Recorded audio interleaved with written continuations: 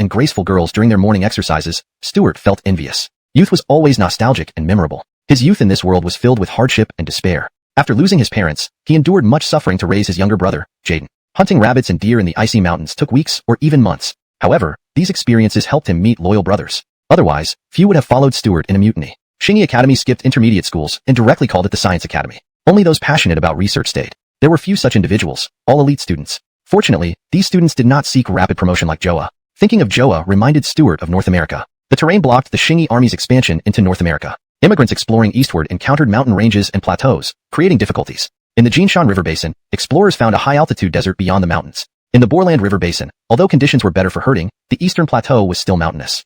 Mateosian sent urgent news suggesting a breakthrough in the mountains of Central America. The surviving natives, reduced to farming in fertile lands and facing famine, harbored hatred towards the Western invaders due to disease outbreaks. Without the Shingi army, these natives would not cause much trouble. Past rebellions ended cruelly. However, with the Shingi army's arrival, Mateosian promised, given enough supplies, to recruit over 30,000 locals. Joe-eyed by them, building a road for ordinary carriages through the mountains seemed feasible. Constructing roads in such rugged terrain was challenging, but with local participation, it became manageable. With ample labor, several hundred kilometers of road were achievable. Stuart agreed to his request, purchasing large amounts of supplies using funds from his own enterprises under the Shingi Group, preparing to send them to North America.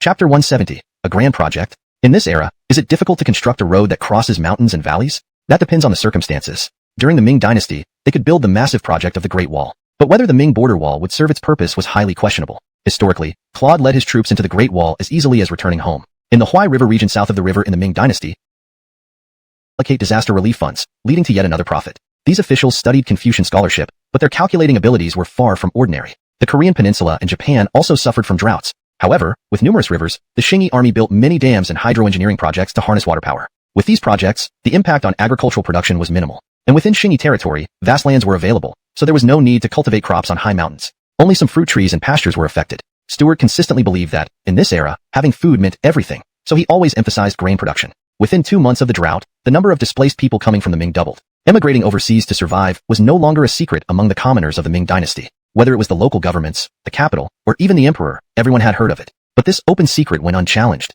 Because everyone profited from it, anyone who criticized it would undermine their own business. Of course, the destination where displaced people sought livelihoods abroad definitely could not be Japan. After all, the memory of the Woku pirates left a deep impression on the ministers of the Ming dynasty, especially the scholars in coastal regions who despised them. They received information that these displaced people had gone to Java, a place once visited by Admiral Hagen. This was a distant place from which one couldn't return easily, which made these scholars feel reassured. This was also a piece of misinformation deliberately spread by Stuart. If these displaced people went to places that threatened the safety of the Ming dynasty, especially Japan, the ministers would reconsider the risk. Stuart was now creating a false impression for the Ming that all foreign territories were respectful and obedient to the Ming, whether it was Japan, Ryukyu, or Southeast Asia, etc. Stuart sent numerous envoys to pay tribute to the Ming dynasty. Of course, all were disguised. They pretended to be representatives from small Southeast Asian countries, recorded by Hagen. Each tribute mission earned a substantial amount. Each time, the gifts returned by the Ming Ministry of Rights would never be less than 10,000 taels of silver. There was no choice. The face of the Celestial Empire had to be maintained, even if the Ministry of Revenue storerooms were practically empty. Stuart was in Edo City, accompanied by Jaden. Brother, your tactics are incredible. Just by pretending to be submissive, you receive lavish hospitality and bring back so much reward. Why does the Ming treat us soldiers so stingily? Because you're an insider and resources were allocated from nearby locations like Vengeful Flower City, Portland City, and Gold Mountain City. The hungry natives, upon receiving food, had nothing else to say. And Chester's herbal medicine saved many sick natives, further enhancing his reputation. The natives of Central America, loyal to whoever provided them with sustenance, had previously been deceived into giving up their land rich in gold and silver. Now, the workforce for road construction numbered 10,000. With shovels, military picks, wheelbarrows, and other convenient tools, they could build dozens of kilometers of roads daily. Stuart specially sent experienced craftsmen for tasks like breaking rocks and building bridges, which were technically challenging but easy for seasoned workers. Joa also dispatched Eric with 5,000 troops to provide support. Chester received word that Stuart would send more wheelbarrows and tools. If everything went smoothly, the road could be completed in a month. A native dressed in colorful feathers followed Chester. Master, with these weapons, we could easily capture Joetta Lajara. Why waste them on road construction? Chester's disciple referred to the military picks used for construction. The natives had never seen such sharp weapons. Don't worry, disciple. I have plenty of these weapons. Chester couldn't help feeling superior. Chapter 171. The end of the Ming era's double agents. Inside the governor's residence in Juliancheng, night had just fallen, and oil lamps were lit. In early May in Loliadong, it was unusually cool, with clear skies and no signs of rain. The eastern part of Lolaroning hadn't seen rain for 3 months. Without dams holding back the water, this area would truly be without water. Even the Yalu River, relying on the snowmelt from Changbai Mountain, had significantly less flow. Stuart sat by the window, gazing at the moonlight, a worried look on his face. A great battle was about to take place in North America, how could he not be concerned? Mateo had made contact with indigenous people, willing to revolt against the Western barbarians in Joetalajara. However, unfamiliar with the local customs, there was no guarantee about the true intentions of the natives. This time, Stuart invested in tools, weapons, wheelbarrows, etc., hoping Mateo could establish a foothold there. After all, the silver mines that had been mined for over a century and continued for hundreds of years still ranked first globally during Stuart's time. Who wouldn't covet such wealth? Stuart, an ordinary man, preferred using money to drive people rather than deceive them. With these silver mines, what couldn't he achieve? However, the question of a reliable insider among the indigenous people posed a significant problem, one very hard to trust. After all, it was because of internal strife that the indigenous people in Central America gave the Westerners a chance. While Stuart was troubled by the reliability of his inside contacts, his superior, the Loleadong provincial administrator Kirk, had no worries and constantly employed unorthodox strategies. In Emilshun City, Loleadong, a wealthy merchant named Tong Darrelxing had close ties with the Jurchen leader Frank and was arrested after being reported. Kirk, wanting intelligence on Frank, bailed him out and ordered him to infiltrate the Jurchens as a spy. Kirk thought this plan was sheer genius. Few could come up with such a strategy. It needed to be reported to the court to gain merit. Thus, Kirk proudly included sending spies into the Jurchen ranks in his memorial about dealing with the Jurchens. Ming Dynasty state affairs always lacked secrecy. Kirk's memorial reached the Ministry of War and was soon known by Frank's spies, who sent it back urgently. Tong Darrelxing, under threat to save his family, reluctantly agreed to gather information within the Jurchens for Governor Kirk. Now, Tong Darrelxing was dumbfounded. Although he had a good business relationship with Frank, the latter wouldn't let him go simply because of this. In his palace, Frank saw Tong Darrelxing. In the hall, a large cauldron containing boiling soup was placed. Beside Frank stood a woman, his niece. Tong, sir, I know you've come to our Jurchen tribe as a spy, sent by the Loleadong provincial administrator Kirk. We have a friendship, but that doesn't need to be said. Now, choose one of these two options. If you remain loyal to the Ming Dynasty, jump into that cauldron. If you join me, I will marry my niece to you. Frank used his old tactic of marriage or death. Tong Darrelxing wasn't a loyal Ming subject. As a businessman, even officials could bully him in the Ming Dynasty, so loyalty was not in his nature. Tong Darrelxing immediately chose to become Frank's son-in-law. From then on, he began feeding false information to Kirk, assuring him of Frank's utmost loyalty to the Ming Dynasty. The moon was high, and Stuart put down the intelligence reports, preparing to head home. Regarding Kirk's unorthodox methods, Stuart could only say, impressive. Now everyone in the Ming knew there was a Ming spy within the Jurchens. Stuart's spy network in the Ming also knew, as did the chief of the police force, Sullivan, who finished work and decided to walk home with Stuart. On the way, Stuart shared this piece of intelligence with Sullivan. The governor, Shu Dao, an informal address for a governor. Kirk is a scholar official, he should be smart, right? Isn't he afraid this spy might be killed by Frank? Ha ha ha, he won't think much of it. Just a businessman, probably considered an expendable pawn. And he absolutely doesn't believe Frank has spies in the capital. Stuart laughed heartily. If all Ming officials were like this, the Xingyi army would find it much easier to deal with them. These Ming literati seemed more like allies of the enemy. Sullivan still didn't understand, Governor, but even I can see. If I can send spies, they can do the same. I've already caught several Jurchen spies. They feel superior, considering others as barbarians. Their cunning is all spent on internal conflicts. Stuart explained some current events in the Ming, demonstrating how foolish the Ming literati could be. In the Ming court, the Prince of Emil had already received his title and went to Luoyang. Unless something extraordinary happened, the Prince of Emil would never have a chance to be emperor. The Ming officials and military generals knew which side to pick, accusing the Prince of Emil's eunuchs of causing disturbances and committing all sorts of crimes along the way to his enfeoffment. Land, salt rights, palace construction. All requests were delayed and refused. The imperial clan members are now kept confined, with civil servants monitoring them. If a disfavored prince faced such treatment, he would be long dead due to accusations. Only with support from Empress Dowager Zhang in the palace and Brogan's favor could the Prince of Emil stay afloat. To the strategists supporting the Crown Prince, completely crushing the Prince of Emil's hopes was a must. Xingyi army spies, idlers in the Crown Prince's household, and henchmen of Chevy, like Ottman, witnessed the fear behind Chevy's actions again. Chevy took advantage of the civil servants' intent to bring down the Prince of Emil, framing the commander of the palace Joward, protecting the Prince of Emil, Gong Mingshun, and replacing him with someone else. Gale also brought in a madman wielding a jujube with stick into Sinang Palace. Seizing the opportunity, the Crown Prince accused the madness directly toward Empress Dowager Zhang. Initially, this madman, unaware of how he got into the palace, rambled incoherently when questioned by the Board of Punishments, calling himself Alden Shah. But after private interrogation by Wang Jitsai, the madman provided detailed answers, clearly stating who had directed him and where he came from. Stuart walked and talked, reaching the headquarters of the Xingyi army. Sullivan listened attentively and suddenly exclaimed, "There's definitely something wrong with this Wang Jitsai." As the chief of the police force, Sullivan was deeply involved in criminal investigations. Though the area under Xingyi army control had good law enforcement, petty thieves still existed. Stuart laughed. Anyone could see that Wang Jitsai was problematic, yet Ming officials ignored it. Is there nothing else wrong? There's plenty wrong. In the illustrious Ming Empire, a royal palace allows a madman armed with a jujube stick to enter the Crown Prince's chambers. If it's that easy to get in, we might as well send a spy with a musket into the Ming Palace and assassinate the Dog Emperor Earl.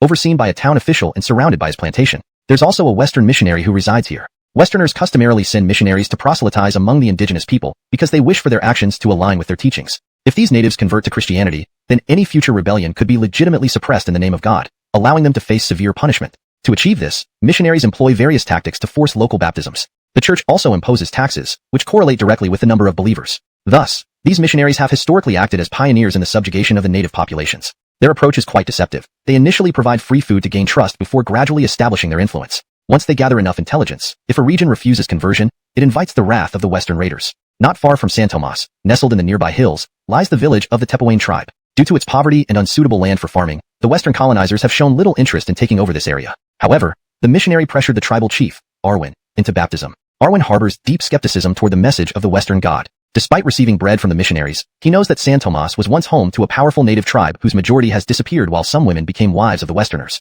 If God were loving and just, how could Gale allow such deeds? Arwen refused to believe in this hypocritical deity and instead turned to his own tribal spirits. Gale secretly contacted other indigenous tribes in the mountains, sharing his thoughts. While visiting these impoverished tribes, Arwen encountered Chester, who had come to spread his teachings. The indigenous people practiced polytheism, which aligned well with what Chester preached, leading to a quick rapport between them. Guided by Chester, Arwen began preparing actively for resistance against Western oppression. Meanwhile, reinforcements arrived for Chester, supplies including 500 carts, hundreds of mules, and 5,000 picks, along with Court's White Horse Brigade consisting of 1,000 cavalrymen on white horses and 3,000 musketeers. Combined with Eric's 5,000 troops, they now numbered close to 10,000 men. Additionally, another 10,000 northern natives joined them. Feeding so many people would be a significant burden, but fortunately, Jiafu Bay and Jiafu Peninsula abound with rich fishing resources and marine life. Northern settlements had experienced a bountiful harvest last year and caught numerous North American bison. With Stewart's approval, resources flowed in steadily, facilitating smooth road construction. Court rode along the 3-meter-wide mountain path, jesting with Chester. Mr. Jiangxia, are you fooling the governor? This road seems perfect. Where's the difficulty? Chester stroked his feather-embroidered Tai Chi robe and laughed. Commander Edmund, the challenge lies in securing food and tools, as well as skilled labor for cutting through mountains and building bridges. Since the governor has supplied everything, challenges have been mitigated. Road and bridge construction face two primary issues, manpower and supplies. Chester mobilized most of the indigenous people west of the Sierra Madre Occidental, numbering over 10,000. Supplies were crucial too. If they went hungry, not only would they not help, they might turn against Chester. Thanks to abundant fish jerky, flour pancakes, and rice, managing the disorganized tribes became easier, especially after implementing the organizational system taught by Stewart. They had already constructed 100 kilometers of road. The biggest challenge remained road surface maintenance, as frequent rains in this tropical region could wash away the pavement quickly. Suddenly, a frantic disciple rushed to Chester. Master, the natives have started attacking. Confused, Chester scolded. Speak clearly. Which tribes? What happened? His breathless disciple replied, Master, the tribal chiefs you contacted heard we were coming soon and have already stormed the western town. San Tomas town was in chaos as thousands of natives surged in before dawn. Under severe oppression, some natives lost their lands to the colonizers. Facing their oppressors, they indulged in arson, plunder, and slaughter without restraint. Within moments, the western residents met their end, their newly built church vandalized and ablaze. After seizing the town, the natives split opinions. Arwen urged advancing further east toward Joetalajara, but other chiefs disagreed. Satisfied with their spoils, they desired to settle and enjoy peaceful lives. Frustrated, Arwen argued they lacked sufficient strength to capture Joetalajara and should wait for the renowned shaman Chester. You fools! The White Devils will retaliate. They'll incite other tribes against us. Arwen, the White Devils are too strong. We can't take Joetalajara. Let's wait for the shaman's tribe. Realistic chiefs understood their limitations. Others feared further conflict. Exasperated, Arwen had no choice but to await the arrival of the shaman tribe. Hashtag chapter 173, meeting King Chuang again. In Edo City, there was an incredibly luxurious inn known as the Jinmei Inn. Everyone knew about Jinmei Inn because it was simply too grand. It was adorned with golden splendor, marble walls, expensive glass windows, golden glazed tiles on the eaves, and a massive skylight made of glass. In a city where most buildings were still red brick houses, the inn shone brilliantly. Lincoln Darrow was necessary. Only through active consumption could the economy flourish, which would lead to social progress. Walking down the streets of Edo, Darrell noticed significant changes. Once filled with wooden houses, the city now predominantly had brick and tile-roofed homes. Wealthy households had glass windows, while commoners used paper. Various goods lined the streets, especially household items. Agricultural products were abundant, and dairy products were especially popular, though they were pricey due to the lack of large pastures within the Xingyi Army's territory. Most of the milk produced by the Xingyi Corporation's pastures was supplied to the infant care center at Xingyi College. The dairy products available in the market came from the highlands of North America, which had rapidly developed. Within a couple of years, the Xingyi Army's territory might have slightly cheaper milk available. In the port area of Edo, there was a special facility for immigrants called the Immigration Transit Bureau. As the Xingyi Army planned to send many people to North America, these immigrants would rest here before boarding ships bound for the new continent. With the possibility of a major war against the Western barbarians, more hands were needed, increasing the frequency of immigration vessels. The Immigration Transit Bureau was a 3-story building with several 5-story annexes for temporary accommodation. On the first floor was a large hall doubling as a dining area, serving fresh fish porridge fortified with medicinal herbs. Exhausted from their journey, the immigrants needed good nutrition to avoid illness. Through experience, the Xingyi Army knew how to keep immigrants healthy. 2 adolescents caught Lincoln Darrell's attention. They were tall but thin-framed. Each consumed 5 large bowls of porridge. Staff members stopped them from eating more, assuring them, "Don't rush. You'll get more food later. Eating too much will make you uncomfortable. Register over there, and you'll receive more. They reluctantly left, finishing the last drops of porridge. At the registration counter, clerks were documenting the new arrivals. What's your name? Asked a clerk. Gaston, replied one of the boys. Where are you from? Meiji County, Yan'an Prefecture. Daryl was stunned. This boy was Gaston? Could it be that all leaders of the late Ming peasant revolts were sold to Xingyi territory? Daryl remembered Court, now a general in the Xingyi army, once the first King Chuang. Yet here was the second-generation King Chuang at such a young age. This future leader who would wreak havoc across northern China, leading to Weilan's death, would soon leave the troubled lands of the Great Ming for distant shores. Daryl felt a mix of emotions. His suspicion was correct. Many of the leaders of the late Ming rebellions ended up in this immigrant crowd. Beside Gaston was his nephew, Elias, another renowned figure. Outside, cheers erupted as a fleet of immigration ships arrived. Now, instead of grouping all vessels together, they operated in multiple batches to expedite transportation and reduce time spent in transit areas. Soon after arriving, the two youths boarded another ship. Would they still rise to prominence in this life? Watching the departing immigrant ships, Lincoln Daryl returned to Jianmei Inn. Gale reviewed documents he had just received, containing updates from North America. In North America, along the Sierra Madre Occidental mountain range, a road construction crew worked fervently. Though only 200 kilometers in a straight line to Joetta-Lajara City, the terrain demanded a different route, a winding river valley stretching over 300 kilometers. The river had unique characteristics, sometimes dropping several hundred meters abruptly. Without local guides, crews might end up building roads to sheer cliffs, staring helplessly at unscalable walls. Fortunately, Mateo, leading the project, had secured support from the natives, allowing him to find the optimal path. Despite hilly terrain, they avoided cliffs and major rivers. Now, they were near St. Vlad, just 60 kilometers from Joetta-Lajara. The remaining distance was relatively flat, passing through several western settlements.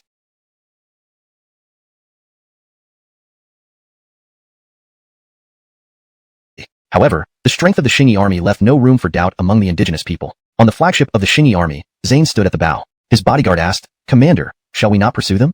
No pursuit. Our current task is to secure this gateway to the South Seas. Our main goal now is Australia Island.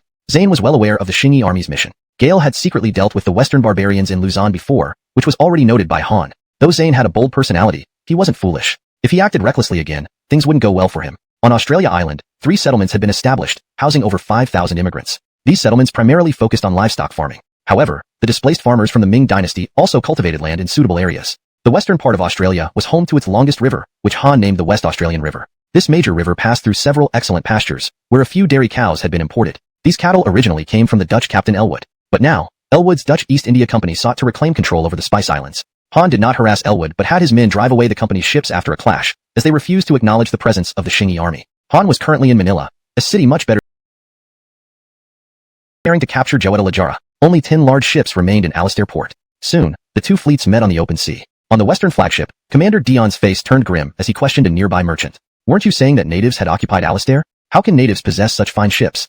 General Dion, I only heard this from fleeing African slaves. They said the people who took Alastair resembled natives. The merchant looked distressed. He was merely a minor trader responsible for business between the kingdom and Luzon. After Alastair's fall, he sought aid everywhere and eventually paid handsomely to enlist General Dion's assistance. Alastair belonged to the Viceroyalty of New Spain, but had tenuous ties to Mexico City, connected only by a winding mountain path. Peru's naval forces in the South Pacific could be mobilized, but the cost was exorbitant. General, why are we turning around? The merchant couldn't help asking when he saw the fleet retreat. Why else? 3 ships against 10, when they've already entrenched themselves here. Are we going to march into certain death?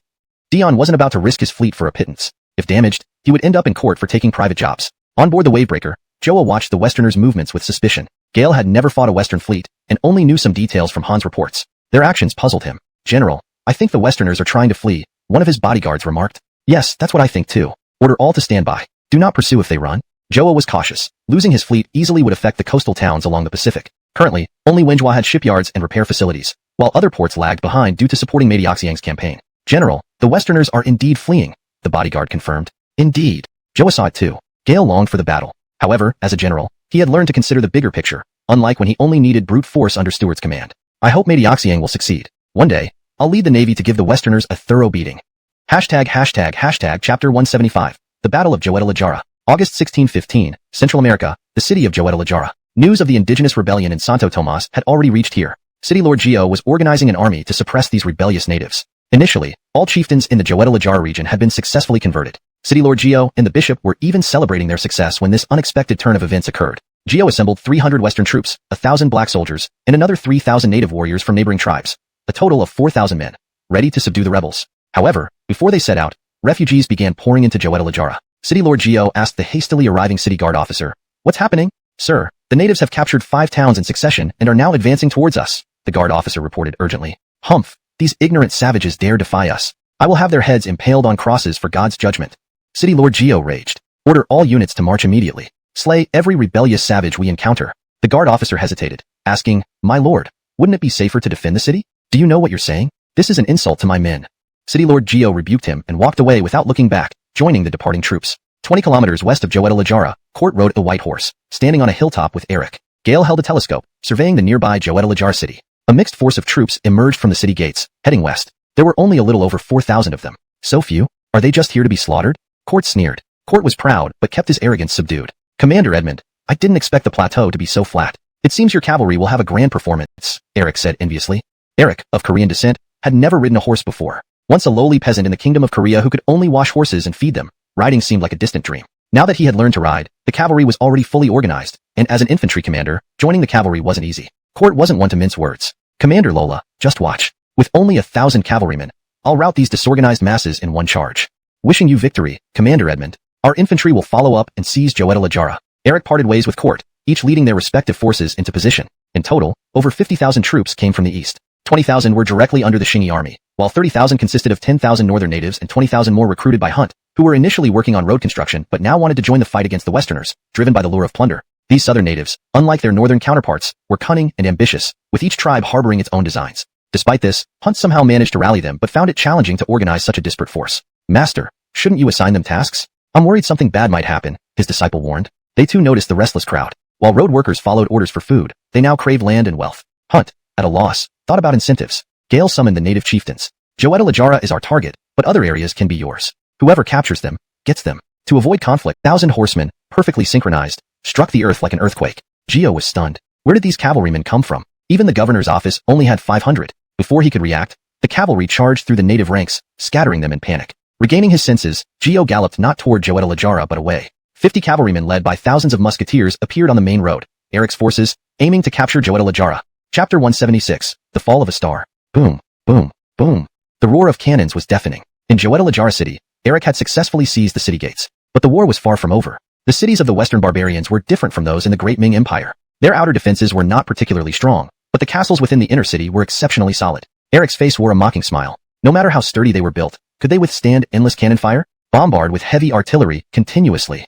Outside Joetta Lajara city, at the silver mines, Court led his troops and surrounded the silver mines. Court had already annihilated Adele's forces but failed to capture him. The soldiers of Shingi army came here under orders, yet their hearts still yearned for the vast amounts of silver here. Commanders often mention the silver to boost the soldiers' morale. He was willing to accept this idea if it could reduce casualties. At that moment, Mateosian was nearly driven mad by the noise from the local natives. Most of them scattered upon attacking other small towns and retreated beaten badly. A few managed to seize small towns and stay there as rulers, ignoring further orders. After counting, out of 20,000 natives, only about 8,000 returned. It was unknown whether others were still alive. Mateosian promised them food for a whole month if they attacked the castle. Excited, they rushed towards the castle without even picking up weapons. Eric cleared a path for these disorganized natives. Reaching the foot of the castle, gunshots erupted from above, killing dozens instantly. They hastily retreated. Seeing this, Mateosian was ashamed. Use ladders. Climb up, there's food, delicious food. Again, they turned around, grabbed ladders prepared by the Shingi army, and stormed the castle. Eric immediately ordered the artillery to suppress the defenders. With hundreds of ladders set around the castle, Eric's soldiers mingled among the attackers and quietly climbed up. Finally, the castle fell, but the defenders fought back fiercely. Inside, they discovered why the Western barbarians had held on so stubbornly. The castle stored over 3 million taels of silver, plus another 1 million taels in private wealth. Tragic end for such a hero. Feeling insane yet strangely relieved, Frank respected Victor despite hating and fearing him. Having served Victor as a slave soldier, he witnessed his battlefield prowess. Now, heroes should rise to fill the void left by a fallen star. Sentries, execute my eldest son Jurchen. Let my son accompany the old hero to the afterlife. Frank's servant hesitated momentarily, thinking his master was crazy, but dared not disobey, promptly following the order. Yes, sire. ##### Chapter 177. The 8 Banners Arise. In August 1615, Victor, a renowned general, passed away. Upon receiving the news, Frank had his eldest son, Dante, executed and reorganized the army. The execution of Dante served as a warning to others, and also to reassure Frank's sons and his 5 trusted ministers. Dante had been jointly accused by these individuals, and his survival would have left them in fear of a potential resurgence. Frank planned to transform the original 4 banners into 8. By November, the reorganization was complete, and the 8 banners were born. With Tong Daroxing acting as a double agent, Frank was not worried about the Ming Dynasty discovering his plans. Thanks to the false information spread by Tong Daroxing, fewer reports against the Jurchens reached the Lolaeadong governor and inspector. At Julian City's governor's office, Stewart analyzed that Tong Daroxing said that Court would lead the expedition. while Eric defended Joetta and Hunt continued to recruit disciplined indigenous forces. These indigenous miners are obedient, but too weak, said Eric, shaking his head. They've been so exploited by the Westerners that their bodies can't recover. Their lifespan now depends on fate. If Eric had been more ruthless, he might have forced all the natives into mines like the Westerners did. However, he used food incentives to lure them instead. The natives were too disorganized, often betraying each other for minor benefits. In Mexico City's governor's office, chaos reigned. Governor Ezekiel wanted to smash his wine glass at Braden's face. Braden slightly dodged, allowing the glass to fly past his cheek. Leading thousands into battle, Braden returned with fewer than 10 men after being gone for 6 months. Gale had been ambushed by natives and fled into the jungle, getting lost in the rainforest. Had it not been for the abundant wild fruits, they might have starved. Out of more than 100 men, only 7 survived, most dying from venomous bites or falls. A messenger rushed in, urgent report. Governor, Joetta has fallen to the natives. Another native uprising? Impossible. Ezekiel panicked. If one region reported strong natives, it could be dismissed as rumor. But multiple regions reporting such event relief should come from Brogan, who collected hefty taxes but provided little help. This was the Emperor's land, not Abner's. Should Earl fail, Abner would still provide a way out. Selling them overseas to Java, where survivors reportedly lived well. Gale felt benevolent about it. Chapter 178. Uniform copper wire. Beside the Yalu River and the Poo Stone River, ice covers 3 feet thick. In previous years, the fishing teams from Shingy Fisheries Company would come to break the ice and fish. However, now that Shingy Fisheries has numerous offshore fish farms, they no longer assign personnel for this task due to manpower and scale constraints. Instead, some children come to experience the joy of harvesting by breaking the ice and catching fish. Stuart, watching these kids playing, was momentarily transported back to his past life. But the sight of the research bureau brought him back to reality. This was still the technology-limited late Ming Dynasty. Stuart had come to the research bureau because craftsmen had invented a machine capable of pulling out uniform copper wire. Gale believed among steam engines, internal combustion engines, and electric motors, the electric motor should be the easiest to construct. Reality, however, proved otherwise, as none were easy. Nonetheless, Stuart could try developing technology randomly, and anyway, it didn't seem like he was on the right track. Stuart prepared to develop steam engines, but its temperature has increased. Really? That's great. The craftsmen rejoiced. Electricity fascinated them. It made objects move and emit light. It surpassed water wheels and oil lamps. Water wheels depended on rivers, while oil lamps depended on oil. Stuart strictly regulated whale hunting to avoid overfishing. Stuart celebrated with the craftsmen. However, he couldn't offer much assistance beyond this basic research. Improvements relied solely on the craftsmen. If an efficient generator could be built, Stuart most wanted to study electric lights and telegraph machines next. These had relatively lower research difficulties. With electric lights, they could work without dim oil lamps at night. And with telegraph machines, Stuart wouldn't worry about communications with the Shingy army stationed in North America. Any incidents there could be immediately known. Though Stuart had suppressed anxiety, he still worried about affairs in these areas. Not only military progress but also potential chaos. Indeed, chaos erupted on the Mexican plateau in North America. In Durango to the north, tensions arose due to Western missionaries forcibly baptizing local chiefs. One chief doubted their religion and began spreading the message that these Westerners were false gods. Since their theology supported the existence of devils, if God was omnipotent, why hadn't Gale eliminated them? Clearly, fine, I'll give you 5 ships. Bring them back regardless of success. Yes, General. Wu Darelgue saluted heartily. 5 large sailing ships and 2 scout vessels soon set sail. Wu Darelgue stood on deck, hand in pocket. Inside, a letter from Megan. A farewell letter. It told him to forget her and cut ties. Without the letter, Wu Darelgue might have felt nothing. But this letter made him determined to prove himself, especially against Han. Once, he wanted to prove himself to Stuart. Now, he wanted everyone to see his greatness. Wu Darelgue believed he could achieve this. And this mission was a perfect opportunity. Chapter 179, Ascending to Kingship. In the spring of 1616, a new batch of immigrants arrived in North America, directly sent to Joetta on the Mexican plateau. 5,000 migrants from the northern regions of the Ming Dynasty alleviated the pressure faced by Chester. Because Chester appeared as a kind and well-known shaman, he couldn't enforce orders on these undisciplined natives. Fortunately, the indigenous people here had already been severely affected by the Western barbarians. Otherwise, Chester would have had a headache. Not only did this shipment bring 5,000 migrants, but it also delivered 1,000 warhorses. This made Eric extremely pleased, adding the horses to his brigade's assets. Upon hearing the news, Court returned from the front lines, indignant. Commander Lola, isn't that a bit unfair? Your troops are infantry. These warhorses should go to our White Horse Brigade. Commander Edmund, I know the horses should be prioritized for you. But look at how inconvenient we are on the Mexican plateau without cavalry. How about this? All the cannons brought this time can be yours. The usually stern-faced Eric revealed a rare smile. Fine, it's settled then. Court didn't press the issue further, knowing these weren't white horses. If they were, there would have been no way he'd let Eric take them. Thanks, Commander Edmund. Eric was overjoyed. In this era, cavalry reigned supreme, especially on high plateaus like Mexico. Although cannons and muskets were very popular, they were quite a headache when facing cavalry, particularly those familiar with gunpowder weapons. This shipment not only brought people and horses, but also a large amount of supplies. Transporting supplies was much easier than moving people and horses. Among the supplies were several dozen cannons, each weighing around 300 pounds, mounted on wheels, making them both portable by manpower or horse-drawn, highly flexible. Additionally, there were newly produced tin cans. These were designed by craftsmen. Tin cans were slightly more complicated to manufacture than glass jars. After all, a simple cork could seal a glass jar effectively. Tin cans required pressing the lid shut tightly and didn't have the same level of airtightness as glass bottles. However, tin cans could be mass-produced. The current Qingyi Army territory boasted excellent steelmaking technology and had plenty of iron. Glass, especially high-strength glass, was harder to produce. For beef jerky and other solid foods less prone to spoilage, tin cans were used. Only water and orange juice were stored in glass bottles. Seeing the tin cans for the first time, Court picked one up. "What's this?" "Commander, these are tin cans. They contain beef jerky, some fish jerky, and some mutton jerky," replied the soldier responsible for transport. "Is that so? Not just fish jerky? Give me a box of mutton. I haven't had any in ages," Court remarked sentimentally, being originally from Yan'an, where he often ate mutton as a child. Since joining the Qingyi Army, fish became his staple. Delicious. This is the real deal. Flavorful enough." During the Spring Festival, the Qingyi Army territory was filled with joy as everyone celebrated, hoping for better times ahead. Even while sailing the vast seas, thoughts of celebration remained. Wu Derelui led 5 large sailboats, 2 scout ships, and over 3,000 sailors southward. With this force, capturing a small western port wouldn't be difficult. And Wu Derelui intended to do ports. The Westerners mine about 3,000 tons of silver and 500 tons of gold annually in North America. I know these figures might be exaggerated, but even a fraction of that wealth is immense. Abdul fell silent. Though he wanted to strike against the Jurchens, such vast resources couldn't be left to the barbarians. Atli chimed in, not wanting to debate targets, only eager for battle. "Emil, Joa has been away for years, unmarried. Gale must be exhausted. How about swapping with him?" "Ha, big brother Joe, I know you want to fight, but in North America, mainly against the Westerners whose navy is formidable, Joa's experience is essential." "Big brother Joe, don't worry. Soon, Frank will rebel, and our conflict with the Ming will escalate. Focus on training your troops. We'll need you then." Stuart smiled, appreciating a warrior's spirit over complacency. "My Wuching army must lead the charge," Atli exclaimed. "Adu, what about consulting our Albertwu army?" Abdul objected, insisting their Albertwu army should lead against the Jurchens. In Jianzhou, the Jurchens' Galatuala city, Frank, supported by his sons and ministers, ascended as emperor, founding the later Jin dynasty with the era named Tianming, Galeven's mandate. Gale set the capital at Galatuala city. Frank now felt no fear towards the Ming. It was time for the Ming to fear him. Chapter 180, Trade Hub. The ships returning from the North American continent had docked at Edo port. This time they brought back over 5 million taels of silver and 30,000 taels of gold. Such a haul made Jaden's mouth curve into a broad smile. Although vast amounts of silver and gold were mined in the Qingyi Army's territory, it still wasn't enough for Stuart's expenditures. There were too many displaced people in the Ming dynasty now.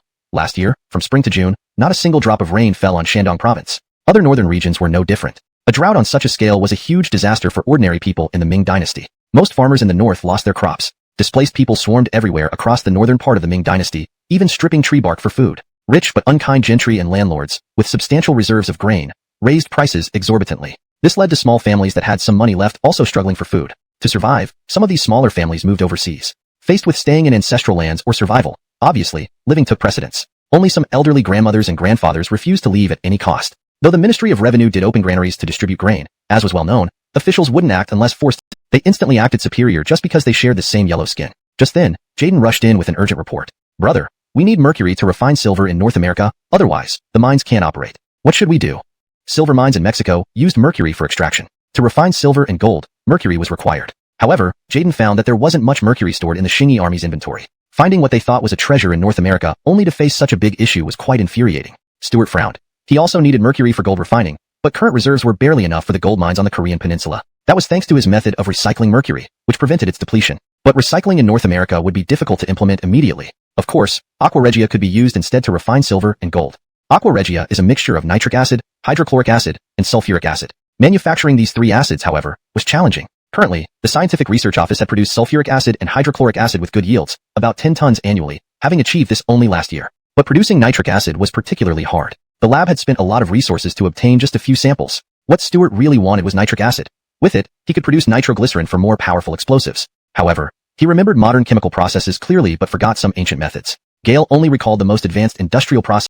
Yin 1, don't worry. We have enough gold and silver now, and as long as we secure the American continent firmly, these silver mines won't vanish. That's true, brother. The main issue is the influx of too many displaced people recently, and spending silver like water. I'm worried we'll run out. Jaden understood. The silver mines were in hand. They could always be exploited later. The Ming dynasty suffered a drought. Otherwise, people wouldn't abandon their homes. Stuart sighed. Actually, many displaced people in the Ming dynasty preferred to flee deep into forests rather than go abroad. In North America, Central American Strait, on the Pacific coast, Ulricama City. This was where Western goods were gathered. Silver from Peru was first sent here. Then, using caravans, it traveled over 60 kilometers to the Atlantic coast, the Gulf of the Caribbean, Cologne port, before being shipped back home. Goods from Western countries and silk and porcelain from Luzon also arrived in Ulricama City. Thus, Ulricama City became very prosperous. City Lord Kendrick had built the castle here more magnificently than the Western Palace. Ulricama City had few soldiers as it had never been attacked by pirates before. While piracy was rampant in the Caribbean Sea, pirates would need to capture Cologne and attack overland to raid Ulricama City. For decades, Ulricama City had been peaceful. Now, however, tensions rose and security was tightened. Peruvian Fleet Commander Dion set out from Alastair Port, aiming to reclaim Alastair City. Near Alastair Port, Dion encountered native fleets. These native fleets were no less formidable than the Peruvian fleet. With only 3 large sailboats, Dion fled south to Ulricama City for supplies, informing the city lord of the situation. Alastair Port was 2,000 kilometers away from Ulricama, seeming distant. For seafaring ships, it was just a 10-day journey. As a lord of a maritime nation, Ulricama City Lord Kendrick knew well that sailors were essentially treasure-seeking pirates excited by the sight of riches more than by the sexiest courtesan. The lord of Ulricama City requested that Dion stay to defend the city and presented him with extremely valuable gifts. Recently, a large quantity of silver dollars had been transported from Potosi, the silver capital of Peru. Although there were 300 Western soldiers guarding them, the lord of Ulricama City was still uneasy. Dion thought about it and decided to stay. However, he sent an urgent report to Lalima, informing the governor of Peru about the situation and requesting reinforcements. If the natives launched a full-scale attack, Dion did not believe he could hold his own. At this moment, Donald, preparing to plunder the Western ships laden with gold and silver, led 5 large sailing ships straight toward Ulricama Bay. Along the way, Donald captured several Western towns and learned from the captives that Ulricama City was incredibly wealthy, and he was now very close to the city. Chapter 181.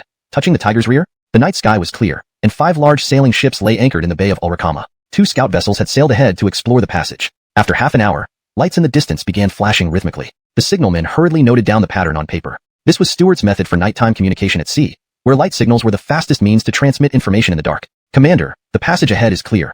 We can proceed. Good. Order the ships behind us to follow me. Donald was overjoyed, fearing that the waters of the Bay of Ulricama might be too complex. If so, capturing Ulricama City would be extremely difficult despite his 6 ships and 3,000 soldiers. A city as prosperous as Ulricama would not be easily taken. Donald decided on a night attack to avoid being struck by shore artillery. The pre-dawn hours, the darkest and sleepiest time, were perfect. The Westerners in Ulricama City usually stayed up late before retiring. Dion wasn't aboard his ship. How could he remain on the ship when they were already at port? Even the Western soldiers left to guard the ships had drifted off to sleep, despite Dion's warnings to stay vigilant. The remaining soldiers, envious of their comrades enjoying themselves in town with prostitutes, had drunk themselves into a stupor. Ulricama City was eerily quiet except for one intoxicated man who had been thrown out of a tavern for failing to pay. Gale swayed unsteadily along the street. Enemy attack? The drunkard shook his head, trying to open his bleary eyes. Gale thought he had seen men climbing aboard the large ships in the port, but even squinting didn't help. He was too intoxicated. Hundreds of Shingi naval soldiers, expert swimmers, stealthily entered the harbor under cover of darkness and approached the Western ships. Swimming skills were a mandatory requirement for every soldier in the Shingi Navy, though some were clearly more proficient than others. They scaled the sides of the Western ships and quickly secured them. Standing on the deck, one soldier lit a specially designed windproof lamp, signaling Donald, who was delighted. The 5 ships swiftly moved towards the docks, disembarking soldiers who attacked the city. By now, the drunken man had confirmed there were indeed many enemies. Pirates are here. Bang! A gunshot silenced his shout, but alerted the sleeping city. The first to awaken was Fleet Commander Dion. His years in the military made him quick to respond from deep sleep, likely due to his history of brutal massacres that troubled his rest. Pushing aside the native woman in his arms, he rose and rushed to the window, noticing the commotion near the harbor. Many troops seemed to be approaching the city. Without time to don his coat, he grabbed his sword and musket from the table and charged out, yelling, "Everyone, get up! Pirates have infiltrated." The booming cannons and gunfire had already awakened the soldiers. Confusion reigned as dazed men struggled to comprehend the sudden chaos. With barely a dozen men, Dion saw invaders storming in. Recognizing the dire situation, his only option was to flee. Though he knew this defeat would have severe consequences, immediate survival mattered most. These invaders appeared to be natives, attacking ferociously. Any visible resistance was met with swift death. Donald, standing on the ship's bow, ordered the cannon to target the grandest palace. Concerned about heavy casualties, he reluctantly destroyed the magnificent structure. There were only 2,000 troops ashore. An urgent report arrived. "Commander, stop firing. The Westerners are fleeing." Fleeing? Surprise mixed with relief washed over Donald. Indeed, not just the governor but also merchants had fled, valuing their lives above material wealth. Reinforcements. This is the Westerners' jugular. I wish it were that simple. Fear not that we hold their jugular, but that we touch the tiger's rear. Gale poured hot water from the kettle into a tea bag. Well then, do this. Order the number 1 scout to send word, and the rest to build defensive positions. Let's see if we can dare touch the tiger's rear. Chapter 182. Emergency mobilization. Boom. The earth shook. Outside Tieshan City, at the Shingi Group's chemical experiment zone in Lab Number 3, devastation reigned. Fire brigades and emergency medical teams rushed to the scene. Lab Number 3 was dedicated to explosive research, where explosions were almost a daily occurrence. The craftsman in charge had lost an eye in one such explosion but continued undeterred. Now, with his single remaining eye, this craftsman stood blackened from head to toe, waving his arms in jubilation. Success. I've succeeded. According to the principles in the book, I've finally succeeded. The rescue personnel ignored his celebration and carefully donned their makeshift gas masks to handle the situation. Meanwhile, medical staff pulled away the one-eyed craftsman and his apprentices for examination. Chemical experimentation was extremely dangerous. Despite Stewart's detailed notes on chemical hazards and repeated warnings about safety precautions, many craftsmen still suffered injuries or even death due to experimental errors, especially those researching explosives, a dance with death. Yet, many chose to pursue chemical expedition had successfully captured Ulrikama City after a 2,000-mile journey. Ulrikama City, vital to West Barbarians' communication between oceans, also held vast riches, silver and gold amounting to millions of taels. This would undoubtedly provoke fierce retaliation, yet Evander planned to hold this strategic stronghold. Titus, already overwhelmed by ongoing battles in the Mexican plateau, was beside himself with worry. Diverting troops to Ulrikama City would stretch resources thin, forcing him to urgently seek aid from Stewart. Turning towards the world map on the wall, Stewart noted Ulrikama's significance. Controlling it would sever West Barbarians' Pacific coast communications with their homeland. To communicate, they'd need to circumnavigate the Strait of Magellan or cross the South Pacific, greatly increasing distances. Stewart turned back and asked his captain, "Were the Emilgian group's long-distance ships in Chongamping Harbor still there?" "They left just yesterday, Governor. They should still be at Haizhou Harbor." Stewart decided to intercept them. "Send my order to stop their ships. I need to requisition them for supplies transport to North America." In Haizhou Harbor, Dunk, leader of the Emilgian group, exuded confidence. Under Shingi rule, his talents flourished. His fleet traded with distant lands, including the West Barbarians and the Ottoman Empire. With 10 heavily armed sailing ships, none could match him in the Indian Ocean. A patrol ship approached, hailing him. "Captain Lee, Governor Darrell commands you to return to port." "Very well, I will turn the fleet around." Dunk, unwavering in support for Stewart, owed much of his success to the governor's policies. Now elected as the mayor of Nagasaki, he relished the unprecedented role of a merchant influencing national affairs. Soon informed of his task, Dunk accepted without hesitation. Stewart ensured fair compensation. In Davin City, the Wuchang army received orders. Arsene, upon hearing he would lead an expedition to Mexico, was elated. Meanwhile, on the Mexican plateau, the rebel suppression forces led by Governor Brandan gathered strength as they marched. By Leon, they numbered over 20,000, though the West Barbarian troops barely reached 2,000. The indigenous people were heavily subjugated, reducing resistance and thus limiting West Barbarian presence outside coastal towns fortified against pirates. Facing this force, Curtis had no choice but to retreat. The West Barbarians excelled in cavalry defense, making any breach impossible. Local allies lacked cohesion, leaving Curtis unable to effectively command them. Some locals even defected to join the West Barbarians. This chapter translates the bustling activity within the Shingi territory and beyond, and any messenger trying to cross these territories faced extreme danger. The Peruvian viceroyalty had forced the local natives into mining Potosi's silver mines, creating deep-seated enmity. If not for the natives' weak military strength, the Westerners would find it challenging to maintain stability here. Donald stood behind the defensive breastworks, his face calm. If the Westerners only used these natives to attack, taking Ulrikama would be an impossible dream. Holding Ulrikama City indeed cut off the West's critical lifeline, the viceroyalty of Peru. The distance from Lalima to Ulrikama was over 2,000 kilometers by sea, and even if messages were somehow delivered, they wouldn't reach before Lolo Wenhua got the news. At this moment, Lolo Wenhua was leading his forces toward the Bay of Ulrikama. As for the battles on the Mexican plateau, Joya Dao, who was rushing from Osaka City, would take charge until her arrival. Before then, Court and Lola Lee could only adopt defensive tactics to ensure their supply lines remained intact. On the Mexican plateau, in Joeta City, Court had retreated, looking thoroughly frustrated as he vented at Mateo. "Mr. Mateo, can you not manage these natives better?" Some of them directly ran over to the other side. "Commander Edmund, I didn't expect these natives to act this way. They go wherever they get the most benefits." Mateo had initially believed he could unite these natives using his influence and sweep through the entire Mexican plateau. Clearly, he was mistaken. These natives were different from those in northern North America. Though equally simple and honest, they were overly naive, fighting for whoever gave them the most. Now, with Lolo Wenhua supporting Ulrikama City and resources being diverted there, Mateo couldn't afford to waste supplies. Lola Lee walked in. "I've ordered the mine to stop operations. We need to build strong defenses to secure the safety of our rear line." Neither of the others objected. Securing this road was crucial. Holding Joeta meant holding a strategic bridgehead for the invasion of the Mexican plateau. Mexico's Viceroy Ezekiel led his troops with confidence. The native forces had been driven back. Even armed with guns and cannons, plus the small warhorses he hadn't seen before, the natives weren't formidable. Ezekiel knew these natives too well, very simple, so much so that a bit of reward could turn them against each other without much thought. When his predecessor Cortez first arrived with just a few hundred troops,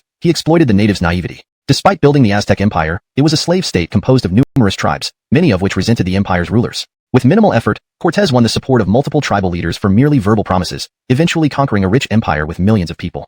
Cortez created a legend. Now, Ezekiel followed his predecessor's strategy, winning over the rebellious natives. After quelling the rebellion, he planned to conduct severe trials, subjecting the natives to fiery punishments. A messenger rode up urgently. "Your Excellency, it's bad news. Ulrikama City has fallen to the natives, and Governor Kendrick requests your aid." "What? What did you say? Ulrikama City fell to the natives? Does he have any sense of shame?" Ezekiel was furious. How could the natives, who only sang and danced, break through the city's defenses? The exhausted rider explained, "Your Excellency, those aren't local natives. They may come from elsewhere and possess ships like ours." "What's happening? Could the Viceroyalty of Peru have been attacked?" Ezekiel doubted it based on explorer reports. Unless the Peruvian Viceroyalty was overrun, and the natives seized the Viceroyalty's ships, it seemed implausible. These natives came from the north. The Peruvian Viceroyalty isn't breached. Admiral Dion's 3 ships were also captured by them. The messenger relayed the details and handed over Kendrick's plea for help. "Humph, a third of the wealth? Does he think he can simply offer it? That's all royal property. Ezekiel dismissed Kendrick's promise, seeing it as a stopped accepting new refugees. Operations had resumed. Brother, the literati of the Great Ming all claim that what they have learned is the key to good governance. Why are there so many displaced people? I've noticed that since last year, the number of refugees has been increasing rapidly, almost overwhelming the bureau. If it weren't for the gold and silver sent from North America, we'd have run out of money to buy provisions. Haha, the key to good governance. But their sages never taught them how to handle droughts that last half a year or how to irrigate uphill. What do they know about governing? They just deceive the emperor. These emperors, who can't distinguish grains, are easily deceived.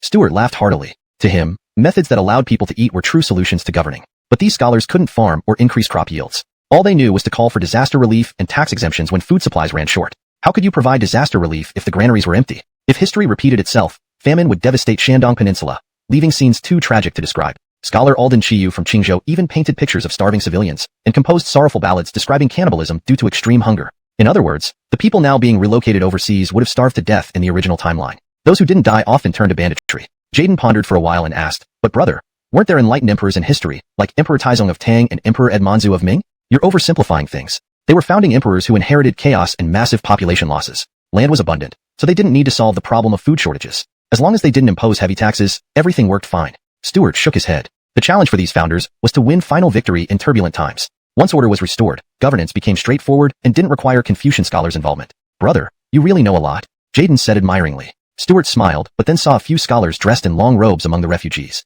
His expression darkened. Stuart liked the Ming refugees because they were unencumbered by Confucian influence and thus easier to guide. However, these scholars had strong elitist attitudes that were difficult to change. Gale didn't want them to corrupt others. The scholars came from Qingzhou Prefecture, descendants of collateral branches of the Kong family in Tufu. They treated officials with arrogance, answering questions dismissively.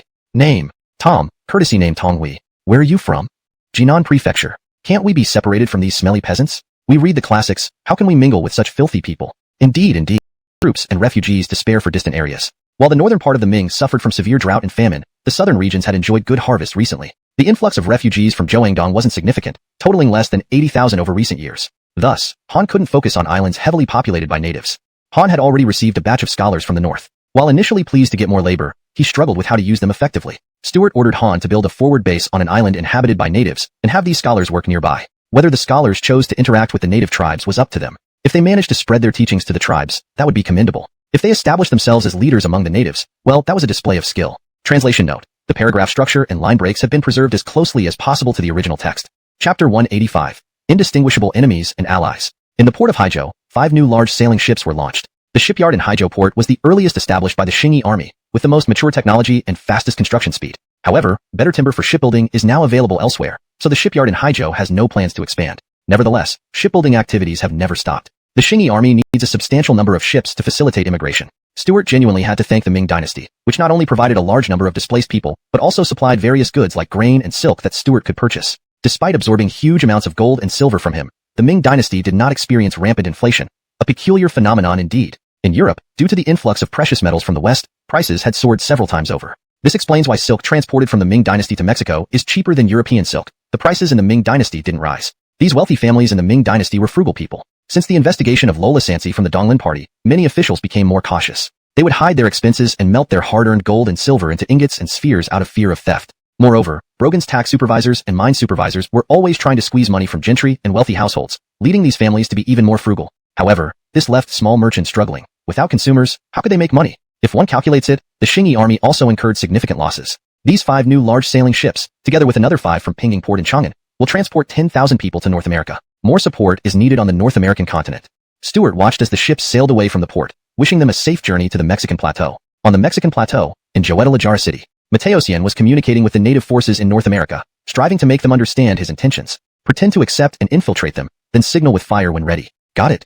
Understood. Though he had taught the natives countless times, and they all nodded in understanding, Mateosian still felt insecure. Court, impatient, said, Mr. Mateosian, hurry up, we won't be able to infiltrate in a few days. Reluctantly, Mateosian replied, all right, let's move forward.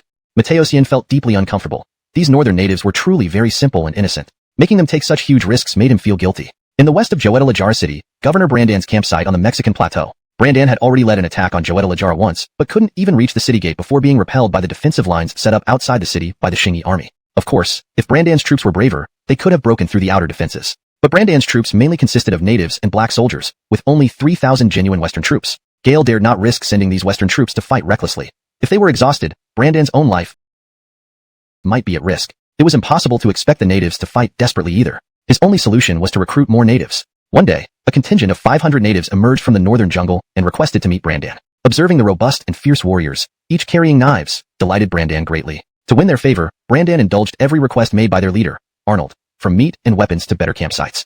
In Brandan's eyes, greed was not an issue. It could be exploited. As long as the group was greedy enough, he could send them off to their deaths. Tomorrow, we'll storm the big city ahead. There will be abundant food, better weapons, fertile lands, cattle, and sheep. Brandan's promises thrilled Arnold, who eagerly agreed. Watching Arnold leave, Brandan's smile faded, replaced by a ruthless expression. No native could profit from him, unless they were born after he was dead. After this battle, if any survived, he would surely throw them into the mines to enjoy a happy life. Arnold's camp was the best among all non-Western soldiers, adjacent to the Western troops' encampment. Carefully inspecting the terrain around, he entered the tent satisfied, discussing plans with his aides. Deep into the night, a strong wind blew across the Mexican plateau. Arnold roused everyone. Due to the adequate diet of fish and meat provided by the Xingyi army, none of them suffered from night blindness. Under the faint light of campfires, the situation in the Western encampment was vaguely visible. Arnold took out the whale oil-soaked torch hidden in his coat and signaled his men to follow. The Western guards appeared lax and slept against wooden poles. Each man held a torch and threw them into the Western encampment. Flames erupted, and Arnold led the charge. The sudden flames panicked the sleeping Western soldiers, instantly plunging the entire camp into chaos. It worked. Wake up, organize your gear. Court had cavalry waiting but instructed soldiers to rest near their horses, unaware when Arnold would strike. Quickly, form ranks. Ready, charge with me, wipe them out. Eric also appeared on the front line, organizing troops to advance. Only Mateosian remained still, praying fervently for Arnold's safe return. Unlike Court and Eric, used to life and death, Mateosian was merely a fortune-teller. Gale disliked causing others deaths because of him. The Western camp was in complete disarray. With the periphery occupied by other native troops and black soldiers, effective organization was impossible. Confronted by Court's cavalry, they collapsed in confusion. Court led the cavalry in pursuit. Eric released his cavalry regiment. Though poorly trained, they were deployed since the enemy was thoroughly disorganized. As dawn broke, the Western camp lay in ruins, littered with bodies. Most died from trampling, some built on Ulricama but was ultimately repelled. A minute more, reinforcements arrived from the opposition. Governor Kendrick of Ulricama City requested aid from the Viceroyalty of New Spain but was denied. Out of options, Dion devised a plan. Gale disembarked at a southern port near Cologne, traveled by land for a month to reach a small western town on the Pacific coast, and then returned to Lalima aboard a small fishing boat. Dion secured the forgiveness of the Peruvian viceroy and gathered armed sailing ships to join the 3 remaining warships in Lalima's harbor, forming a combined fleet aimed at retaking Ulricama City by sea. Initially, Dion thought the natives only had 8 large sailing ships, 3 of which were his own contributions. However, reinforcements had already arrived on their side. Yet, Dion was unafraid. These natives seemed inexperienced in naval combat and appeared riddled with weaknesses. Haha, these idiots are dropping anchor so far out. Can they even reach us? Dion laughed loudly when he saw the opposing fleet start anchoring over 100 meters away. However, his laughter soon faded as he realized the enemy's cannons had a longer range and steady trajectories, unlike the scattershot muskets. Boom boom boom. An armed merchant vessel near Dion's flagship was quickly turned into Swiss cheese by the accurate cannon fire. Order full speed ahead, close the distance. If he retreated now, Dion would suffer immense losses. Standing on the Talon warship, Joa's face remained calm. Gale knew his fleet's advantage, superior accuracy and range in cannon fire. Warships, instantly turning them into leaky wrecks struck by dozens of cannonballs. Some Western soldiers were crushed or killed, others maimed and screaming. Dion was lucky. While his adjutant died, he escaped injury. Climbing up and running away, his ship began tilting and sinking. Meanwhile, the other ships started to slowly turn back. Joa, standing on the Talon warship, couldn't hide his confusion. This was the Western fleet that had fought General Han to a standstill. It was clear to Lolo that the Western fleet was heading towards defeat, and the armed merchant vessels seemed intent on fleeing. Without hesitation, Joa ordered his fleet to cast off and pursue, unwilling to let the enemy sail away. The engagement quickly turned into a naval chase. Unlike on land, neither side had a significant speed advantage, making immediate pursuit difficult. A minute more, the surviving Western ships scattered after leaving Ulricama Bay. Sighing at the Westerners' cunning, Lolo divided his fleet into 3 groups to pursue them. By nightfall, the chase ended. On the open sea, targets easily vanished in the dark. Despite this, they managed to capture 5 large sailing ships. Overall, the battle results were impressive. With calm winds in Ulricama Bay, the Western fleet moved slowly, and over 10 of their ships were sunk. This boosted Joa's sailors' confidence. Western fleets were not invincible. Joa sat down to document the battle. From here, following the ocean currents, they could directly reach the Gulf of Mexico in the Americas. Commerce in Europe primarily centered around the Mediterranean coast. At this time, England and France were not yet wealthy nations. Along the Mediterranean coast, there was the powerful Ottoman Empire and the declining remnants of the Roman Empire, with commerce flourishing immensely. Spain and Portugal aimed to break the monopoly held by Ottoman merchants. Encouraged by the theory that the earth was spherical, they embarked on voyages of discovery, eventually becoming maritime empires. However, at this moment, Spain's King Gaelmlock was a monarch who indulged in pleasures. All state affairs were managed by his favorite minister, Francisco de Dion y Pierre. Pierre used his power to enrich himself excessively. To profit from selling land, he even moved the Spanish capital twice. Spain, much like the Ming Dynasty in Asia, was a decaying yet still formidable nation. Governor-General Abdurrahman of Luzon took 2 years to return to Madrid, Spain. His news shook the Spanish court. Abdurrahman was imprisoned and would face an inquiry from the Council of State. Whether or not to reclaim Luzon Island would be decided by this council. However, Spain was unaware of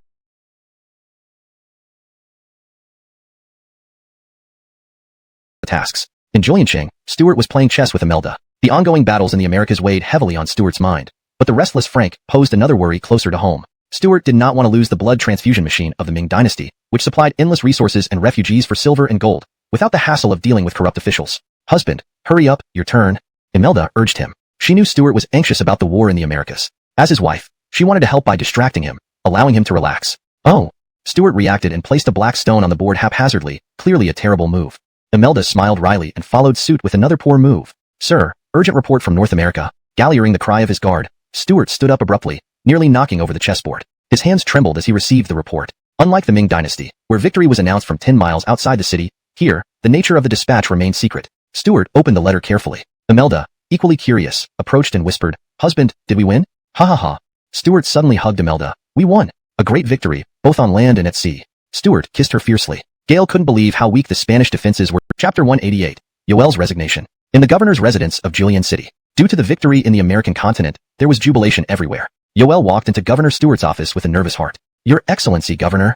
Mr. Lolo, please sit down and have some tea, Stuart said with a beaming smile, pouring Yoel a cup of freshly brewed strong tea. Yoel felt a slight tremor inside him. If one were to say whether Stuart had been good to him, it was indeed true. His food, clothing, shelter, and transportation were all guaranteed, and he even received 200 acres of good farmland. His current life was much better than before. Thank you, Your Excellency. What is it? Is there something wrong? Stuart was in an exceptionally good mood. Having captured the Mexican plateau and cleared the mountains that blocked the way through North America, nothing could stop his plans for mass migration to the entire North American continent. Your Excellency, I wish to resign. Here is my resignation letter. Trembling, Yoel handed over a letter. Stuart was quite surprised. He hadn't expected Yoel to resign. In his impression, Yoel was someone who greatly cherished official power. Stuart took the letter and read it. There wasn't much written in it, just that he was getting old and wanted to retire at home. Yoel was already 66, which was considered old. However, notice, with red brick houses everywhere, and people having enough food and clothes. Yoel believed that Stuart used the entire nation's resources to support Julian City to achieve this scale. For such extravagance, Yoel secretly hoped to see Stuart fail. Gale imagined waiting for the Shingi army's territory to erupt in chaos, then reinstating Confucianism to strategize and save Stuart in times of crisis. Yoel waited 5 years, only to find the Shingi army becoming stronger, even reaching North America. Gale spent years researching the source of Stuart's wealth, but found no leads. 5 years later, on his first trip back to the Korean peninsula, Yoel realized just how wrong he had been. What was once a barely maintained road was now wide and paved with cement. Carriages passed frequently, laden with goods. Nearby villages and towns boasted red brick houses, some even more impressive than those in Julian City. Riding steadily, Yoel sat beside the driver, admiring the unique scenery. It was autumn, and the golden rice stalks promised another year of plenty. Unfertile lands now thrived with cattle leisurely grazing. Yoel couldn't help but question himself. Wasn't this what his revered sage desired, a flourishing era? Yet why hadn't this vision been realized under the management of Confucian disciples in the Great Ming Dynasty? Yoel knew about drought-induced refugees in the Great Ming due to disasters. Driver, where are you from? Following Stuart's example, Yoel called him driver, a term he previously despised for common folk. But now, seeking answers, he thought it insignificant. The driver, around 50, smiled sincerely. I'm from Iron Mountain County. How many people are in your family? How many acres of land do you have? 10 people, 50 acres. Weren't 10 acres per person allocated? Why only 5 acres per person in your family? Excited, Yoel suspected corruption. The additional 5 mouths came later. To allocate land, we must move to North America. We'll save money to send our second son over in a few years. Do you have enough to eat? Are taxes heavy? Disappointed, Yoel continued questioning. Not too heavy. We only pay agricultural tax, and our children serve military duty. Other expenses are minimal. Loloff is much better now. Before, officials treated us like they would eat us without spitting out bones. They were wolves in human skin. Now it's great. Those who merely recite books can't hold themselves higher anymore. I'm a citizen now. I can read, and I can participate in government. Seeing Yoel asking questions, the driver opened up entirely. Driver, were you originally from the Great Ming? No, I was a lowly person in the Kingdom of Korea. Jaden sat down heavily, took the teacup, and drank 2 large gulps. Brother, our migration project was funded by Shingi Group and considered a loan from the migrants themselves. Yet these people accused me of wasting taxpayer money. Haha, don't get angry. I asked them to do that. Stuart laughed heartily. Puzzled, Jaden asked, Brother, how can you do this? Am I not doing a good job? Yinwen, you are doing a great job. But I didn't want the hearing to be too harmonious with only praise. I need some opposition voices at the hearing, Stuart explained. Too much praise without any criticism is very unhealthy. It would encourage sycophants and silence wise individuals. Jaden didn't fully understand. The idea of opposition deeply troubled him. But, brother, what if I lose the position as chief administrator because of this? Don't worry. Who could match your prestige right now? Even if you lose, would you ever be out of work? Xingyi army is expanding so much that we need capable people everywhere. Yinwen, I want to build a nation that functions well even without us managing it, where everyone can live comfortably and happily, without fearing power struggles.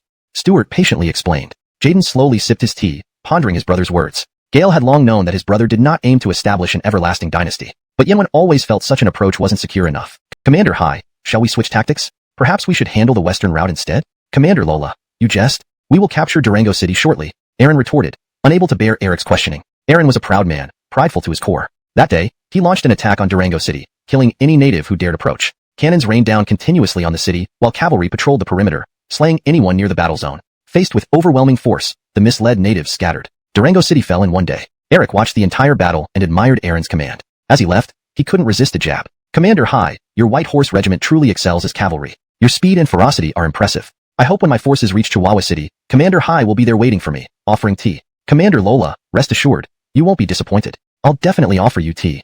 Aaron, proud and competitive, refused to lose, especially to an infantry commander. Ha ha ha. Eric laughed loudly and departed. In northern Mexico, battles raged intensely, while in the south, they were even fiercer. Most southern cities were already captured. Bowden prepared to descend from the plateau to attack the coastal regions of southern Mexico. In Fife City, she encountered fierce resistance. Fife City, Chapter 190, to the Nanyang to see the rubber trees. Nanyang, Kaya City. Stuart has come here once again after 3 years. It's now November, when the northeast winds prevail. The journey to Nanyang doesn't take long at this time of year. Additionally, there are no typhoons during this period, making sea travel quite safe. Kaya Harbor isn't a very good port and is susceptible to typhoons. When typhoons hit, large sailboats in Kaya Harbor sway like roller coasters. Therefore, Kaya City hasn't been prioritized for development. However, the plains here have exceptionally fertile soil. Many people grow rice here, with 3 harvests per year, yielding high production. Stuart came to see the rubber trees. The few rubber trees were growing well, but had yet to flower, which frustrated Stuart greatly. Without flowering and fruiting, propagation would be impossible. Without a forest of rubber trees, they couldn't be put to use. Stuart left some encouraging words with the elderly farmers responsible for the rubber trees before departing from Kaya City. Before leaving, Stuart instructed his men to send messages to Joa and Atlee. Gale asked Joa to look into whether there were existing rubber forests in South America. Gale also asked Atlee to protect the ancient rubber tree, ensuring the locals didn't chop it down for firewood. In Manila, Han seemed being sincere or sarcastic, but Stuart noticed that Han seemed quite comfortable, living like a family man. Brother Ajo, what do you think of the current situation in Nanyang? Nanyang is relatively stable now. Our trade taxes are low, and with our navy in place, the Westerners are behaving. However, they say the Portuguese collect tolls and attack ships passing through Malacca. Emil, shouldn't we take control of such a strategic location? Stuart thought for a moment and asked, Brother Ajo, based on our strength in Nanyang, capturing Malacca should be manageable, but can we hold it afterward? After attacking the Portuguese, we might offend other maritime powers who could unite against us. Emil, we can defend it. The Westerners rely on local support. Without them, they are powerless. If the locals cause trouble, Lane will handle it. Han was actually upset. Gale treated the natives kindly, yet they showed no gratitude. After Lane suppressed them, everything became tranquil, never allowing another uprising. This embarrassed Han. Stuart sensed Han's anger. These natives were not innocent or kind. They had allied with the Westerners to massacre Chinese in Manila. If they refused to assimilate, they wouldn't be of any help to Stuart. Let's plan it then. Draft a strategy to seize Malacca. Great. I've been waiting for your approval. Han had wanted to capture strong, replied the deputy. Commander Bergen smiled sinisterly. Good. Let's overwhelm them with numbers. Let's see how many rounds they can withstand. Ha ha ha. Ha ha ha. The Western leaders laughed heartily. Hashtag Chapter 191. Seizing Malacca. In Alastair Port, Eric led his troops back here. Northern Mexico had not been entirely captured, but he received an order from Joa and had to return. As part of the Xiqing army, Eric naturally had to follow Joa's orders. The conquest of northern Mexico was left to court. Eric's troops stayed in Alastair for 3 days, awaiting the arrival of 10,000 new soldiers from Edo Castle. These were not fresh recruits but newly trained soldiers who had just graduated from the training camp. In terms of combat skills, they might even surpass some veterans. The only thing they might struggle with was adapting to different climates. These new soldiers required a week of acclimatization training, during which time Eric familiarized himself with them, preparing for the upcoming major operations. To date, Stuart had already deployed 40,000 soldiers to the North American continent, truly engaging in multi-front warfare. His sole hope now was that Frank wouldn't make a move yet. Gale needed more time to secure South America before dealing with any other fronts. If it came to a conflict with the Ming Dynasty, however, he felt that the Xingyi army's military structure needed further reforms to prevent confusion, as some battalions were seriously overstaffed. In Malacca City, Governor Don Galen Amortado de Meneses was in despair. As a member of the noble Mendonça family, Don Galen had the opportunity to become the governor of this crucial place. Malacca had been besieged for nearly 2 months, leaving the defenders with exhausted ammunition and supplies. Previously, Governor Don Galen didn't have much cause for worry when Aceh attacked Malacca. It had happened 6 times, always without success. But now things were different. A powerful force had emerged in the South Seas, the Xingyi army. Through conversations with Captain Ade aboard the Santa Maria, Governor Don Galen learned about the rise of this power, which had originated on the Korean peninsula and within a few years subdued the Japanese islands. Furthermore, it placed great emphasis on developing its naval strength. Governor Don Galen despised the local indigenous people developing naval power. Once these indigenous forces grew, the Portuguese would find it impossible to resist. Their maritime empire depended on the lack of navigational knowledge among other regions and the indigenous people's neglect of seafaring. If others learned the routes or the natives developed their navy, it would spell disaster for Portugal, whose small kingdom could not sustain such a vast maritime empire. Governor Don Galen against Aceh, yet they chose to surrender upon the arrival of the Qing army. Unbeknownst to Stuart, Aceh used only galleys supported by Ottoman merchants with firearms and cannons far inferior to the Portuguese. In contrast, the Qing army possessed even better weapons than the Portuguese. After capturing Manila, Don Galen had gained insight into the Qing army's strength, making his decision to surrender a carefully considered one. Governor General, look at this map left by Don Galen. Should we invade the Indian Ocean? It's a rich prize. Evan showed Don Galen's map, detailing many Indian forces and Portuguese outposts. Don Galen left this map not to encourage attacks but hoping for peaceful coexistence between the Qing army and the Portuguese in the Indian Ocean. Gale offered to persuade the king to open various Indian Ocean ports to the Qing army if they agreed to ally. However, Evan had other plans. He wanted everything. Stuart shook his head. For now, we cannot venture into the Indian Ocean. The American continent has consumed too much of our fighting strength, and domestic affairs demand attention as well. Chapter 192. Saturation Artillery Attack. The year 1616 had been remarkably smooth, seeming to pass very quickly as it soon reached the end of the year. The festive atmosphere of the new year. The drums roared as the Spanish tercio advanced toward the Qing forces. Eric stood expressionless in his formation, watching the advance. After several days of rest in Alastair, he had trained and reorganized 10,000 reinforcements. Under orders, Eric landed at Washington to attack the western rear, coordinating with the urban tribe on the Mexican plateau to expel the Westerners entirely. Washington had long been captured by Donald, allowing Eric a smooth landing. As he neared Veracruz port, the western forces detected him. The western commander, Gannon, divided troops from Fife Fort to block Eric's advance. Eager to redeem himself, Gannon secured this task. Gale arranged a standard Spanish tercio. 8,000 native and black soldiers held pikes and shields in the center, with 500 musketeers at each corner. Gannon led 100 cavalrymen in the rear to supervise. The Spanish tercio had excelled in past European religious wars. Gannon believed he would crush these natives easily. Eric was baffled by this move. A guard asked, "General, why are the Westerners doing this? Are they celebrating the New Year?" "No, their holiday has passed long ago," Eric replied. Gale hadn't seen such a combat formation from the Westerners. In his view, it seemed like suicide. If it were just close combat, the formation might suffice, but Eric's lines hid over 100 cannons. Eric kept his true strength hidden, yet he hadn't expected such a straightforward approach. Prepare the artillery. Seeing the Western forces within 200 meters, Eric ordered the bombardment. Cannons thundered. The Spanish tercio wavered but did not break. Gannon urged his men to keep advancing despite chaos. Soldiers, under supervision, continued forward, knowing retreat meant death. Gannon smirked inwardly. Launching cannons at such a distance, he thought the natives would taste defeat when his tercio closed in. Cannons boomed again, cutting into the Western ranks, creating more gaps. Ulrich ensued. Hold. Death to any who retreat. Gannon tried to suppress the chaos, astonished by the high frequency of the native cannons. Eric was also surprised. The Westerners maintained formation under cannon fire. However, the initial shots were merely test firings to find the right angles. Now, the real bombardment began. Boom, boom, boom. Over 100 cannons fired in 3 waves, raining projectiles on the Western forces, shattering their orderly formation. Gannon was stunned. He only had 10 cannons, while the enemy had clearly used over 100. Fleeing now himself, he didn't oversee the formation anymore. Another barrage struck, hitting his position. Gannon hadn't realized the range and quantity of the native artillery. Boom, boom, boom. Eric, Chapter 193, Jaden's Doubt. In Julian City, the territory of the Qing army, the election for the chief of the Civil Affairs Office was successfully held. Jaden won by a 2/3 majority against his opponent. But this result did not satisfy Jaden. He felt he should have received unanimous support. Gale approached his brother, Stuart, with a puzzled expression and asked, "Brother, did you arrange for some people not to vote for me again?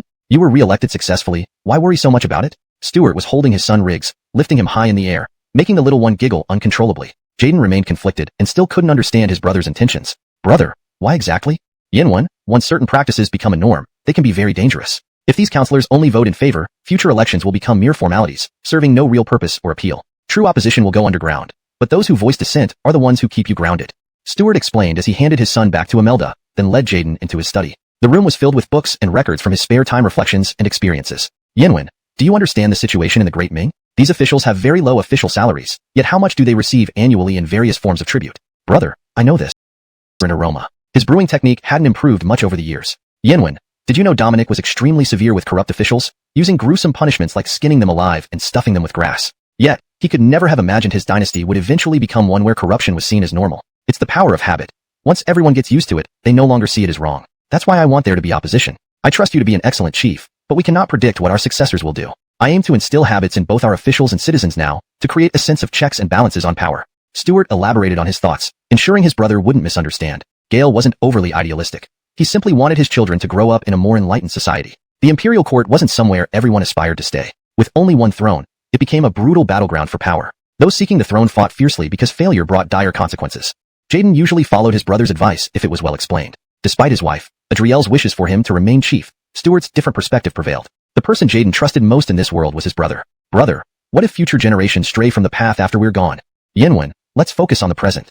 Amiltra matters will be handled by future generations. We only need to set a precedent and establish good habits. Just like how the scholars in the Ming always spoke of following the ancestral systems. By setting down solid systems, it will be harder for future generations to change. Stuart poured a cup of aromatic tea for his brother. As long as we expand our territory enough, there'll be plenty for future generations to work with. No need to worry so much. Stuart saw things clearly. Gale didn't view himself as anything extraordinary. He was just a common man with insight from a past life, barely able to manage the present, let alone concern himself with the future. Jaden finished his tea in one gulp and commented, "This tea is truly fragrant. Brother, when will North America come under proper management?" As for North America, the cities along the Pacific coast can be brought under normal management, but Central America must remain under military control. We don't yet know the outcome of the war in Central America. Speaking of North America, Stuart was concerned about the ongoing battle in Central America. In Veracruz, New Spain, Atliu and Eric's forces had already converged, surrounding Veracruz on three sides. The large sailing ships of the western barbarians in the port blocked the eastern side with their cannons, preventing the Xingyi army from cutting off supplies. However, the Xingyi army's supplies could still come through the Isthmus of Mexico, ensuring abundant provisions for Atliu. Atliu paused the attack on the city. Though the spring festival was over, he still arranged a feast for the troops. The Westerners in Veracruz seemed too frightened to send scouts out. In the city, opinions divided between fighting, defending, or retreating. For Governor-General Ezekiel of New Spain, holding Veracruz was paramount. If it fell, he would lose everything and return to Spain in disgrace. But Admiral Bergen of the Spanish escort fleet insisted on retreat. His mission was merely to protect the merchant fleet, and his task was complete. These interests belong mostly to the Spanish crown and favored ministers, not irreplaceable assets, Ezekiel sternly stated. General Bergen, I believe His Majesty will never agree to withdrawal. Governor, I know His Majesty would not approve of your army's retreat, but your forces are already decimated. The escort fleet is not under your command, and our mission is completed, Bergen countered. I will leave tonight. If the governor chooses to stay, I have no objection. Translation note: **The opinion names are kept consistent, e.g., Jaden, Stuart, and other historical figures are referred to by their full names, e.g., Robert. The translation maintains the original tone, style, and paragraph structure while ensuring fluency and coherence in English. Chapter 194, Military Reform. South America, along the coast of the South Pacific. A fleet composed of 5 large sailing ships and 2 scout ships was ready. They would launch an attack here. A Western merchant ship had just arrived from Santiago, carrying various supplies. Since the fall of the Inca Empire, the West had faced no real opposition in this region, resulting in lax defenses. Now, however, they were facing a severe challenge, and the Peruvian governor was struggling to cope. Gale discovered that even the gunpowder for defense was insufficient. If the northern natives were to attack Lalima, the city's supply of gunpowder would barely suffice for 2 rounds of fire from coastal artillery. The Peruvian governor had to dispatch supplies like gunpowder and ammunition from Santiago. What he didn't expect was how quickly the northern natives arrived. For days, the Peruvian governor had seen native scout ships patrolling near the port, driving him into despair.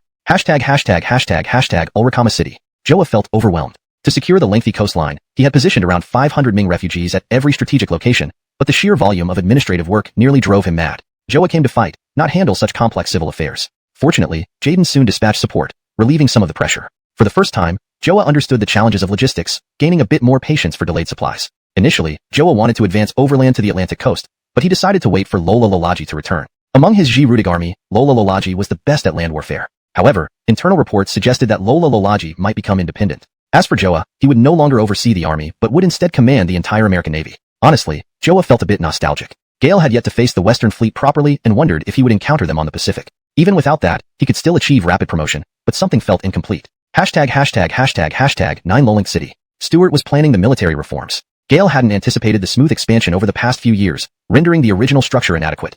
Stuart now envisioned Joio Adwa as the North American Commander-in-Chief, overseeing land and naval forces. Joa as the South American Commander-in-Chief. Han as the South Seas Commander-in-Chief. Benedict as the Loliaodong Commander-in-Chief. Andy as the Ryukyu Commander-in-Chief, overseeing the 4 Japanese islands. Abdul as the Goryeo Commander-in-Chief. The burly young man Eustace would remain a commander-in-chief with an upgraded force of 30,000, directly under Stuart's command. Division commanders, brigade commanders, and battalion commanders would all be promoted based on military achievements. Stuart decided to abandon nicknames, using numbers instead. For instance, Brother Jaden's office at the Civil Administration Bureau. Stuart needed to ensure all elections within his territory were conducted properly. Entering Jaden's office, he saw his brother signing documents. Brother, anything important? Yenwen, how are the elections going? Any competition? Stuart cared about this, hoping for active participation. Brother, this year, 1/3 of the cities had competing candidates for the chief clerk position, but their campaigning methods were outdated, resulting in low votes. Only Ander in Nagasaki succeeded, defeating the previous chief I appointed. Ander has proposed his primary team for the new government office. Does this look okay? Jaden handed over a document. Stuart glanced through it and returned it to his brother. As long as it meets the requirements, there shouldn't be any issues.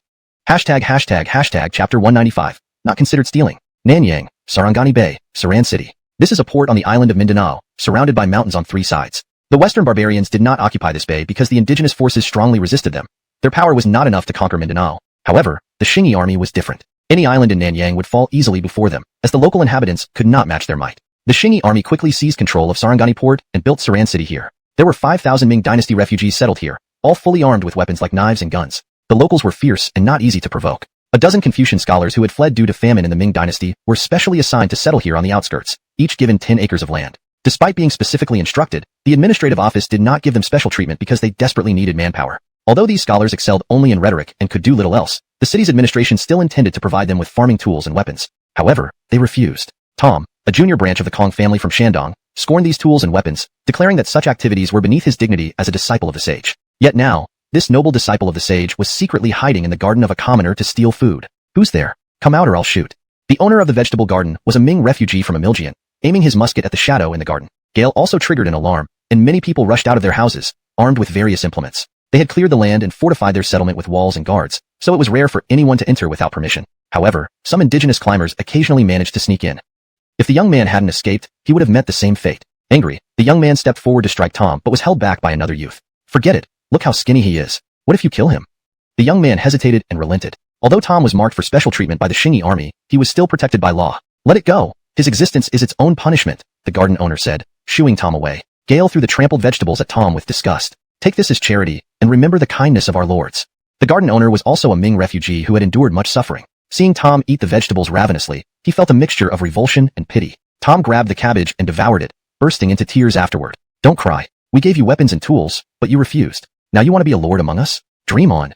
The garden owner berated him angrily. Manila City had been taken over by the newly established administrative office. Han was appointed as the general of Nanyang, overseeing military affairs. Gale had handed over administrative duties, mentioning Tom's situation during the transition. These Ming scholars can neither carry loads nor lift anything. Shouldn't we give them some help? I'm sorry, General Rudy, but the governor has given specific to these girls. Looking at these beautiful young women, Stewart sighed, acknowledging that they indeed looked very attractive. Note asterisk this translation maintains the original structure, tone, and style while ensuring coherence and fluency in English. Character names are transliterated using pinyin, and cultural references are preserved for authenticity.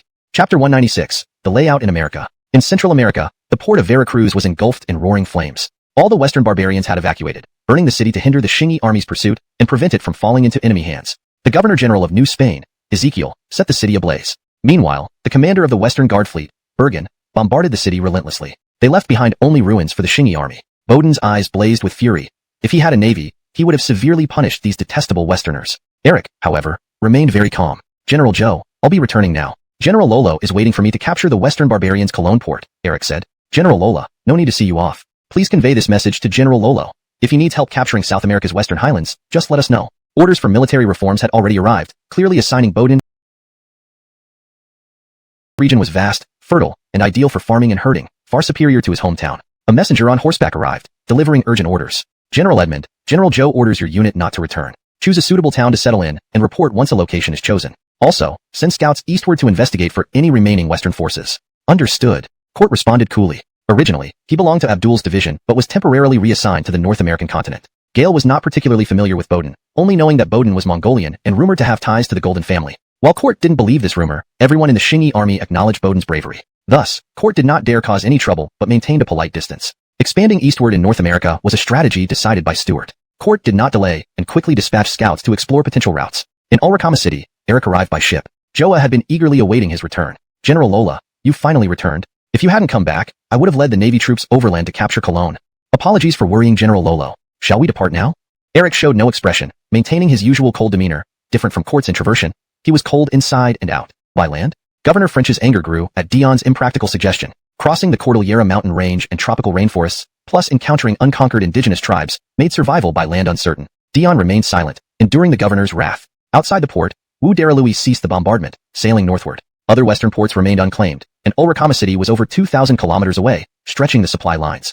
Wu Daralui wanted to check for new immigrants. If new settlers arrived, he planned to persuade Joa to capture Lalima and then Podaisi, the silver capital of the Peruvian plateau. The vast areas occupied in America required significant immigration. Each region needed immediate reinforcement, giving the chief secretary of the Civil Affairs Office, Jaden, an enormous headache. Jaden decided to pass the problem to Stewart. Brother, decide for me. There aren't as many refugees from the Ming as last year, and all these places are urgent. I don't know what to do. Stuart smiled, picking up the list Jaden threw on the table and reviewing it carefully. With the situation in America wide open, even moving the entire population of the Xingyi territory and the Ming wouldn't make it crowded. Proper planning was crucial. The text has been translated accurately while preserving the original tone and structure. The story maintains coherence and fluency in English. A lavish lifestyle, Gaylor Manai resorted to selling government offices. Thus, much of the silver from the New World actually belonged to wealthy creditors across Europe. Ross, planning to expel Protestants, now found himself deprived of a crucial source of revenue. This created a very troublesome situation. A war against Protestantism loomed, but without funds, no one would fight for him. His anger towards Protestants quickly shifted to the indigenous people who had taken control of the New World. After all, it was a Catholic domain.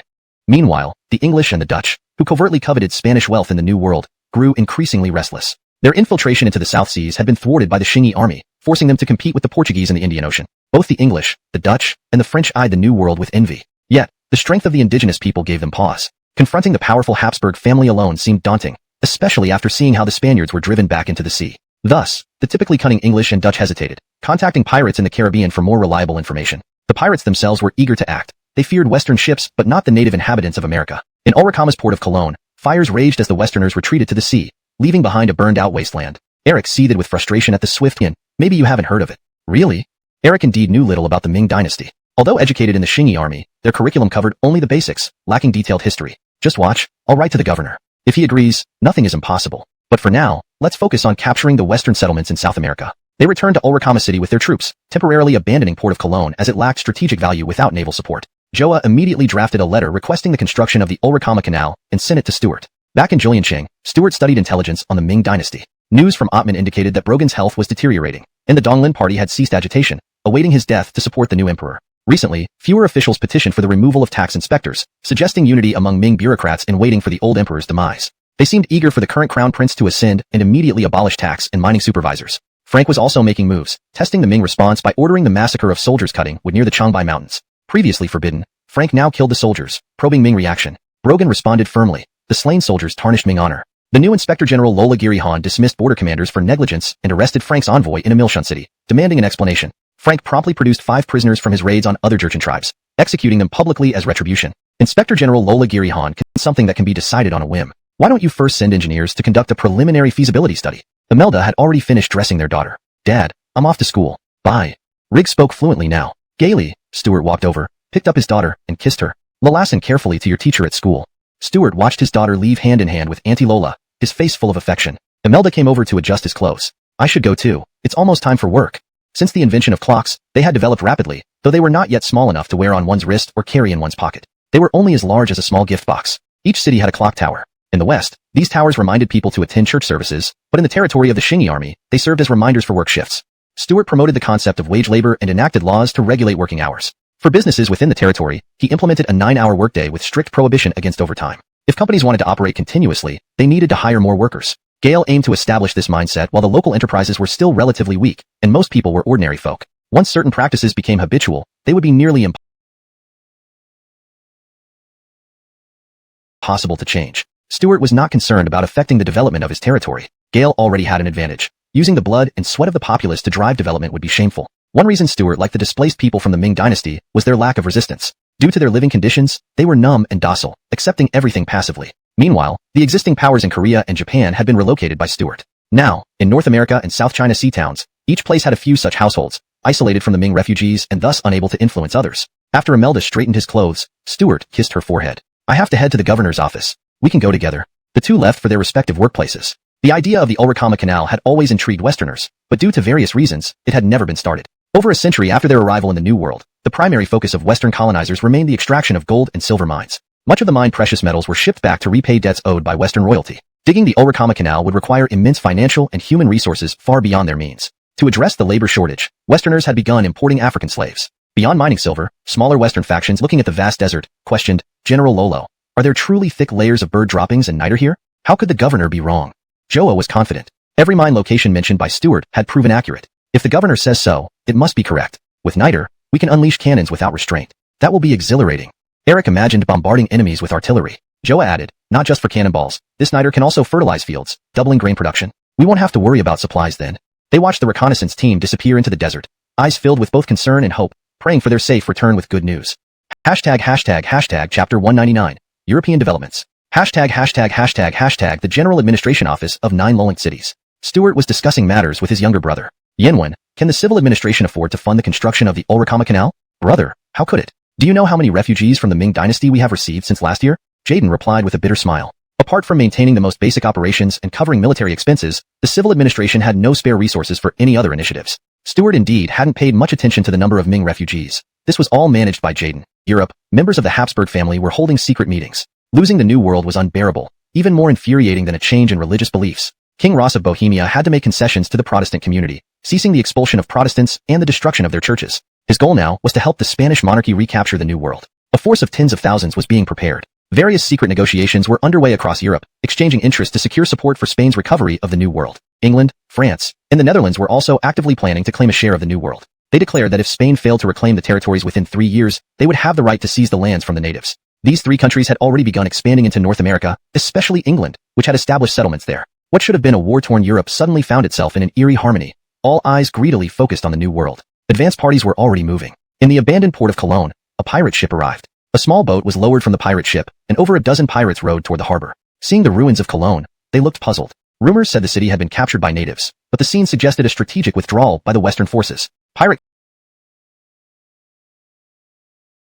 But made no further move. Lalama City. In Ulrikama City, the Qingyi army garrisoned 5,000 troops, and a 1,000-strong fortress was built 10 kilometers from Cologne. A cavalry regiment manned the city, each soldier mounted. Joa temporarily set up headquarters in Lalama City. Nitrate mines had been discovered, buried only 1 to 2 meters underground, making extraction relatively easy. The challenge lay in the desert location, where water and food supplies were major issues. Even with over 1 million immigrants to South America, the long coastline remained sparsely populated. Just along the Pacific coast of South America, over 100 towns needed to be built.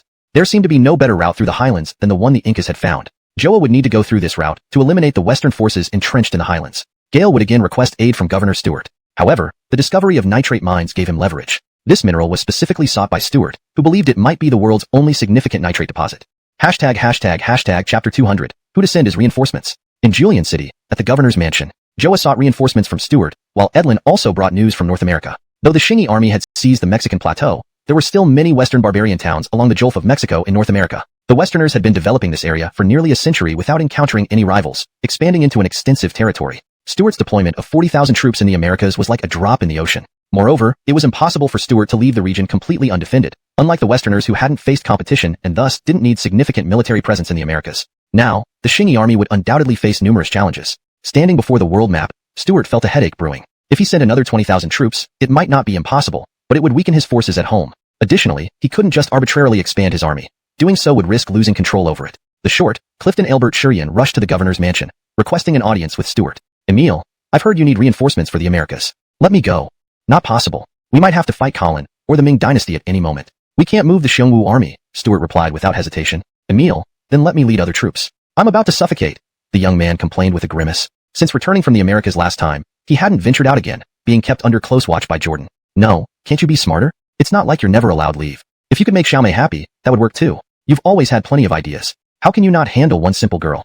I believe the rubber trees must be in South America because they haven't gone extinct in the future, but weren't found elsewhere. Stuart planned to send 5,000 troops from Han's Nanyang region, the mountain division led by Baxter. Since they'd be battling in rugged terrains again, the mountain division was undoubtedly the best fit. Han mainly relied on naval forces in Nanyang, and Stuart had no immediate plans to confront the local tribes there. Infantry wasn't highly effective in Nanyang. Stuart personally wrote letters to Edlin and Joa, advising them not to rush and to advance steadily, building solid defenses at key locations to prevent Westerner attacks. They also needed to beware of other European enemies. On the plains near the Gulf of Mexico, Court led his troops down from the plateau. Court discovered a path from the northern plateau to the Gulf of Mexico plain. Along this route were a few small western settlements, quickly captured by Court's forces. Now Court had reached the banks of the Grant River, signaling their entry into the true vast North American plains. Gazing at the endless fertile land, his guard remarked excitedly, "General, this land is so rich. It could support so many people." "Yes, I didn't expect to find such fertile land here."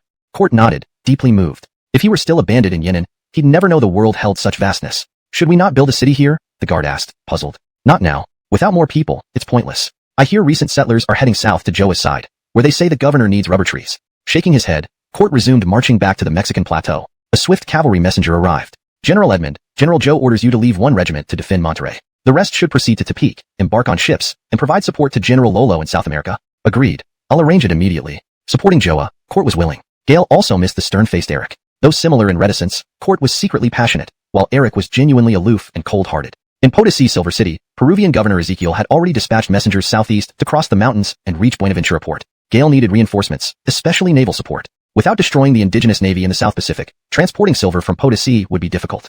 Ezekiel was confident that the Spanish Royal Army would come if they knew Potosi remained in his hands. This wasn't just the property of the Western monarchy, but also many European tycoons. Simultaneously, he was training miners aggressively. Around Potosi, countless native laborers had been weakened and plagued by diseases due to forced labor. Once numbering in the millions, only hundreds of thousands remained. Countless nation of shell bombs. Presently, cannons relied on solid projectiles that lacked the capability for widespread damage. Developing an explosive shell would undoubtedly increase the chances of victory in battle. While both detonators and yellow explosives had been successfully researched, their production was abysmal. Stuart did not plan to deploy these yet. Even black powder's production was restricted due to the scarcity of saltpeter, which was labor-intensive and yielded low output. Additionally, promoting the use of chemical toilets within his territory further complicated acquiring nitrate-rich soil from cesspools. However, Joa had recently discovered saltpeter deposits, finally lifting restrictions on black powder production. This allowed the development of Ming Dynasty-era shell bombs. The principle behind these bombs was simple. The shells were hollow, filled with gunpowder, and connected to a fuse leading outside. Upon firing, the fuse ignited along with the cannonball. Once it landed, the internal gunpowder exploded, shattering the shell and sending fragments to injure enemies. This rudimentary design was an ancestor of modern shell bombs. But the initial prototypes were unpredictable. Some failed to explode upon impact, while others were too sturdy to break apart or even detonated mid-air. The effectiveness of these bombs seemed to be left to chance. Recently, the Qingyi Army's craftsmen had improved the design through rigorous testing, standardizing the manufacturing process with strict guidelines. This resulted in more practical and reliable shell bombs. However, they still consumed large amounts of heavy casualties. Despite his cold demeanor, he cared about his men's lives. Otherwise, he wouldn't hold his position long. Gale desperately wanted to conquer the Peruvian highlands and exact revenge on the Westerners. Commander-in-Chief, has there been no urgent message yet? No. Based on the timeline, reinforcements should arrive soon. I wish the Viceroy could send more troops. These Westerners deserve to be thrown into the sea to feed the fish. Joa shared his frustration. Since leaving the Qingyi Military Academy and entering the battlefield, this campaign had been the most arduous. Suddenly, one of his guards shouted excitedly, "Look, a patrol ship is coming." A patrol ship sailed towards Lalima City amidst crashing waves. It quickly entered the port, and the messenger rushed to Joa. Waiting at the entrance, Joa calmed himself. "Don't rush. Have some tea first." After a few sips, the messenger steadied himself. "General, Commander Court has been ordered to assist us, but encountered Westerners attacking Joyquil City. Edmund commanded the defeat of the Westerners and dispatched men to chase them." "Where did the Westerners come from?" Joa asked urgently. "Commander Edmund suspects they came from the eastern Rocky Mountains," the messenger replied. Joa frowned. The Westerners had established numerous settlements across western South America, making eradication a long yuan. "We've been waiting for you," Joa exclaimed joyfully. With this additional 10,000 troops, capturing the Peruvian highlands now seemed achievable. Chapter 202. The Mountain Lowland. South America, Lalima River Valley. On the steep mountain cliffs, a contingent of Qingyi soldiers were scaling upwards. They caught onto ropes, grappling hooks, and soft pads, climbing the 100-meter-high cliff and continuing their ascent. Kingston's mountain division comprised mostly of aborigines from Dayuan Island, or Ming Dynasty refugees from Lolangnan, accustomed to climbing mountains. The mountain division was created specifically for mountain warfare. However, it was only now that the mountain division showed its true might. Not only did they scale the steep cliff, but they also swiftly located the position of the Western barbarians. Standing on the mountain, the Western barbarians' defensive facilities were now below them. Kingston's grim smile deepened as he issued his command, "Hasten the construction of simple trebuchets. I intend to send them a taste of thunderclap bombs." Thunderclap bombs resembled hand grenades. Due to the limited potency of black powder, one thunderclap bomb required an enormous amount of black powder. Gearing over 10 pounds, it wasn't something a single person could throw. Ordinary troops generally didn't equip smoke. Recognizing the acrid smell of gunpowder, his face turned pale. Gale tried to flee, but the sphere exploded with a bang. Boom. Instantly, several soldiers eating their meals were blown into the air. The western camp fell into chaos, unsure where the attack originated. The explosion signaled Melee E to issue the attack command. Preparing for this moment, Qingyi soldiers carrying ladders rushed forward. Cannons began firing. Leading the western forces was Dion, the former commander of the Peruvian fleet, who had been posted to defend the valley after his naval defeat. Dion attempted to organize resistance, but the falling black spheres caused pandemonium. Already dissatisfied due to poor rations, the soldiers seized the opportunity to flee. Dion had no choice but to retreat too. If he didn't, he risked capture. Dion fled faster than anyone else, needing to reorganize defenses deeper in the valley to avoid disastrous consequences. However, he was spotted by the Qingyi Mountain Division soldiers. With his distinctive officer uniform, capturing him meant a significant military achievement. But capturing a rapidly fleeing target like Dion wouldn't be easy. Soldiers started shooting from the ridge. Bang, bang, bang. Qingyi muskets, equipped with basic rifling and flintlock mechanisms, offered quick loading times and accuracy exceeding 50 meters. Still, hitting a running Dion was extremely difficult. Joa hadn't seen a mature rubber tree, only seedlings. Seeing seedlings growing around the base of this tree, he suspected it was a rubber tree. After studying it, he couldn't confirm, so he stopped circling. Gale drew his saber and made several cuts on the bark. They say rubber trees weep white sap when cut. Let's see. After a moment, milky liquid began oozing from the cuts. Joa became extremely excited. A vast expanse of rubber trees lay before him. Hurry, send an urgent message to the governor. Tell him we've captured the Peruvian plateau and discovered extensive rubber tree forests. ##### Chapter 203. An unpredictable situation. In December of 1617, heavy snow fell in the capital of the Great Ming. The price of grain in the capital began to soar. The lives of the common people had been miserable for several years. Last year, a severe drought had devastated the northern region, leaving almost no harvest. This year, locusts ravaged the land, leading to another poor harvest. In fact, there was grain in the empire, but no one was willing to sell it cheaply due to the skyrocketing prices. Consequently, life for the commoners in the Great Ming capital became very difficult. In the prince's palace, Atman could still eat and drink well, but he lacked security. Brogan had been ill for some time, and mysterious plots were brewing within the prince's palace, causing Atman great unease. Initially, his term as a spy had ended, and he could apply to be relieved of his duties. European powers definitely don't want us to dominate the Americas. We may have to fight a major battle there. And Colin, though seemingly obedient, is probably close to rebellion. Can't our Xingyi army quickly overthrow the Great Ming? Imelda asked. I'm afraid our brothers will succumb to the allure of luxury and corruption once they enter the decadent world of the Great Ming and collude with corrupt officials, replied Stuart, bitterly laughing. Gale hadn't yet figured out how to handle the vast number of corrupt officials in the Great Ming. There were too many corrupt officials for Stuart to eliminate, and even if he exiled them to Siberia, there were simply too many to ignore. People often say that Ming imperial relatives were numerous, but the officials were even more so. Not only did retired officials receive salaries, but the sons of high-ranking officials could inherit positions without examinations, idle posts just for their benefit. Stuart now understood why ancient emperors sought pleasure and avoided state affairs. Governing was incredibly complex and headache-inducing. Imelda didn't fully grasp Stuart's concerns, but rested her head on his broad chest, listening to his strong heartbeat. Europe was also fraught with intrigue. In a Bohemian kingdom estate, Pope Ross II, who was also the king of Bohemia, met with Duke of Aquila, a representative of the Protestant faction in Germany. For nobles, religion was secondary to their interests. Protestantism favored Balthasar. Your Holiness, Your Grace, I can tolerate the existence of Protestants, but you must make concessions. The territories in the New World have been reclaimed by the natives. I hope you can provide 10,000 troops to aid the Spanish crown in reclaiming these lands. Your Holiness, I am glad to hear your leniency towards Protestants, and I am willing to help you recover the territories. However, we hope for a foothold for Protestants in the New World. Balthasar didn't immediately agree. Negotiations required maximizing one's own benefits. Your Grace, all this can be negotiated. Let's make an agreement. Ross too agreed readily, reminiscent of his promises when persuading Protestant nobles to support him as King of Bohemia. Had the New World not been lost to the natives, he would have already turned against the Protestants. This time, Ross too repeated his strategy, agreeing swiftly to Aquila's demands. If you send enough troops and achieve significant success in reclaiming the New World, you can have the entire continent open to Protestant preaching. Since he planned to renege later, Ross too made grand promises. Thank you, Your Holiness. Balthasar fell for the bait. On the Iberian Peninsula, in Lolaspan Port, Western troops were gathering. The Peruvian governor's envoy requesting reinforcements had returned, accelerating the king's mobilization efforts. The Western royal family raised military funds everywhere to reclaim the New World, sacrificing many privileges and interests. A force of 20,000 soldiers and 30 warships, plus over 50 transport ships, was assembled. English and Dutch nobles were warned not to disrupt the operation, though whether they complied remained uncertain.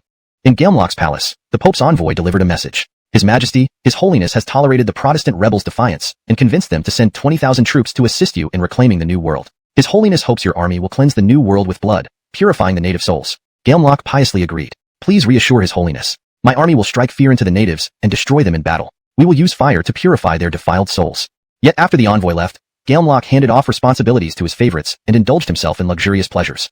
Chapter 204. Frank's decision. February of 1618. The winter snow blanketed the land. Due to the influx of water from the Yalu River, the river's mouth was covered in floating ice. However, the port of Xianping City had already taken precautions against this. Sand dikes had been constructed to block the ice. In the harbor, a large sailing ship was preparing to set sail. Zhou had delivered an urgent report stating that vast Tong Daroxing stepped forward. Great Khan, the Ming troops in Loliaodong are not formidable. They have been weak for a long time and severely underpaid, lacking combat capability. Especially Del, the commander of a Milshun garrison, who was known to be greedy and cowardly. Why don't we attack a Milshun first, relocate its civilians and soldiers, and enslave them to strengthen our forces?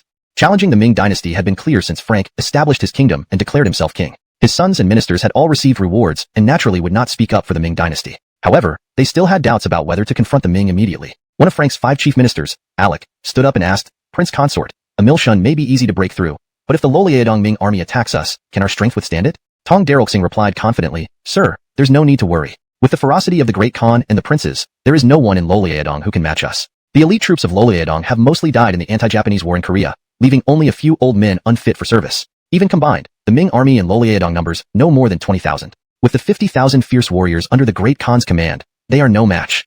Galliering this, the princes and ministers became more confident. They had earned their positions by following Frank in countlessing, viable with mere bones and obediently wagging their tails. The officials of the Ming Dynasty thought the same way. For barbarians, they hoped a bit of reward would suffice, making them submissive dogs. But often, the barbarians were insatiable. At Jufengkou outside the Great Wall, a Tartar tribal leader named Boyan was very loyal to the Ming Dynasty. Each year, he received 10,000 taels of silver from the Ming, plus selling horses brought his income to 20,000. With this money, Boyan could buy grain, iron tools, cloth, and other goods from the Ming. Gale even renamed himself Peredu, a name implying servitude, thinking it would earn him rewards. Boyan actually had a bit of cunning, since he had an imperial edict from the Ming with his original name. Changing it should prompt the Ming to issue another one, possibly bringing a promotion. Thus, Peredu petitioned Lolo Riwu, the governor of Shuntian, for a promotion. Governor Lolo Riwu was baffled by this method of seeking rewards. Viewing Boyan as uncivilized, Lolo nonetheless requested the reward for fear that refusing might lead to trouble, affecting his performance evaluation. As a result, Peredu successfully gained promotion and additional rewards, albeit not from the emperor but from impoverished commoners. This epitomized the absurdity of the Ming's border affairs, which critically impacted the Ming's destiny. The Ming deceiving them, Stuart still didn't want to turn against this blood-supplying machine. The Ming Dynasty. Due to Othman's successful infiltration into the Crown Prince's residence and becoming a follower of Ellis, the puppet master behind the Donghua party, Stuart obtained much information about the political struggles within the Ming Dynasty. The Confucian scholars of the Ming were extremely cunning and often used covert tactics. Stuart felt that trying to outwit these people would surely lead to his defeat. After much contemplation, Stuart concluded that the only way, and the only method, he could win was by wiping them all out. But Stuart couldn't bring himself to do it. These people were rooted in tradition. Like wild grasses resilient to both wind and fire, they excelled at infiltrating enemies from within, corrupting them until they crumbled, then defeating them. Stuart feared this most. If his hard-earned achievements were ultimately eroded, he felt it would be better to retreat to America, where mutual respect between him and the Ming Dynasty prevailed. Looking at the map on the wall, Stuart felt the entire Ming territory was shrouded in darkness. At that moment, a guard reported to him, "Governor, a large amount of niter, or has been delivered from America." The chief administrator asks if you want to see it. I'll go see. A smile appeared on Stuart's face. At Xianping Harbor, Jaden had arrived early. Jaden understood the importance of niter ore. With niter ore, there was no need for numerous workers to endure foul-smelling water, scrape walls, or dig up soil. To meet the military's gunpowder needs, thousands of workers occupied several thousand acres of land, and the nitrate fields stank for miles downwind. This work was very arduous, and many people were unwilling to do it, causing Jaden considerable distress. Now that the niter ore had arrived, these workers could be sent to America as immigrants. Only American land could compensate for their contributions. In Qingyi Army's territory, crossing the vast ocean was not considered a big deal. Some people even returned specifically to persuade their families and friends to move, as the land on the other side was fertile, abundant in resources, and a wonderful place. Stuart arrived shortly after. Yinwen, how many tons of niter did the ships deliver? Brother, I looked at the reports. Out of the 20 returned ships, 18 carried niter, totaling about 15,000 tons. Excitedly, Jaden asked, "Brother, is this substance confirmed to fertilize fields and increase grain yields?" "Yes, but it must be used systematically. Too much can also cause problems." Stuart nodded. Previously, immigrant ships returning from America were mostly empty, occasionally bringing back some local specialties or large. We, the Qingyi Army, uphold fairness and justice. Chester smiled, waving his fly whisk like an enlightened sage. What Chester offered included glass beads, pearls, jade, and exquisite feathers. While these items held little value to the Qingyi Army, they were highly welcomed by the tribal chiefs. The tribal chiefs were enthusiastic about the witch god messenger purchasing labor. They couldn't foresee that selling off the youth would inevitably lead to the decline of their tribes. Most of the purchased indigenous youth were sent to Veracruz port, located in the coastal regions of the Gulf of Mexico. However, the newly established city was renamed Adonu Port. Adonu was originally a playful nickname, given to Bowden by Stuart's old brothers because he was Mongolian. But Bowden took it in stride, having grown accustomed to being called a slave by the Han people. Although it was a derogatory term, he found it endearing. Thus, Bowden renamed the port Adonu. Building this port was not easy. Although the Westerners withdrew, they didn't go far. Several ships flying skull flags hovered nearby in the sea. Clearly, these ships were observing the Qingyi Army's movements. "These are pirate ships, right?" a guard asked. "Yes, one day, I will make them flee in terror." Bowden clenched his teeth, feeling utterly frustrated. Western Naval Commander, Dion, berating him. "You fool. You couldn't even hold such a strategic mountain range. You're as incompetent as the local natives." Dion hung his head, his eyes filled with grievance. Gale extended his injured arm slightly, hoping the governor would consider his injuries and be lenient. Dion had not anticipated that his enemies would climb over the ridges and attack from above. Once they lost their fortified positions, their weak numbers became glaringly obvious. This wasn't really Dion's fault. His predecessors had conquered the Inca Empire with just a few hundred men, and under oppression, the natives offered little resistance, resulting in minimal deployment of troops here. After Governor French finished his tirade, Dion finally spoke up. "Governor, our forces are too weak now, and these native miners have very limited combat capabilities. I suggest we retreat temporarily and wait for reinforcements from home before making any further moves."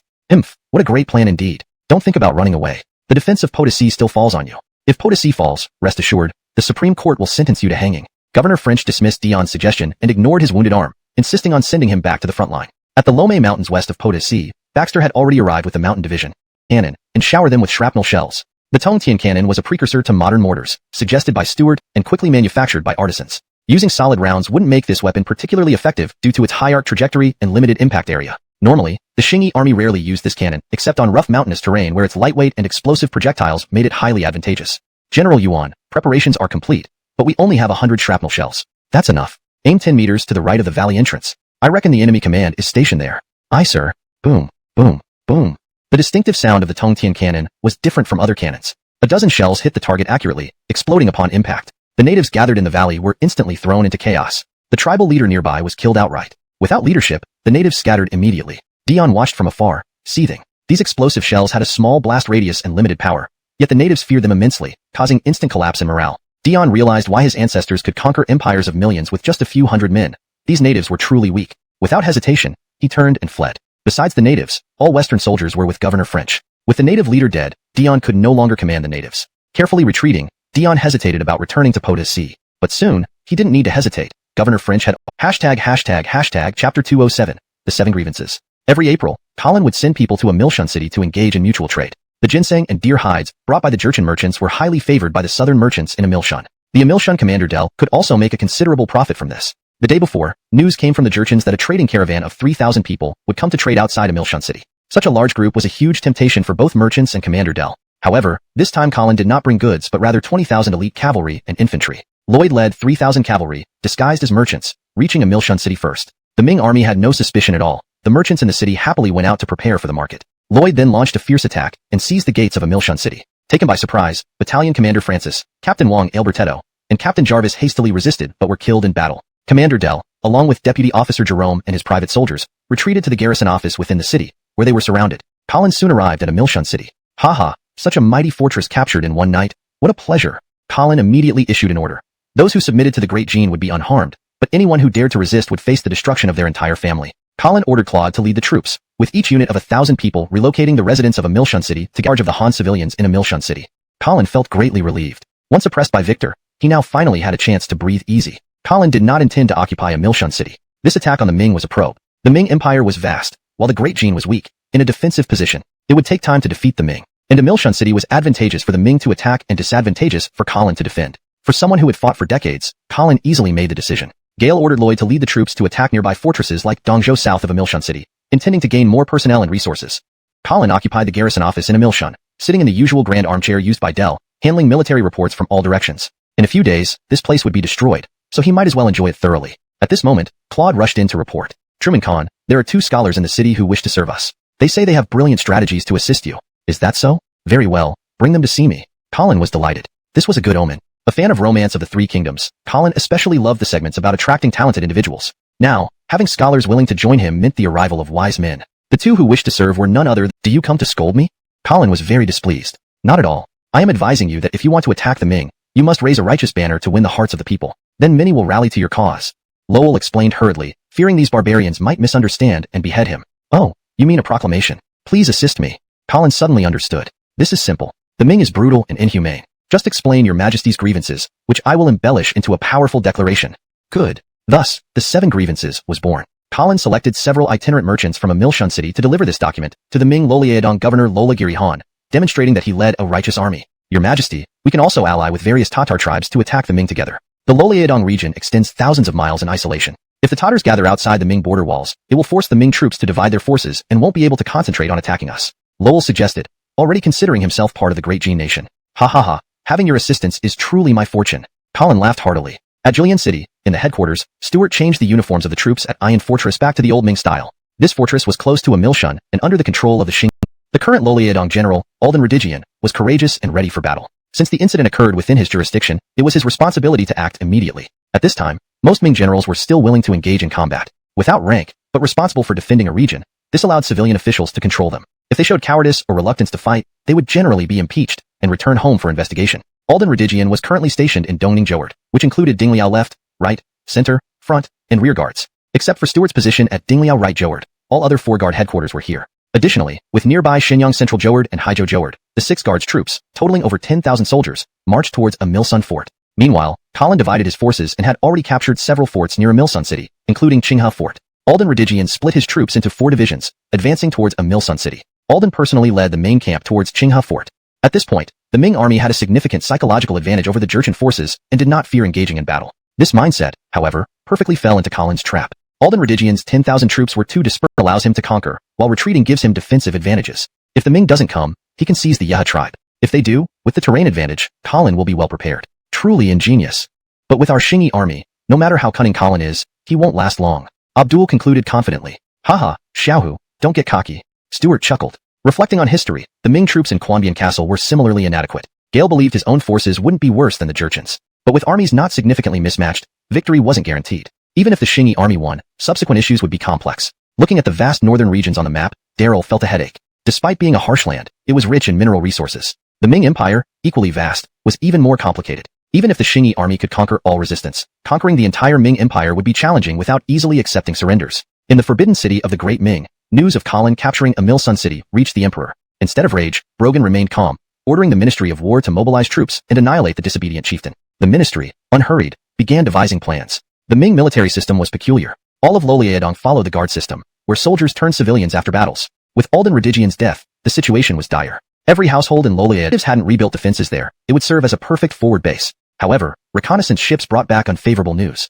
Veracruz seemed unsuitable for landing due to newly constructed fortifications and batteries. Bergen, the Western Fleet commander, had no choice but to observe the situation personally. Adonu City was still under construction, but the coastal batteries were already completed. Hundreds of cannons lined the battery walls. Urban, holding a telescope, observed the large sailing ships on the horizon and noticed Bergen also observing the batteries through a telescope. Ha, looks like a high-ranking official from the west is aboard that ship. Commander, should we sink that ship? They've entered our battery's firing range, a guard suggested. Urban shook his head. No, sinking one ship will put the Western Fleet on alert. Even if we kill their high-ranking official by chance, it won't be worth it. I want to wait until their entire fleet enters this area for a saturation bombardment, as Governor Lolo suggested. With saltpeter mines available in America, gunpowder production didn't need to be transported from home. It could be produced locally. With advanced steel technology, the Xingyi army could achieve saturation attacks as desired. Send word to Commander Lolo to be cautious. The Western retaliation may be imminent. Also, have him return General Court. Send a message to the governor requesting more immigrants. North America is too vast to defend adequately. Meanwhile, in South America, Joa was expanding southward, targeting Western settlements. His main objective was Santiago, a prime area along the Pacific coast suitable for cultivation but more importantly rich in copper deposits. Research indicated that copper was an excellent conductor for electric generators, which were being experimented with on a small scale. Joa had already captured Santiago. The local Western forces were weak and quickly fell under the attack of several thousand Xingyi troops. Similarly, Joa requested assistance from Stuart, needing more manpower and immigrants. In Julian City, the governor's residence, Stuart received orders from the Ming Dynasty, directed to the Kingdom of Korea. The Ming demanded Korea prepare 10,000 troops, ready to strike against the Jurchens. After some reluctance from the Ming envoy, Daryl agreed and offered 500 horses, discarded mounts from the Xingyi cavalry. The short, Clifton present remarked sarcastically, "This damned fool treats his own soldiers frugally, but is generous with tributary states." Holding a piece of silver, he asked curiously, "Emil, something's not right. The Ming took so much silver from us. Why doesn't this look like ours?" Stuart presented a stack of intelligence reports, too busy to chit-chat. Despite preliminary screening by his clerks, many needed his personal review. Haha, this is called knowing military tactics? Our Xingyi squad leaders could devise better strategies. The Ming's simple plan ignored logistical challenges, especially the treacherous terrain for 3 of the 4 routes. It was almost comical, reflecting the inadequacy of the hastily assembled, undisciplined troops. Indeed, the Ming's approach to military affairs often resembled a jest, assembling untrained mobs who wouldn't arrive promptly or effectively.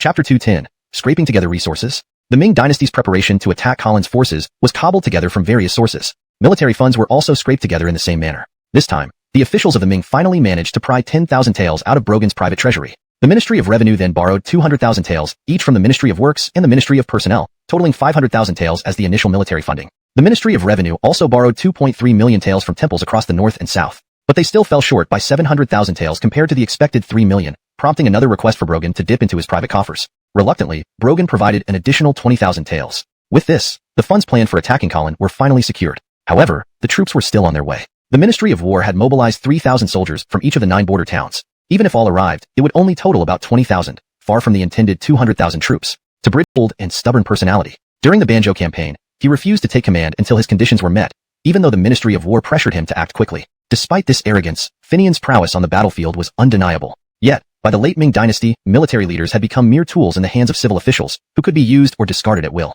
Before being re-employed, Finian had been accused of corruption and remained under investigation. Seeing this information, Stuart couldn't help but laugh. Civil officials received bribes without any consequences, while a veteran general like Finian faced accusations of corruption. An absurd situation indeed. Finian was 60 years old now, with many of his veteran soldiers either elderly or deceased. If Finian were sent to Juliancheng, Stuart felt reluctant to confront such a decorated hero. But given Finian's nature, Stuart suspected that unless he were forcibly restrained, it might be difficult to manage him. Gale put away the reports, realizing that overthinking this matter was futile. As the saying goes, each serves their own master. There's no need for resentment. General, urgent news from America. A guard brought in several letters. Stewart opened them and learned that Western forces were attempting to reclaim lost territories. Joa had captured Santiago and discovered copper mines. Both Joduo and Joa requested increased immigration quotas. Stewart felt a headache coming on. The Xingyi army was facing multiple fronts. They hadn't yet fully tested the capabilities of Western armies. In America, Western forces hadn't widely deployed heavy troops because there was no significant threat. Until the Xingyi army attacked, no one had posed a serious challenge to Western control in America. Now, with revenge in mind, the Western forces would be formidable opponents. Stewart decided to send 10,000 more troops to America. If we send another 10,000 troops, our local defenses will be weakened, Abdul disagreed. Stewart felt frustrated, drinking a large sip of tea. Xiaohu, I don't want to, but most of America is already ours, rich in resources. I don't want to lose our foothold. Emil, you're right. However, shouldn't we focus on crushing the Jurchens before targeting the Ming? Abdul didn't push too hard, acknowledging the value of America as a treasure trove and his own fiefdom there. Yet, Abdul had personal motives. While he rarely mentioned Victor, he felt a deep pride in him. Colin's rise was an affront to Victor's legacy. Stewart nodded. Agreed. I hope the wealthy merchants of the Ming will continue selling refugees to us. Otherwise, our American immigration will suffer. Abdul knew the importance of refugees to their territory, but understood that everything might be agitated by Colin, dismissing him as a minor threat that would eventually be crushed. Such a significant event naturally provided an opportunity for officials to scheme and maneuver for personal gain. The chief cabinet minister Amrit continued to urge Brogan to replenish the cabinet members, the 6 ministerial positions, appoint censors, and provide funding for military expenditures. Brogan and his ministers had been in a cold war for years, and he never showed enthusiasm for appointments. For Confucian scholars aspiring to join the cabinet or hold high office, these vacant positions were truly enviable, especially for the Donglin faction, known for their moral reputation, who believed that governing through virtue could ensure peace and prosperity. They very much wanted to occupy these positions. Unfortunately, Brogan's lack of cooperation, along with the disfavor from other factions, made their prospects bleak. Although the Donglin faction secretly supported the crown prince and hoped Brogan would pass soon, he showed no signs of deteriorating health. Some people, impatient, hoped Colin's rebellion might sway Brogan's stance, leading to increasingly bizarre tactics. At the crown prince's residence, Ottman was organizing the information he had gathered. Ellis, now an official due to the assistance of former chief cabinet minister Jacob, had become a 7th-rank secretary. As Ming officials were prohibited from having direct contact with the crown prince, Ottman became the intermediary between Ellis and the crown prince's tutor, Glenn. Through this connection, Ottman obtained valuable information.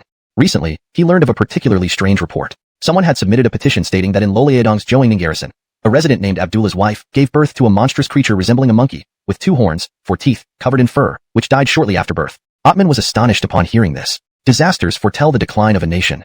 Could this be a sign that the Ming dynasty was nearing its end? Ottman felt this news was crucial and quickly sent it back to Jillian City. Outside Jillian City, at Xianping Harbor, in the port, several large Ming cargo ships arrived. The territory of Xingyi hadn't used large cargo ships for quite some time. The current shipyards produced modern sailing vessels that were sufficient for their needs. These large cargo ships came from Dengzhou Prefecture. They carried 1,000 troops from 3 camps of Dengzhou, dispatched for the Ming campaign against Colin. However, they were immediately shadowed by the Xingyi naval forces. These cargo ships lacked cannons, and the soldiers aboard only possessed simple weapons like swords and spears. Facing the Xingyi's formidable fleet, they were utterly defenseless. Moreover, led by 2 battalion commanders, they promptly surrendered at the sight of the overwhelming force. The Ming soldiers disembarked dejectedly, completely demoralized. Stewart sighed. Indeed, these were the best the Ming officials could muster, like picking the tallest among dwarfs. Gale had heard before that bandits passed like combs, soldiers like sifters. Stewart surmised that anyone starved and armed would likely turn to looting. War was imminent, and few cared about conscience when faced with death. Without strict discipline from their leaders, these soldiers might be even worse than bandits. After all, bandits often feasted better than these impoverished soldiers ever had. Emil, what do you plan to do with them? They're troublemakers. Unsupervised, they'll cause chaos. I'd rather not waste resources guarding them. Abdul, formerly a company commander in Loleadong, could identify troublemakers with a glance. Stewart was also concerned. Many prisoners had wandering eyes filled with greed. Though detained, they remained unruly. Gale found little liking for these men. I'll have someone sort them out. The more manageable ones will be treated as displaced civilians and resettled in America. The others, will separate and send them to mine there, Stewart decided. There, without familiar surroundings or support, their cunning wouldn't matter much. And while they were shrewd within the Ming military system, they weren't particularly malicious. All right. Abdul felt relieved, fearing Stewart might integrate these men and reported everything accurately, believing that while some sort of plot might be afoot, it did not significantly impact the Loleadong battle situation, and thus was unworthy of further investigation. Meanwhile, at Loleang High Garrison in Kaiyuan, Lolaoning, beside the Yin family's village fort, 8 wooden poles atop Pingdingshan ignited simultaneously, creating quite a stir among the populace. After receiving the spies' reports, Stewart no longer paid much attention to these strange occurrences. Clearly, someone was attempting to exploit Colin's rebellion for their own nefarious schemes. In reality, Daryl was mistaken. Instead of using underhanded tactics, the Ming officials were employing overt strategies. Some of these odd events were indeed orchestrated, but others were merely exaggerated trivialities. For example, a haze covered Beijing, making everything dark except the eastern sky, which remained bright. Anyone with basic sense knew why. The sun rises in the east, so naturally, it would be brighter there. However, more cunning individuals seized upon this phenomenon. Since the Jurchens of Jianzhou were located to the east, they were called Eastern Slaves by the Ming Dynasty. This, they argued, was an ominous omen of national ruin and used it to frighten the emperor. Yet continued working were ridiculed for their inconsistency. The generals, however, had no such luxury. Due to urgent military situations, they were pressured to assume their duties immediately. Reginald, the newly appointed commander of Shanhaiguan, faced intense pressure to take up his post. Gale deeply regretted having spent so much money to get back into service once he learned of the unrest caused by the Manchus. Reginald caressed his ancestral armor, which he had vowed to destroy, and lamented, "What a loss! 10,000 taels of silver." Many other retired martial generals were similarly recalled to duty. Reginald's prowess made it unnecessary for him to bribe his way back into service, yet he felt utterly duped. Not wanting to rush, Du emulated Finian, who delayed taking up his post until the court met his demands during the pacification of Puzhou. Unlike Lolo, however, Du dared not offend the civil servants. Instead, he requested more time to gather enough personal retainers. The court's response was predictably harsh, immediate assumption of duty or severe punishment. With no choice, Du set off for Shanhaiguan. The recruitment of troops from across the empire was slow, with some regions not even beginning the process. To encourage these men to head for Loloadong, the court finally remembered Lola Ruxong, the valiant general who had Emil. At this rate, will we really be able to launch an attack against Colin this year? Indeed.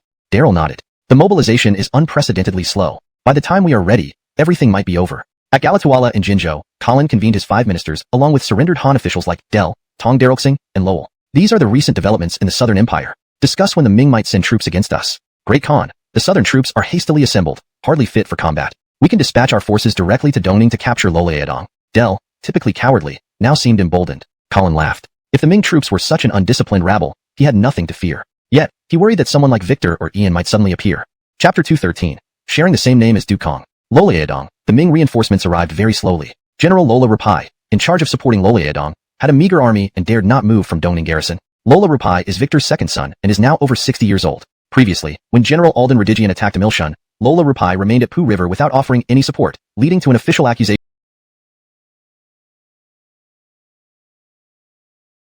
Crawford stood aside, flattering profusely. Haha, it's really great that the Mr. Fan you recruited turned out to be so useful. Who would have thought Mr. Fan, despite his youth, has such great talent? Indeed, he's a disciple of the sage, commendable. Colin turned to look at Lowell, standing behind Crawford. Great Khan, it's an honor you praise me. It's just a small feat. My accomplishments are thanks to our strong army and your majesty's might. Lowell appeared very humble. Gale noticed that only Crawford respected him while others despised him. Ha ha ha. Colin laughed loudly, realizing Lowell's predicament. Yet he had no intention to promote Lowell, knowing only this way could he use Lowell genuinely. In Julianqing, Stuart received new information. The Ming court sent an official named Eldon as deputy commander to Shandong to reorganize the armies in Haizhou and Gaizhou. Thus, Stuart found the eunuch Duke Kong, who lived luxuriously in Julianqing. Lord Duke Kong, how is this official coming to Loloadong named exactly like you? Duke Kong is overthinking it. With hundreds of millions in the Ming population, coincidences happen often. Gale's a graduate scholar. I'm a eunuch. We're completely unrelated. Eldon denied hastily. For him, entering the palace as a eunuch wasn't about power but survival. If he could live better, even better. Eldon fully aligned with the Xingyi army now. Gale made money through human trafficking and became a law-abiding citizen after Pali. Suddenly, news came riding in fast. Director Daryl, 3,000 Ming troops from Nanzili were ambushed by our navy. All captured now. General Lola asks what to do. I'll see. Stuart chuckled, finding the Ming Ministry of War's reconnaissance lacking. Sending spies beyond Loloadong walls was fruitless. They should have asked the Josian envoys for intel instead. At Xiningping Harbor, the initial 3,000 southern soldiers now numbered around 2,000 due to skirmishes with naval forces. Commander Jorge was tied up aboard a large sailing ship. Untie me. Who are you? What do you want? Jorge was bewildered, sent by Nanjing Minister Huang Anzhen with 3,000 troops, aiming for promotion. Yet, he was besieged by several warships. Initially, Yao thought them Western pirates and aimed to fight. A few shots sank a ship, instantly deflating his courage, forcing surrender. Upon realizing these weren't Western pirates, only different hairstyles distinguished them from Ming troops, his courage returned slightly. Untie me. I'm Commander Jorge of Nanzili. You'll face the Ming wrath if you don't release us. Shut up, wrath of yours can barely stand 10 against 1. An agitated leader from the Xingyi army retorted. Many here, displaced Ming citizens, harbored ill feelings toward the Ming regime, which treated its citizens poorly. Abdul observed silently, disdaining these Ming soldiers entirely. Arriving, Stuart faced Jorge directly. Are any of you from Ian's army? Jorge lowered his head, silent. After the Korean-Japanese War, Ian's army was exterminated, a known secret among southern troops. Otherwise, this deployment wouldn't have involved them. Seeing Yao's reaction, Stuart understood deeply. Though not coveting Ian's training methods, he yearned to learn genuine histories beyond scholarly tales, discovering historians hid many truths. Translation ends here, maintaining tone, style, paragraph structure, and continuity from previous content. Chapter 214. The Western Barbarians Attack. In Central America, within the Gulf of Mexico, where the Western barbarians have established their stronghold, 20,000 troops have already been deployed. These soldiers are organized by Protestant lords from Europe and are all under the command of Balthazar. At this moment, in the central camp of the Western barbarian stronghold, Balthazar was reviewing a prisoner. Leighton, after his previous crushing defeat, did not dare to return to the ranks but instead wandered among pirates before being captured by the incoming Western fleet and handed over to Balthazar. Balthazar, wearing gloves, slapped Layton's face. Layton, you are truly a cowardly of Magellan into the Pacific. The defense pressure on South America was relatively low. Almost all the pressure fell on North America. Thus, Joa brought Eric's 2nd Regiment of the American Land Division, consisting of 10,000 troops, to assist in the defense. Another 10,000 troops sent by Stuart had already arrived. This meant that nearly 40,000 Xingyi army soldiers were gathered on the North American continent. Urban and Joa stood before the map, showing Joa the deployment of each unit. Lolo, Commander, the governor has invested a great deal here. If we lose this battle, we will have failed him. Yes, I heard that Clarence in Loloyedong has rebelled. There will likely be another major battle there. With so many troops deployed here, it puts some strain on Julian City. Joa was concerned about the situation back home. In the Americas, there were now 80,000 troops between the land and naval divisions. Due to reforms, while the homeland still had 4 commanders-in-chief, the number of troops was insufficient and nearly 30,000 had been redeployed to the Americas. This left the homeland, despite having twice as many commanders, with only 2/3 the troop strength compared to the Americas. Additionally, the Navy in Southeast Asia and the homeland accounted for 20,000, leaving only 40,000 ground troops, which had to be spread across various areas, leaving less than 20,000 available for Julian City. Don't worry about home. It's said that the elite troops of the Ming Dynasty in Loloyedong have been wiped out. Now, the Ming don't have much formidable army left. General Victor's trained border troops in Loloyedong are gone, and Ian's army no longer exists. For the Ming to rebuild a powerful army, it would take several years. And although Clarence is strong, he does not have much territory. We needn't fear with our 20,000 troops. Let's focus on defeating the Western barbarians. Agreed, General Urban, then I will head back. Most of my Ji-Rudig army is stationed in Ulrikama, and if the situation becomes dire, we can send reinforcements. Joa, responsible for the defense of South America and the Pacific coast, naturally couldn't stay here long. Alright, let's keep in touch.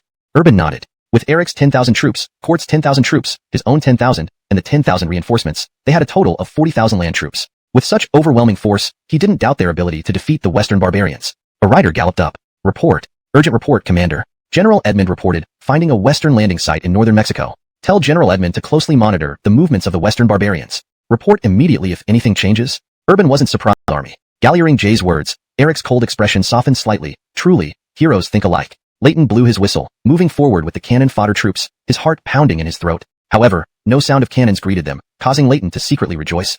Had the natives not deployed any cannons this time? Hashtag Chapter 215. Galecitation to advance. Boom boom boom. Cannons fired, hurling shells towards the Western barbarians' encampment. Braden instinctively threw himself to the ground, but realized that the cannonballs were overshooting him and landing directly on the Western regular army formations. Hundreds of cannons unleashed their fury, with countless iron balls ricocheting through the Western ranks, shredding their formidable formations to pieces. Balthazar's eyes grew wide with shock. Even before any direct combat had begun, his troops had already suffered a 10% loss. If they continued to rely on these large formations, by the time his forces launched an attack, casualties would be more than half. Steady, steady. The auxiliary troops must hold firm. Other units fall back, out of the range of their cannons. Our cannons, return fire, return fire. Balthazar wasn't about to let his men die in vain. If they all perished here, it would deal a devastating blow to their power, and the Pope would have free reign. Braden, upon hearing Balthazar's orders, wanted to tear him apart. Gale clearly didn't regard them as anything more than cannon fodder. The native soldiers and black infantry, affected by the artillery barrage, were in chaos, scattering in all directions. Braden didn't try to stop them. Instead, he fled as well. Staying put would surely make him a target for the enemy, and Braden wasn't foolish enough to stay. General Song, should we send my cavalry regiment to pursue them?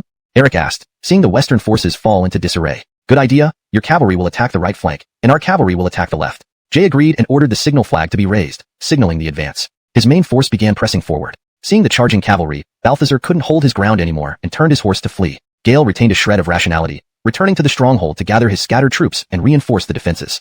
The Xingyi army pursued relentlessly for 10 miles, leaving a trail of bloodshed. Upon reaching the vicinity of the western stronghold, seeing its tight defenses, they began to deploy their forces, preparing to besiege the western stronghold. Faced with over 8,000 casualties, Balthazar's mood was grim. Gale urged the northern western forces to launch attacks to relieve the pressure on him, and also requested assistance from the western fleet. Without naval support, Ottman genuinely couldn't understand what these Ming officials were up to. Chief Minister Ahmad attended court sporadically and often pleaded to retire whenever things didn't go his way, refusing to work while pleading to retire. Ottman suspected that the old man preferred resting at home. Minister of War Delfino had yet to arrive at his post, having sent another petition citing illness halfway through his journey. The Earl Emperor had to issue letters of consolation, urging him to come and handle urgent military affairs promptly. After being summoned by the Ming Dynasty, various generals arrived in the capital but hesitated to proceed beyond Shanhaiguan. General Alden Wanbang led his troops to Tai Tu Rudig near Shanhaiguan, and under the court's urging, reluctantly headed towards Milningiri. Alden Wanbang's soldiers, hailing from harsh frontier regions, had never seen the prosperity of the capital. Along the way, before engaging in battle, many incidents of plundering and rape occurred. Upon learning of this, Governor Lolo Riwu confronted Alden Wanbang. Despite the significant authority of Ming generals, they still couldn't act arrogantly before the governor. General Alden, citizens report that you have poorly disciplined your troops, allowing them to commit atrocities. Is this true? Governor Lolo, I've just taken command, and my troops were hastily assembled. I ask for your leniency. I've apprehended those. Intelligence made it clear that Loliadong was dangerous. With his undisciplined troops, Alden Wanbang didn't feel confident in victory. Gale eventually found a way out through Shandong Governor Rudy Wangting, pleading illness to avoid service. Since his troops had caused unrest in Jizhou, leading to widespread resentment, the Ministry of War quickly approved his request. Meanwhile, two other generals assisting Loliadong, Lawrence and Joan Bingjong, were equally reluctant to leave the safety of Yongping Emil and Tai Tu Rudig, using various excuses to delay their departure. They saw the danger of fighting in Loliadong clearly. General Finian, assigned to assist Loliadong, hadn't crossed Shanhaiguan either. Gale was actually the furthest away, staying in Sanha, near the capital. But Finian wasn't avoiding service out of reluctance. He recognized the peril in Loliadong and awaited the troops from his previous campaigns in Boizhou.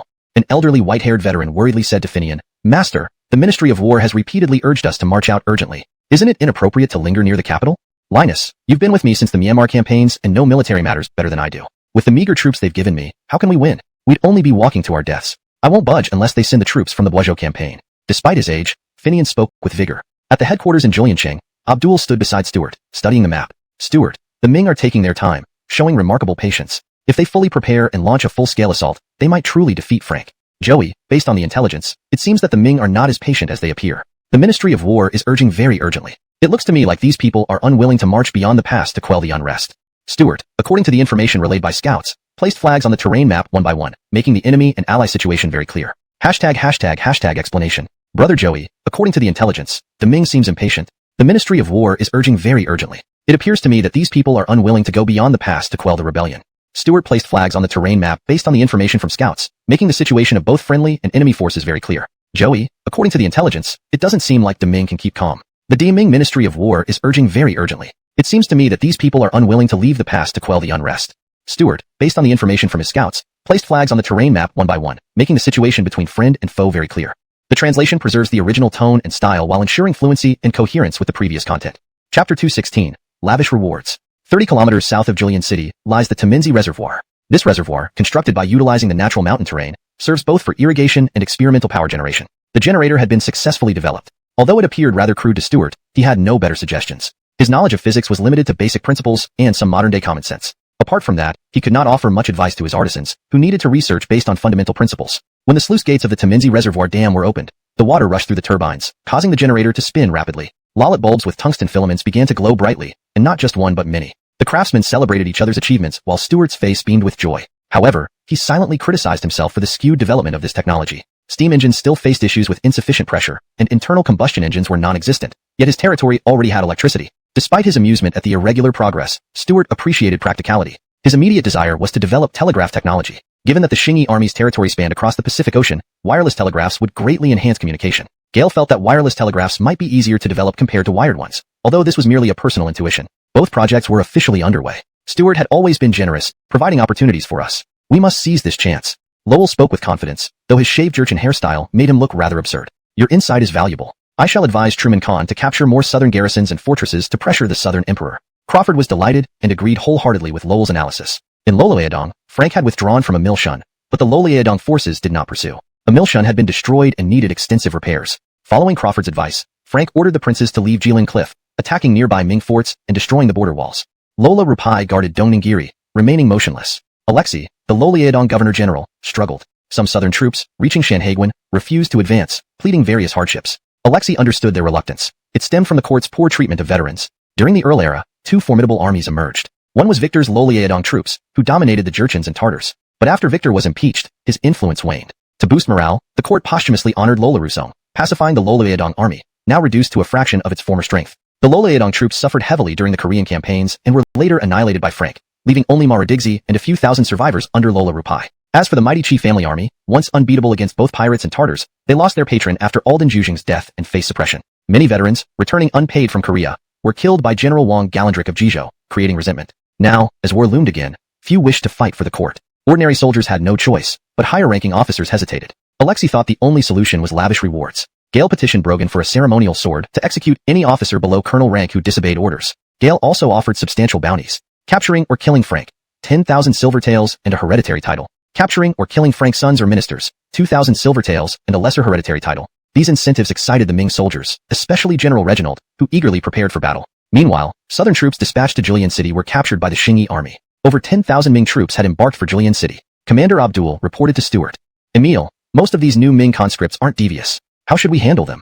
Stuart pondered. These were captives, not destitute refugees. Refugees, hungry and desperate, he could sweep through this new land and crush all resistance. Consequently, Balthazar had not even considered the need for a fallback plan. However, he had already lost 8,000 soldiers in one battle and was now surrounded outside his base by the natives, who bombarded them daily. The shells hitting their camp were accumulating so rapidly that they could almost form a wall. Balthazar wondered where the natives obtained so much gunpowder and steel. Some of the shells were even made of bronze, which was as valuable as currency in certain regions. The current situation at the base was dire, with supplies cut off. His supply fleet had left but never returned. Balthazar harbored a terrifying suspicion that his supply ships might have been seized by the Spanish fleet, leaving him and his men abandoned. Outside the Westerners' outpost, Jay did not launch a large-scale offensive, but instead laid siege to the Westerners. Reinforcements under Eric had moved north, leaving only Jay with 10,000 men to defend here. Logically, it was impossible for Jay to besiege the nearly 10,000 Westerners with just 10,000 men. However, his advantage lay in having more cannons and muskets, as well as cavalry. Meanwhile, the Westerners hadn't seen any supply ships for a long time. Initially, the Westerners retaliated with cannons and muskets from within the base, but now they let the Xingyi army's bombardment go unchecked, suggesting that their ammunition was nearly depleted. Still, Jay did not initiate an attack. It intercepted Balthazar's supply ships. Now Balthazar awaited annihilation. As for the loss of manpower, only the Protestant nobles would feel any regret. Defending Ulrikama City, Joa discussed plans to dig a canal with engineers. Though knowledgeable, digging a transoceanic canal posed significant challenges, especially underwater operations. Despite Ulrikama's tropical climate and warm waters, excavating underwater presented considerable difficulties. Eventually, the engineers chose to start digging from the middle, deferring the connection to the oceans until later. Standing beside a lake in the Ulrikama Isthmus, they measured data to understand the terrain better. Although Joa understood the principles, it had been years since he last engaged in research. Now, reviewing the engineers' drawings was becoming perplexing. A swift courier arrived before Joa. Commander Baxter has captured the last western town in the Rocky Mountains and is now exploring eastward. Good. Pass my orders for him to proceed cautiously. The eastern part of South America is covered in dense rainforests, extremely dangerous. Joa admired the mountain division's combat prowess in the Rockies, but knew the dangers in the rainforest came not only from enemies. Leaving the engineers to continue march towards the Joangning Chintuan garrison. Among them rode an old general with white hair and beard, mounted on a yellow dappled horse, leading the column. Finian finally met up with his former subordinates, but there were not many, only 500 men. Due to various reasons, many soldiers could not join. Finian felt some disappointment, but he knew this was all he would get. Waiting any longer would not help. Moreover, the Ministry of War was urging him urgently. The other supporting generals stationed inside the pass, such as Alden Wanbang who had retired due to illness and returned to Dadong, and Lawrence who had taken Reginald's place to defend Shanghai Pass through someone's connections, had already departed. Only Haraun, another supporting general for Loliadong, succumbed to pressure and arrived at Dongning Garrison. Sir, you've offended these civil officials again. I'm afraid you won't get any good assignments. You see Lola Rubwa, who recaptured the deserted Amilshun city, and Evan, who reclaimed the abandoned Qinghe fort, are getting all the praise. Sir, you really need to change your temper. Armin, riding beside Finian, muttered in complaint. Finian's weathered face revealed a bitter smile. Linus, do you still not know me? This temper of mine will never change. And what difference does it make even if we achieve great victories? These civil officials can easily Spring would be the best time to campaign against the Jianzhou Jurchens. After a harsh winter, their horses would be weakened due to lack of food and cold. Reginald had no choice but to leave. Exiting the gate, he encountered General Evan, who looked extremely smug. Reginald, feeling irked, sneered. Evan wasn't the kind to back down easily. Wow, isn't this the same dude general who burned his own supplies? Gallard, you wanted to destroy your ancestral armor too, but why are you still wearing it? Fa, why are you so arrogant? All you got was an abandoned Qinghe fort and captured 2 disabled Jurchens, and you think you achieved something? Aren't you ashamed? Reginald snapped, infuriated by Evan's jibe. Evan flew into a rage at Reginald's sarcastic remark. Yes, he had captured the abandoned fort and found 2 elderly and weak Jurchens nearby to claim credit, but this public mockery was unacceptable. Bah, don't spew nonsense. My contributions were verified by Generalissimo's envoys. Are you accusing the Generalissimo of lying? I'm talking about you. Don't talk rubbish. As the two argued fiercely, almost drawing swords, Douglas received news and rushed over to separate them. Douglas was helpless. These warriors, with their obstinate and rebellious personalities, inevitably clashed when together. Outside Juliancheng, a military encampment held captive thousands of disarmed Ming soldiers. Almost 30,000 Ming soldiers, after selection, agreed to relocate to the Americas lured by 10 acres of fertile land. Most of these soldiers were conscripted just to earn settlement silver for their family's survival. Once enlisted, their lives belonged to the army, facing uncertain deaths on battlefields, then returning to dust. Their families mostly rented land from landlords, owning no land themselves. Owning land was a lifetime dream for most of them. Though they agreed to migrate to the Americas, Stewart conducted psychological evaluations to ensure suitability. About 23,000 passed and would eventually sail to the Americas, while 7,000 others were sent to Annam. Stewart left the camp and walked towards Juliancheng. A messenger galloped in. Governor, the immigration ships from America have returned, bringing saltpeter, copper ore, and processed rubber. Let me see. Stewart was delighted. Saltpeter doubled the grain yield within his domain, copper, ore could be currency, and rubber was crucial for machinery. Steam engines needed better sealing materials, especially pistons. Craftsmen had tried cotton and silk, but results were unsatisfactory. Steam engines worked well in workshops, but paled compared to hydraulic machines. Stuart also aimed to use electric motors, but realized steam engines were indispensable for boats and vehicles. Electric motors couldn't fully replace steam engines, even in later times. Besides, Stuart only understood the principles of electric motors, not their practical application. Stuart reached the Xianping port and saw unloaded natural rubber. Gale picked up a piece, examining it carefully, holding it as if it were a priceless treasure. Wonder if this material will enable steam engines to power ships? Please note that this translation maintains the structure and tone of the original text while ensuring coherence and fluency in English. The names have been transliterated according to Pinyin standards. Chapter 219. The Western Barbarians Who Want to Surrender. Outside Jillian City, in the Xianping harbor, the immigrant ships unloaded saltpeter, copper blocks, and rubber. The crew of the immigrant ships disembarked, and they were replaced by reserve naval officers from the Qingyi army. These officers would escort the Ming soldiers who had agreed to be resettled in America after being screened. Although these Ming soldiers had agreed to go to America, Stuart was still worried about potential trouble. Gale felt it was unsafe to let regular crew members handle this task. Besides, with the Lunar New Year approaching, it was only proper to allow the long-distance sailors to stay and celebrate the festival.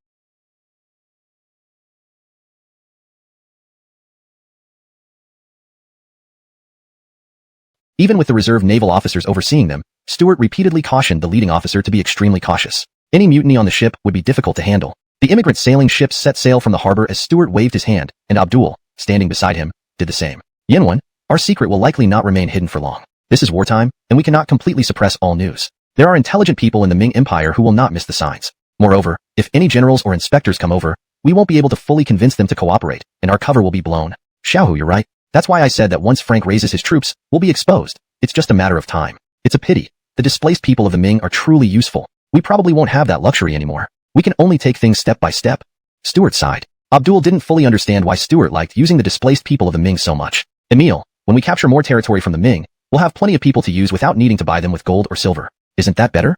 True, Stuart nodded. Stuart naturally wouldn't say that he was worried his brothers might become corrupt and turn against him. While he believed they would never defy his wishes, if their interests conflicted, some might inadvertently act against his intent. In Xianping Harbor, the Western missionary Jim entered with a cold expression. 2 years ago, he had returned to Europe to seek the Pope's authorization, hoping the Pope would allow Chinese missionaries to conduct religious ceremonies in Chinese and permit Chinese people to become priests. But during his return, he heard that Luzon Island, controlled by the Western barbarians, had been taken by indigenous forces. Johann already had a preliminary understanding of the power in the east. Only the Ming and the Qingyi army could defeat the governor of Luzon. The Ming had no intention of doing so, but the Qingyi army had both the motive and capability. Johann guessed the Qingyi army must have occupied Luzon Island. Therefore, he initially had no intention of meeting Stuart. He only wanted to preach in the Ming. Johann wasn't keen on meeting Stuart, but Stuart was eager to see the hundreds of books Johann had brought. They were specially collected by Johann. On this trip to the Ming, Johann also brought several helpers, but Han kept them and only allowed Johann to meet Stuart alone. Reverend Shaw, it's such a pleasure to see you again. Stuart sensed Johann's displeasure but paid no mind, giving him a big hug. Because Stuart regularly exercised, he was quite strong, nearly suffocating Johann. Director General, it's good to see you too, but your welcome is rather unusual. Feeling pressured, Johann knew he had to be cautious when facing such a powerful figure from the east. One wrong move, and he might soon be in heaven. During the age of exploration, many Western missionaries had ended up dead because they offended local leaders. Reverend Shaw, this is enthusiasm, great enthusiasm. Come, let's go to my Director General's residence. I've prepared a grand lunch for you. Oh, bring Reverend Shaw's belongings over, especially those books. Take good care of them. They're gifts Reverend Shaw brought for me. Stuart instructed his guards. Johann was stunned. When did he say he would give these books to Stuart? These books were meant for the new church in the Ming. In Central America, in a southern area of the Gulf of Mexico, there was a Western outpost under siege by the Qingyi army for over 3 months. With their supply lines cut off, the Western army was in dire straits. Despite Balthazar's desperate attempts to seek help, the Western forces in the north ignored his pleas. Balthazar realized that Ricky wanted him dead. To maintain control of the outpost, he sent men to raid surviving indigenous communities in the Yucatan Peninsula for food and search the coast. However, under constant harassment from the Qingyi army, their food eventually ran out. Out of desperation, Balthazar sent emissaries to request surrender to the Qingyi army. This left Jay bewildered. The Qingyi army had never accepted a Western surrender before, and he didn't know how to handle it. So, he sent a rapid report to General Atlee stationed in Alden City, leaving the decision to him. Chapter 220, the first batch of mercenaries. Central America, Gulf of Mexico, Adonu City. Bowden stood in the city, watching a large sailing ship that was about to be launched. Gale felt very satisfied. This shipyard had already completed 3 dry docks and was currently building 3 large sailing ships simultaneously. With just 1 year's time, a fleet of no less than 10 large sailing ships would appear in the Atlantic Ocean. The Qingyi army would never again lack strength in the Atlantic Ocean. Because of the use of saltpeter, all the immigrant settlements in the American continent achieved bumper harvests. This made Bowden feel very reassured. Stuart once said that food is the foundation of everything. With food, even if one encounters setbacks, they can quickly recover. Bowden completely agreed with this view. Gale left Mongolia for Loliadong due to hunger. The Westerner settlement in southern Mexico was also on the brink of collapse due to lack of food. Bowden did not expect the internal strife among the Westerners to be so severe. Gale originally thought only the people of the Great Ming Dynasty were engaged in power struggles, but now he witnessed the cruel internal fighting among the Westerners as well. The Westerners in northern Mexico chose to stand by idly as those in the south were on the verge of defeat. Bowden guessed that once the southern infuriated Jay, the Westerners had fled. Jay soon entered the Westerners' settlement. There were no living Westerners left. Instead, there were several unattended dead bodies. Medical personnel accompanying him were arranging for disinfection work within the settlement. Jay felt cheated. It was like a cooked duck flying away. On the islands of the Caribbean Sea, there was Nassau Island, a haven for pirates. Galir appeared Balthazar with his remnants, who had initially intended to surrender. Balthazar originally meant to surrender sincerely. However, the sudden appearance of pirate ships in the settlement port gave him another option. To surrender to the natives or accept the help of pirates posed no dilemma for Balthazar. Many pirates were European, including criminals, thieves, deserters, runaway slaves. These were not issues. Balthazar could leverage his identity and wealth to trade benefits with the pirates. As for the natives, Balthazar knew little about them. Rumors in Europe even suggested they performed human sacrifices. His sole wish now was to return home. He had lost confidence in conquering the natives.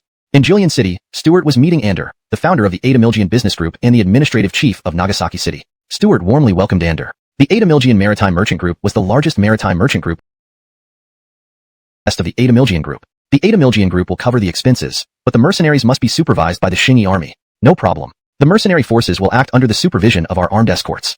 Ander accepted this arrangement wholeheartedly. They only wanted a secure port in India. The Indian Ocean saw fierce competition. Although the AnimeLand Group had armed escorts, they were limited to 3,000 men, which was insufficient compared to other nations. After dismissing Ander, Stuart visited the camp outside Julian City, where 7,000 soldiers of the Ming Dynasty were imprisoned. These soldiers were seasoned veterans or unruly types. Stuart met the Ming commanders present, Jorge from South Chile, Ali I from Shandong, Sterling, Vice General, and Judah from Zhejiang. They brought 3,000 troops from South Chile, Shandong, and Zhejiang. These men were captured at sea by the Shingi army. Stuart gathered them together. Gentlemen of the Ming, I originally planned to leave you on some remote island to fend for yourselves. After all, none of you are particularly commendable. You've been embezzling funds and committing atrocities. Executing you now wouldn't be unjustified. Humph, weren't you once a Ming general? Didn't you do these things too? It's just a part of military tradition.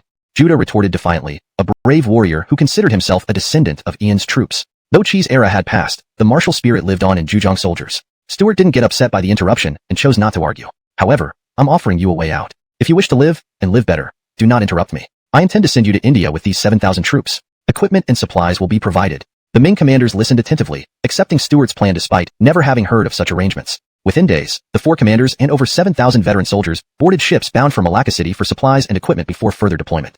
Chapter 221. A New Generation. Inside the governor's mansion of Julian City. After arranging all the soldiers from the Ming Dynasty, Stuart now had only the Shingi army in Lolozuo. The Ming Dynasty has already dispatched 30,000 troops from the south and is unlikely to send more. To this day, the Ming Dynasty hasn't realized that the 30,000 troops they sent are gone. Stuart disguised people as the attendants of these Ming generals to pass on information to the Ming court. Civil officials couldn't tell the truth from lies. These civil servants were unfamiliar with the generals and relied solely on seals for identification. However, the Ming Dynasty would still send chief commanders, military supervisors, and strategists. When they arrive, it would be impossible to hide. These messengers will convey messages to Loloyedong's strategist, Douglas. Stuart cannot impersonate their messengers since all of them have been seen by Douglas. Within the veterans were few nowadays, and Stuart didn't need such veterans to fight fiercely on the battlefield. Illiterates could only slash enemies and engage in bloody combat, making little progress. Reconnaissance, intelligence collection. None of these tasks suited someone who couldn't read or write. Of course, in the Ming Dynasty, there were even illiterate commanders, let alone regular soldiers. Yet what Stuart aimed to create was a culturally literate military unit. Such a troop meant not worrying about inexperienced civilians giving orders regarding military affairs. Stuart knew the reason behind his brother's silence. The emotional bond between the old soldiers ran deep. Stuart poured tea for everyone. Retirement is also for these old comrades good. Stuck at low ranks, they face great danger being at the front line constantly. These old comrades have risked life and limb. Isn't it time they returned home and enjoyed their lives? Emil is right. If our old comrades cannot advance, it's unfair to keep them as common soldiers. They might as well return home, find beautiful wives, and enjoy themselves. Shingi Female School has a batch of graduates looking lovely. I'm almost tempted to retire too. The short and sturdy youth's remark gradually shifted in tone. Abdul's expression turned sour instantly. You quit. Stop staying in the army. Gali, brother-in-law, I just prepare provisions, munitions, medical support, and await attack orders against Jianzhou Jurchens. Understood. The war machine of the Shingi army began to whirl rapidly, moving supplies like grain, gunpowder, cannonballs, vehicles, etc., to designated locations. Their efficiency far surpassed anything the Ming dynasty could manage. At this point, the Ming's Loloyedong forces lacked sufficient grain. 10,000 outside troops moved into Loloyedong, consuming vast amounts daily. Some proposed using sea routes to transport grain, but others opposed it as unsafe compared to buying locally. However, if transported by sea, funds would come directly from the court treasury, reducing profit margins. Purchasing locally made certain parties wealthier.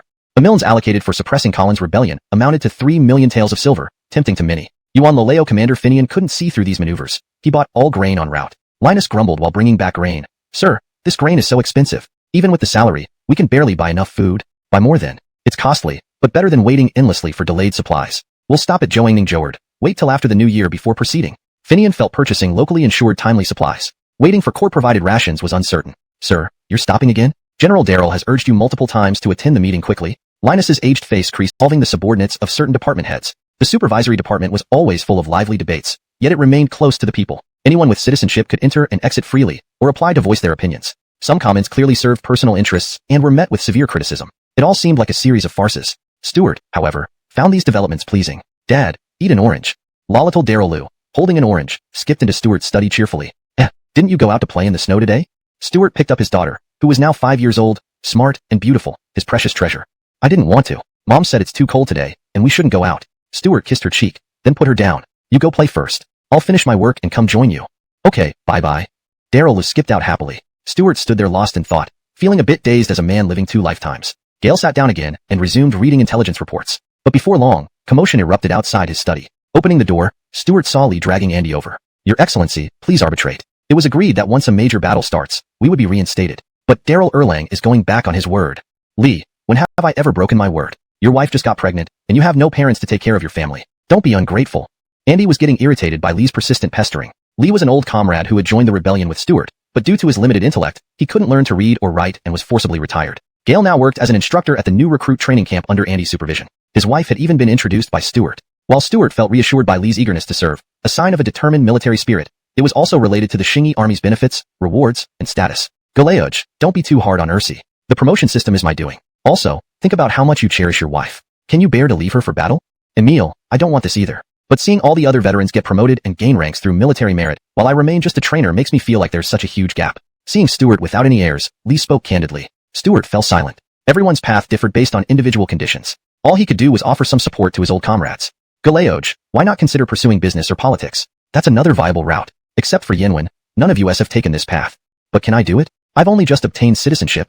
To rejoin the battlefield, Lee, encouraged by his wife, finally learned simplified characters and basic math after retiring for quite some time. However, the Shingi Army had no plans to recall retirees, especially someone like Lee, who wasn't exceptionally outstanding. Of course you can. With our support and backing from Shingi Group shares, you'll be fine. Stuart boldly encouraged Lee to explore other options, unwilling to make exceptions that would bring no benefit. That's right, Lee. Even if you lose your pants, rest assured, Darrell Erlang won't let you starve. Ha ha ha. Andy started teasing him. What are you laughing at? You're about to lose an excellent infantry instructor. I'm done with this job.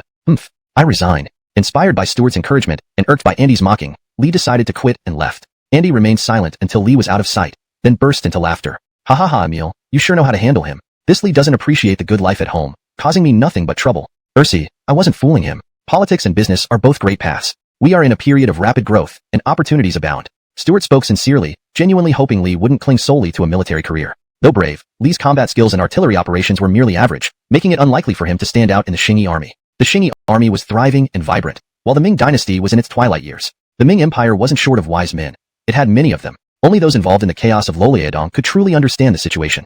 Lola Chongging, the Governor-General of Shandong, was tasked with overseeing the collection of funds for Loliadong's defense. 3 million taels for Loliadong's war fund were entirely borrowed from various departments and temples, plus 300,000 taels from Brogan's private treasury. But each department and temple refused to dip into their coffers, claiming they were empty. Lola Chongging, overwhelmed and disheartened, repeatedly resigned, finding it intolerable. Douglas was equally frustrated. Finian had only reached Haijogiri by then. As the general leading the reinforcements to Loliadong, Finian was beyond Douglas's reach even with his imperial authority. Moreover, Finian was a seasoned warrior whom Douglas dared not offend. Desperate, Douglas made an example of Gil, another reinforcement commander who hadn't arrived on time, accusing him of loitering and submitting a petition to punish him. However, Finian continued unhurriedly, reaching Dongningiri by early February. Upon arrival, Douglas promptly convened a pre-war meeting, preparing to campaign against Colin. Chapter 223, pre-battle meeting. They needed to gather 4 armies and launch a coordinated attack on Frank by March. Time was of the essence. Finian understood well that speed was crucial in warfare. However, as they reached Gaizhou, heavy snow began to fall, making the journey increasingly difficult. Linus, looking at the swirling snowflakes, voiced his concern. Master, with such heavy snow, Bohai Bay must be frozen over. I fear we won't be able to use boats. Yes, now we can only travel by land to Jinzhou and then take a sea vessel. Otherwise, we will miss our schedule. Finian frowned. The snowy weather was far from ideal for an expedition. It was already the 16th, and they had to set out by the 21st. Time was tight. Snowfall in Loliadong was unpredictable. No one knew when it would stop. On the Yellow Sea, several large sailing ships were moored quietly on the water surface. Stuart stood on the deck, catching the falling snowflakes in his hands. Another heavy snowfall. General Finian's forces will probably take a few more days to arrive. Governor Darrell, perhaps you should return, and I will wait here with the naval forces. Zane, standing beside Stewart, advised him. Zane had been recalled by Stewart and appointed as the commander of the Eastern Sea Navy's 1st Division, responsible for the Loliaodong Navy. The Eastern Sea Navy was still in its nascent stages, with only the Loliaodong Naval Force operational. Stewart planned for Zane to eventually lead the Eastern Sea Navy, but for now, he needed to gain experience. No problem. Even if they are delayed, they should arrive by March. After all, Military Commissioner Douglas ordered U.S. to reach Santiago before March. A biting northern wind howled across the deck, making it as cold as an ice cave. Stewart stood on the deck for a while before retreating into the cabin. The large sailing ships of the Qingyi army were robust and seldom leaked. The sailors' quarters were kept dry, warm, and cozy during the harsh winter months. With 7 shipyards and repair docks in every major port, the shipping industry in Qingyi territory thrived, ensuring the Navy's vessels were always well maintained. The cabins were well stocked with food and beverages. Sailors led tough lives, and Stewart, who relied on them for exploring new territories, made sure they were well cared for. When supplies were plentiful, professional chefs prepared meals. During campaigns, canned foods were the fallback option. It had been a long time since Stewart last boarded a ship. This time, he wanted to check on the sailors' living conditions. The chef aboard was a hefty man. In Stewart's experience, most chefs tended to be overweight. Seeing Stewart, the hefty chef saluted and greeted him politely. Although he was a chef, he was also a soldier and could join combat when necessary. His weight was simply a result of a naturally high metabolism. Governor Darrell, what would you like to eat? I'll prepare it for you. No need. Just give me a serving of what everyone else usually eats. Stewart didn't want special treatment. Sharing meals with the sailors demonstrated equality and his simple tastes. Gale had spent years in the harsh climate of Loliaodong, eating whatever was available when hungry. Without further ado, the hefty chef quickly served Stewart a large plate of food and handed him a packet of milk. Looking at the meal, Stewart saw lamb, eggs, cabbage, and fish. Do we have eggs every day? Governor Darrell, if we're close to our ports, we do get eggs and fish daily. Lamb is less common, and vegetables spoil easily, so they're the most lacking, replied the chef.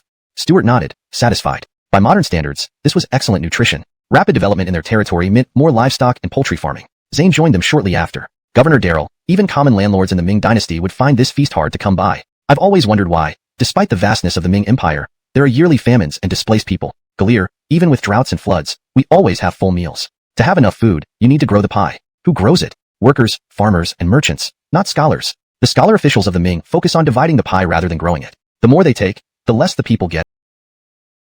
Small hill in Jinzhou. We should be there in one more day.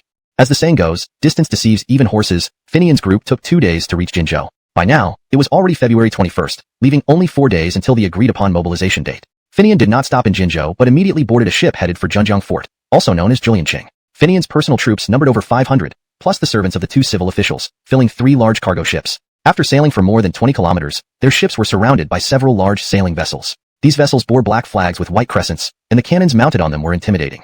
Sir, are these Western barbarian ships? Why are they here, and what do they want? Linus looked up. Their vessels were much lower, making it impossible to see who was on the deck. Who cares what they want? Prepare for battle. Finian quickly gave orders. To him, regardless of who was blocking his way, he had to press forward. Stewart, standing on the deck, watched Finian's actions through a telescope clearly. This white-haired old general was indeed fierce and courageous. Surrounded by 3 such large sailing ships, he still ordered his men to prepare for battle without showing any panic. On the other hand, the 2 civil officials revealed looks of shock and horror. It seems we have no stunned. This method suited him well. A single rope would have been too difficult for him to climb. Stewart stood on the deck to welcome the legendary bravest general of the Ming Dynasty. Greetings, General Lolo. Climbing aboard, Finian didn't greet Stewart, but instead scanned the surroundings. Gale noticed that these men didn't wear long hair and wore distinctive hats different from those in the Ming, yet they resembled Ming people in appearance. Who are you? Japanese pirates or Franks? Stewart smiled and replied, General Lolo. I am Lieutenant Colonel Stewart from Julianqing, and now, also the General Director of the Qingyi Army. Finian was indeed extraordinary, with sharp observation skills and strong mental fortitude. Lieutenant Colonel of Julianqing, you're that little traitor who led a mutiny. You've rebelled?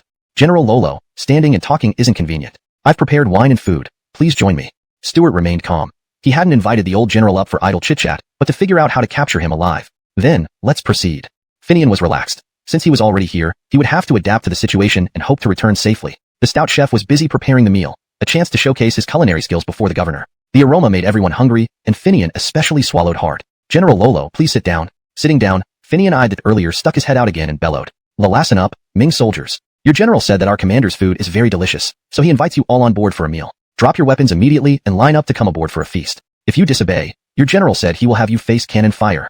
The servants waiting for Finian turned pale at this. Linus stood up angrily and cursed, You treacherous scoundrels! You tricked my master aboard and now want to deceive us too? You won't succeed. Ha ha, if you don't agree, then we'll send you into the sea to eat turtles.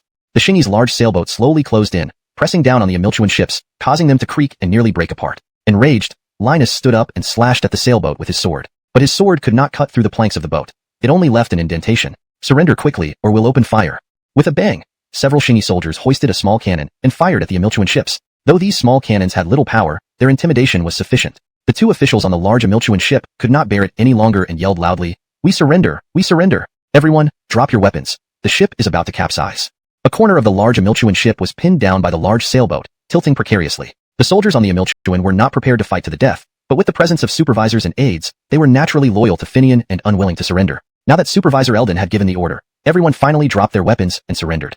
Stuart was very pleased. This mission had been highly successful. Soon, the large sailboat returned to Xiamping Harbor. The prisoners were disarmed and marched off with their hands bound, while Supervisor Eldon and Assistant Austin were not restrained. Stuart wasn't treating them differently because they lacked strength and would submit obediently. Only Finian was escorted down by two Shingi soldiers. What kind of place is this?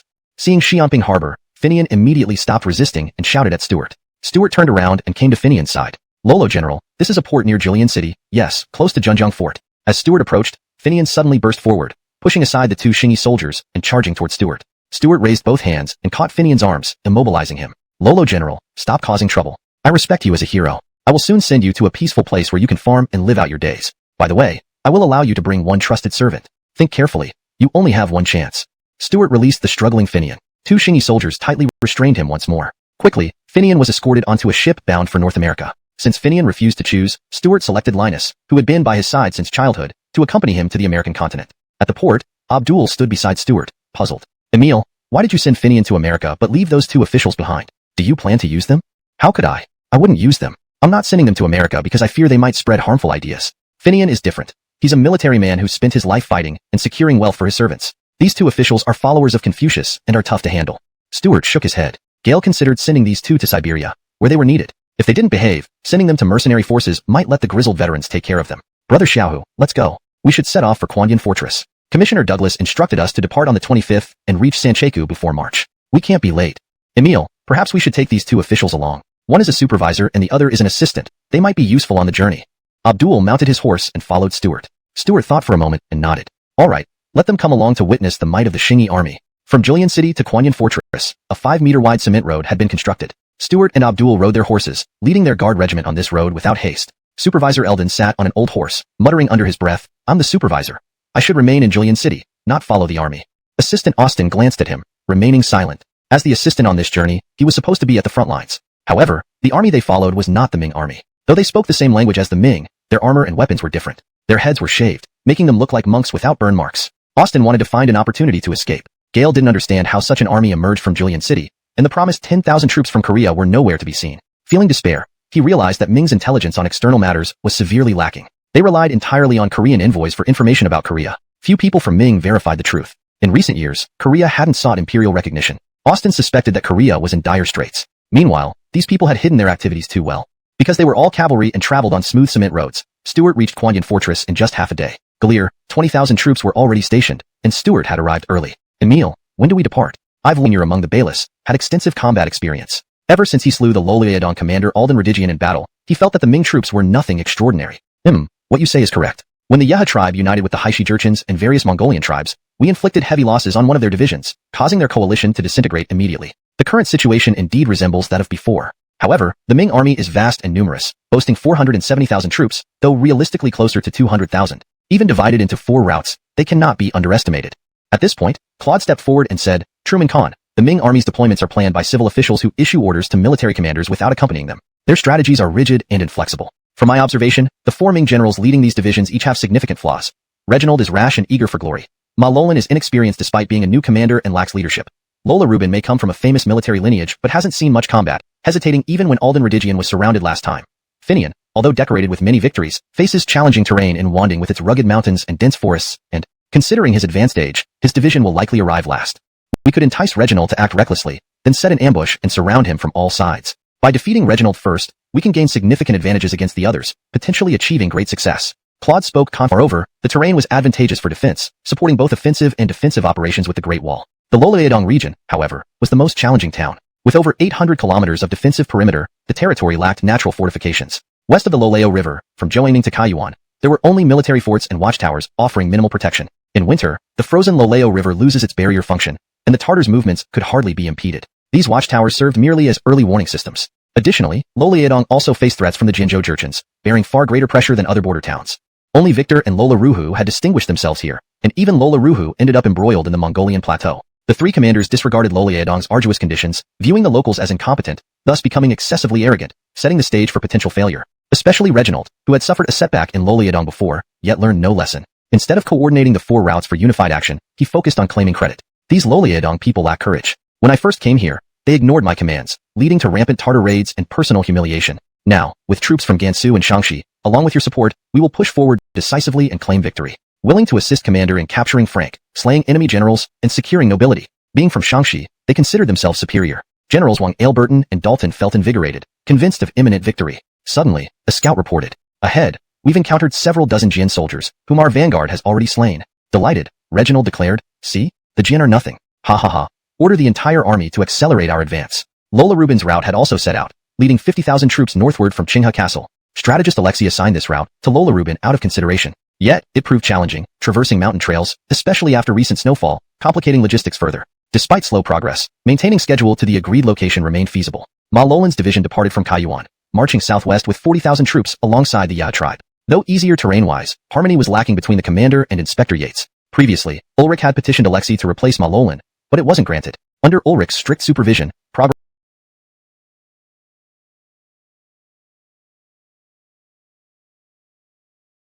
for an entire day, but no reinforcements had arrived. Overconfident and rash, Reginald had advanced to Sarksu. Gale ordered Generals Wang Ailberton and Dalton to camp there while he personally led 10,000 troops to attack Jilin Cliff. As soon as the forces were divided, Reginald's army was intercepted by the elite soldiers of the Eight Banners. Frank, leading 20,000 cavalry, emerged from the mountains. Meanwhile, Ebenezer and Claude attacked from Jilin Cliff with their respective banner troops. Caught off guard, the Ming army lost its formation. Note, Huang Taiji was corrected to Claude for accuracy. Reginald's troops, elite soldiers from the Shaanxi border, remained valiant despite the sudden ambush and did not break. However, the Eight Banners were also exceptionally skilled. 60,000 surrounded 40,000, and with familiarity of the terrain, they quickly gained the upper hand. Reginald fought fiercely for a day, but his men dwindled. His only hope was the supervisor Emiliano, who was supposed to command the rear 10,000 troops across the river with war wagons and firearms to support him and reverse the tide of battle. Sadly, Emiliano, fearing the might of the Jurchen forces, refused to cross the river and instead ordered a retreat. Reginald fought until dusk without food, growing weaker. Gale finally fell in battle. This battle saw the death of the Liaodong Military Commission Office. Emiliano led the remnants back and tearfully reported to Douglas. Commissioner General, General Reginald ignored my warnings, acted recklessly, and fell into the Jurchen's ambush. My rear division is still on the north bank of Hun River, unable to cross. Generals Reginald, Wang Ailberton, and Daryl Minglin are all dead. Douglas's face turned pale. Gale stammered, it's over, completely over. Such a crushing defeat meant certain punishment. When Emilshun was captured by Frank, the previous governor Lola Girihan was impeached by Douglas and punished. As commander-in-chief of Loloadong, his fault now was even greater. Report. Commissioner General, Northern Commander Ma Lolan reports that the Northern Army was defeated by Frank, and Supervisor Yates died in the chaos while covering the retreat. Ma Lolan has retreated to Kaiyuan City. Douglas regained his senses from the second blow. Quickly, send orders to Lola Rubin and Finian to halt the advance and defend. If these two routes failed, Douglas wouldn't survive. Lola Rubin's route was only 50 kilometers away. Due to the mountainous terrain, Lola Rubin's troops stretched for tens of kilometers. Gale received Douglas's order quickly and promptly retreated. However, by then, the Eight Banners had already arrived and crushed the forward units. Lola Rubin managed to escape with just his main force, leaving the frontline troops scattered. Frank needed to defend against Finian. ###Chapter 228, Colin's fate. Outside the great fortress of Galatuala, flags fluttered in the wind. Colin's 500 banner soldiers dispatched to the south had not returned with any reports for a whole day. Something was definitely amiss. Colin had always placed immense importance on intelligence gathering, and his men would never make such a rookie mistake. It seems that this Commander Finian is not an undeserved reputation. My 500 banner soldiers are most likely in grave danger. Hasn't there been any word from the scouts sent south? Colin's personal guard captain replied, Great Khan, the scouts have not reported back for half a day now. Colin's expression grew grim. This time, they had encountered a formidable adversary. His scouts were selected from the best warriors in the army, highly skilled in combat and very familiar with the terrain. This should not happen. Warn my trusted sons to be cautious. The enemy is quite formidable. Bang! A gunshot echoed through the forest, and a Jurchen scout fell instantly. Not far away, a Xingyi army scout wrapped in a white fur blanket quickly withdrew from the original ambush point. The Xingyi army scouts were extremely skilled in combat and marksmanship, and their equipment was top-notch. Each scout carried a small telescope.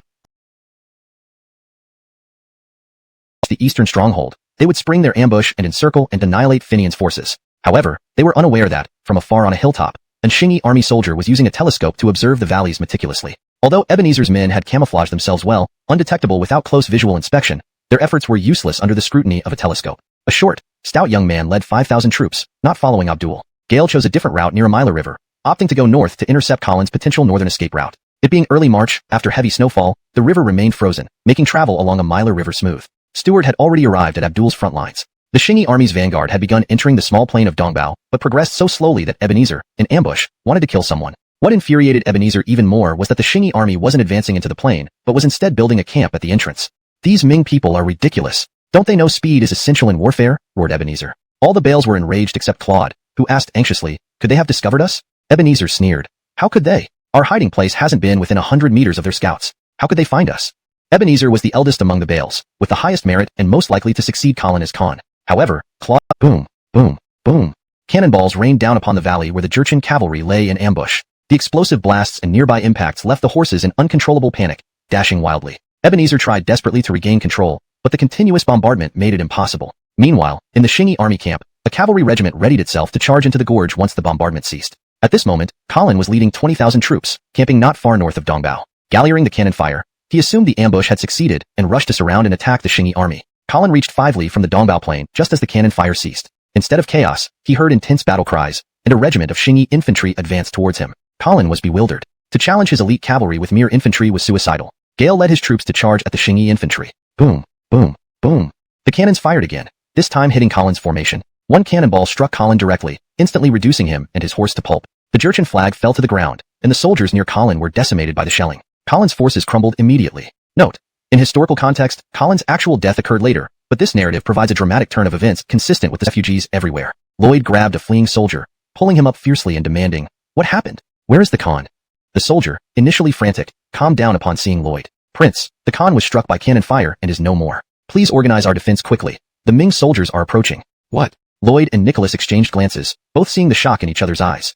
Nicholas spoke first. "Brother, it's uncertain if Truman is dead, but we must regroup the scattered troops. There aren't many soldiers left in the city." "Agreed. Let's split up and organize the troops. If things get worse, we'll break out to the east." Lloyd nodded and prepared to ride away. Nicholas hesitated as Lloyd rode off. Gale wanted to suggest breaking out to the north since the northern Ming troops had been defeated and wouldn't dare to stop them. But Lloyd was already far gone. It wasn't until an hour later that the Shingi army learned from captives that Gaspard had indeed been killed by cannon fire. Stuart, leading the northern advance on horseback, looked surprised. Stuart had expected a fierce battle with the Jurchens. After all, Gaspard was an extraordinary warlord who had fought for decades. Perhaps Gaspard's luck finally ran out. Stuart remarked. Since serving under Victor, Gaspard had fought for over 30 years, starting with just a dozen sets of armor and growing into a force of tens of thousands. Despite often being outnumbered, he had always prevailed through numerous brutal battles, seemingly favored by fortune. But luck eventually runs out. When faced with seeing his hopes crumble instantly left him at a loss. Seeing his hesitation, Nicholas didn't wait. Retreating meant heading into the Mongolian plateau, where Monty wouldn't be safe either. "Mr. Fan, farewell. May we meet again in better times." "Ai." Monty raised his hands, unsure of what to say. After a moment's silence, he turned and hurried away. The Shingi army easily entered Galatuala city, where the returning Jurchen nobles had no intention of defending. Believing they were attacked by the Ming, they feared being trapped and had no chance to turn the tide. The Jurchen's capital was small and poorly fortified. Staying to fight would mean certain death. The remaining inhabitants were Han civilians who had fled from Loleadong. Stuart stepped into the palace of the Great Gene, now in disarray. Stuart wasn't overly elated. If the Jurchens all escaped, it would complicate matters. Gale hoped Eustace could block their escape route. On the banks of the Amiljiang River, cries of battle filled the air. Leading 12,000 Jurchens and their families, Lloyd encountered 5,000 soldiers led by the stout young man. His orders were clear: block the Jurchen northern retreat. Determined to carve a path, Lloyd's men fought desperately, despite facing cannons. The stout young man fought bravely, but Lloyd broke through, escaping with 5,000 men. The stout young man, holding his wounded hand, shouted, "Chase them! We can't let them escape." "General, what if more Jurchens come from the south? Won't we need to stay here to prevent them from escaping?" Glancing at his wounded men, the stout young man sternly said, "Send a rapid message to the Generalissimo. My troops engaged a large Jurchen force 50 kilometers from the departure point on the Amiljiang River. After half a day of heavy fighting, they broke through. All my men are injured. We request immediate support."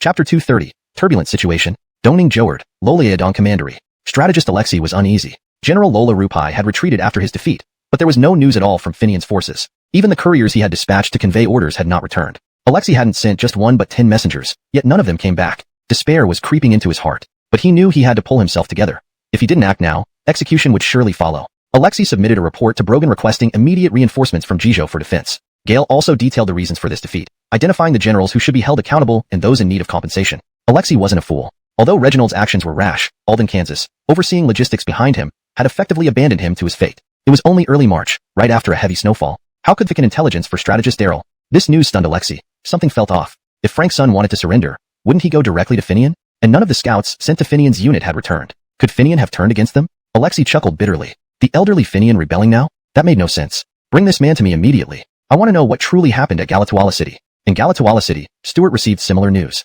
Lloyd had broken through the Xingyi army's blockade with 5,000 men and headed north. Claude slipped past the Ming troops openly and vanished into the grasslands. Others fled toward the Ming-controlled Emilshun Pass. Stuart was frustrated.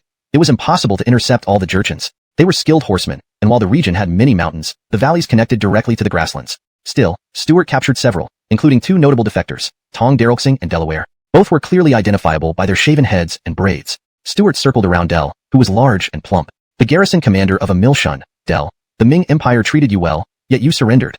Ha, sir. I merely sought to survive, Del responded, though terrified, realizing the Xingyi army differed greatly from the Ming forces. Gale knew Finian commanded the Ming troops from Quandian Fortress, which noticed differences between the Xingyi army and the Ming. Reporting this information to the Ming officials might gain him favor. Finally, Alexei met Dorlan and his mother. Speak. What important information do you bring? If it's true, you'll receive generous rewards. These troops defeating our people are not Ming forces. They wear entirely different uniforms, have short haircuts, nothing like Ming soldiers. Not Korean Kingdom forces then? No, they wouldn't defy General Finian. Besides, Eldon is still here as military supervisor. Alexei was bewildered. If it wasn't Finian's troops who stormed Galatuala, things were more complex, and his position even more precarious.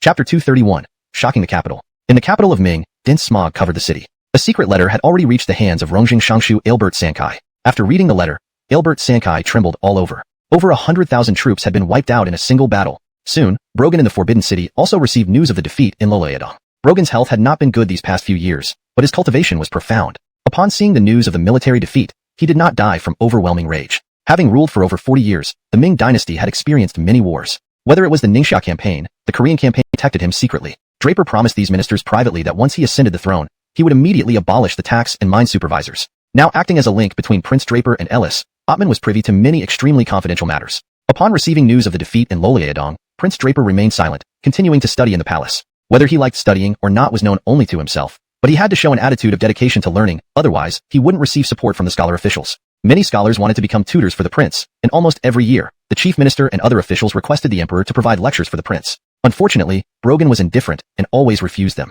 Ottman admired this prince who could pretend so well. If not for frequent visits to the prince's palace, Ottman wouldn't have known that Prince Draper was also a man with various flaws like ordinary people. Of course, what kind of person Draper was didn't matter much to Ottman. He cared only about obtaining intelligence. Leaving the prince's palace, Ottman walked down the street to listen to the latest rumors in the city. News of significant events in the Ming military was not a secret among the common folk. The defeat in Lolaedong had spread throughout the city. Moreover, a stunning revelation emerged. The Ming army in Lola Au had rebelled. Former Lola Au Vice General Stuart had detained General Finian and Monitor Kongingon, leading the troops to capture Galatuala City and kill Frank. An old man in a small tavern narrated excitedly, mid-February, General Finian, with his retinue, was traveling to Juliancheng when suddenly there was a loud noise. Ambush forces surrounded them. Galliering fought for 3 days and nights. Ottman nearly laughed out loud.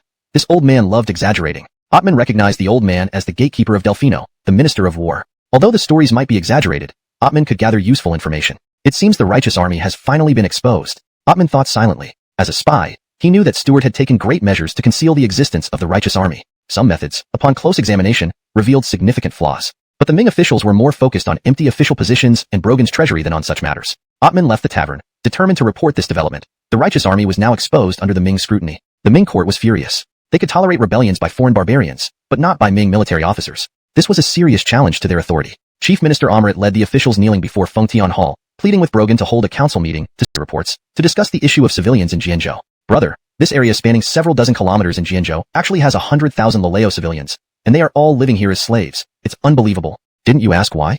Stuart wasn't surprised. Though the Jurchens were a nomadic people, they lived among the Black Mountains and White Waters, not on vast grasslands, but in hilly areas. The Jurchens had already started learning how to farm, but farming was undeniably exhausting work. It was much easier to use slaves. Brother, I asked these Laleo civilians, and they said that in Lolaedong, the taxes are too heavy, with various forms of exploitation. It's almost impossible to survive. It's better to be a slave to the Jurchens. At least they won't starve to death. Jaden shook his head. On the surface, the Ming dynasty didn't levy excessive taxes, but once it reached the local minor officials, it was a completely different story. These minor officials either came from wealthy families or colluded with them, shifting the tax burdens of the large households onto the smaller ones. All kinds of labor duties were also imposed on ordinary people. The Ming authorities did not oversee the countryside directly, so everything was decided by the local gentry. Common people, who couldn't even read, had no way of knowing the actual amount of taxes and labor duties required by the Ming dynasty. Even if they knew, they wouldn't know where to find the local government offices. The darkness and corruption of an era always share common characteristics. After reading all the military reports, Stuart wrote out his responses and handed them to his guards. There's nothing surprising then. They're just trying to survive. Without the courage to resist, they can only choose to become slaves. But it's quite good this way. I was worried about the lack of people willing to come to this harsh northern region. These people can serve as residents of each town. Prepare a batch of officials to manage them. Jaden turned around and passed the teapot he had boiled over to Stuart. But brother, it's too poor here. There might not be many willing to come and take up official positions.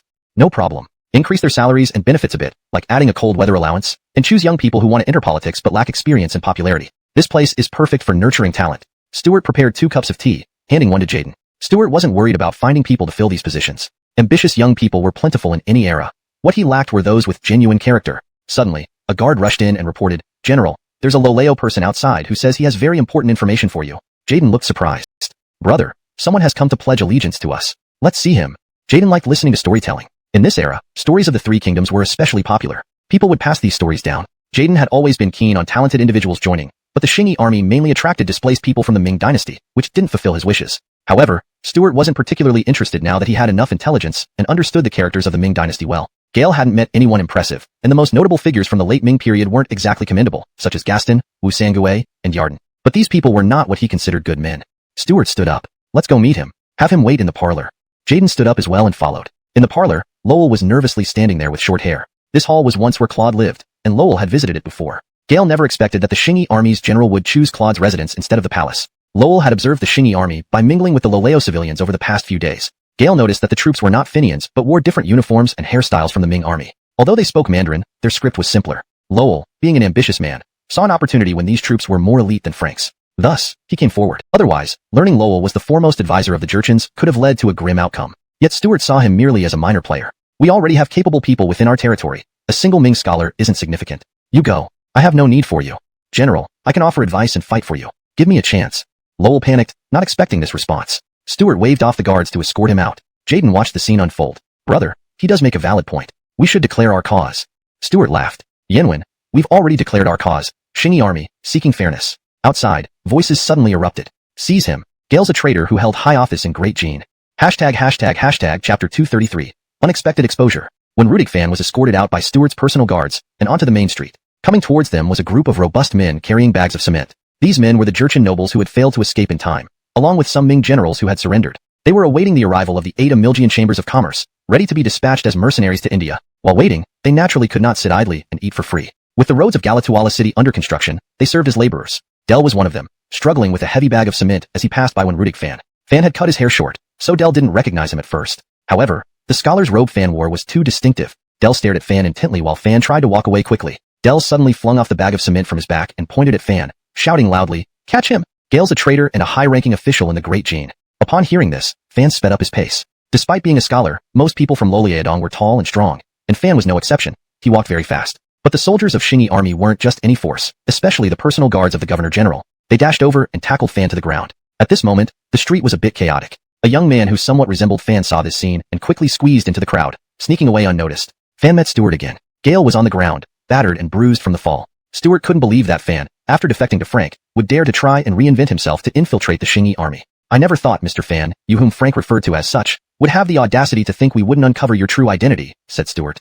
"Governor General, I intended to explain my background fully, but you never gave me the chance. As they say, a wise bird chooses its perch wisely. The Qingyi army is a righteous force, valiant and powerful. I am willing to serve it faithfully," Fan explained, still panicking but thinking clearly. Despite his fear, Fan aimed to survive and thrive. Unfortunately, he didn't realize that Stuart had no interest in recruiting people like him. For war, Stuart had his own understanding. Gale believed that if their strength was sufficient, all intrigues and tricks would be useless. His focus was on developing technology and maximizing combat power to crush any resistance. Therefore, it was best to keep such schemers powerless. Since these people were excluded from the Qingyi territory, they couldn't influence him or his men. Stuart's face softened slightly into a smile. "Mr. Fan, you were supposed to be a disciple of Confucius. Yet instead of serving the court, you chose to ally with the enemies of the Ming Dynasty. Doesn't this contradict what you have learned?"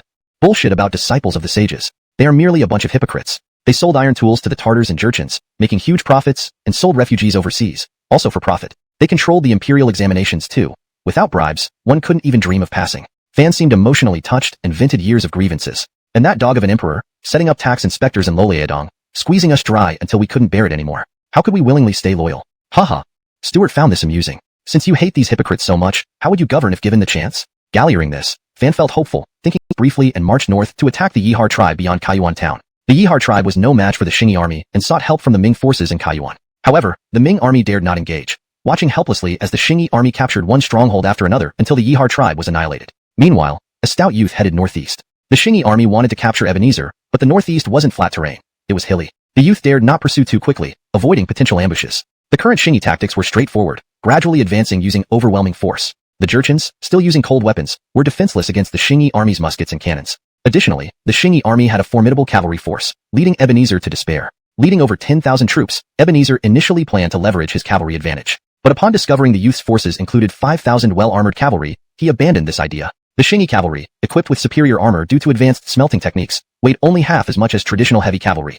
Finding no opportunity and with northern Jurchen villages falling one by one, Ebenezer headed northwest. Though reluctant to leave the ancestral lands, it seemed unsuitable for them to stay. Ebenezer moved towards the Kai Lake tribe. On the way to Milshun Pass, the scout removed the headscarf that covered his face, revealing a head of gray hair. Gale was perhaps one of the last truly skilled scouts of Lolueadong under the Ming. After completing this mission and receiving his reward, he planned to retire and leave this war-torn land. The scholar was delivered to the headquarters of Inspector Douglas in Lolueadong. Douglas had not slept well for days, losing his appetite over the turmoil. Official censors were already impeaching Douglas and preparing severe punishments for him, possibly even execution. However, Douglas wanted to redeem himself by gathering as much intelligence as possible to atone for his mistakes.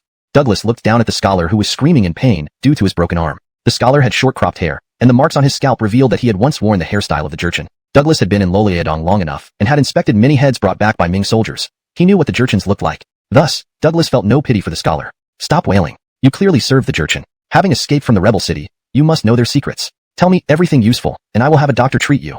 Sir, I will talk. The rebels call themselves the Righteous Uprising Army. Their leader is the former commander of Dingliao, Stuart. The rebels race to enter Siberia. Simultaneously, we'll build a cement road across the steppe and establish cities alongside it to solidify our rule. Brother, this is a massive project. With no access to Ming refugees anymore, how will we manage the population? Jaden asked worriedly. Report. A scout from Milshun Pass has reported. A rider came galloping in. Director General, someone broke through our lines and fled into a Milshun Pass. Stuart was surprised. Breaking through the Righteous Uprising Army's blockade wasn't an easy feat. But according to the report, the escapee was a scholar who barely managed to escape thanks to Ming scouts. Stuart puzzled. Another scholar? Is our information compromised? What should we do? Stuart gathered up the map of Jinsho and said, I think Lowell mentioned taking the moral high ground. Let's be upfront about it to avoid unnecessary speculation. I plan to release the Monitor Eldon with our declaration to shift their focus to Julianqing. Maybe they'll still sell refugees through other ports. Yes, good idea. Ming scholars are reluctant to go to sea. They won't uncover our other territories easily. Jaden agreed wholeheartedly. Outside a Milshun Pass, an old horse approached. Monitor Eldon rode hastily towards Douglas. What happened to you? How did things turn out? Quickly, tell us everything. Inspector Darrell, it's a long story. Stuart revolted, and General Finian, being overconfident, fell into a trap and might have been killed. Eldon, who had been imprisoned, wept like a child, handing over the manifesto Stuart gave him, dubbed Pingtu Bandits. The Ministry of War responded with its usual strategy, overwhelming force, by continuing to dispatch troops from the 9 border regions. Previously, 20,000 Ming troops suffered a devastating defeat at the hands of Frank. Facing the now even stronger Pingtu bandits, more troops were clearly needed. The ministry planned to muster a force of 400,000 to crush the rebels. Striking with superior numbers and strength seemed to be the soundest military principle. However, superiority isn't merely a matter of numbers. Moreover, mobilizing such a large force wasn't easy for the Ming Ministry of War. General Lawrence of Shanhaiguan, who had no intention of crossing the pass to aid Lolueadong, even sought connections to secure the vacated position of General Reginald. Upon receiving the document from the ministry, he immediately reported back, citing that the area outside Shanhaiguan was swarming with Tartar mercenaries, who might take advantage of Lolueadong's precarious situation to besiege the border. To safeguard the peace of the Jijin region, Lawrence requested the court prioritize the safety of the capital. Jijin was right next to the Ming capital, an essential security stronghold that couldn't be lightly moved. General Wang Giri of Datong claimed his troops had just defeated the Tartars and were unprepared for immediate deployment. Similarly, General Harman found excuses, emphasizing the importance of protecting the Juyong Pass, where imperial tombs were located. Finally, only General Lolo Kongyin of Elbertanfu remained somewhat cooperative, though reluctant. Not only did he not want to go, neither did the soldiers of Elbertanfu's 3 garrisons, whose previous expedition had seen over 4,000 men die in Lolueadong. These 4,000 were the true elite of the garrisons. Another conscription meant certain death. Moreover, the promised consolation payments were still incomplete. Elbertanfu's governor, Otis, also objected to deploying 10,000 Elbertanfu troops, arguing that selecting the fittest would leave the defenses severely weakened. In his petition, Zhao wrote that mobilizing 1,000 troops was manageable, but anything above 3,000 was simply beyond him. Yet, the military situation in Lolueadong was dire, with the Pingtu bandits having captured the Yeha tribe and poised to seize Loluang. The Ministry of War urgently pressured Lolo Kongyin to select and deploy troops. Lolo Kongyin had no choice but to cooperate with Governor Otis in selecting soldiers from the Elbertanfu garrisons. The news caused an uproar among the soldiers. A minor officer named Lolong Jiashong shouted, "Is this life worth living? My brothers died in Lolueadong last time, and we haven't even received full compensation. Exactly. We risk our lives without proper payment, another officer added. Do you think we're going? No way. Suddenly, a discontented soldier cried out, let's rebel like the Pingtu bandits. Rebel? Rebel? Chaos ensued. Governor Otis, stunned by the sudden outbreak, turned to Lolo Kongyin for help. Lolo, equally shocked, roared, silence. His authority still intact, the commotion subsided. Stop making noise. Governor Zhao is looking after us. You'll receive your dues. Isn't that why you enlisted? Lolo said, turning to Zhao for confirmation. Terrified, Zhao nodded furiously, promising an additional 2 taels of silver per soldier. The governor is fair, thank the emperor. The soldiers rejoiced, knowing 2 taels could feed a family for years. Only those truly resentful and contemplating rebellion felt disappointed. Afraid of further unrest, Otis immediately dispersed the promised payments. When things settled, Zhao asked Lolo coldly, were you in on this plot? Caught off guard, Lolo replied, Governor, how can you say that? Humph, prepare yourself for the consequences. With that, Zhao stormed off. A report accusing Lolo Kongyin of inciting mutiny soon reached the Ministry of War. They quickly jailed Lolo and publicly executed the ringleaders. News of this incident spread quickly and reached Stuart's desk. Gale wasn't in Galatuala but in the former western city of Yeha. Western City, just 10 kilometers north of Kaishiyuan, was a simple earthen fortress with rudimentary wooden huts. Daryl's current office barely shielded from the wind. The stout young man stationed in Western City stood inside, gazing at the passing Jurchen women through the window. Emil, these Jurchen girls aren't much to look at. I've heard the most beautiful girl, Yeha Launu, was married off to Mongolians. How pretty could she have been? She reportedly died of illness. If you want to see her, you'd have to dig up her grave. Daryl quipped, in high spirits due to the Xingyi army's successes. No, that's too bad. What a waste. The young man lamented, while Daryl reviewed intelligence from the Ming court. Glancing over, the young man remarked dismissively, the Elbertanfu mutiny isn't much, just a pay dispute. And they were bribed with 2 measly taels. Indeed, it's unfortunate for those leaders, Daryl agreed. Had it not been for brotherhood, we might have ended up like them. I disagree. You didn't give others a chance to negotiate. Otherwise, we might have been betrayed too, the young man retorted. Daryl fell silent, recalling how he had acted swiftly during their own mutiny, giving no room for hesitation. Otherwise, the outcome could have been different. Suddenly, the young man pointed to a piece of intelligence and exclaimed, look, the shameless scoundrel who freed that lecherous villain is being sent to Loloyedong as a strategist. Daryl picked up the intelligence and saw a familiar name. Hashtag chapter 236, Bear Tingbai returns. In the wooden house in the western city, Stuart learned that Humbert was about to be appointed as the Loloyedong military commissioner. Humbert was from Hubei and was under the protection of the Chu faction. While serving as an educational inspector in the South Jiangnan region, he became embroiled in a partisan struggle after beating a student to death. However, the Chu faction wielded considerable influence. Despite being composed mainly of 7th-rank officials, the power of Ming Dynasty's censors could not be measured by their ranks alone. These censors formed the provincial governors and inspectors who held the most authority at the local level. Humbert had released the student Adam, who had been imprisoned for raping women, while imprisoning and flogging several other students who had filed complaints. Gale even killed one of the leading complainers, Archer. Although Humbert claimed he punished them for neglecting their studies, it raised suspicions about his motives. Importantly, within the Chu faction, there was a censor named Willis, who had ties to Adam. After Humbert became entangled in the political storm, Willis did not hold back in defending him. Later, Humbert retired home to await investigation. Stuart thought Humbert's career was over, but unexpectedly, he quietly rose again, becoming the chief justice of the Dali Temple. A short, sturdy young man looked at the report and indignantly exclaimed, is there any justice or law in this world? Gale killed someone and didn't face consequences. Instead, he gets promoted. What justice, what law? Stuart took the report from the young man's hands. You've lived in the Ming Dynasty long enough to know that only those with power and influence enjoy justice and law. Stuart no longer believed in the Ming Dynasty's sense of justice and law. From many displaced civilian stories, he knew that they only protected the gentry, not others. The idea struck him as absurd. The Ming military administration seemed to treat military matters like a child's game. Humbert had served as an inspector in Loloyedong for less than 2 years without commanding a single battle, yet the military ministry appointed him to manage Loloyedong's military affairs. However, Stuart understood why the Ministry of War chose Humbert. Kiran, a member of the Chu faction, worked in the Board of War, and General Wang Anshu of Jilyang was also from the Hunan-Zhoangdong region. The sturdy youth picked up a teacup from the table and sipped strong tea. Emil, I've always disliked Humbert. When he arrives in Loloyedong, let me lead a force to capture Kaiyuan and give him a taste of defeat. Capturing Kaiyuan, Douglas felt guilty about involving Lola Rubin. As a well-respected commander enjoying life in the capital, Lola Rubin was now under investigation for cowardice in battle due to Douglas's promotion. As a civil official aligned with various factions, Douglas still had a chance to survive even if imprisoned under Brogan. The emperor showed no intention of holding him accountable yet, but Lola Rubin faced a different fate. There were rumors the military ministry planned to arrest him for questioning. Douglas, now in deep contemplation and submitting resignation letters, could no longer help Lola Rubin. In times of crisis, everyone sought their own safety. Meanwhile, Lola Rubin was anxiously pacing. Leading troops, he hadn't reached the designated point when Reginald's forces were already decimated.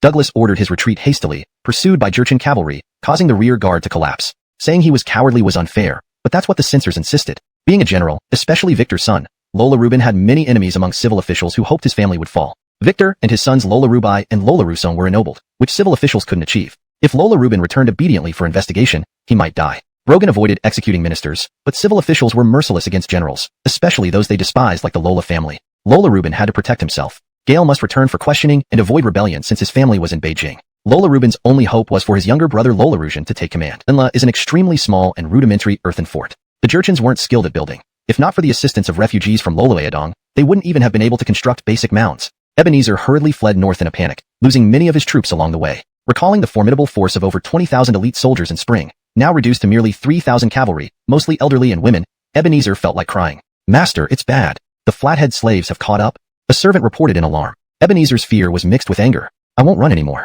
I'll fight them." "Master, please flee quickly. I saw cannons in their ranks," the servant urged in panic. They had grown fearful of the cannons. The cannons of the Xingyi army were unlike those of the Ming army, which fired only once every 10 minutes. Even the firearms of the Xingyi army differed greatly from those of the Ming forces, whose weapons made loud noises but did little damage. With enough silk layers under armor, Ming firearms barely scratched. However, the Xingyi army's muskets created bloody holes with each shot. No matter how courageous the Jurchens were, human flesh couldn't withstand muskets and cannons. Worse still, the Xingyi army had horses and carts, pulled by 2 horses, moving nearly as fast as regular cavalry. Ebenezer wanted to rally his remaining 3,000 men and fight to the death, seeking closure. But ultimately, he mounted his horse and continued northward. "Master, where are we going?" asked a servant worriedly beside him. In the past, Ebenezer always led victorious campaigns, securing plenty of spoils. Now, he finally understood what it felt like to lose after being defeated. Ebenezer didn't know where to go. Although they had conquered a vast territory stretching into the northern regions, they hadn't spent time developing these areas. Going further north would mean joining the wild tribes. After much thought, Ebenezer made a decision. Gilead for the Korchin tribe first. If these Flathead slaves follow, we'll seek refuge with Bentley. By the time Abdul arrived at Wujalinla, Ebenezer had already fled, leaving behind an empty and decrepit earthen fort. As they ventured further north, Abdul found fewer captives. Most northern Jurchens had fled with Ebenezer. Consequently, Abdul had little information about this region. To avoid traps, he refrained from sending cavalry in pursuit. Since artillery and muskets easily defeated the Jurchens, he preferred not to engage in costly cavalry battles. Training 1 cavalryman required resources equivalent to building 10 cannons, excluding ammunition.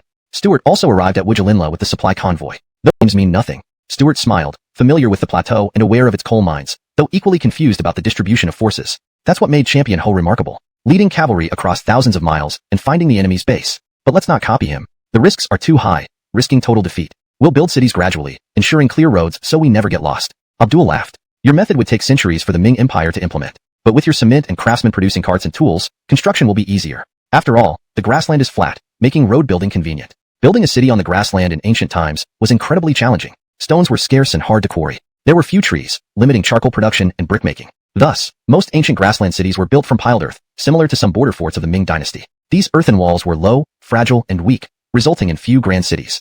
Stuart finished his tea and poured another cup. Science has such power. Once developed, no one can stand against us. Indeed, wonder how things are in America. Have they clashed with the Western barbarians yet? Abdul bit his fingers. Quite a wild horse. Ricky swiftly withdrew his hand and stepped back. Sir Earl, you should be focusing on how to defeat the natives to the south. If you hesitate any longer, your reputation will be ruined.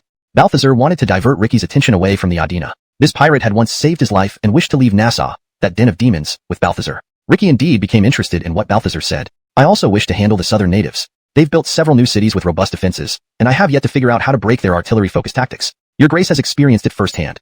Our phalanxes stand no chance against their firepower. I won't send my men to die needlessly. Have you thought of any good strategies?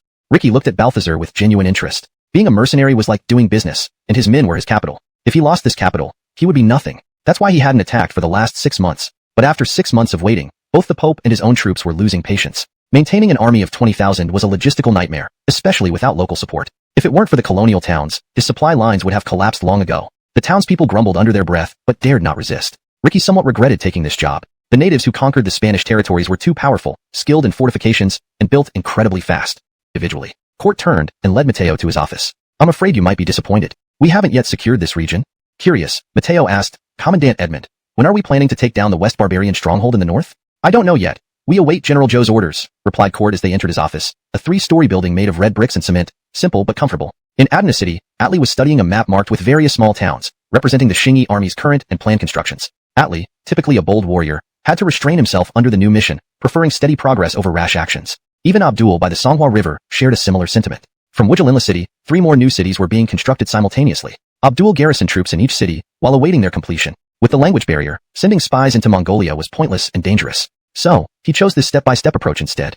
Chapter 239, the Kurchin tribe. In the mid-reaches of the Songhua River, on this stretch of fertile black soil, lived the Mongol Kurchin tribe. Neil was the chief of the Kuru-Chin Mongol tribe. In 1593, he had once joined forces with tribes like Yehe to attack Frank but was defeated. After seeking peace with Frank, Neil adopted a policy of alliance through marriage to strengthen his own power. Therefore, Claude married the daughter of Monk Beal of the Kuru-Chin tribe. Alliances were formed for mutual benefit and survival. Although the Kuru-Chin tribe was nominally subordinate to Bentley in the west, it was unwilling to follow Bentley's orders. Meanwhile, as a descendant of Alfonso, Bentley was ambitious and yearned to restore the glory of his ancestors. This led to an irreconcilable conflict between them. Neil wanted to use the Jurchen force to counteract Bentley. However, now the Jurchens were in disarray. Claude fled northward and sought refuge among the Kuru-Chin people. Gale had just married the daughter of Monk Beal a few years ago, so now he had brought his third wife back to her natal home. However, Claude had no joy in his heart. It was merely a political marriage. If the Jurchens still held formidable power, Claude would have been warmly welcomed here. But now, being a fugitive, Claude feared that his hard 1,000 soldiers might be swallowed up by the Kuru-Chin. Sitting alone in his tent, Claude drank his sorrows away. Having never faced setbacks before, growing up under Frank's favor, the sudden blow left him dispirited. A servant reported happily, "Your Excellency, second prince is here." Claude stood up immediately. Frank had built his strength from a small tribe by uniting his brothers. Now, Claude was trying to find out Eric's whereabouts. Eric arrived at the camp with 5,000 troops. The two brothers met. "They're with Tori," sighed Claude. The brothers fell into a silent contemplation. At Ujimkin-La City, dozens of three-story red brick cement houses sprang up. Outside the city, a ranch with walls was constructed to house the livestock. According to Stewart's plan, Shingi Group's livestock company would fully develop and manage the pasture land here. No more nomadic herders, only workers employed by Shingi Group. Scientific management and artificial maintenance of the pastures would replace the previous practice of grazing one area bare and moving to another. Abdul was puzzled by Stewart's strategy. "Emile, will this work?" "I don't know either, but I want to try." With few people and low population density on the grasslands, implementing this wasn't difficult. In the distance, cavalry returned in rhythmical steps. Shingi troops didn't stay put but roamed around, gathering scattered Jurchens and Mongolian herders. This time, they brought back over 5,000 people. Clad in tattered sheepskins, their faces dirty, they reeked of animal scent. To survive the cold winter without much firewood, these herders slept among the livestock at night. Except for a few nobles, they resembled refugees of the Ming Dynasty, barely surviving. Some children looked timid, while others bore fierce glares. They harbored mixed feelings towards those disrupting their lives. However, in the face of Shingi's armed forces, they submitted and entered the camp humbly. First, they received hot baths, then new clothes provided by Shingi troops, followed by a hearty meal. Afterward, Shingi soldiers fluent in their language informed them of future plans. Most would be sent to the Americas, dispersed among thousands of towns, learning farming or planned animal husbandry with local authorities' help. Abdul noticed the dramatic transformation after the baths and new clothing. "Emile, aren't you too lenient? You weren't this good to defectors from the Ming army." "Xiaohu, most of these nomads are driven by sheer survival. Despite their fierce appearance, they're simple-minded and naturally talented in singing and dancing. Unlike some in the Ming, who, despite abundance, act inhumanely, driving commoners to despair," explained Stewart patiently. Gale preferred straightforward, open-faced individuals over those who seemed upright but stabbed in the dark. The former would be content with a decent life, while the latter pursued endless desires, hoarding wealth for generations while continuing malicious acts, like the sage's family in Yenzhou Prefecture, who had earned tons of gold and silver from Stewart and even sold distant clan members. Despite Shingi's public rebellion, they continued trading with Amerboss, who clearly knew Shingi bought refugees. Yet, Amerboss still collected refugees and food supplies for Shingi. At Yenzhou Prefecture, in the sage's residence, Amer, descendant of Alfonso, harbored grand ambitions to restore the glory of his ancestors. This created an irreconcilable conflict between them. Edits made. 1. Changed warmth to protection to better fit the context. 2. Rephrased belonged to, as was under the jurisdiction of, for clarity. 3. Ensured consistency in terminology and style throughout the passage. Note, Kuru-Chin is transliterated as Melarkin in English. For consistency and proper localization, it should be written as Melarkin. Revised version. Alliances were always formed for mutual support and protection. The Melarkin tribe was nominally under the jurisdiction of the Western Lolangtan Khan, but they were reluctant to follow Lolangtan Khan's orders. Lolangtan Khan, a descendant of Alfonso, harbored grand ambitions to restore the glory of his ancestors. This created an irreconcilable conflict between them. Neil sought to leverage the Jurchen forces to counter Bentley. However, the Jurchens had now become fugitives. Claude fled north and arrived at the Kuru-Chin tribe. Gale had married the daughter of Mongus Bale just a few years ago, so he could now be seen as returning to his in-laws with his third wife. Note, for consistency and clarity, Kuru-Chin is translated as Korchin, which is the commonly used English transliteration for this tribal name. Also, Mongus Bale should likely be Mongol Bale for accuracy in terminology. But Claude remained silent. How to defeat the Flatheads had been a constant preoccupation. Their rise relied on unwavering bravery and solidarity. But cannons raining iron balls defied all bravery and unity. Nightmares haunted Claude. Cannonballs crashing down, soldiers and horses splattered into pieces, thousands of elite soldiers killed or wounded. Facing equally fierce Flathead cavalry, their armor proved impervious to Jurchen arrows. Ebenezer said bitterly, "These Flatheads appeared from nowhere, too powerful. Fourth brother, we should temporarily retreat to find a safe place on the grasslands to recuperate and rebuild." "Christian, my thoughts align with yours, but the vast grasslands are not unclaimed territory," Claude sighed. The two fell into a pensive silence. In Wujilinla City, several three-story red brick houses rose from the ground. Outside the city, a livestock farm with walls was being built to confine cattle and sheep. According to Stuart's plan, the Xingyi Group's livestock company would manage the grasslands scientifically, not letting overgrazing deplete one area before moving to another. Abdul was confused. Emil, will this work? I don't know, but I want to try. Few people lived on the grasslands, making implementation feasible. Hoofbeats echoed as Xingyi troops gathered nearby Jurchens and Mongol herders. No rebels here. We've never traded overseas. Focus on your tasks. Leave other concerns to me. Abner snapped. Yes, master. I understand. Rahim bowed, acknowledging his role continued unabated. Chapter 240. The Mercenaries Battle. Nanyang, Aceh Port. The AnimeLand group transported the Ming Dynasty's veteran soldiers here to attack the kingdom of Aceh. This was in Nanyang, the area under Commander Han Bu's jurisdiction. However, Han did not intend to launch an attack on Aceh at the moment. Large battles were raging at Jiliancheng, and there might also be major conflicts in America. Further hostilities in Nanyang would overwhelm the Xingyi army. However, the AnimeLand group had requested permission from Han to occupy the kingdom of Aceh. They proposed that after capturing the territory, they would only need favorable tax policies for their operations, while all other administrative matters would be handed over to the Xingyi army's government office. Han reported this request to Stuart, who approved the action. The AnimeLand group had a total of 7,000 mercenaries, which were transported in 3 batches to Malacca City. In Malacca, they were trained by the Xingyi army troops under Han for 3 days before being deployed. The leader of the AnimeLand group's operations in Nanyang was Stephen, a former merchant who had lived in Japan like Ander. Stephen, Aliwan sneered arrogantly, Sterling turned away, and Judah's expression was unfathomable. Stephen was used to their attitudes, but it didn't matter much as maintaining these veterans cost little compared to his well-trained guards, who were officially registered and treated well under the Xingyi army. If Governor Stuart hadn't restricted our guard numbers, Ander wouldn't have considered using these mercenaries to capture the trading post. All right, disembark now. The weapons are already unloaded on the beach. Collect them yourselves. The 4 officers lazily left the ship, quickly rallying their men, many of whom were loyal retainers. Jorge counted his men, noticing some missing. Why are there fewer? Where are the others? An enthusiastic flunky quickly reported back. They've all agreed to go farming in America. Damn ingrates. Soon, the 4 Ming commanders regrouped. Jorge spoke first. Everyone, I am the highest-ranking officer. We should follow my lead. Agreed? Gaily, what rank? We're captives now. None of that matters. My men are the most numerous. We should listen to me, Sterling interjected. That's right. Captives. Does size matter now? Aliwan snickered at Jorge's portly figure. Jorge was left speechless. Judah stepped in to mediate. Let's not argue over leadership. Let's split the men evenly and decide together. Agreed? They pondered briefly and nodded in agreement. Each ended up with about 1,500 soldiers. Jorge suggested, we have troops and guns. Why should we listen to that man? Why don't we storm this palace and claim it ourselves? Gale gestured toward the fortified palace. The others shared similar thoughts, but Judah raised concerns. We're unfamiliar with this place. We shouldn't push too hard. Just pretend to do as ordered like we did with our superiors before. The 4 agreed and chuckled knowingly. Soon, they organized their forces and marched toward Aceh City. The battle began and ended quickly. These veterans fled when faced with resistance, allowing the Acehnese troops to counterattack successfully. Casualties were few, just dozens, but many weapons and armor were lost. If not for the armed merchant ships of the AnimeLand group remaining in the harbor, these men would have been chased back into the sea. Standing on the deck with a telescope, Stephen watched the ridiculous battle unfold, hardly believing his eyes. Jorge and the others were livid. Half the dead were their own retainers, killed trying to stop the fleeing mercenaries. You listen to me. This is unfamiliar territory. Fail to capture the palace, and you'll end up feeding fish. After some adjustments, the force improved, but weapon losses forced the 4 to seek Stephen's help again. This is the last aid you'll get. Fail to capture Aceh Palace, and you'll starve or become slaves here. Stephen sternly told them. This time, the 4 were more respectful, no longer holding their noses high. They negotiated terms with Stephen. Boss, if we succeed, how will the loot be divided? You can divide it among yourselves. I only want the land and people. No massacres.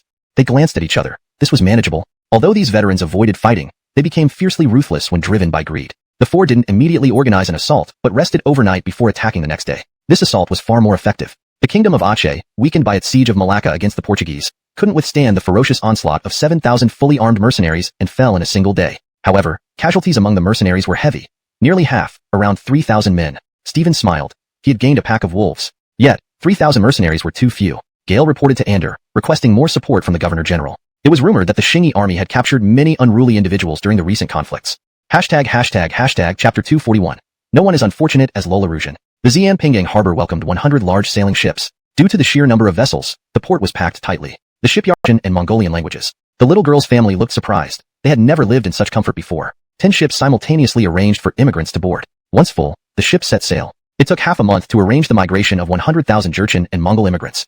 The cost of this migration was enormous. Just providing each immigrant with a set of clothes consumed a significant amount of cotton fabric. But this had been prepared by the Xingyi army, so it wasn't an issue. The largest expense was food. Feeding so many people for a month required thousands of tons of grain. However, the Xingyi army had sufficient food supplies, especially since niter fertilizers had doubled crop yields. Stuart had always paid attention to storing enough food, making this expenditure trivial. Ironically, even for the Ming Dynasty, such an amount of food was not a problem. However, those who owned grain in the Ming did not wish to sell it cheaply. Building porridge stalls by the roadside won much better public relations than the generous actions of the Qingyi army. Even in the frontier regions of Kaifeng City, wealthy residents stored nearly 10,000 stones of grain. Outside the North Gate, West City of Kaifeng City, Stuart, Abdul, and Eustace gathered here to study the Ming army's situation. Stuart hung a map on the wall, then turned back laughing. Xiaohu, your paternal uncle Lola Rubai has been sent back to the capital. There are officials saying they were brewing against him. The bizarre reason: the court intended to appoint Lola Ruzhen as general who subdues bandits and Evan as general who pacifies thieves. Household Department censor Lola Qizhen impeached Lola Ruzhen for shirking responsibility by letting Evan handle thieves while he handled bandits.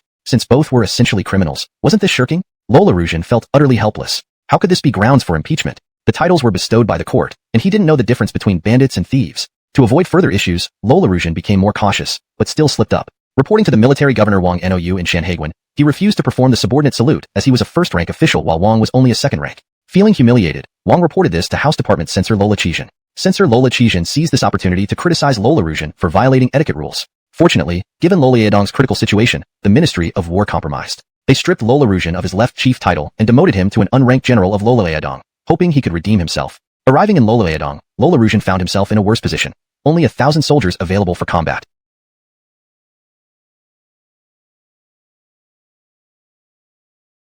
And the Lola Yedong governors focused merely on deploying armies without much thought into enhancing their combat effectiveness beyond providing sufficient pay. They believed that well-paid soldiers would fight hard. It might be true for some hungry soldiers willing to risk their lives for money, but could such emaciated individuals stand against well-fed and robust Jurchens and Tattars? Let alone the continuously trained Qingyi army. Furthermore, it was uncertain whether all soldiers received their full wages, as corruption among high-ranking officials was rampant. Currently, 3,000 Ming soldiers defended Kaiyuan City. If they guarded the border wall diligently, supported by the unreliable earthen fortifications, resisting Jurchen and Tatar attacks wouldn't be too difficult. However, the Ming soldiers often served as slaves to their superiors, who required free labor, leaving little time for defending the border. When the Qingyi army attacked, the Ming soldiers were outside, tending to their commander's horses and sheep. Commander Abdul's arrival scattered these soldiers like frightened birds. People with modest means within Kaiyuan also fled upon hearing the news. Abdul wouldn't let them escape. Everyone, good or bad, was valuable to the Qingyi army. South of Kaiyuan, 1,000 troops under Lola Ruzhen arrived under a Lola banner to aid. Soon after, another 1,000 under Lola Zhouengrong came similarly, both displaying the Lola flag. Seeing the overwhelming force of the Qingyi army, they retreated without advancing. Stuart entered Jinbei Pass following the news of Kaiyuan's fall. Inside the pass, prisoners, not citizens under our rule. Besides, most of their wealth is ill-gotten. Despite seeming harsh, Stuart didn't want to set this precedent. If left unchecked, these wealthy people could dominate the Qingyi army using their wealth, changing its nature and making it no different from the Ming Dynasty. A society he sought to dismantle. Gale planned to differentiate, relocating truly kind-hearted people to better areas and offering them a chance at a decent life. Those who acted maliciously would be sent to Siberia. Let's go inspect these wealthy households. Sure, I'll come with you. Inside a large mansion in Kaiyuan City, over 300 people were detained. And Drew, despite his age, remained fit. What are you doing? I demand to see your leader. Ignoring him, Qingyi soldiers greeted Stuart respectfully. General Darrell. Stuart nodded. The Drew approached, pleading, Sir, this is unjust. We are decent folk. Ask the neighbors. Neighbors nodded, confirming his reputation. Haha, elder, if you're good, how much grain do you store? The Drew hesitated. A middle-aged family member stepped forward. We have 10,000 stones of grain. We saved it through hard work and are willing to donate half for Militing Humbert's arrival to take over the duties as the commander of Lola Yedong. Couldn't keep still. Alexei hastily transferred Lola Ruzhen to defend Shenyang Central Joward, Evan to Hopi Post, and dispatched Lola Zhouengrong with 3,000 troops to defend Iron Ridge City. This put Deputy Commander-in-Chief Lola Zhouengrong right in the fire. With the tens of thousands of soldiers of the Qingyi army against Lola Zhouengrong's mere 3,000 less combat-effective troops, wasn't this sending him to his death? However, Lola Zhouengrong was soon reassigned. Because Mongols' inner Khalkha 5 tribes leader Sai Lolong brought 10,000 cavalry to Zhenan Fort outside of Zhoangning, demanding rewards at the gate. Governor Galenlei had already submitted a request for resignation following the fall of Kaiyuan City. Lola Yedong was no place for humans. Wise men do not stand under crumbling walls. Now with an unexpected 10,000 cavalry outside of Zhoangning, Galenlei was further panicked. Governor Galenlei quickly sought aid from the Jiliao governor Wang Nou. Jiliao governor Wang Nou instructed him to dispatch Deputy Commander-in-Chief Lola Zhouengrong for defense. Galenlei was momentarily stunned. This Lola Zhouengrong was on the front line at Iron Ridge City, defending against the level-headed rebels. How could he be moved here for defense? But after some thought, Galenlei understood. Isn't this too excessive? Just because Lola found himself in a real dilemma, having only 1,000 troops. Although the court planned to send hundreds of thousands of troops, they hadn't arrived yet. Rescue or not, for Lola Ruzhen, it seemed like a dead end either way. If he went to rescue, he expected immediate death. But not rescuing could lead to execution. Ultimately, Lola Ruzhen chose to both rescue and not rescue. Gale dispatched his troops early but moved very slowly. Similarly, General Evan chose the same approach. Thus, Abdul easily led the Qingyi army into Iron Ridge City. On the city walls of Iron Ridge, Abdul saw two groups coming to aid, one under the Lola banner, the other under the Gale banner, quickly retreating. Stuart also arrived in Iron Ridge City, meeting Abdul. Xiaohu, are there any families in this city you wish to specially treat? No, though I belong to the Lola family, The branch is large and varied. I have little attachment here, and my family has received no favors from the Lola clan. Abdul had no intention of helping the Lola family. Since Stuart had decided to deport wealthy elites of the Ming Dynasty to Siberia, Abdul did not want to be an exception. On the banks of the Songhua River, an army marched closer to the Mongolian Kher-Chin, Khalkha region. Edit. On the banks of the Songhua River, an army was marching ever closer to the Mongolian Khalkha region. Note. I have made a slight edit for better fluency and natural reading in English.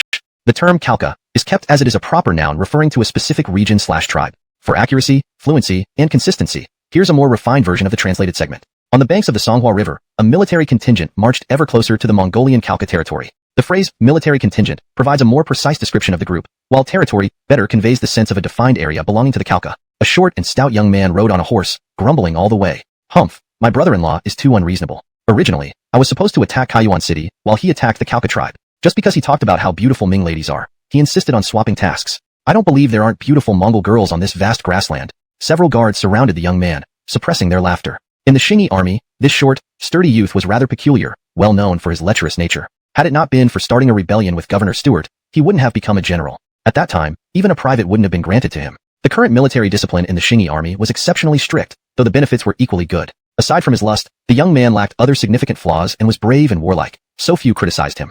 His mission was to protect the construction team, fortifying along the Songhua River all the way north. Sigh, my brother-in-law must be fighting madly. I haven't had any action yet. Wasn't it said the Khalkha tribe was around here? The young man looked around, seeing nothing. The grasslands rose and fell, stretching endlessly. On a hillside, several scouts laid hidden, observing the distant group. They were reconnaissance from the Khalkha tribes, including agents of Ebenezer and Claude. They carefully counted the numbers and whispered cautiously. How many people are there? I counted. Probably 100,000. You're counting what? Our people aren't even that many. How can there be 100,000 here? I counted again. Probably just 1,000. Don't be ridiculous. We can't count them clearly. Go back quickly and report that the bald-head slaves have arrived. In the Khalkha tribe, Chief Abba gathered the tribe's minor chiefs and Ebenezer and Claude for a conference. According to reports, the bald-head slaves are only dozens of miles away from Nunjiang Mouth, numbering over 10,000. I want to gather our troops and give the bald-heads a lesson. How long will it take to gather all our warriors? Chief, these bald-head slaves can destroy the Jin kingdom. Do we have the strength to resist them? One chief was deeply worried. They had witnessed the power of Frank. Tens of thousands of Manchu troops were annihilated in moments, leaving only a few thousand survivors. Ebenezer and Claude, overhearing this, felt indignant but could not openly refute. Currently, the Jianzhou region was been. The Malrican tribal leader wanted to engage in battle with the Xingyi army, and Nicholas took on the mission to cut off the Xingyi army's supply lines. The supplies for the Xingyi army traveled along the Songhua River, with boats sailing down the river and carts driving on the road. Nicholas intended to destroy this unnamed road that allowed the Xingyi army's carts to speed by. Without this road, it would have been impossible for the Xingyi army's carts to travel so quickly on this soft, black soil. This was also why, even on flat grasslands, the role of cavalry wasn't particularly effective. Leading his 1,000 troops, Nicholas bit down on a stick, covered the horses' legs with cloth, and muzzled their mouths with ropes. Silently, the team slipped into the Xingyi army's defensive area. Soon, Nicholas reached this relatively secluded stretch of the road beside the path. Quick! Destroy this road immediately. Clank, clink, clank. The sound of various weapons striking metal startled Nicholas. A servant whispered after a few strikes, Master, we can't break through this road. Waste of space. Hand me your sword. Nicholas thought the servant lacked strength and unwillingly grabbed the servant's sword from his hands. Nicholas swung the sword hard at the road. Clang! A piece of the sword in Nicholas's hand snapped. What is this thing? Why is it so hard? Continued. The living space for his tribe would diminish. To avoid the Xingyi army, Chief Dario relocated his tribespeople south of Chagan Lake to the north. Dario's aim was to extend the Xingyi army's supply line, seeking an opportunity to engage them in battle. However, the Xingyi army did not rush. They advanced steadily according to their plan. The Xingyi army encampment was meticulously organized. Steel-framed wagons circled around the perimeter. These sturdy wagons carried the Xingyi army supplies and formed an effective barricade when stationary. If attacked, the wagons could be pushed aside, allowing mounted units to sortie from any direction. Nicholas returned, still embarrassed by the fiasco. Despite extensive preparation, he failed to damage the road and lost many weapons. It was not the time for Jurchen dominance. Weapon repairs would come later. Staring at the distant Xingyi army encampment, Nicholas remained silent. What power did these people possess to build such a robust road? If their fortifications were as solid and added cannon fire, Nicholas felt fleeing would be best. Fourth Prince, you've read Han books. What tactic is this? Has anyone built strong cities on the steppes? Chief Dario watched the Xingyi army near Chagan Lake, increasingly anxious. This lake was essential for his people. Nicholas shook his head.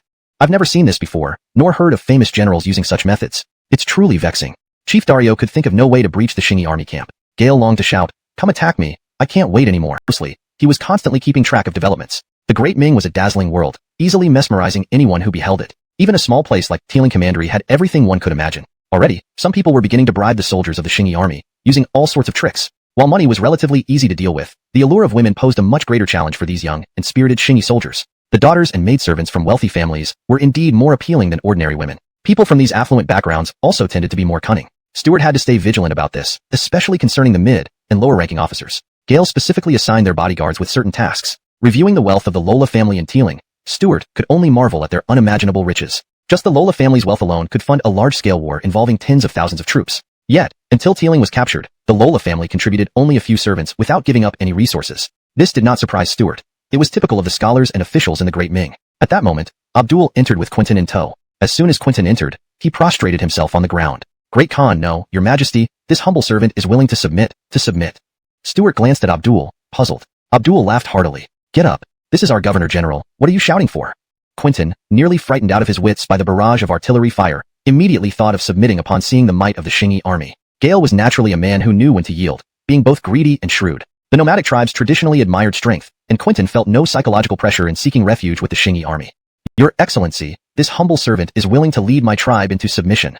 Quentin remained prostrate, but sneakily glanced at Stuart. Stuart found Quentin's behavior amusing but appreciated that Quentin spoke fluent Ming language, which was quite commendable. You may rise. I have questions for you. Through interrogating Quentin, Stuart finally gained a rudimentary understanding of the power structure on the grasslands. The Mongols were now divided into Southern Mongolia, Northern Mongolia, and Western Mongolia. In name, both Southern and Northern Mongolia were under the rule of Bentley, but only the tribes in Southern Mongolia obeyed his commands. Bentley did not have absolute control over these tribes, as seen with Quentin's independence.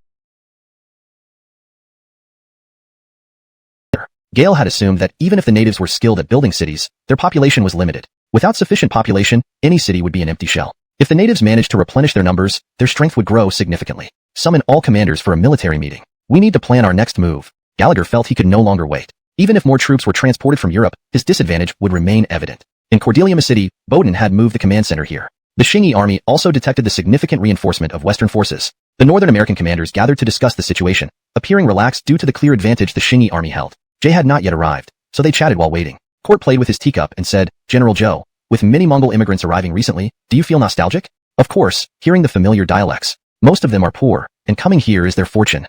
Bowden replied with a smile. During the late Ming period, life for the northern grassland tribes was tough. The grasslands could not sustain such a large population, which was why they frequently sought favors from the Great Ming. In the Americas, however, there were vast pastures and fertile plains. The native populations had been decimated by the Westerners, and the indigenous people did not even know how to graze livestock. This truly was a land ripe for settlement. Eric added, if another 10,000 immigrants arrive, whether the Westerners attack or not, we must eliminate their northern stronghold. The northern plains are vast, and we cannot let the Westerners block our path.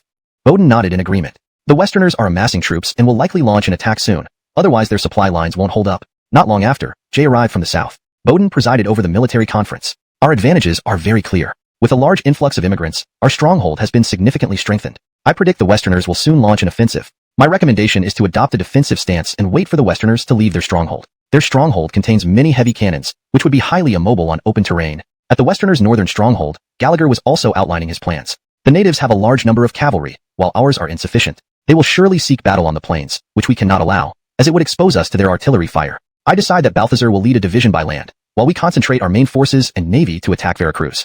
Veracruz, now known as a down city, faced the powerful Xingyi army. After much deliberation, Gallagher devised this strategy of feinting and striking elsewhere. Chapter 246, Blood-Stained Adona City. The autumn winds of the Gulf of Mexico brought a hint of coolness. In the northern outpost of the Western barbarians, Balthazar was preparing to lead his troops into battle. This time, he would carry out the enemy luring plan assigned by Ricky. The plan could very well result in the annihilation of his remaining 5,000 soldiers. However, Balthazar had to complete this mission because if Ricky did not win, his future would be bleak. Thus, Balthazar's formation looked formidable. Boom, boom, whistle, whistle, amen, drum beats, whistles, and prayers. Among the 5,000 soldiers were over 1,000 captured pirates and more than 3,000 black infantry. To conceal the truth, these black infantry were placed in the middle of the formation, making it look like a standard Western barbarian phalanx from the outside. Behind the Western barbarian phalanx, over 100 cannons were pushed forward slowly by the black infantry. Balthazar stood amidst the formation, feeling anxious. Gale didn't want to use this suicide formation, but Ricky told him to appear foolish to make the enemy complacent. Balthazar hoped the natives wouldn't be too smart. A cavalry unit appeared on a hill about a mile ahead of the Western barbarian phalanx, observing with telescopes. Seeing this, Balthazar sent his 1,000-strong cavalry to drive away these native scouts. If this happened in Europe, Balthazar would have been confident in winning a large-scale battle. But now, he felt extremely endangered. If the natives attacked in full both land and sea, Ricky had successfully found a weakness in the Xingyi army. This area was unpatrolled. Gale transported 30,000 troops in 5 batches. Watching the setting sun, Bo smiled, confident the natives had yet to discover his movements, and thus his capture of the city was imminent. Meanwhile, Atliu led 10,000 cavalry back to Adonu City. If the Western barbarians relied on a surprise naval attack, Adonu City was the most likely target due to its proximity to the Gulf of Mexico. From Cordelia Ma City to Adonu City was nearly 600 kilometers, requiring a 3-day march. Court advised, Commander Zhou, we can't rush. Our horses will be exhausted. Yes, you're right. I hope General Song receives the message in time and prepares the defense, replied Atliu, who had already dispatched fast riders to Adonu City and intermediary towns for fresh mounts, ensuring the message would arrive within 2 days. In Adonu City, Jay led 5,000 troops. With only 1,000 guarding each of the 2 artillery platforms, the city, home to 10,000 residents, mostly families of Shinyi soldiers and shipyard workers, resembled a military fort rather than a large city. Jay, formerly a camp commander at Tielu Fort specializing in defense, arranged his defenses meticulously. This night, unable to sleep, sensing something amiss and with his eyes twitching, he these natives were too cautious. Not only did they have arrow towers and sentries on the city walls, but they also had lights set up for the night. Earl Base was baffled by how these lights managed to illuminate such a distance. It now presented a significant problem. Sneaking close to the city wall was entirely out of the question. Are we all ready? Earl Base asked his assistant. Sir, everything is prepared, the assistant nodded. Without hesitation, Earl Base ordered, all right, light the fires, attack. The drums began to pound, boom, boom, boom, and whistles blew shrilly. Although it was a night assault, the war drums had to sound and the whistles had to blow. Tens of thousands of Western barbarians surged forward, closing in on Adonu City. Bang, bang, bang. Cannon fire erupted, bombarding the city walls with deafening booms. Base watched the bombardment closely, his frown deepening. The city walls were too sturdy. Inside Adonu City, Jay stood behind the city wall, watching as 3,000 soldiers climbed atop the wall. Gale hadn't expected so many Western barbarians, tens of thousands surely. Jay glanced at the sea. The Westerners would definitely attack from there as well. Bang, bang, bang. Explosions shook the city wall.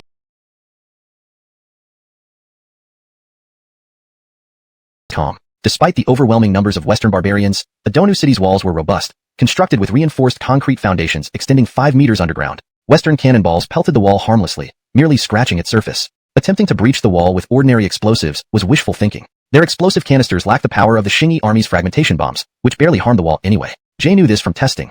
Otherwise, he wouldn't dare deploy them. Nearby, guards noticed large Western sailboats entering the port without facing cannon fire and voiced concerns. Commander Song, why aren't the batteries firing? Don't worry. The batteries tested the range. Those Western sailboats are practically offering themselves up. Jay wasn't concerned. Gale had already ordered the battery troops to man their positions, ensuring no major issues arose. City residents, armed with muskets, also ascended the wall. Some familiar residents found Jay. Commander Song, we're here to help defend. Those dogs dared to trample our fields and destroy our crops. You follow the other soldiers' commands and stay disciplined. Jay nodded. These residents were trained militarily. Boom, boom, boom. Finally, the batteries fired. In the port, several rear Western sailboats were struck, some sinking while others burst into flames. What's the one-eyed bastard doing? Trying to take out all these ships? Jay felt the battery officer was being greedy. Boom, boom, boom. The Western fleet retaliated. Cannonballs sailed over the wall. Jay agreed, yes, we need more settlers. In the north, Balthazar, used as bait, quickly received word from Earl Base. Without engaging the Shinyi forces, he hastily retreated. Since Jed had taken most of the cavalry back to aid, Eric, responsible for defense, did not pursue. On the Mongolian plateau, Abdul led 5,000 cavalrymen to subdue 2 tribes, escorting tens of thousands of Mongols back. On his journey, Abdul encountered envoys from Sunny and brought them back to Talyang City. Meanwhile, Stuart was working with a young craftsman on his latest communication device.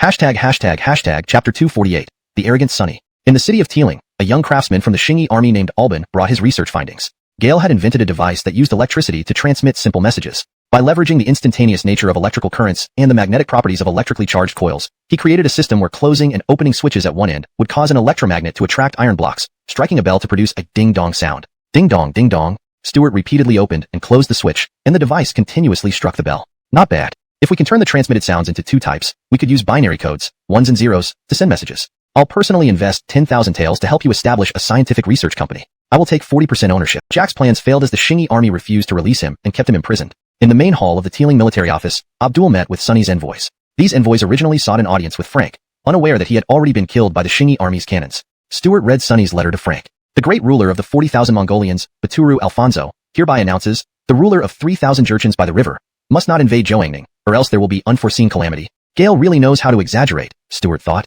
Historically, Sunny was eventually defeated by Frank. Otherwise, Stuart would have remembered something about him from his past life. Stuart put the letter away and said to the envoys, the ruler of 3,000 Jurchens by the river is dead. Please inform your false Alfonso to immediately surrender with his people, or else he will face unforeseen calamity.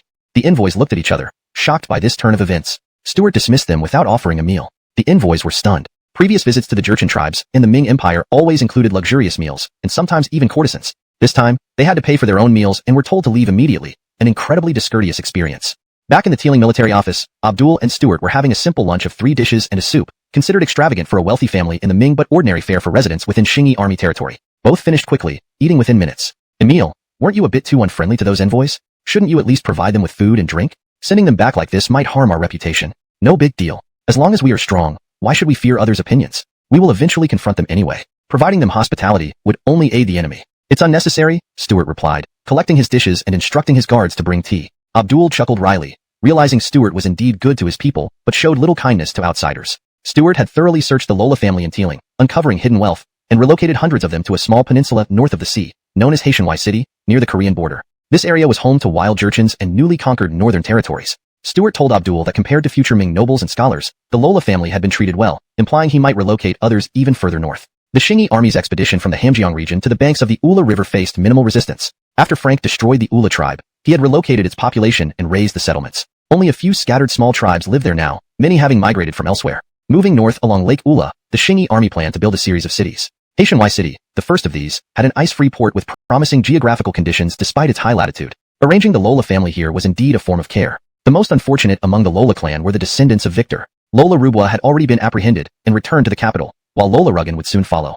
Humbert had received the imperial sword from Brogan and intended to select 3,000 elite troops from Beijing's camps as his personal forces, though the emperor denied this request to maintain traditional protocols. Unwilling to travel alone, Humbert took General Lawrence of Shanhaiguan with him. While outwardly respectful, Lawrence inwardly cursed his forced participation in this mission. Upon arriving in Loliaodong, Humbert immediately executed 4 fleeing generals from Teeling. With a firm grip on power, Humbert began investigating officials. Rango was arrested by the Jinyui for questioning, and Lola Rugan faced multiple accusations. Humbert quickly impeached Lola Rugan for 10 major offenses, demanding his immediate dismissal and severe punishment.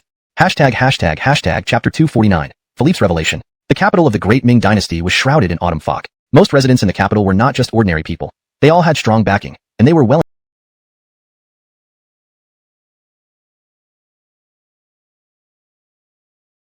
Philippe felt very frustrated. With recent unrest in Loliaodong, he sought opportunities to advance himself but stayed in the capital instead of returning home. Unfortunately, he lacked the agility to seize opportunities.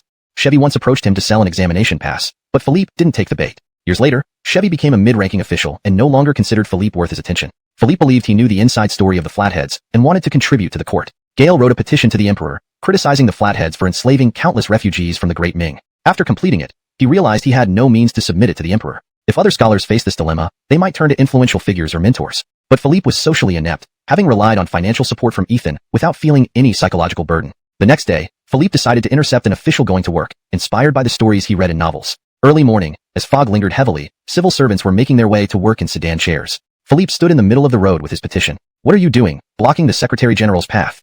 Gale was pushed aside by a servant before he could even speak, colliding with a wall and losing consciousness. When Philippe awoke, it was already broad daylight, and the streets were bustling. No one came to his aid. Frustrated, he rubbed his head and headed back to the inn to think of another plan. To his surprise, within a day, news of Ming refugees being sold to the Flatheads spread throughout the capital. Another impoverished scholar had picked up his petition and quickly disseminated the information. The officials, gentry, and eunuchs were caught off guard. Inside the Forbidden City, the ailing Brogan reviewed the petition and forwarded it to the cabinet for handling. As long as it didn't involve removing tax collectors or touching his inner coffers, Brogan preferred to delegate such matters. Cabinet Premier Amrit also felt overwhelmed upon seeing the petition. Gale was aware of the refugee trade, a well-known secret now exposed to the emperor. Orders were promptly issued to prevent any Ming subjects from being trafficked overseas. At the Eastern Palace, Ottman relayed Loliaodong news to Glenn, and then hurriedly left to pass on the message about prohibiting the sale of refugees. In Loliaodong, at Teeling City, the Xingyi army halted its southern offensive to prepare for threats from the Mongolian plateau. Autumn brought clear skies and well-fed horses, which made winter invasions easier for survival. The Great Ming obviously planned to use Sunny against Stuart. Intelligence indicated that Ming envoys had been dispatched to Sunny, initially to persuade him against Colin. After Humbert tightened control in Loliaodong, intelligence became scarcer but still managed to reach the capital. With over 80,000 troops assembled and moving through the 3 passes, Humbert was actively preparing weapons and ammunition. Stuart and Abdul led a cavalry unit south to Peheshuo, where Ming troops were highly nervous. If not for fear of execution by the sword given by Humbert, these soldiers would have fled. Standing 50 meters away, the cavalry shouted loudly, "Ming soldiers and common folk, listen up. Join us in the Xingyi army, and each will receive 10 mu of good land or 100 mu of pasture, taxed at only 10%. No forced labor, no arbitrary fees. Come over quietly if you wish to join us." Abdul rode beside Stuart and asked, puzzled, "Why not write a proclamation? Just shouting won't spread quickly and can lead to misinterpretation. Relax, we're targeting common soldiers and peasants. Most of them can barely read. They need direct appeals," Stuart laughed. The Ming soldiers reacted with varied expressions, drawn to the promise of land and food. The commanding officer of Peheshuo was furious. "Daring rebels, spreading false propaganda. Fire on them." Silence followed. Soldiers exchanged glances, none willing to act. "Ha ha ha, my acquaintance, Minister Xiong. Tell him, Stuart invites him for a modest drink in Teeling. A brave soul like him should dare meet me." Stuart turned his horse, ready to leave. "Oh ho, see you in Teeling," See you in Teeling. The Shingi soldiers cheered. Snap, snap, snap. Losing all their influence in the court and in Loliadong itself. Victor's hometown, Teeling, had also fallen into the hands of the flat-headed bandits. If Humbert could secure Loliadong, it would bring him immense glory. However, defending Loliadong required elite troops and advanced weaponry like gunpowder and cannons. The flat-headed bandits possessed extremely formidable cavalry and even cannons and muskets, making them far more dangerous than Frank. Report. News from the capital. The flat-headed bandits have not only conquered the Kingdom of Korea, but also eliminated the Japanese Kingdom and the Ryukyu Kingdom. Additionally, someone has secretly sold refugees to the bandits. What? Humbert was startled. Gale recalled an incident when he served in Nanjing. A Japanese monk named Franco visited him, complaining about Ming generals attacking Japan. The monk had come seeking peace negotiations. At the time, Humbert was embroiled in controversy over killing students and had no interest in the monk's plea. Gale even took several pounds of gold from the monk, but did nothing for him. Reflecting now, he wondered if it was Stuart leading the attack on Japan back then. Gallertless treachery. Humbert lamented, deceived by Stuart's respectful demeanor. Otherwise, events might have turned out differently. Humbert doubted the authenticity of this news. It seemed implausible for the righteous army to conquer Japan. While Julian City had fertile land, it lacked population and resources like iron and precious metals. How could they develop so rapidly? A sudden explosion nearby startled Humbert. Gale rushed out of his room and asked his attendant, "What's happening? Have the bandits attacked?" "My lord, I don't know. I'll check immediately." The attendant hurried outside and returned breathlessly. "My lord, the powder magazine exploded." "What? Why did this happen? Did spies infiltrate us?"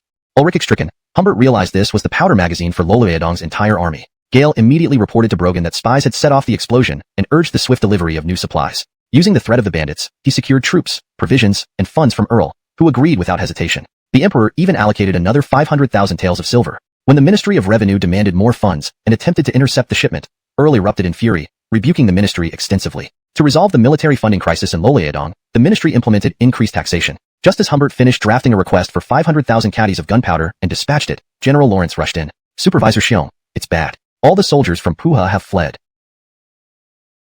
Lolo Yujia, Wang Jia, and Wang Wandang were all killed. Not just our Loliadong soldiers. Other troops fled too. But he targeted Loliadong officers specifically. Even Lolarusian was impeached and sent away. Gale won't spare us. We're doomed." Stuart understood the officers' grievances. "We don't need servile loyalty. Our righteous army isn't for everyone." The battalion commander's face paled. "But my family can come under your protection as ordinary citizens with land?" "Thank you, Director General."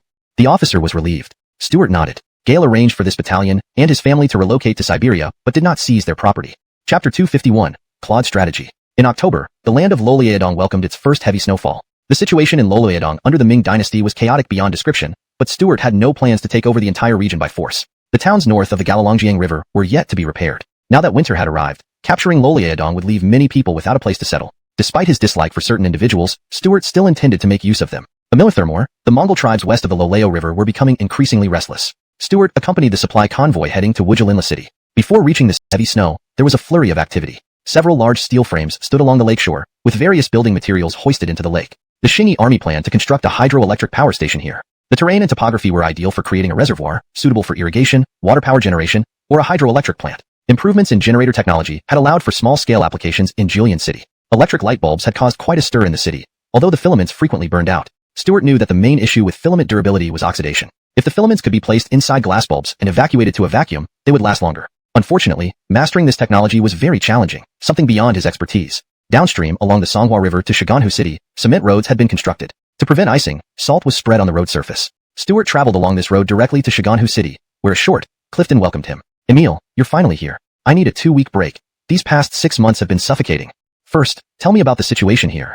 Stuart found this brother somewhat exasperating. As a general, one could bring family when not on campaign. The short, stocky youth stationed his troops in Shiganhu City, which wasn't considered being on an expedition, so he could have brought his family. But he didn't want to bring Jordan, nor did he dare take a concubine. With no casual women in Shiganhu City, he had no choice but to endure. Low law for commoners in Shingi territory was improving, making few girls willing to become concubines, let alone sell their bodies. Of course, some inherently promiscuous women were exceptions. Stuart entered the office and sat down. "Tell me, have you gathered information on the Kirk tribe?" "Yes, they're encamped on the grasslands along the Nen River." Inside the Kirk tribe, heavy snow was falling as well. Naley summoned the tribal leaders to meet at the Great Lodge. This year had not been kind to them. They had lost the grazing grounds beside Shiganhu Lake. When some tried to graze their livestock near the lake, they were captured by the Shingi army and sent to the Americas, leading Naley to believe they had either been killed or sold into slavery elsewhere. Without the grasslands around Shiganhu Lake, the tribe's livestock numbers significantly decreased, making winter exceptionally difficult. Naley gathered the leaders of smaller tribes, feasting and discussing matters. "What should we do?" Naley asked. "Our chief, we should attack while the snow is heavy and drive out these bandits who have taken our land. Yes, if we don't act now, they'll build more forts next year, and we'll lose the impossible." Naley asked, "How do we lure them out?" Claude hesitated. uncertain what could entice the Xingyi soldiers, who weren't like the greedy Ming troops. Perhaps we could launch an attack on one of their cities, pretending to retreat and draw them out. Thus, Claude's strategy unfolded amidst the chaos and uncertainty gripping the tribes.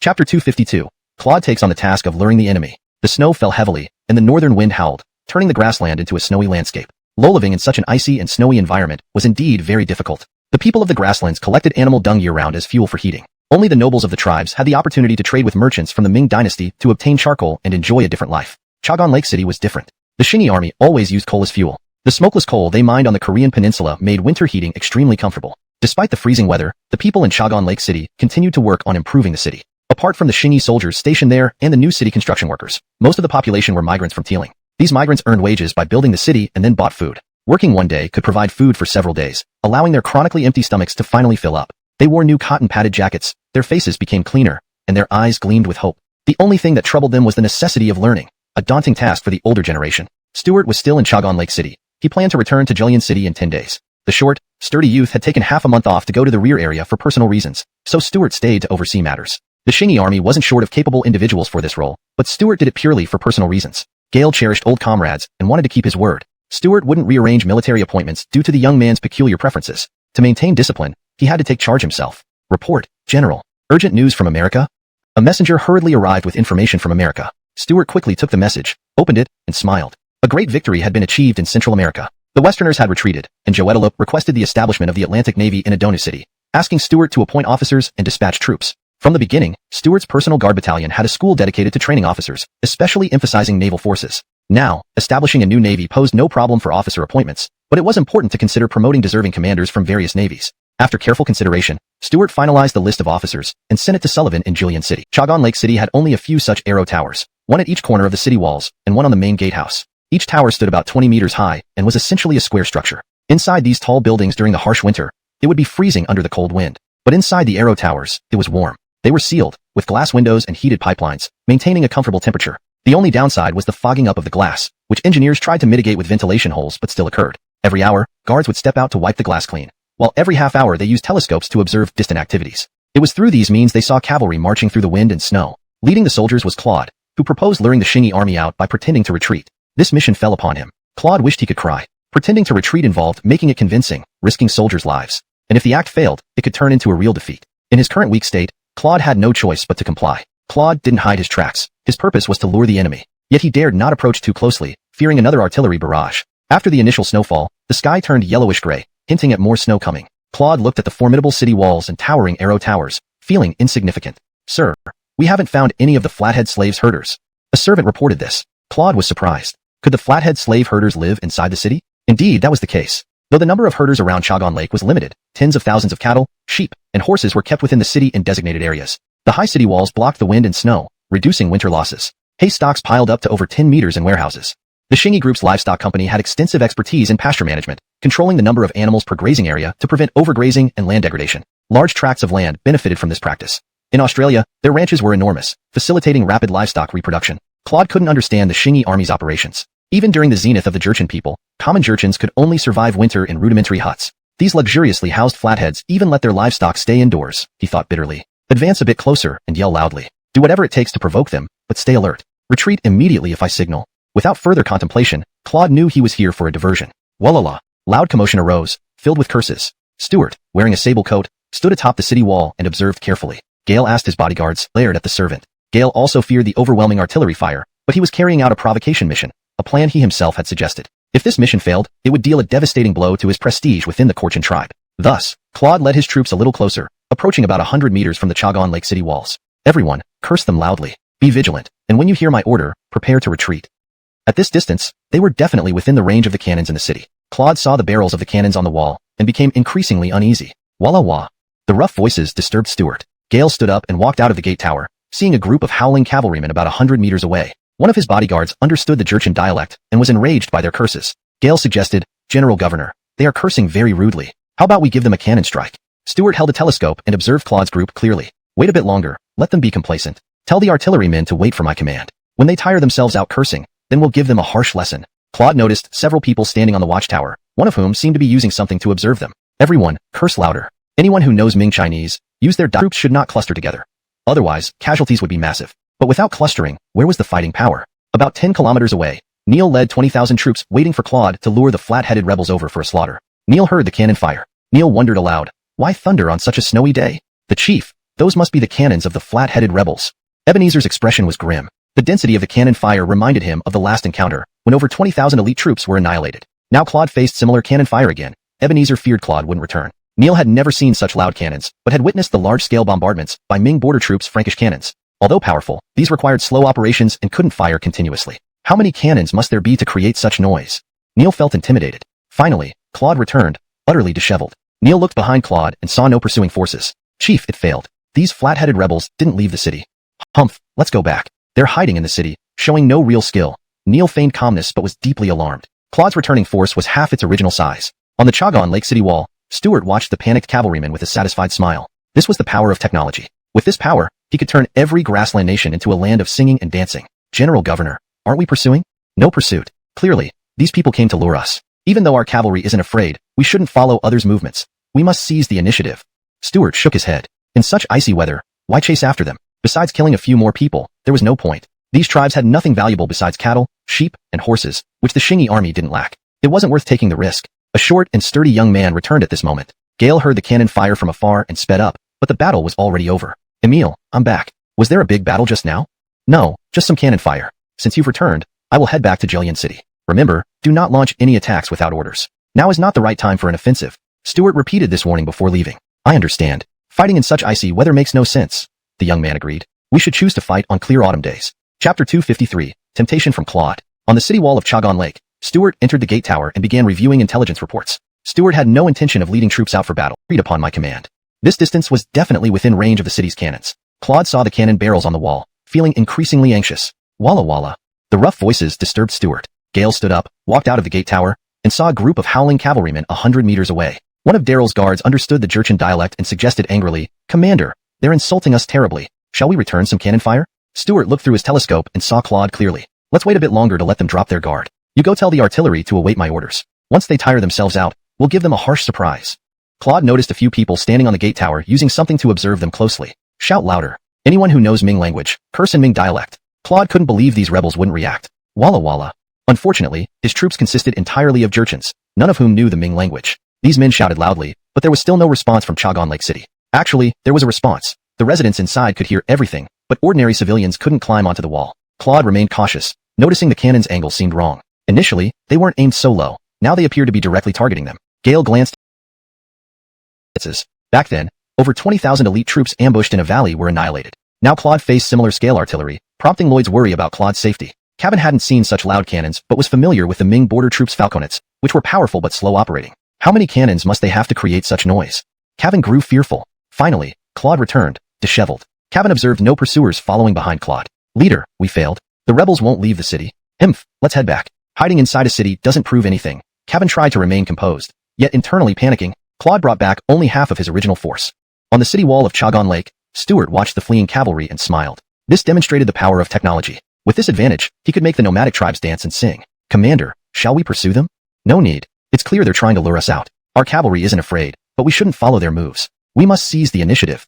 Stuart shook his head. In such freezing weather, why chase them? What purpose would it serve beyond more deaths? Besides, these nomads had little else besides cattle and horses, which the Shingi army didn't lack. Thus unnecessary risks weren't worth taking. A short, stout youth arrived hearing the distance. If he had tried to do it himself, he would have faced numerous difficulties that one person simply couldn't handle alone. At that moment, Jaden emerged from the government office, shouting happily, Brother, you're back? Yeah, just got back. Yenwen, now that the Ming Dynasty has issued a ban on selling refugees overseas, can we still buy refugees? Stuart had just read a report that the Ming court had issued an order requiring all prefectures and counties to prohibit the selling of refugees overseas. Gale hadn't expected this openly known secret to be brought into the open. Brother, it doesn't really affect us. We can still operate, just not as openly as before.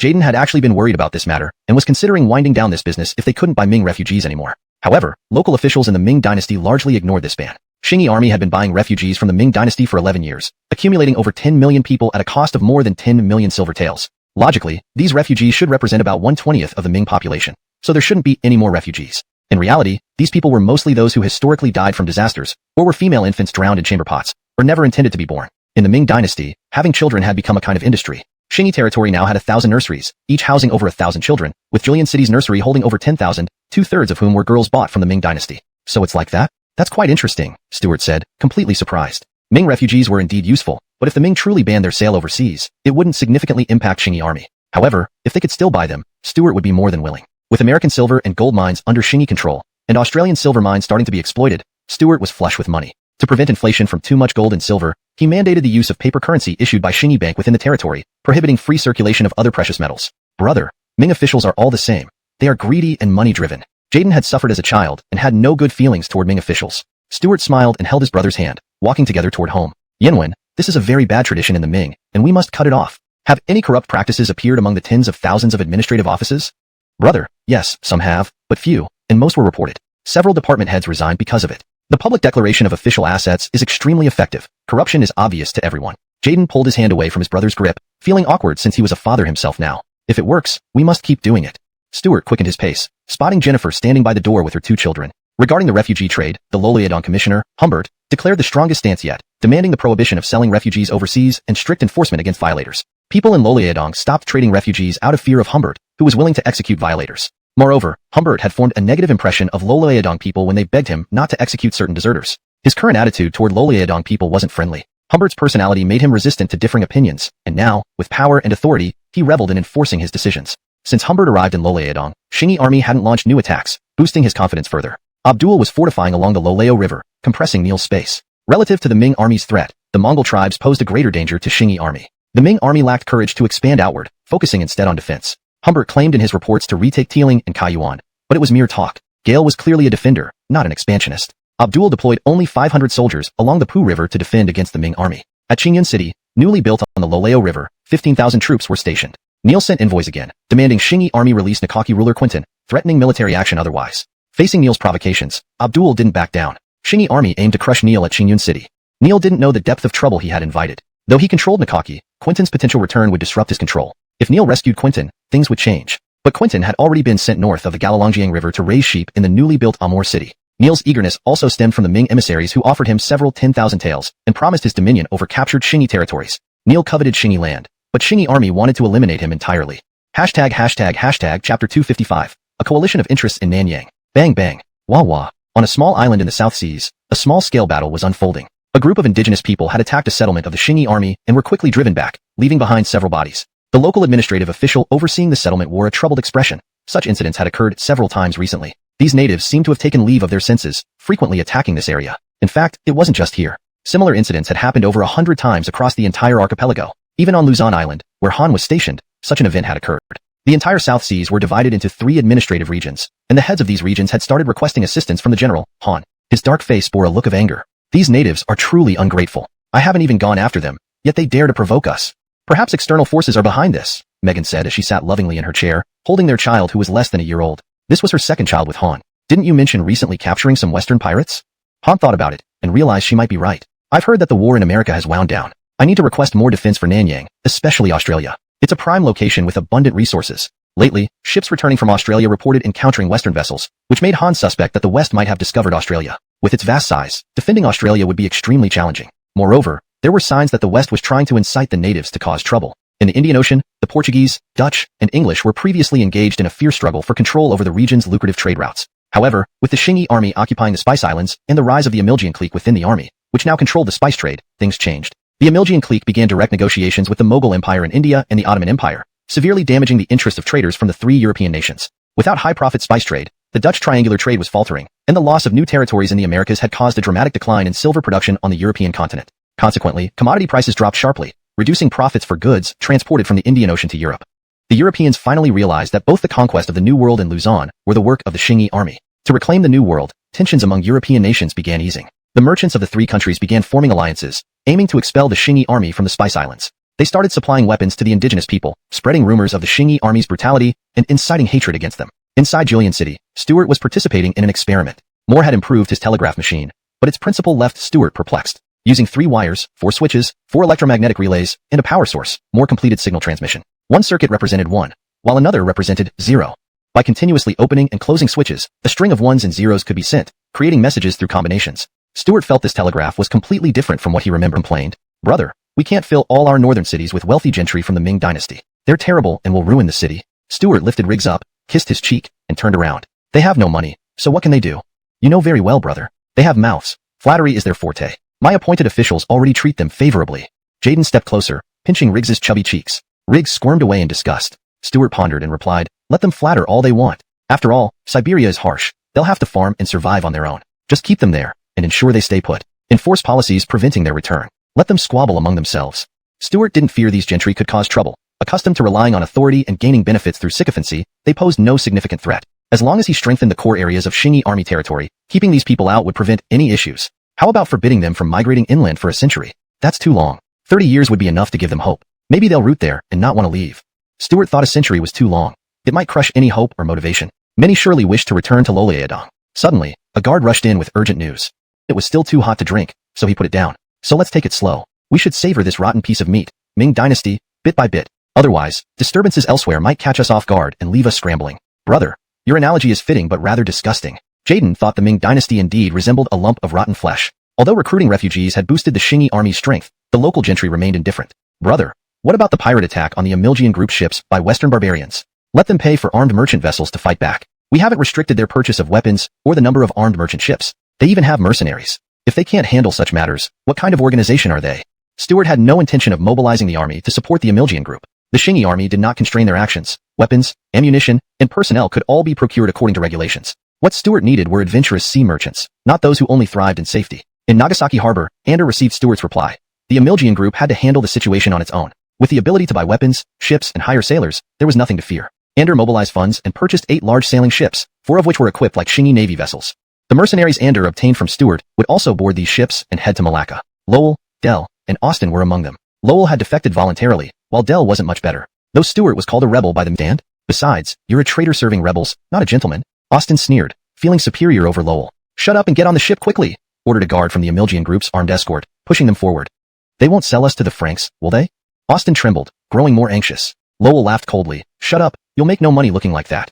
Melp yelling, and they might throw you into the sea as fish food. Seeing armed guards watching him with ill intent, Austin clamped his mouth shut. Initially unafraid, believing the Ming Dynasty would eventually crush the rebels and rescue him, Austin now felt increasingly uneasy after leaving Loleadong. The large sailing ships set sail, gradually disappearing from sight. In the forbidden city of the Ming Dynasty, Brogan's health deteriorated. Though he occasionally glanced at reports from Loleadong, other affairs escaped his attention. In reality, he never paid much attention to non-military matters. Brogan's life was eccentric. He hid in the palace for decades, never attending court. Some ministers never even saw him. Yet, he wasn't indulgent, only favoring concubine Zheng without seeking others. Gale approved aid for disaster-stricken civilians and endorsed military requests. Despite this, the Ming Dynasty inevitably spiraled into decline. For those officials impeached due to military defeats, Brogan proved fortunate as he did not punish them excessively. Those like Lola Giri Han, Alexei, Lola Rubin, and Lola Ruchin, who suffered defeat in Loleadong, faced severe criticism but weren't executed by Brogan. Earl's leniency encouraged many officials to act brazenly. One such individual was Ellis, an opportunist who secured positions through connections rather than merit. Gale closely monitored Brogan's health, knowing that, given the emperor's age, his death was overdue. Note: the term Toji Funzer is translated as opportunist for better fluency in English, and additional context is provided to ensure clarity and natural readability. Ottman arrived at Ellis's residence, tasked with relaying information. How is it inside the palace? How much longer will he hold on? Ottman shook his head. Minister Wong, palace conditions are unclear. With heightened security due to Loleadong issues, even Supervisor Glenn has failed to gather accurate intel. Good work, Aelbert. Court affairs are volatile. Any news must reach me promptly. Yes, Minister Wong. I'll inform you immediately. After leaving Wong's residence, Aelbert relayed the critical information about Brogan's grave condition back to Julian Cheng.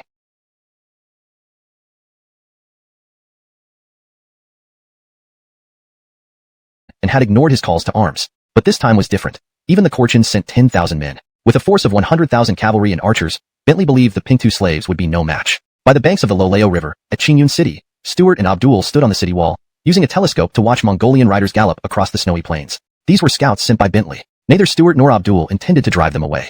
Abdul put down his telescope. Emil, such heavy snowfall must have caused famine on the steppe. The number of people who will raid southward is likely significant. So what if they come? If they dare to bypass Qingyun City, they'll end up staying here, and I'll treat them to a free meal.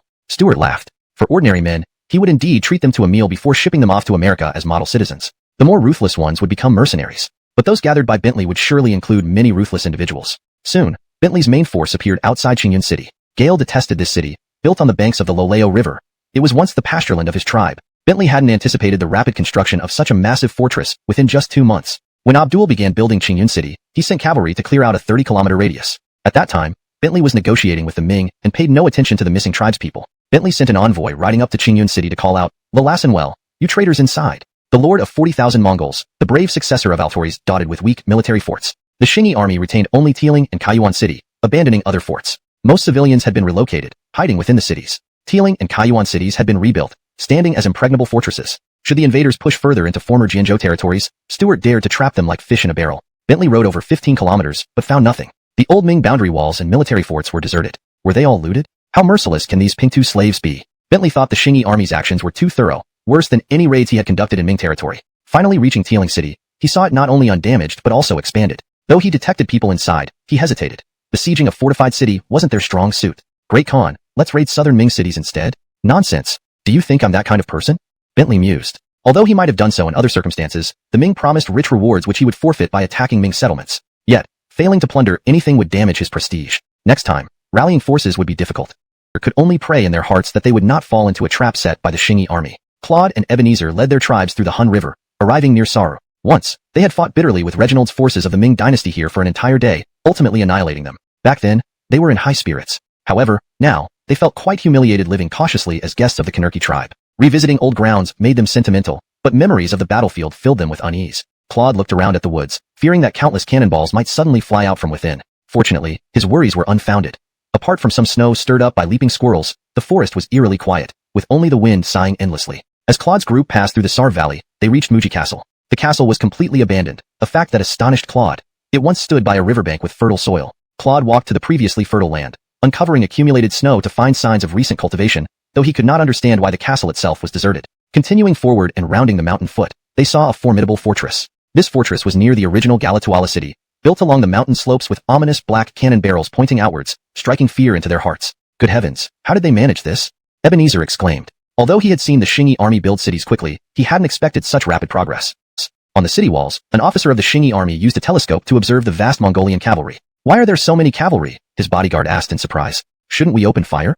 Not yet. Watch where they go. If they retreat, fire immediately. If they try to circle around the city, wait until half have passed before firing. These guys think they can come and go as they please just because they ride horses. They're courting death. His bodyguard asked, what if they attack the city? The officer glanced at him. Do you really fear they'll attack the city? Of course not, but there's a possibility. The officer shook his head. Impossible. If they intended to attack, they wouldn't choose this place. The outer cities are easier targets. Gale was right. Sonny opted to circle around rather than attack, unwilling to return without plunder. But as about 20,000 Mongolian cavalry passed, the city cannons opened fire. Boom, boom, boom. Intense shelling hit the cavalry, causing chaos among the riders. Horses were spooked by the loud noises and panicked. If a cavalry unit had struck at this moment, significant victories could have been achieved. However, Galatulahar city had limited troops. Although every soldier could serve as cavalry, manpower was needed to defend the city. Sonny's army comprised various tribal forces. Attacked midway, several tribes in the rear turned back. The front line surged forward, leaving the middle ranks in chaos. Sonny was at a loss. Whether his men survived depended purely on luck. The retreating rear forces suddenly returned. The ice on the Hun River had mysteriously disappeared, leaving only fragments, insufficient to cross. These returning cavalry faced the artillery again. Boom, boom, boom. Fierce shelling caused panic among the Mongolian cavalry, who fled desperately. Sonny abandoned his intention to plunder. The cut-off retreat path indicated treachery, and he now urgently wished to return to the steppes. Traversing this canyon, Sonny felt omnipresent danger. Luckily, Claude and Ebenezer, having grown up here, knew how to reach the steppes quickly. Riding beside Sonny, Claude said, Great Khan, almost there. Just another 2 miles, and we'll exit the canyon, reaching Tiling City. Suddenly, more shelling erupted, hitting the middle ranks of the Mongolian cavalry, causing immediate chaos. Hurry, everyone, break through. Sonny never wanted to return to this cursed place. At the canyon entrance, iron vehicles blocked Sonny's way. Halt, retreat. Realizing escape was impossible, Sonny kept his wits, taking Claude and Ebenezer with him. Amidst the chaos, he only managed to retreat with his own men. Night fell, but Claude's familiarity with the mountains guided Sonny safely onto the steppes. There was no Qingyi army waiting here, but after regrouping, Sonny discovered a third of his men were missing, likely lost in the Jianzhou mountains. Sleepless that night, Sonny immediately moved his army. Those left behind could only fend for themselves. On the snowy plains, a vast cavalry force of tens of thousands approached. Stuart and Abdul were also in the formation. Qingyi scouts tracked Sonny's movements, finding they had already left. Stuart chose not to pursue Sonny. Tracking him in the snow wasn't difficult, but the uncertain outcome and lack of advantageous terrain made pursuit risky. However, those left behind in the Jianzhou mountains, the stray Mongolian cavalry, were prime targets. Chapter 259, Humbert's military deployment. In the mountains of Jianzhou, the remnants of the Mongolian cavalry, like lost lambs, were being hunted down. Those who refused to be captured and attempted resistance were felled by musket fire. There were also over 1,000 Mongolian cavalrymen who had grouped together in the mountains. Although some managed to escape, they immediately encountered the Qingyi army cavalry units waiting outside the mountain ranges. By this time, Stuart was no longer on the battlefield but had moved to Tiling City. In Lolaedong, Humbert had already deployed over 10,000 troops for military training and defense. However, Stuart was not particularly concerned about these forces. According to what kind of troops did you recruit? They deserted overnight. Commander Xiong, I investigated. It appears rumors spread that the labor taxes for their families were not reduced but increased. This caused panic, leading them to flee back home, Gallershell replied helplessly. Humbert knew why the labor taxes had increased. The massive influx of troops required resources that the local people had to provide. Now the court needs support. How can these people ignore the bigger picture? Bring them back, or I will submit a report to impeach you and charge you severely. Humbert's anger stemmed from the desertions and even defections to the enemy. Fine, I will go immediately, Gallershell sighed, trapped between his own people and Humbert's demands. If the Xingyi army offered favorable terms to the powerful clans, they might have defected sooner. Unfortunately, while the Xingyi army promised land to commoners, they remained silent on offers for the elite. Gallershell had never seen rebels neglect to win over local gentry before. Shaking his head, Gallershell left to address the matter. Meanwhile, Humbert began drafting a petition to the Ministry of War, requesting reinforcements due to the untrustworthiness of the locals. In Lololing City, over 1,000 locals surrendered to the Xingyi army, who then archived and escorted them to the rear. The newly established Donghua, a military department consolidating espionage and counter-espionage functions, took over these operations. It's better to weaken them first. Abdul nodded. True. Over 200 tons of grain per day for tens of thousands of troops, adding up to over 60,000 tons annually. Just maintaining this requires significant effort. If these troops stay, the Ming might collapse under logistical stress alone. Indeed, Stuart agreed. We should take our time and further weaken them. Defeating a weaker opponent is more efficient. Winning a battle is glorious, but the cost is too high. I prefer achieving victory with minimal loss. Stuart's experience taught him the harsh realities of war. Gale aimed for victories with fewer sacrifices, fully aware of the grim nature of combat. Chapter 260. Humbert will also resign. In the Forbidden City, Brogan received a distressing memorial from Humbert. Humbert blamed all the failures in Loliadong on the local people there. Gale accused Lola Rubin and Lola Rujan as the main culprits for the deteriorating situation. Now, most of the new recruits Gallershell had gathered had deserted, proving that the local people were unreliable. Humbert requested reinforcements from other border towns. Brogan, nearing his end and lacking energy, still reviewed Humbert's memorial and instructed the Ministry of War to deliberate on it. Upon seeing Humbert's memorial, officials at the Ministry of War were enraged. They had already mobilized. Humbert remained inactive. Stuart left 3,000 elite soldiers to defend Teeling while leading 10,000 cavalry northward to join Abdul in Qingyun City. Abdul's force had recently bolstered by 10,000 new recruits, reaching 15,000 men. Together, they led 10,000 cavalry toward the steppes. Meeting Abdul, Stuart asked, Brother Xiaohu, are you sure Bentley's royal camp is in Cordelia Rudig? Abdul nodded and replied, yes. Many of the captured Mongol nobles confirmed that Bentley's royal camp is in Cordelia Rudig. Stuart knew where Cordelia Rudig was located in later times, but whether it was the same as Bentley's Cordelia Rudig was uncertain. This time, Stuart's primary mission was to build a city near the Hualien River coal mine. Although the Xingyi army's territory was not short of coal, Stuart aimed to gradually expand deeper into the steppes by establishing cities near valuable resources like mines. Meanwhile, in Bentley's royal tent, Bentley wore a smile. Although he had lost over 30,000 Mongol cavalry in Jianzhou during January, his main forces remained intact. After returning, he had absorbed the leaderless tribes, increasing his population and livestock twofold. To gain favor, Bentley lavishly rewarded his subjects and organized grand banquets. One of his loyal followers, Claude, was among those honored. For aiding Bentley's successful breakout, Claude received 3,000 women and children. If they succeed, this stretch of the river will be lost to us. We should attack them before they settle down.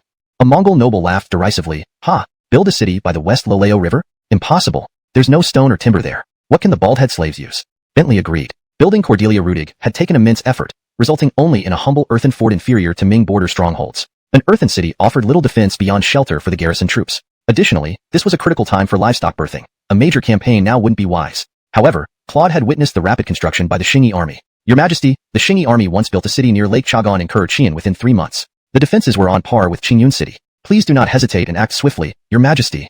Note, Kurchin should be translated as Horkin to maintain consistency and readability in English. Revised. Your Majesty, the Xingyi army once built a city near Lake Chagan in Horkin within 3 months. The defenses were on par with Qingyun City. Please do not hesitate and act swiftly, Your Majesty. Shocked, Bentley inquired further. Are you saying Qingyun City took only months to build? Indeed, Your Majesty. The bald-head slaves excel at construction, using special materials and bricks transported from elsewhere. To convince Bentley, a month last winter, ensuring no shortage of water on the grasslands. The verdant grass grew vigorously, painting the entire grassland in deep green. Only the construction site beside the Hualien River marred this idyllic scenery. A gray sparrow curiously observed the sight, unaware of the intentions of these two-legged creatures, who were dressed entirely differently from the grassland tribes. Suddenly, the ground trembled. The sparrow fluttered away, flying far from the commotion. A battalion of cavalry raced towards the camp. Abdul dismounted, handing his reins to his guard, and entered Stuart's tent. Emil, Neil actually dared to come. Our scouts have spotted their movements. There must be tens of thousands of them. Stuart put away an intelligence report and smiled. It seems Neil has some guts. Let's hope we can give him a good beating this time, so he doesn't dare harass us while we build our city. Neil led over 40,000 cavalry. These 40,000 soldiers spread across the grassland like a dark cloud. When they reached a kilometer from the Xingyi army camp, Neil halted. Though he commanded such a vast force, Neil did not dare advance recklessly, knowing well the destructive power of the Xingyi army's cannons. Sending such a large force would be akin to delivering themselves to the enemy. Uncertain what to do, Neil noticed the Shingi army had surrounded their camp with war wagons and their cavalry movement. Overjoyed Neil, despite splitting his forces, still commanded 30,000 men, while the opposing force numbered barely 10,000. Claude, your plan worked. We might hold a victory banquet tonight after winning this battle. Great Khan, beware. The bald slave's tactics are unpredictable. Caution is advised, Claude warned, observing the Shingi army's disciplined armor-clad cavalry. Winning against such elite troops couldn't rely solely on numbers. Back then, during the rise of the Jurchens, they often triumphed in outnumbered battles by relying on elite cavalry. It's fine. Even if their armor is better, we're more agile. Flanking them from both sides will make them easy targets. Neil lusted after the Shingi army's superior armor and already planned how to deal with the mounted cavalry ahead. Inside the Shingi formation, Stuart and Abdul noted Neil's strategy. Xiaohu, Neil arranged his troops in a goose formation, clearly planning to surround us. Gale has numerical superiority, naturally attempting to outflank us. Too bad. Abdul raised his hand, signaling the troops to stop 300 meters from Neil. Seeing this, Neil lifted his hands, believing the Shingi army was retreat quick. On the battlefield, corpses lay strewn, banners ablaze. Neil fled with his remaining cavalry, pursued relentlessly by the Shingi cavalry for miles. Neil lost over 10,000 men, but Stuart was quite pleased. Stuart was planning to build several dams along the Loleo River, Hun River, and Songhua River. The drought in Loloeadong made the construction of these dams much easier. Stuart's dam projects left the lower reaches of the Hun River without water. News of the drought in Loloeadong also reached Stuart. However, the impact on the Shingi army was minimal. But Stuart would not let this opportunity slip by. The Shingi army's cavalry squadrons were currently defending against Mongol raids, building fortresses along the Loleo River and Songhua River, leaving them no resources to attack Donning garrison. But making life difficult for the Ming army officers in Loloeadong was still within reach. The Shingi army's cavalry squads rode through the frontier military forts of Donning garrison, showing off their strength and provoking the defenders. If the Ming troops stayed inside the city walls, it would be challenging for the Shingi army to breach them. However, if the Ming soldiers ventured out, they would never return. Humbert had no choice but to order the Ming troops strictly not to engage in battle outside the city walls. The Shingi army's cavalry squads did not go too far and did not enter the inland areas of Donning garrison. Stuart forbade them from looting. Entering the inland area would serve no purpose. This time, the Shingi army's cavalry squad arrived in front of Puha garrison. Previously, the Ming trooper. Haha, indeed, there's a possibility. If you, Emil, can gain the favor of the Earth Mother and know the locations of mineral deposits, then perhaps Humbert can also communicate with the Dragon King. Abdul also laughed. With coal mines starting operations near the Holen River, he firmly believed in Stuart's claims. Stuart felt somewhat awkward now. He realized he had also been using superstition to deceive people. At the headquarters of Donning garrison, news of the Shingi army's cavalry shouts had already reached Humbert's ears. Before it reached him, the news had already spread throughout all of Donning garrison. With Loloeadong suffering from drought, almost everyone hoped for immediate rain. Upon hearing the news, Humbert began to consider whether such an action would be feasible. When he declared to the city god in Jianzhou, it was a rash decision made in a moment of anger. Regardless of whether it rained or not, he would have been able to retreat gracefully. If it rained, everyone would be happy. If it didn't, he would dismantle the city god temple. Humbert's character was stubborn. He was bold enough to demolish the city god temple. Gale quickly made a decision. Send word out that I will erect an altar to pray to the heavens and inform the Dragon King. Within 7 days, it must rain.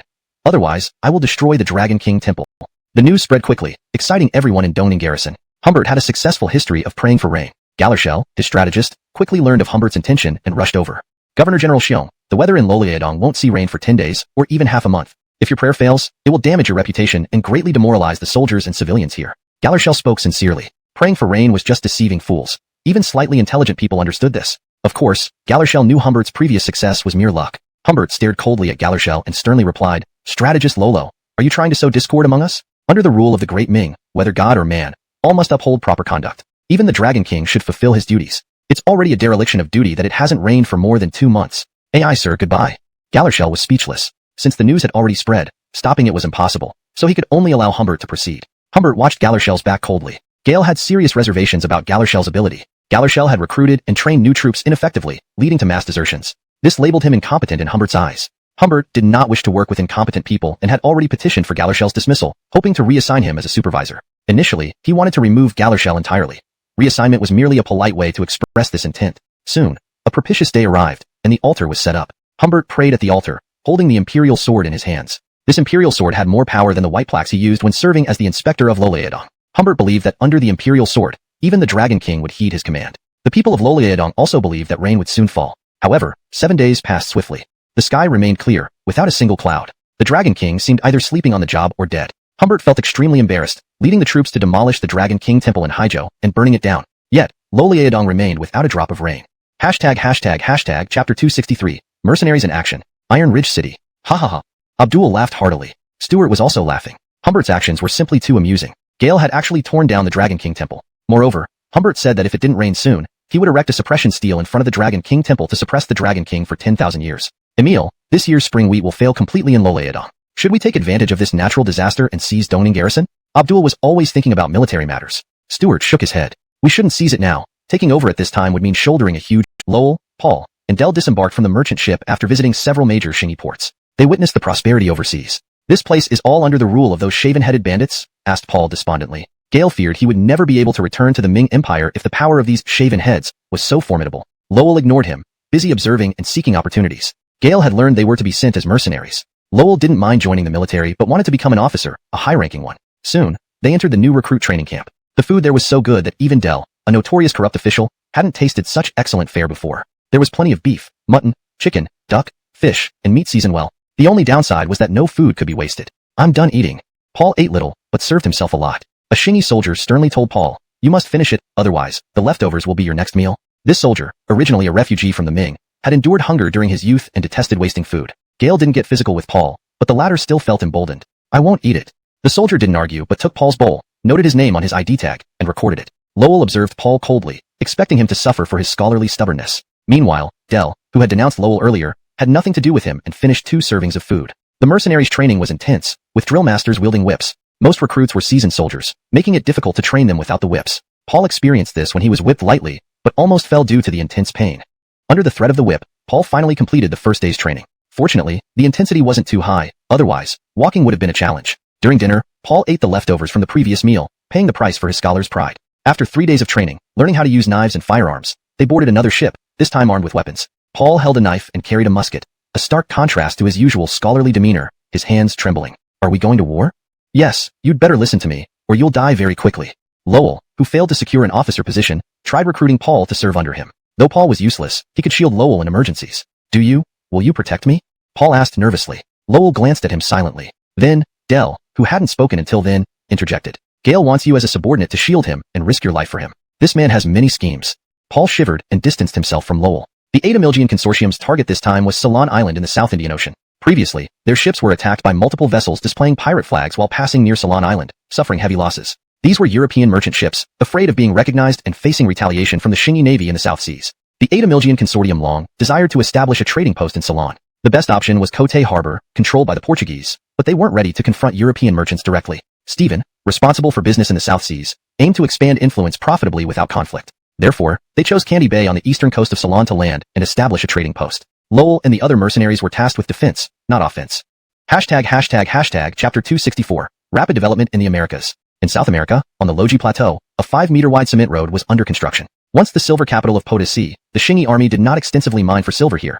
Their mining scale was less than 1/10 of what the Westerners had done. The silver mines belonged to the Shingi Group's mining company, and Stuart's need for gold and silver was not urgent. He only needed enough to suffice. What he needed more of was natural rubber. So many rubber plantations were established here. There were both wild and cultivated rubber plantations. Dozens of horse-drawn carriages traveled along the mountain roads, carrying barrels of initially processed natural rubber. All the western towns in eastern South America had been captured by the Shingi army. These towns were now administrated by the Civil Service Bureau, while Joa focused solely on military affairs in South America, currently stationed in Ulricama City. Although Joa had proposed digging the Ulricama Canal, it had yet to begin due to its immense construction difficulty. Construction efforts across America prioritized road building, leaving no manpower available for such a large-scale project. Meanwhile, the port of Colón on the Pacific side of Ulricama had restarted its construction after the Western fleet withdrew from the Gulf of Mexico. Both Joa and Bowden believed that the Westerners would return. Stuart agreed with their assessment. Their main goal now was to strengthen the Atlantic Navy to ensure they maintained naval superiority when the Westerners returned. Planks of processed wood were transported from Wenjua City to Ulricama City, then via the cement road between Ulricama City and Colón, to be used at the newly built shipyard in Colón. Gallier. These planks were turned into large sailing ships. The Atlantic Navy now had 15 large sailing ships, commanded by Donnell, formerly of the 3rd Regiment of the American Navy. Donnell was once Megan's first love, who was married to Han. Gale aimed to gain renown within the Shingi army and match Han's soldiers stationed there. Besides the soldiers, only a survey team from the Shingi mining company had arrived. Donnell was unsure of any valuable minerals on this small island, but trusted Governor Stuart's judgment. The island held a natural asphalt mine, not particularly valuable but useful for the rapid development in the Americas. With 2,000 small towns registered and a population reaching 10 million, the demand for cement was immense. However, the production in America was insufficient, and importing from home was also challenging due to its own developmental needs. Stuart thus considered using the asphalt for road construction. In Adona City, Bowden studied the map of North America, focusing on the Great Lakes region. Rich in rivers, coal and iron, it was perfect for industrial growth. Currently, limited coal and iron supplies constrained American development, requiring substantial imports. The Great Lakes region was key to solving this issue. However, despite the western retreat, reports from court showed that western settlements still existed beyond the Grande River. Bowden sighed, "We lack people. The North American plains are vast and undeveloped even if conquered. With its long coastline and open terrain, defending the region was challenging. Yet, it remained invaluable land. In northeastern Mexico, extending from North America, a peninsula housed several western settlements, including St. Augustine Fort where the retreating western troops gathered. Andonis hadn't withdrawn his mercenaries, but had retreated due to supply shortages. Low Lake Balthazar, Riley felt stranded. Their confident arrival aimed at easily conquering natives and reclaiming silver mines, but they were harshly defeated. Returning to Europe posed challenges. The Pope and Western King demanded their land back. Riley was a mercenary paid for results. Failing them, returning wasn't an option. Without sufficient supplies, survival was tough. Riley commandeered the local towns, barely sustaining his men. In St. Augustine's government hall, Riley met Balthazar, who sarcastically noted, "Earl, without rum and meat, your men will turn on you." Riley laughed, "Duke, help me instead, or I'll blame you for our defeat and throw you out." Aquila knew better than face angry soldiers. Chapter 265, a dry and smoky Loloyedong. Loloyedong, Haijo, June, and still not a drop of rain had fallen. Some wheat seedlings had dried up and died outright. On the ruins of the former Haijo Dragon King Temple, Governor Humbert ordered the erection of a suppression stele to forever suppress the Dragon King. People in Loloyedong were no longer as confident that Governor Xiong could communicate with the Dragon King. Some blamed Humbert for offending the Dragon King, which was why it hadn't rained. But Humbert always acted on his own authority in Loloyedong, being exceptionally strict and decisive, so no one dared openly criticize him. The suppression stele was erected at the Dragon King Temple, bearing an inscription written by Humbert himself. Yet, the rain still did not come, as if the Dragon King was dead. The East Loleo River and Hun River had completely dried up. While it wasn't unusual for the East Loleo River to dry up, the complete cessation of flow in the Hun River caught everyone off guard. An upstream dam had been built near a Milshun Pass, stopping the water from flowing through the Hun River. Water was diverted into a peculiar machine, which pumped it uphill to a canal leading to Jianzhou. This strange machine burned fuel at its base and emitted smoke from its chimney. Abdul watched it for some time before commenting, "Emil, is this a steam engine? It looks like it swallows clouds and spews out mist. It should be called Iron Dragon King. It's just a name." "You can call it Iron Dragon King if you want," replied Stewart, who scrutinized the steam engine closely. Thanks to the use of natural rubber seals, little steam escaped visibly. Steam engines as power sources were no longer a fantasy, they could pump water efficiently. However, their application in factories, automobiles, and ships faced many challenges. Mechanical systems were complex and required further development. Simply placing a steam engine on a ship with paddle wheels wasn't practical. The weight of a steam engine, along with its coal supply, nearly equaled the tonnage of a large sailing ship, leaving no room for other cargo. Therefore, both the steam engine and the ships needed improvements. The Shingi Group's shipping company had initiated a project for steam-powered ships, but it was uncertain when they would see results. After observing the steam engine, Stewart rode his horse towards Teeling City. Along the way, he saw nothing but drought-stricken and withered scenery. Even the trees on the mountains appeared dry and yellow. Abdul sighed, "Emil, how can it still not rain? If it doesn't soon, there will be no harvest in Loloyedong." "It's not just Loloyedong. The Huai River region and north of the Huai in the Ming Empire are also experiencing drought," said Stewart. Gale understood the cause. Low pressure over the Pacific couldn't match Siberia's cold air mass. Warm and cold air clashed continuously in Jiangnan, causing continuous rain south of the Dareltsa while the north suffered. Who can control whether it rains or not? In modern times, we'd launch rainmaking rockets. But with such clear skies over Loloyedong, even those wouldn't help. Let the reconnaissance cavalry spread the word. Anyone who surrenders to our Shingi army will have food and won't starve. Stewart needed people urgently. His territory was in need of manpower.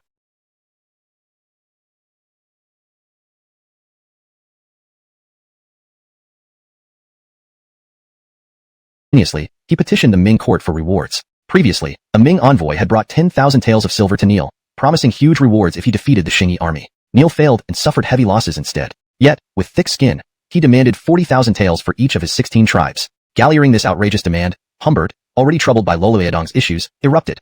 Not by marching against Neil but by confronting Arlen, who had been verifying troop supplies outside the pass. Initially, Yao remained inside Shanhaiguan, but eventually ventured out. Outside, Yao enjoyed daily banquets and poetry, making local officials vie for his attention. Humbert, having alienated powerful clans in Loloyedong, grew increasingly displeased with Arlen's indulgence. Yao then impeached Xiong for severe disciplinary measures and neglecting training troops. Xiong reciprocated by accusing Yao of drinking and composing poetry rather than working. However, attending social gatherings was standard practice for Ming officials on tour. Humbert could not undermine Yao with this weak accusation. But now, with Neil demanding rewards despite failing to defeat the Shingi army, Yao, who had negotiated with Neil, bore responsibility. However, Earl Emperor in the Forbidden City was likely too ill to care about these bureaucratic squabbles anymore.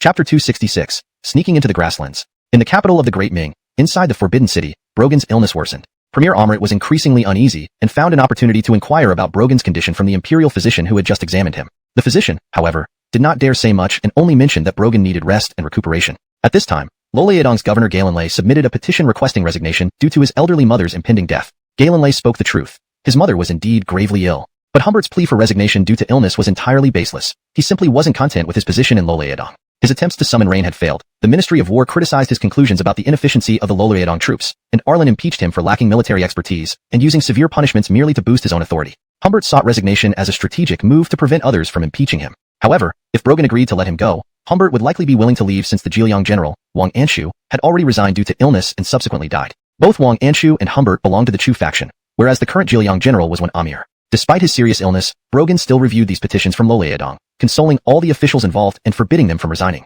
Yet Brogan was truly at his end, beginning to prepare for what came next. Firstly, he summoned Crown Prince Draper to the palace. Although you've done well. Observing Atman, Chevy remarked, I notice Mr. Aelbert hasn't married nor frequents brothels. Are you disinterested in romantic affairs? If so, why don't you cut off those troubles and enter the palace for a life of comfort? Chevy suggested. I do have an interest in women, Atman retorted inwardly, furious that Chevy wanted him to become a eunuch. That's too bad, Chevy said, still cheerful. With your connection to the Crown Prince, becoming a powerful eunuch would be easy. Chevy was delighted, knowing their investment in the Crown Prince would soon pay off, securing their positions as significant contributors. Thank you, sir. I must take my leave now. Atman hurriedly excused himself, genuinely fearing Chevy might force him into a life as a eunuch. Knowing Chevy's ruthless nature, if he really intended to turn Atman into a eunuch, he would find a way. Feeling insecure, Atman walked towards the red light district, planning to enjoy himself lest Chevy actually carried out his threat. By the riverbank of Sirmuran River, White City, Stuart and Abdul led nearly 20,000 cavalrymen here. Due to the drying up of the river, Neil moved south with his tribe. Seizing the opportunity, Stuart decided to occupy the area. Abdul, observing the deserted city, chuckled. Emil, imagine Neil's face when he returns to find his capital completely transformed by us. That would be amusing, Stuart agreed, though he couldn't predict Neil's reaction. Bert, some herders fled northward. What should we do?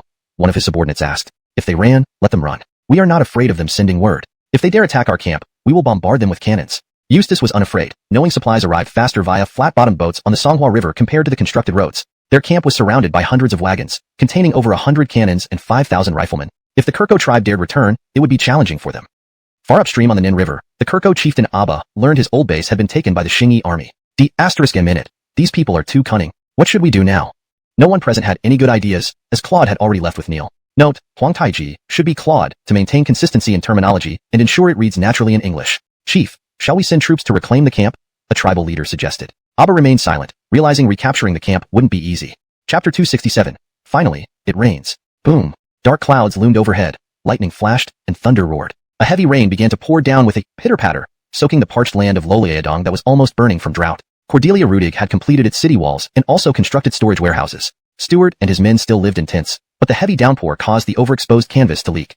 After this heavy rain, when Bentley returns, he will face a difficult choice. The capital was also drenched in rain. A few days ago, Brogan finally met with his ministers and gave final instructions on his deathbed. Not long after, Brogan passed away peacefully, leaving behind an unstable empire. Draper was finally liberated. His first act upon ascending the throne was to mourn his father. His second act was to abolish the mining taxes and tax collectors, recalling the eunuchs responsible for tax collection back to the capital. Draper's move earned nationwide applause, with many praising him as a wise ruler. Of course, those praising Draper were mostly scholars and gentry of the Ming Dynasty. As for the common folk, they wouldn't benefit from this, as closed mines left miners jobless, turning many into bandits. In the Qinqing Palace, Chloe brought Draper 10 beautiful palace maids. Chloe, who had always been favored by Brogan, knew how to maneuver well. Now she sought to win Draper's favor to ensure her continued privileged life in the palace. And what better way to gain favor than sending beautiful women? Draper was ecstatic when he saw the 10 beautiful palace maids. Before, disfavored by Brogan, he had behaved cautiously, never crossing the line. Now as emperor, Draper indulged himself nightly without restraint. Wang conveyed to the cabinet that it is the late emperor's wish to confer the title, but maintained an air of dignity outwardly.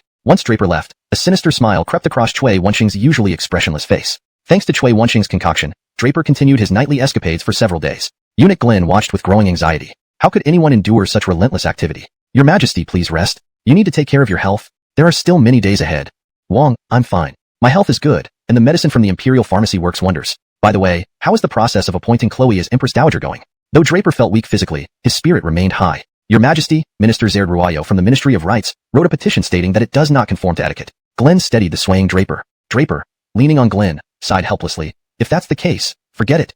Days later, exhausted from his continuous exploits, Draper was bedridden. Draper finally had time to listen to ministerial reports while lying in bed, read aloud by Eunuch Glenn. Glenn was devoted to Draper and close to the Donglin party. Recently, petitions mainly requested official appointments for previously vacant positions during Brogan's reign, and all positions were filled by members of the Donglin party. Had it not been for the youth's eyes lit up. Colonel, if you agree now, they will really send her over right away. The personal guard had to remind the lecherous colonel. His notorious reputation for lust was well known within the Xingyi army's territory. Families with attractive daughters often warned their daughters to beware of that short and lecherous Colonel Aelbert. The short and sturdy youth frowned. Gale wanted to taste the charm of Mongolian girls, but didn't want to take responsibility. Let me put it this way. Tell him I need to consult our Governor General before making a decision. Realizing the importance of the issue, despite his lechery, he feared the tigress at home even more.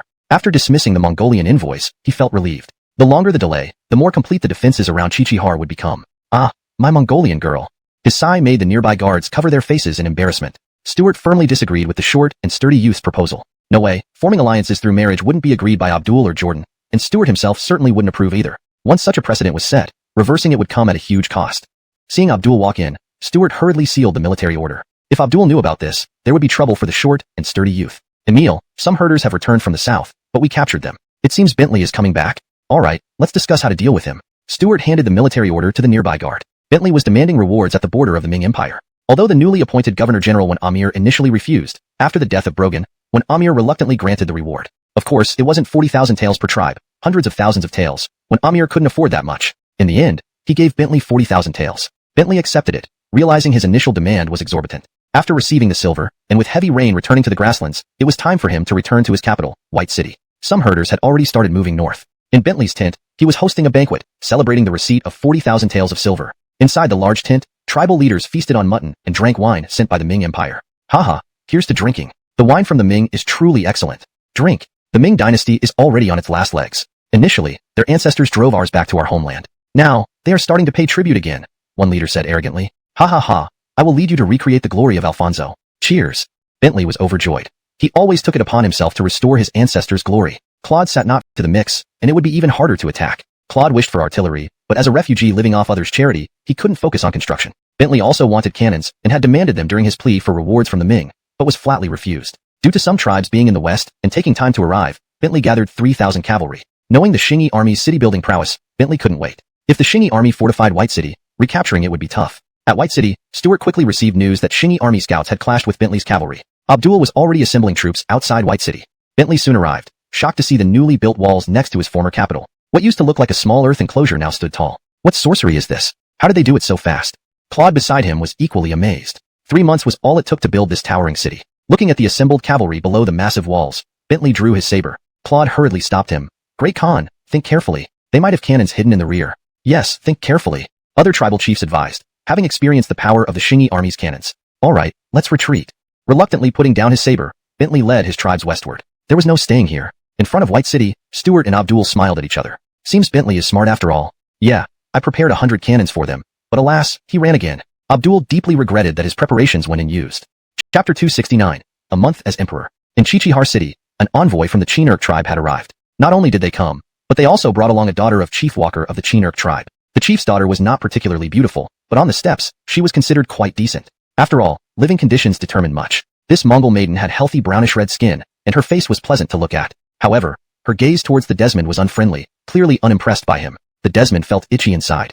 He wanted to take this girl for himself. Gale usually didn't pick, but he knew the consequences of taking the beauty in front of him. No, this young lady is pretty enough, but she doesn't quite meet my standards. Just a little bit off. Go back and choose someone better, said the Desmond with a hardened heart. The personal guard responsible for translation spoke in a stern tone. Go back and choose another one. Our commander finds your chieftain's daughter too ugly. Galliering this, the Mongolian girl's face turned red instantly, and she drew her dagger, ready to rush at the Desmond. The Chinuli let himself go. Gale spent every night indulging, until he could no longer bear it. Draper felt he was about to expire, and yearned to regain his vigor. Yet, the imperial physicians were helpless. Their prescriptions did nothing. Desperate times called for desperate measures, so Draper began seeking medicine from beyond. Someone crazed for merit claimed Lola Answell, a minister, had immortal elixirs to offer. Glenn knew perfectly well what Draper was like and wouldn't agree to presenting the immortal elixirs, fearing Draper might die immediately after consuming them. But Glenn couldn't silence other eunuchs, and soon the news reached Draper. One companion.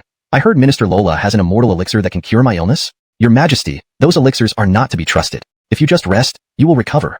Glenn felt like crying. He had struggled to get Draper enthroned. If Draper died now, his efforts would be for naught. Sigh. I've been feeling very weak lately. I fear I can't hold on. Your Majesty, in your prime, please don't scare your servant. I am willing to endure your illness for you. One companion. There's no need. Call the ministers here. I have matters to instruct them. It seemed Draper was giving his final instructions, but then he decided to take a gamble. After seeing the ministers and arranging many affairs, he asked Premier Amrit about the immortal elixirs. Amrit also said the elixirs were not trustworthy, but undervalued by Ming officials and generals, as they were engaged in internal strife. Lolaodong Governor Humbert was indeed a capable person, decisive and fearless. But Lolaodong's affairs were complex, involving local clans and foreign troops. Humbert immediately clashed with local generals, offending the Lolao people by executing several. Gale also believed firmly that if someone was inadequate, they were useless. Lolo Josen failed to properly recruit and train new soldiers, and Humbert marked him unsuitable for military affairs. Their relationship became strained. Zhao Zhongwen, Lolo Joseon's student, came to clear the army's payrolls and inevitably defended Lolo Joseon. Humbert was part of the Chu faction, while Zhao Zhongwen led the Zhe faction. Both factions detested each other, clashing fiercely. The once unified struggle against the Donglin party was broken due to Humbert. Now, Loliadong's administrators busied themselves fighting each other, and the generals did not want to fight, ignoring deserters. Stuart closed the intelligence report, wondering how such a group could even think of fighting the Qingyi army, let alone winning against Frank. Chapter 270, 100,000 Refugees. The capital of the Ming Dynasty was shaken by thunder and torrential rain. The disputes within the Forbidden City were filled with intrigue and unpredictable twists. News of Draper's death, Lolan and others arrived at Qinqing Palace. The ministers knelt before it, demanding to see Crown Prince Isidore. Lola Xianxue laid out her conditions, but was met with a scathing rebuke from Daryl Lolan. Gale denounced her as an unnamed concubine who had no right to be in Qinqing Palace and ordered her immediate removal.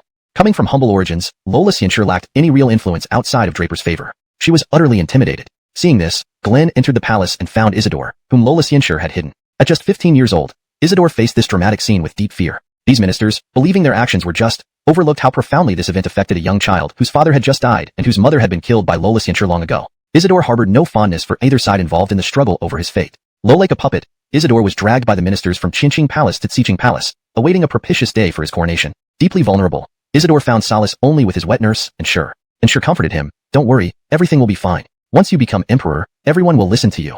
Amma, really? Isidore had received little education due to his father's lack of favor and had been largely raised by his wet nurse, Ensure. With Isidore now under their control, the Donglin party aimed to remove Lola Xianxue from Qinqing and Shenyang, made a token effort to arrest deserters. A seasoned veteran, Evan had survived 2 years of chaos in Loliadong unscathed, while other generals had faced impeachment and punishment for defeats. Under strategist Douglas, Evan had even received commendations for capturing 2 Jurchen prisoners. Now, with Humbert as strategos, Evan enjoyed favor once again. Evan thrived in the war-torn Loliadong by simply currying favor with his superiors. Despite occasional criticism, he navigated imperial politics adeptly. When Humbert emphasized military discipline, Evan put on a show of training troops and regularly reported to Humbert, lamenting the weakness of northern soldiers and requesting reinforcements. Gale also treated visiting officials like Arlen with utmost hospitality, complaining about the overwhelming number of refugees and limited manpower. In Teeling, General Stewart inspected the quality and quantity of cotton clothing. The influx of refugees from southern Loliadong was staggering. It was hard to believe that in less than 2 months, the Qingyi army had taken in 100,000 refugees.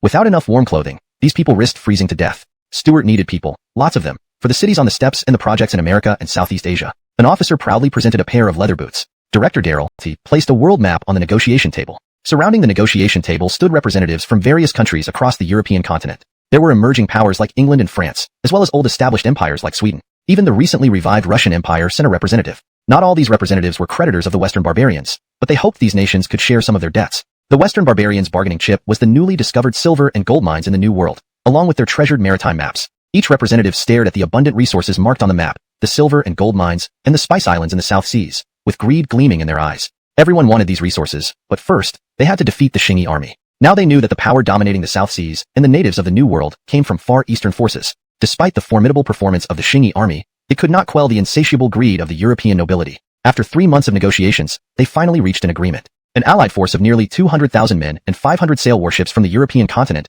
would land in 3 locations to wage war. Meanwhile, merchants from Europe began forming alliances to deal with the Emilgian group while attempting to seize control of the South Seas. In the American continent, Court led his troops to the vicinity of the Rio Grande, starting the construction of it. "I will, although I really hope to engage their navy in battle. Ha ha ha." Donald climbed up his beloved large sailing ship via a rope ladder, waving goodbye to Court. Gale was eager to face the Western barbarians' navy. A decisive victory would bring immense glory to any soldier. In front of Chichihar City, Chief Galandrick of the Jinkabu tribe led 25,000 cavalrymen, charging aggressively due to the provocations of the short, stout youth. This youth repeatedly insulted Galandrick's envoys and the daughter he sent for a marriage alliance, infuriating both Galandrick and the leaders of smaller tribes under his command. The short, stout youth stood on Chichihar's city wall, observing the Mongol cavalry with a telescope. "Whoa, he must have mobilized everyone. Has the telegraph been sent?"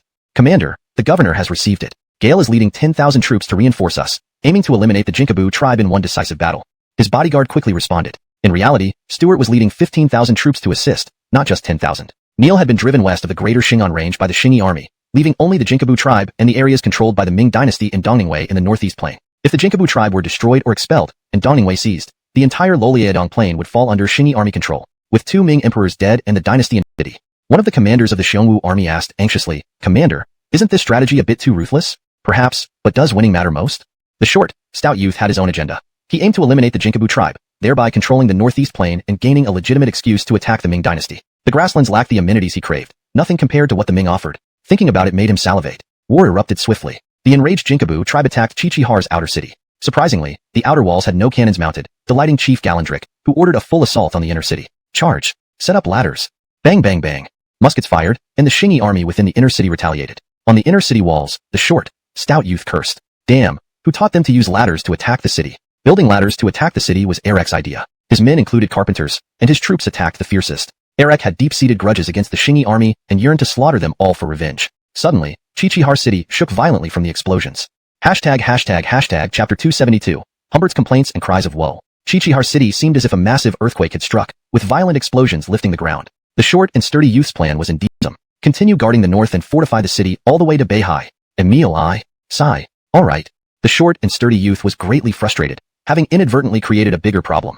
The women, children, and elderly of the Kinkelka tribe were brought back, but not to Qiqihar City. Stuart feared they would witness such a horrific scene and suffer further consequences. However, the nomadic tribes were accustomed to constant warfare. They frequently witnessed one tribe annihilating another or larger tribes swallowing smaller ones. The women, children, and elderly of the Kinkelka tribe numbly accepted the arrangements made by the Shingi army, knowing they would be sent to North America to start new lives. Stuart did not stay long in Qiqihar because there were new developments in Loloyedong. Humbert, the governor-general of Loloyedong, was in a foul mood. With the new emperor ascending the throne and rewarding the realm, as a high-ranking official responsible for the frontier, Humbert should have been pleased. But Humbert was facing multiple impeachments. Impeaching him were members of the Donglin Party, the Zhujiang Party, and other officials. The Chu Party, which once supported him, remained silent. Mainly due to Humbert's overly aggressive actions, he had offended Arlen, the leader of the Zhujiang Party. Initially, the Qi, Chu, and Zhujiang parties stood united against the opposition Donglin Party. Now, however, the Donglin Party was no longer an opposition party and held most high positions due to their support or left matters unresolved. Those eunuchs and concubines loyal to Draper faced misfortune, never receiving rewards before their master died. If not for Glenn's connection with the Donglin Party and his role in enthroning Emperor Isidore, he would have lost favor long ago. Isidore had his own set of eunuchs and maidservants. Glenn presented Humbert's memorial to Isidore. Your Majesty, this is the Governor-General Humbert's defense. If Lord Darrell says Humbert did not do well, then replace him and send someone to assess his actions. Isidore barely glanced at it, following the advice of his wet nurse Ansher, not wanting to stir things prematurely. Glenn happily processed the order and sent it to the Wenhua Hall. After Glenn left, a glint of hatred flashed in Isidore's eyes. Glenn had been his father's trusted eunuch, watching him grow up. Yet when his mother was killed by Lola Xianxer, Glenn remained silent. Isidore knew how much trust his father placed in Glenn. Had Glenn said just a few good words, his mother might not have suffered such a tragic fate. Bartolomeo, serving beside him, noticed Isidore's expression and lowered his head, his eyes shifting nervously. Humbert did not expect that the Haddon would accept his resignation and really send someone to investigate his actions. But Humbert was not worried, believing he had done nothing wrong. Someone else, however, was extremely anxious. For those in Loloyedong, the situation remained precarious. Especially for the frontline soldiers, the reality was clear. The Shingi army had not attacked Shenyang Loloyang, not because of strong defenses. Loloyedong had experienced droughts for half a year, followed by incessant rain. This year's harvest was a total failure, causing both soldiers and civilians to flee. Zhai Jiazhu, the commander-in-chief aiding Loloyedong, initially did not want to fight. Now, he was uninterested in retaining his position. Taking advantage of the new emperor's ascension, Zhai Jiazhu hastily submitted a request to retire due to illness. His illness was convincing enough to fool Inspector General Galenlei and Governor Wen Amir. Soon, Zhai Jiazhu got what he wanted, and the emperor approved his retirement. Happy, Zhai Jiazhu packed his bags and returned home to enjoy his old age. Another slippery commander-in-chief, Evan, acted differently upon hearing that Humbert was impeached for failing to train troops and attack, losing his position. Evan could not sit idly. He didn't want to lose his command, where he could earn money and military honors. Within a month, Evan achieved 2 significant victories over bandits, killing 2 bandit leaders and another 180 in separate battles. These victories were rare in Loloyedong, leading officials to petition for Evan's commendation. In Teeling City, Stuart appeared somewhat idle, as now only the Ming forces in Loloyedong remained to be dealt with. Stuart sipped tea while reviewing intelligence reports. Upon reading a report, he sighed at the incompetence of the Ming court, which had dismissed Humbert. Humbert had indeed done much in Loloyedong, even impressing Stuart with his dedication. But Humbert had alienated everyone in Loloyedong. Frowning, Stuart asked his bodyguard, "Have any of our recent patrols been attacked by Ming General Evan?" "No. We only send scouts for border communications, and we haven't received any combat reports." The bodyguard confirmed after careful thought. Stuart glanced at the intelligence report again, voicing his suspicion. Go and verify it again. Maybe something was forgotten or deliberately concealed. Stuart suspected that Evan might be exaggerating his achievements by reporting innocent deaths as enemy kills, but he also needed to confirm whether his own forces had concealed any news of defeat. Chapter 273. Murder of Innocents to Claim Merit. In Teeling City, Loloyedong, the rain poured relentlessly. Stuart, wrapped in a raincoat, returned from the military camp. Gale had thoroughly inspected all the sentry posts and found no soldiers missing, nor had there been any engagements with the Ming army. It was clear that General Evan of the Ming forces in Loloyedong was indeed murdering innocent civilians to falsely claim credit for military victories, threatening to endanger his family. Removing his raincoat, Stuart entered the study and warmed himself by the fireplace. Though the room had a heating system, the autumn rain was bone-chilling. Stuart planned to return to Jillian City. It had been 3 months since his last visit. The downfall of the Chinook tribe provided the Shingi army with nearly 10,000 women and children, while Lolaedong saw a massive influx of refugees, causing the immigrant ships to be fully loaded. Stuart no longer intended to capture Xinyang Loloang immediately. Controlling such major cities would require substantial resources and governance efforts, especially given the poor conditions in the region. The Xingyi army might shoulder a significant burden if they took control. Though well-funded, the Xingyi army lacked capable administrators. Stuart wouldn't entrust crucial tasks to unreliable individuals. Despite this, he remained calm. The Ming court was chaotic, preparing to send Inspector Jasper to oversee Lolaedong's military affairs. As a member of the Donglin party, Yuan could act decisively but impulsively. There were rumors that Yuan planned to recapture Teeling. If true, Stuart would welcome him warmly. Days later, the weather cleared. After arranging defenses, Stuart returned to Julian City. His daughter, now 7, attended the primary school of the Xingyi Academy, while his 5-year-old son was at the infant school. They were both away, so Imelda greeted him alone. With a glance, Stuart dismissed his guards. At the Xingyi Academy, the first batch of girls raised entirely by the infant school had turned 13. These girls, saved from premature deaths, grew up beautifully under the academy's care. Accompanied by Imelda, Stuart watched them perform calisthenics, finding it delightful. Some would grow into stunning beauties. Pity, thought Stuart, deciding against polygamy. Imelda's face flushed red as she held his hand, happily saying, "Husband. These girls are very smart, excelling in their primary school studies. Let's hope they achieve success in science," said Stuart. "We'll go see the steamship now." At Xiamping port, a steamship using paddle wheels was about to launch. Stuart once mentioned propellers, but without examples, paddle wheels were simpler to install. Early fishing boats used paddle wheels powered by manpower for pulling nets. Stuart boarded the ship, preventing Imelda from joining. This vessel was risky. Stuart valued craftsmen, but knew some creations were unreliable. This ship seemed unsteady. The hunchbacked craftsman, beside him, looked equally concerned. What happened? Why is the ship tilted? The uneven weight caused one side to rise, exposing much of the paddle wheel. The responsible craftsman gunpowder integrated into it. "The governor, this type of shell does not require cleaning the barrel after use. You can remove the casing directly from the barrel and reload it immediately for another shot," the craftsman explained. "And it also protects the barrel."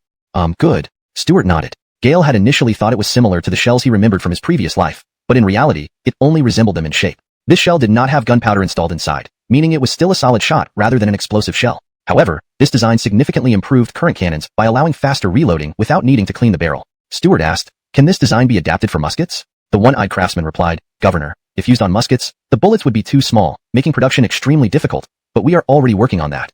Good. Although slightly disappointed, Stuart realized that mass-producing such bullets could give him a tactical advantage worldwide. Of course, he was just thinking out loud. With Xingyi Army's current technology, they already possessed overwhelming power compared to contemporary nations. Yet, conquering a nation was far more challenging than defeating it. In the Pacific Ocean, Ceylon Island, the mercenaries of the AnimeLand group were wreaking havoc on the island when they were ambushed and retreated hastily back to their fort at the harbor. These same mercenaries who once captured the Aceh kingdom now wanted to establish themselves as rulers there.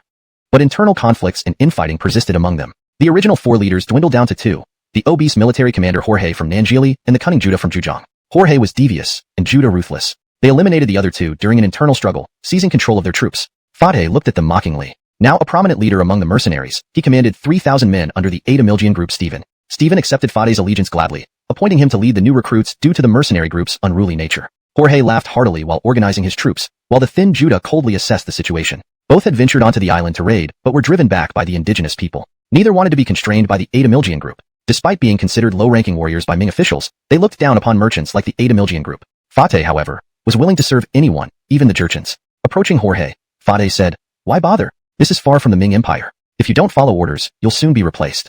"Huh." Jorge chuckled silently. Fateh glanced at Judah, wanting to say something but remained silent. Gale hoped these 2 would join him to serve Stephen and build a new future for the AnimeLand group, thereby securing his own advancement. Beside him, Oz homeless. Under pressure, the mercenaries calmed down. With their muskets and specifically designed firing ports, they held strategic positions. However, lacking materials, the castle wasn't tall enough to protect against incoming cannonballs. "Take aim. Fire only when they're close," yelled Fateh as the pirates landed on the docks. Rumble. Suddenly, a cannon hit an approaching pirate ship, destroying it. Bang! Bang! Joan fire echoed. Pirates and mercenaries exchanged fire. The pirates panicked, realizing they couldn't capture the fortress quickly, especially with skilled cannons targeting the destroyed ship. They retreated hastily. After the battle, camaraderie among the mercenaries increased, except for one. Austin aimed a musket at Fateh, repeatedly pulling the trigger, causing sparks from the flintlock. Gale muttered, "I'll kill this traitor. I'll kill this traitor." Fateh turned around, gripping his sword tightly, intending to strike Austin. But Jorge intervened, smiling, "Gale's just a fool. Why bother? Gale's still the guild's property." Surprised, Fateh hesitated, but eventually lowered his sword. Chapter 275, the familiar ticking sound. By the banks of the Yalu River, at the mouth of Pusishi River, ice was beginning to form. The buildings of the Science Research Bureau were nestled among the pine and cypress trees. Tick tick tick tick. Stuart stared at the telegraph machine before him, hardly believing it. This was incredibly similar to the telegraph machines he remembered from movies and TV shows in his past life, even though he had never seen a real one. The craftsman who invented the wireless telegraph was named Lolan Shi. Lolan, she eagerly explained the principles of the wireless telegraph to Stuart. While Stuart understood the basics of electromagnetic induction and other physics principles, he was completely lost when it came to the mechanical design aspects that Lolan she explained. This is amazing. With the wireless telegraph, our communication will no longer be hindered by distance. Craftsman Lolan she, what reward do you desire? Besides the standard rewards, I can offer you a personal special reward. Stuart was overjoyed. The wireless telegraph would greatly aid him in keeping abreast of all kinds of information. The vast territory of the Xingyi army could now efficiently receive timely updates, unleashing unimaginable potential. Craftsman Lolan she's eyes gleamed with passion. He had been waiting for this moment. Governor, I heard that when Morse invented the wired telegraph, you funded him to establish a company. I also want to start my own company. Of course, I can provide 10,000 taels as funding, under the same conditions. Stuart. Upon returning home, Yoel realized he no longer fit in with his hometown. People there spoke and acted differently from his memories. They boldly criticized the administration, even going so far as to storm the Parliament Hall of the Supervisory Office to criticize officials and demand resignations. Some were even dissatisfied with Director Jaden's policies. Yoel found himself unable to communicate with these people. Low life in his hometown became unbearable, so he moved back to Juliancheng. Even there, he had little common ground with anyone else. Yet, living closer to the governor's residence made him feel more at ease, a mindset befitting a servant. Stuart warmly welcomed Yoel without expecting such loyalty. Old Lolo, when did you return? Governor, I've been back for 3 months. Juliancheng feels better. There's a sense of majesty here. Seeing Stuart's enthusiasm, Yoel felt greatly reassured. Stuart handed him a cup of strong tea, chuckling inwardly. Gale knew Yoel would likely never change his old ways. Yoel felt a twinge of unease, knowing Stuart didn't agree with him but avoided confrontation to spare his feelings. Despite this, he persisted, perhaps due to age making him more stubborn. Governor, some people today are too presumptuous, criticizing everyone and everything. Even the chief director of administration isn't spared. I don't think this is right. Old Lolo, I don't interfere in administrative matters. If you have concerns, you can raise them at the supervisory office's assembly. Stuart skillfully deflected the conversation. Yoel fell silent, recalling his previous visits where he had faced harsh criticism. Feeling their conversation growing stale, Yoel quickly took his leave, and Stuart didn't try to detain him. Stuart had no intention of giving people like Yoel any opportunities. Gale preferred simplicity and didn't want to engage in political intrigue, but he also didn't wish to resort to violence. Soon, Stuart met Craftsman Alban, treating him much more warmly. Great craftsman Mo, it's been a while. Have some tea. It's my best. Thank you, Governor. Alban knew the tea wasn't top-notch, merely plentiful. Gale cautiously sipped it, finding it as bitter as rumored. Governor, I heard Craftsman Lolan, she invented the wireless telegraph. Our wired telegraph seems obsolete now. I thought about dissolving the company. Why dissolve the company? Wired telegraphs still have significant value. Think about transmitting sound or images over long distances. These are areas worth researching. Melt pushing forward, and don't worry about dissolving the company. I'll continue investing if you need it. Stuart didn't want Alban to give up. Even if wired telegraphs lacked promise, there were other possibilities. Moreover, wired communication still held considerable potential. Hearing this, Alban was delighted. Gale hadn't truly wanted to dissolve the company but feared losing support from Stuart. Thank you, Governor. I'll develop the wired telegraph further. I believe in your research. Stuart smiled, enjoying discussions with those devoted to innovation. After bidding farewell to Craftsman Alban, Stuart finished reviewing documents and put on his sable fur coat. Gale planned to take Imelda, the 2 children, and the Jaden family to Zue Chun Ailburton, the most famous restaurant in Juliancheng, for dinner. Chapter 276, The Inscrutable Human Gaillard. Julian City has a population of 100,000. Many families of Xingyi army officers, as well as various master craftsmen, have settled here. The headquarters of Xingyi Academy and numerous large and small businesses also prefer to establish their headquarters here. Stuart greatly values commercial development, so the trade within his territory is very prosperous.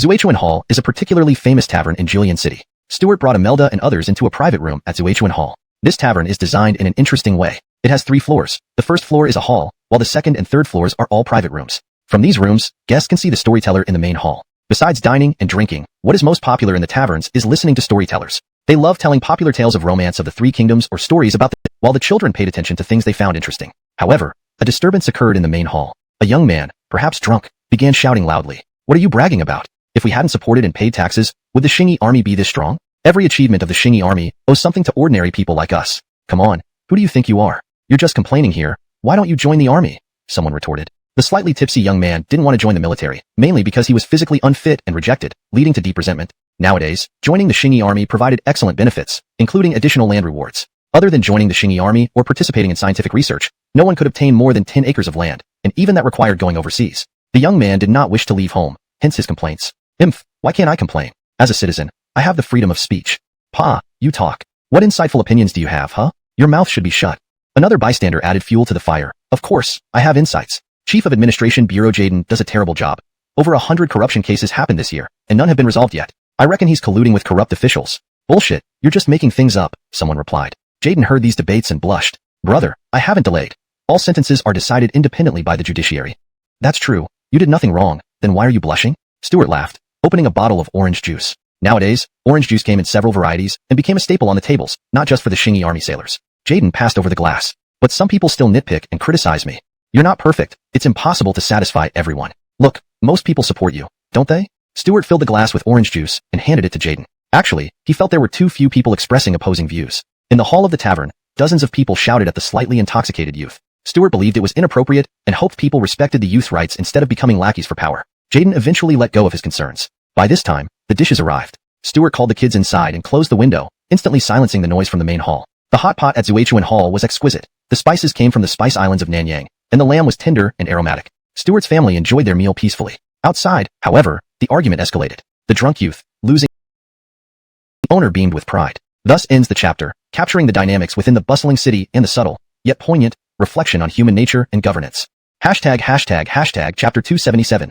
The Ming Dynasty female General Qin Lalangjiu. In Jillian City, the sound of Morse code filled the air at the governor's office. Several telegraph operators were testing a radio transmitter, while another was stationed far away in Haizhou Port. Haizhou Port, as the first port within the Qingyi army's territory, remained incredibly prosperous. Initially, it had ceased accepting refugees from the Ming Empire. However, due to the overwhelming number of refugees from northern China and an orphanage with over 30,000 infants in the port, they resumed accepting refugees once again. Now that the Donglin party was in power, they, known for their good reputation, remained silent on the issue of local officials still trafficking refugees. Behind the Donglin party stood wealthy gentry who had profited immensely from this practice and were unwilling to give up these benefits. In order to oppose Brogan's tax inspectors and mine supervisors, the Donglin party had argued with Brogan for decades, showing how much they valued their own interests. At Haizhou Port, the telegraph machine began tapping out its message, converting recent updates into binary code and transmitting them. Back in Julian City, the signal was quickly received. Stuart stood nearby, somewhat tense. Jaden was also there, filled with anticipation. While short-distance tests had been conducted before, this was the first time sending and receiving information over such a long distance. The telegraph operator was busy working, and soon a clear message was translated. Long Ear 2 is in position. Stuart clenched his fists in excitement. Excellent. If it works this far, let's try an even greater distance. Stuart couldn't help but marvel at the twisted path of technological development. Telegraphs were already here while steam engines hadn't yet been widely applied. Brother, with this, I won't need to travel around constantly. We can receive messages from different cities right here in Jillian City, said Jaden, equally excited. Gale often traveled to understand conditions across the territories, finding it quite taxing. Stuart shook his head. With telegraphs, it's indeed more convenient, but compared to television or computers, this is still far behind. Brother, what did our mother teach you? There's something even better, and I can't imagine it. Jaden wasn't an academic ace. He only had knowledge equivalent to elementary school education in the future. Yet, this knowledge allowed him to manage the Qingyi army's affairs efficiently. Stuart found it incredible. Gale had originally intended to force his brother to learn more, but eventually gave up. Perhaps, managing governance required only basic education if one didn't exploit others. After all, the scholars of the Ming Dynasty could do little beyond writing civil service exams, and their skills were not much beyond those of elementary school students. Alicia, the newly appointed strategist for Loleadong, was an example. Alicia was renowned for his management of the Yellow River. Despite his achievements, floods still devastated the Huanghui region. His efforts might last only a few years. After the Loleadong incident, Alicia rose from Galenan vice commissioner to become the military inspector for Yongping. Gale diligently supplied grain and reinforcements to Loleadong, earning praise from Humbert. Receiving accolades from Humbert meant he must have done well, but appointing him as the chief strategist based on this alone seemed questionable. Since 1618, 3 strategists had come and gone in Loleadong: Douglas, Humbert, and now Alicia. Each received a ceremonial sword from the emperor. With this sword, executions followed. Loleadong's military officers faced grim fates under each strategist. Under Douglas, 1 officer was executed, and under Humbert, 4 were killed. Unlike Humbert, Alicia wasn't as hard-hearted and planned to execute only 2. Reasons for execution varied.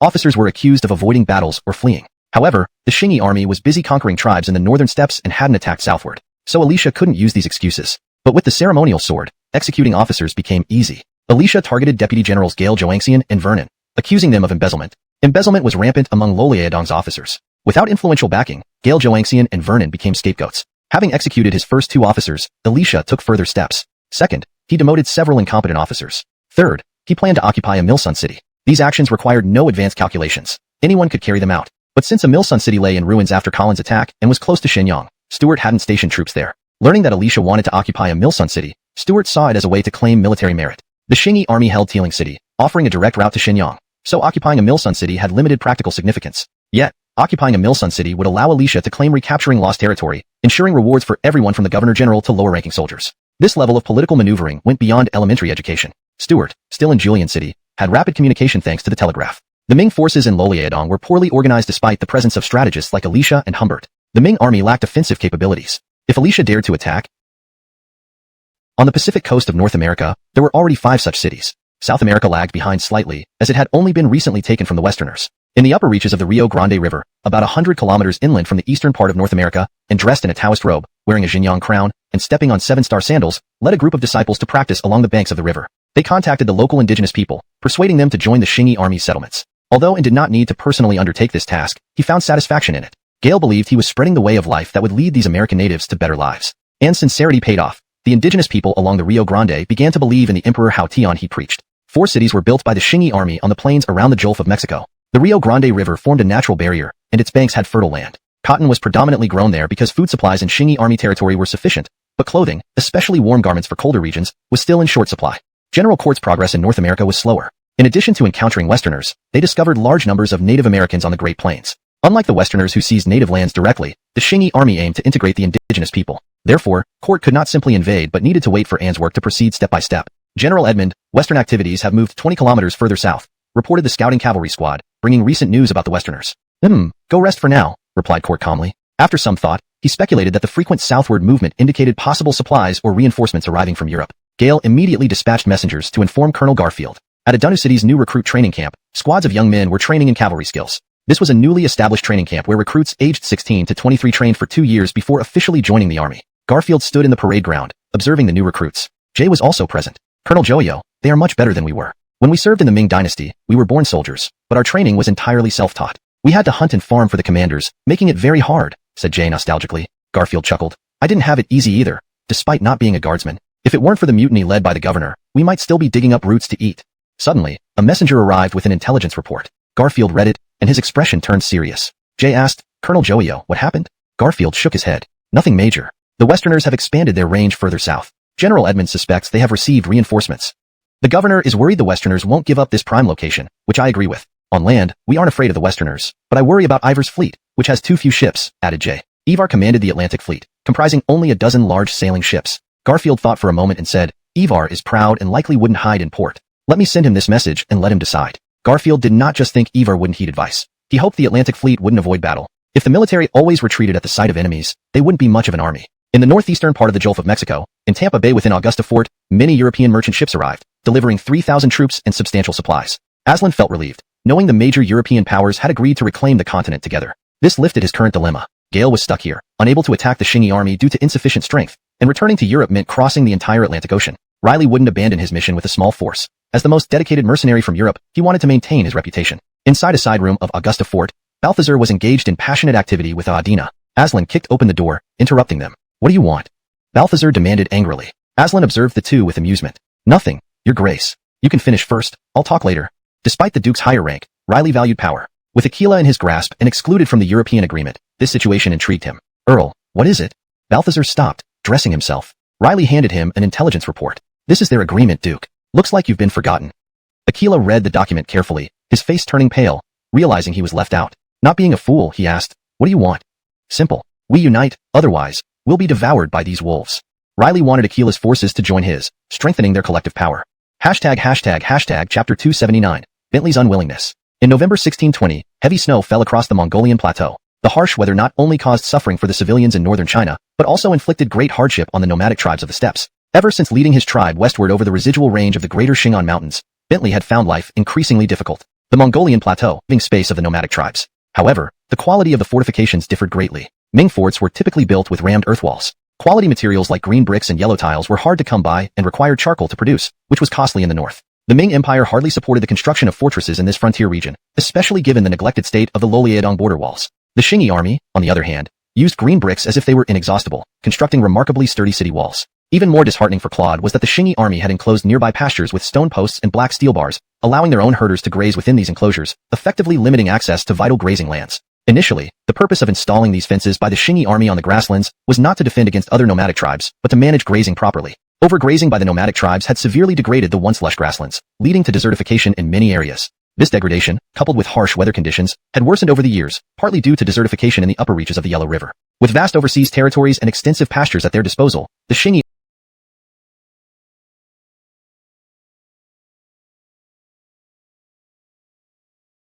factor contributing to the recent extreme weather. With vast lands overseas and extensive ranches, the Xingyi army no longer needed to overexploit the Mongolian plateau. Ordinary fences would be easy to pull down with ropes and horses, but But the Xingyi Lalastock Company's stone pillars, though only as wide as a bowl at the surface, had a 1 square meter concrete base buried deep underground. Reinforced with steel bars, they were incredibly robust. Claude had tried pulling them down with several horsemen, but the pillars stood firm. Instead, he faced ridicule from the Xingyi herders inside the enclosure. "Ah, try harder. I'll treat you with cannonballs." The herdsmen within made mocking gestures, infuriating Claude to the point where he almost attacked them without thinking. But the sight of approaching Xingyi cavalry quickly cooled his anger, forcing a swift retreat. As Claude lost himself in thought, others in the tent also sat in contemplation, quietly gnawing on lamb. Bentley, witnessing this, felt his anger rise but could find no outlet. Suddenly, a scout galloped into the tent. "Report, Sir Khan, the Pinglay soldiers are recruiting our ordinary herdsmen. Many have surrendered to the Pinglay after moving east." "What? These traitors?" Bentley unsheathed his sword, tempted to lash out at the messenger. With a wave of his sword, Bentley startled the messenger, but restrained himself, chopping into a piece of lamb instead. Inspiration struck Claude. "Sir Khan, I have an idea to break the Pinglay soldiers' fort." Liliwai conquered the kingdom of Korea and Japan, and even crossed the Pacific Ocean. Everything was unimaginable. Now, what Abdul once considered a mortal enemy, Colin, had been easily defeated, and the Jurchen people dispersed and sent to immigrant towns. The long-standing enemies of the Ming, the Tatars, were being pushed to their limits by the Xingyi army. Nomadic tribes, moving swiftly and lacking fixed settlements, were historically hard to subdue. Every winter, they raided southwards, and the Ming were powerless to stop them. Despite constant efforts, these tribes seemed indestructible. But Abdul believed that the Xingyi army's plans would ultimately contain these nomadic tribes. Looking at the city planning on the map, if these fortresses were successfully built, the nomadic tribes would be forced to settle peacefully. A guard reported, "Commander, a large group of Mongol herdsmen has arrived." Abdul asked, "What's the issue?" If not under special circumstances, incoming herdsmen would follow the usual reception procedures. "There are too many, about 3,000 people, and some of them appear very fierce." "Oh, does Bentley have something up his sleeve?" Abdul stood up, deciding to see who these new arrivals were. Chapter 280. Ebenezer escapes from the brink of death. The 7 elders pass at Tumun Mountain, echoed with the howling winds from the north. Tens of thousands of Mongol cavalrymen approached from the east, now only 40 kilometers away from the newly constructed Qian mountain city of the Xingyi army. Bentley ordered his troops to set up camp here. Gale had sent 3,000 men disguised as ordinary herders into both Qian Mountain City and White City. If everything went according to plan, these infiltrators would incite riots within the cities as Bentley attacked from outside, creating chaos. Claude led 2,000 men on this campaign under Bentley's command. Although Bentley's overall strength had diminished, Claude's forces had grown. Claude surveyed Qian Mountain City from a mountain pass. The outer walls were not yet complete. One side was only about a meter high. Construction had halted due to heavy snowfall, and it was clear that work would resume only when the spring thaw arrived. This presented a significant vulnerability if an attack were launched. Smoke rose from inside Qian Mountain City, though it was unclear what the Xingyi army was burning. No firewood had been seen entering the city during reconnaissance, but the wagons covered with canvas revealed nothing of their contents. Claude longed for the cannons atop Qian Mountain City, and even more for the artisans who could craft such weapons. "Master, Second Prince is here." A servant rushed from behind. Claude asked, puzzled, "Why is he here? Isn't he with the Kingur tribe?" The servant hesitated. "Master, a small valley not far from the northern part of Qian Mountain City, there was a camp housing 8,000 Xingyi army cavalrymen cloaked in white capes, blending with the snowy landscape. A Clifton stood on a hillside, observing Qian Mountain City through binoculars. The city isn't fully built yet. We could have planted explosives inside and blown it up. Too bad. But it's Lincoln himself directing this battle," he sighed. His aide couldn't help but chime in, "General Elbert, by blowing up the city, we lost 2/3 of our battle credits." "Huh, so what? We can earn more credits later, but such a grand spectacle is rare." The young man licked his lips. The aide fell silent. That scene was indeed extraordinary. Even the Xingyi army had lost a few soldiers, and several others were deafened. This was why the merit for destroying the Kingur tribe was reduced by 2/3. To the south of Qian Mountain City, another camp housed 8,000 Xingyi army cavalrymen led by Abdul. Abdul was resting in the camp, having thoroughly mapped out the surrounding area. His mission was to cut off Bentley's retreat. Regardless of whether Bentley attacked or not, a major battle was inevitable. Riding the defense at Qian Mountain City was Stewart himself. Gale aimed to cripple Bentley in one decisive blow. Drought and snowstorms had weakened Bentley's forces, yet he still dared to attack the Xingyi army. Among them, some robust herders exchanged meaningful glances. They kept watch on the patrolling Xingyi soldiers and the iron doors near the windows. Contemplating ways to open these iron doors, crafted from precious steel, they even planned to loot them once cannon fire began outside. Chapter 281. The Solid Iron Door. On the grassland, the sky was dim and yellow, as if it were about to snow again. Leading an army of 40,000 cavalry, Bentley arrived at Qinshan City. Gale dispatched 5,000 men as scouts to advance cautiously, but there was no response from within the city walls. Bentley asked puzzledly, "That's odd. They should be within cannon range by now. Why haven't they attacked from the battlements?" Claude hesitantly replied, "Your Majesty, perhaps their ammunition is running low." Claude suspected that the Xingyi army was trying to lure them into the city to blow them up, just like before. However, he didn't disclose this thought. Bentley rubbed his temples in frustration. "What should we do? We had agreed with our spies inside that they would start a riot when they heard the cannons, and then we'd launch our attack. Without any gunfire, they won't act." Claude was taken aback. He had nearly forgotten about the inside collaborators because of Ebenezer's news. "Your Majesty, since they have no ammunition and the city walls are incomplete, why not take this opportunity to attack and seize the cannons on the wall?" "Your Majesty, I'll lead the vanguard, assault the city together." Stewart watched as Bentley sent another 10,000 troops without reacting. Gale waited for them to dismount and enter the city. Chief Brody, having received orders, wasted no more time and ordered his men to dismount and attack. Brody leapt off his horse and climbed onto the 1-meter-high wall, quickly crossing over. His men followed, excited by the prospect of looting treasures. They approached a 3-story red brick flat-roof building. On the ground floor were several heavy iron doors made of black metal. A soldier kicked one door hard. Clang!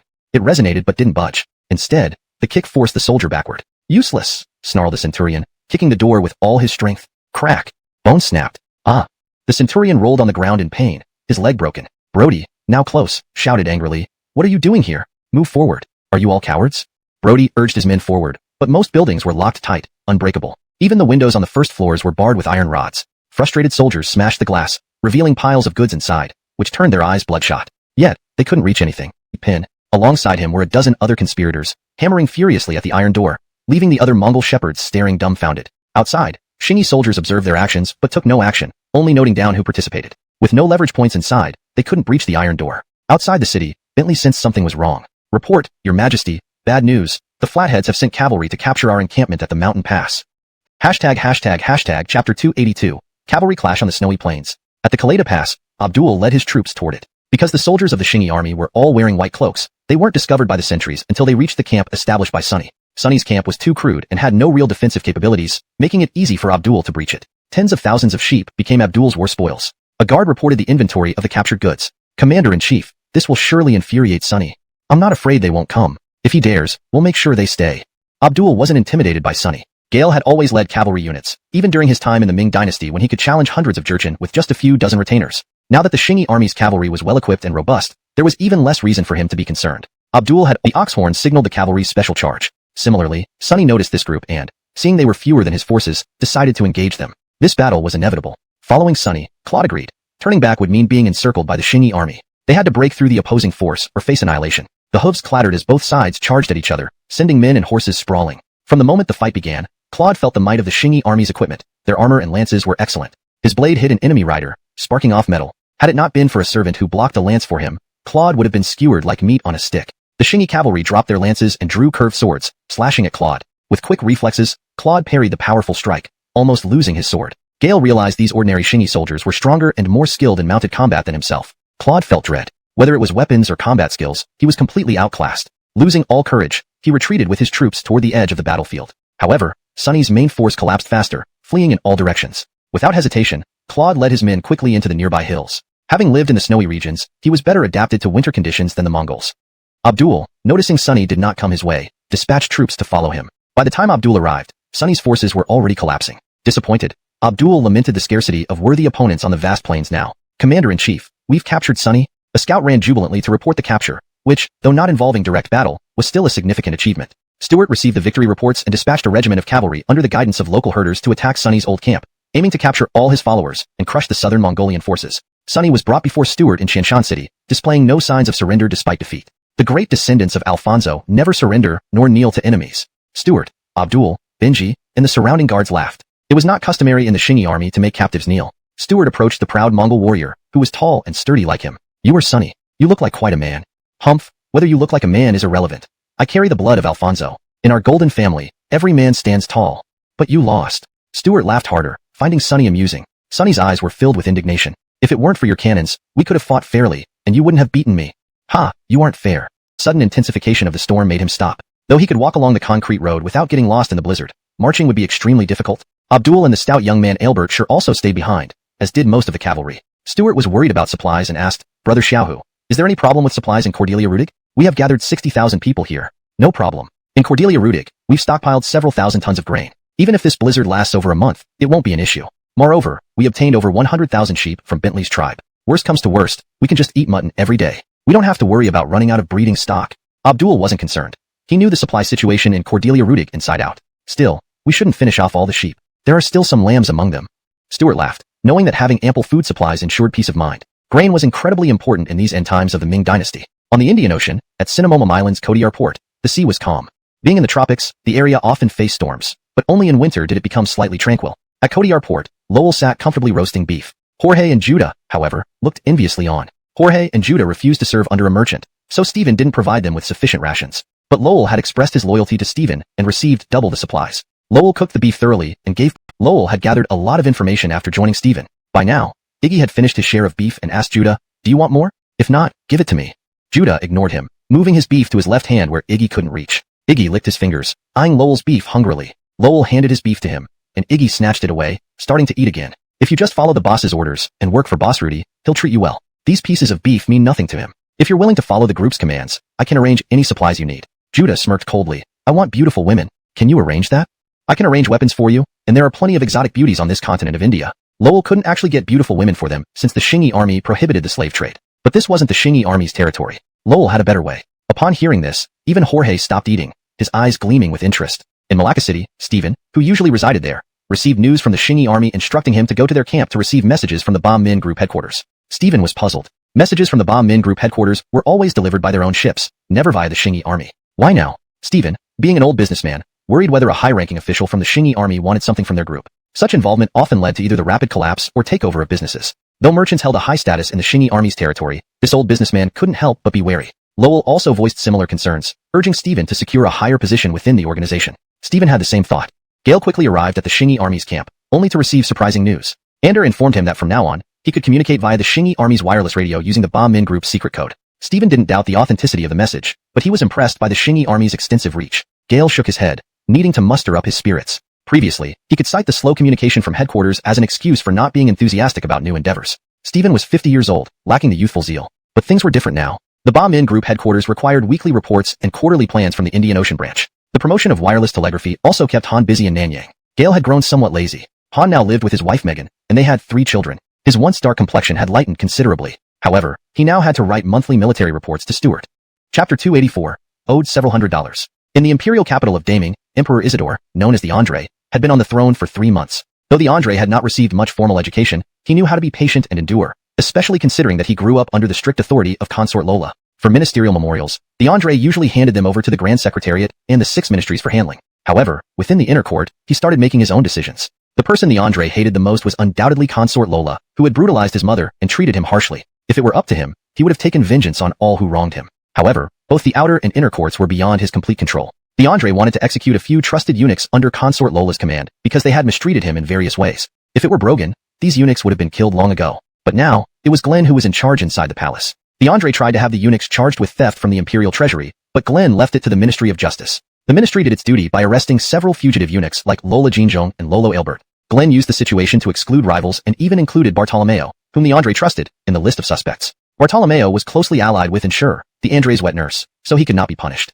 This was the first time the Andre disagreed with eunuch Glenn and refused to hand Bartolomeo over to the Ministry of Justice. Glenn decided not to kill all the eunuchs under Consort Lola to show his leniency. The case's verdict, however, did not go as the Andre wished, resulting only in Lola Jinjong's execution. This enraged yet helpless the Andre. Determined to gain power, the Andre began bypassing eunuch Glenn and issuing orders. Gale first conferred the title Wanqing Madam on his wet nurse Ensure, appointed her brother as a commander in the Jinui Imperial Bodyguards, and promoted Bartolomeo to the Directorate of Ceremonial. These appointments were within the inner court and the Jinui, thus beyond the civil officials' jurisdiction. Despite their objections, the civil officials could do nothing due to the lack of control over the inner court and the emperor's personal guards. However, when the Andre directly ordered the Minister of Rights, Zaird Ruayo, to join the cabinet, it caused uproar. Zaird Ruayo had once opposed the promotion of Consort Lola to noble consort, which pleased the Andre. Traditionally, cabinet appointments required deliberation by the court, not direct imperial decree. This right of the civil officials could not be violated. If such norms were disrupted, their positions would be jeopardized. Civil officials were very sensitive to power dynamics, having wrested military authority from the aristocracy. They frequently clashed over more benefits within the cabinet and the 6 ministries. Zaird Ruayo, as part of this system, naturally did not want to break tradition and submitted a resignation petition. But the Andre, wanting to assert power, would not let him resign easily. All these events in the court were reported to Stuart by Ottman. Stuart was on his way back to Julian City.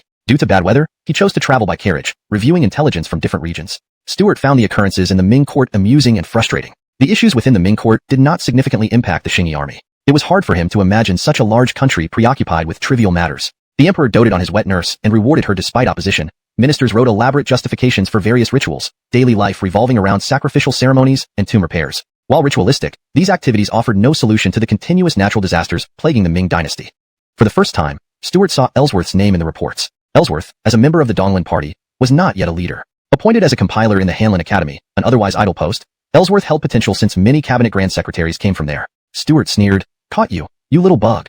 A surprised bodyguard asked, "Your Excellency, where's there a bug?" Smiling, Stuart explained, "Never mind, I just saw someone bug-like." Perplexed, the bodyguard marveled at how someone could resemble a bug, finding the governor well-versed indeed. In Qiqihar City, the short, sturdy youth returned. Despite the absence of major threats in the north, he still needed to stay here. With no warfare in Lolaeadong, Stuart did not need him immediately. However, he was eager to return this time. After bathing and changing into decent clothes, he slipped out, instructing his guards not to follow him as he was going somewhere indiscreet. Jurors respected his privacy, though they discreetly sent one or two to ensure his safety. The selected guard looked utterly displeased. Fellow guards joked, "Come on, grab some snow if you can't handle it." The short, sturdy youth headed to the area inhabited by herdsmen. Gale quickly entered a house where a Mongolian woman in her 30s lived. She was beautiful and adept. Seeing the youth try something untoward, she blocked him. "Stop moving, you rogue. Carly is here," she said. A little girl around 7 years old entered and called, "Uncle Albert." Gaily, Carly. "Galier's $100. Go buy some candy and meat," he said, handing her money. "Okay." Carly ran off happily. Once the child was gone, the youth eagerly pounced. Outside, a guard saw Carly hop out, buying things swiftly and returning. Noticing the activity inside had extra land to grow sugarcane. Darren was a pure businessman. Over the past few years, as governance in the Xingyi military territory became more standardized, Darren no longer served as the mayor of Beigang City. Instead, city administrators were elected by the people, representing Darren's interests. After all, he had developed Beigang City and enjoyed considerable prestige there. Stuart smiled. His relationship with Darren wasn't one of friendship, but purely based on mutual benefit. Darren had relied on the Xingyi army to build such a large enterprise. Therefore, if Darren came to see him, he must need something. However, Stuart did not usually interfere with the internal operations of the Xingyi military territory, so Darren likely wouldn't need to seek his help directly. Stuart guessed Darren was probably here to expand business in the Indian Ocean. Governor Darrell, our Beigang trade group also wishes to conduct overseas business like the Baman Group and establish a security force. To form a security force means bearing all their salaries and benefits while still being managed by the Xingyi army. It's very expensive. You should think carefully about this. Stuart hoped that commercial groups within the territory would venture out and explore new markets. Gale didn't want to always be pushing the entire territory forward, as that was exhausting, and one person's energy was limited. After hearing this, Darren replied cheerfully, A large sailing ship was leaving the port of Beigang. On board were mostly teenagers around 16 years old. One boy stood on the mast, pretending to fly, shouting loudly at the sea. "Ocean, Yarden, am coming." This middle school behavior drew laughter from the other teens on deck. The Xingyi army owed much of its success to the ocean. Without the support of fish catches from the Xingyi Fisheries Group, they couldn't have bridged the massive food gap. Although Stuart could buy grain with silver and gold, food production was limited. Even in the late Ming, having money did not guarantee purchasing grain. The biggest industry in the Xingyi military territory was shipbuilding. Teenagers within the territory dreamed of commanding ships and exploring the seas. Rumors of gold islands and sightings of mermaids circulated in the ports, fueling these dreams. With the prosperity of shipbuilding, owning a large sailboat was no longer just a dream for those with ambitions. Yarden sailed on a ship purchased jointly by these young men. These boys, children of wealthy families from the Beigang trade group, bought a second-hand sailboat using pooled funds. A packed Amiljian ship passed by, filled with refugees and merchants. One of the merchants, Rudy Jingli, watched the young sailors enviously. Many passengers aboard Rudy Jingli's ship were not only refugees, but also members of his own clan. Rudy Jingli witnessed the wealth and prosperity of Beigang firsthand, and wished to become a successful merchant under the Xingyi army. However, the Xingyi army mainly accepted penniless refugees, allowing foreign merchants only to trade without settling. Rudy Jingli was Aston's son. His father gave him this name, hoping he would become learned instead of a merchant. The Rudy family originally belonged to the Confucian school, but after Aston disliked studying, he turned to commerce. In Amilzu Prefecture, many families engaged in business without stigma. Aston traded abroad, reaching Luzon Island and introducing sweet potatoes to Amilzu. To smuggle sweet potato seedlings, he endured great hardships. Gale sought to use high-yield crops to gain favor with Ming officials. Overseas trade was difficult, especially under the Ming ban. Besides battling storms and pirates, traders faced harassment from foreigners. Returning home, they also feared exploitation by Ming authorities. Despite all this, Ming merchants bravely challenged the world alone. As he grew older, Aston no longer wished to sail. Yet, his son, Rudy Jingli, lacked aptitude for scholarly pursuits and ended up following in his father's footsteps. However, Rudy Jingli had better luck, encountering the rise of the Xingyi army and discovering new horizons. Gale realized merchants didn't have to live humbly forever. Rudy Jingli planned to join the Xingyi army by selling his clan members as refugees. What should be done with these people? Should we arrest all of them? Sullivan asked. Stuart thought for a moment before replying, "No. As long as they abide by our laws, it's unnecessary." "All right." Sullivan stood up, preparing to leave. "Uncle Rudy, make time to come over for tea sometime." Stuart trusted Sullivan immensely and treated him like family, but Sullivan always remained formal. After seeing off Sullivan, Stuart reflected on the matter of the smuggling merchants and decided to let it be. Having managed the region for over a decade, Stuart found that while the governance structure wasn't perfect, it also wasn't bad. Gale believed this framework offered opportunities for capable individuals to excel without needing authoritarian intervention. Gale was aware that absolute power could feel liberating, but history, particularly Emperor Hawkins' example, served as a warning. While Zhu enjoyed absolute power and pampered his descendants, they ultimately suffered greatly. This realization made Stuart wary of such unchecked authority. Thinking of his own children, Stuart wished for their happiness, rather than being pawns in political struggles. Unrestrained political fights were too cruel and nonsensical. The Ming court constantly engaged in such power plays. Lately, Minister Darrell positions within the palace. Their intermediary, Atman, however, was terrified, feeling unsafe despite the routine nature of espionage in the Ming. Atman, sensing danger, requested a withdrawal, conveying his intelligence along with his resignation plea. Back in Jillian City, at the governor's mansion, Stuart reviewed Ottman's report and resignation.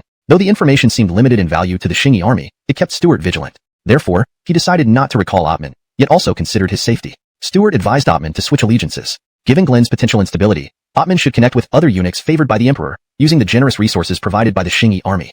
Chapter 287. 4 million Lolong of Lola Oxianga Milns. On the 20th day of the 12th lunar month, a heavy snow fell in the capital city of the Ming Dynasty. Ottman walked through Donkey Meat Alley and found an inn. For one to be able to open an inn in the capital, they must have solid backing. This particular inn was run by Tiger Shield Jurds from the Shingi army and also served as a contact point for spies collecting intelligence within the city. The inn's business wasn't thriving. Too much success would invite suspicion. Upon entering the backyard of the inn, Ottman heard a tapping sound. Shopkeeper, what's that noise? There's nothing. Your hometown has made a decision on your situation. You need to continue your work, lady, and no previous emperor had ever shown such respect to their wet nurse.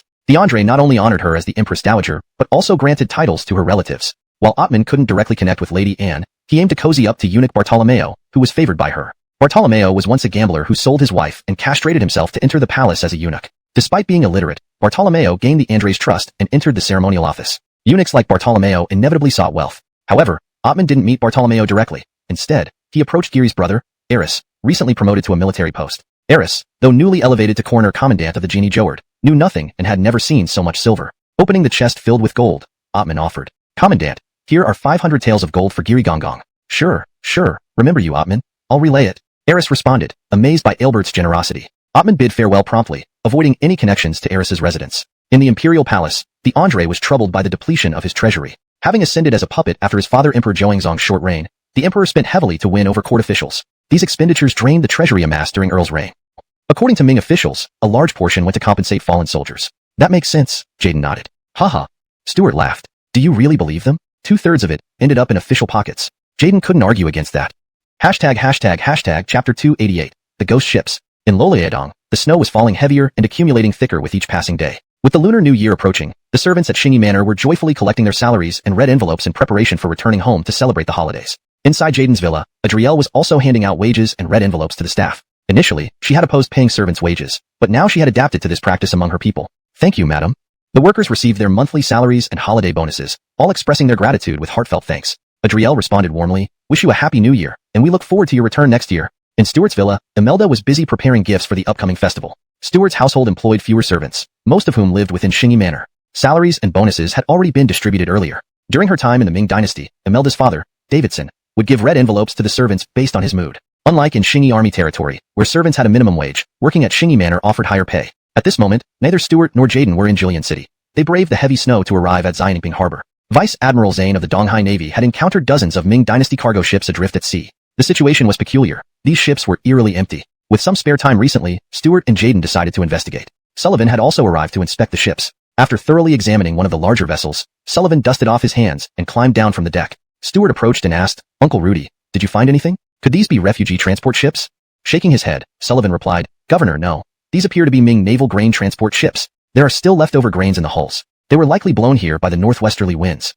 Jaden interjected, puzzled. Uncle Rudy, how can that be? Despite the strong northwest wind in winter, it's not nearly as powerful as a storm. And weren't there crew members aboard? How could they have drifted here?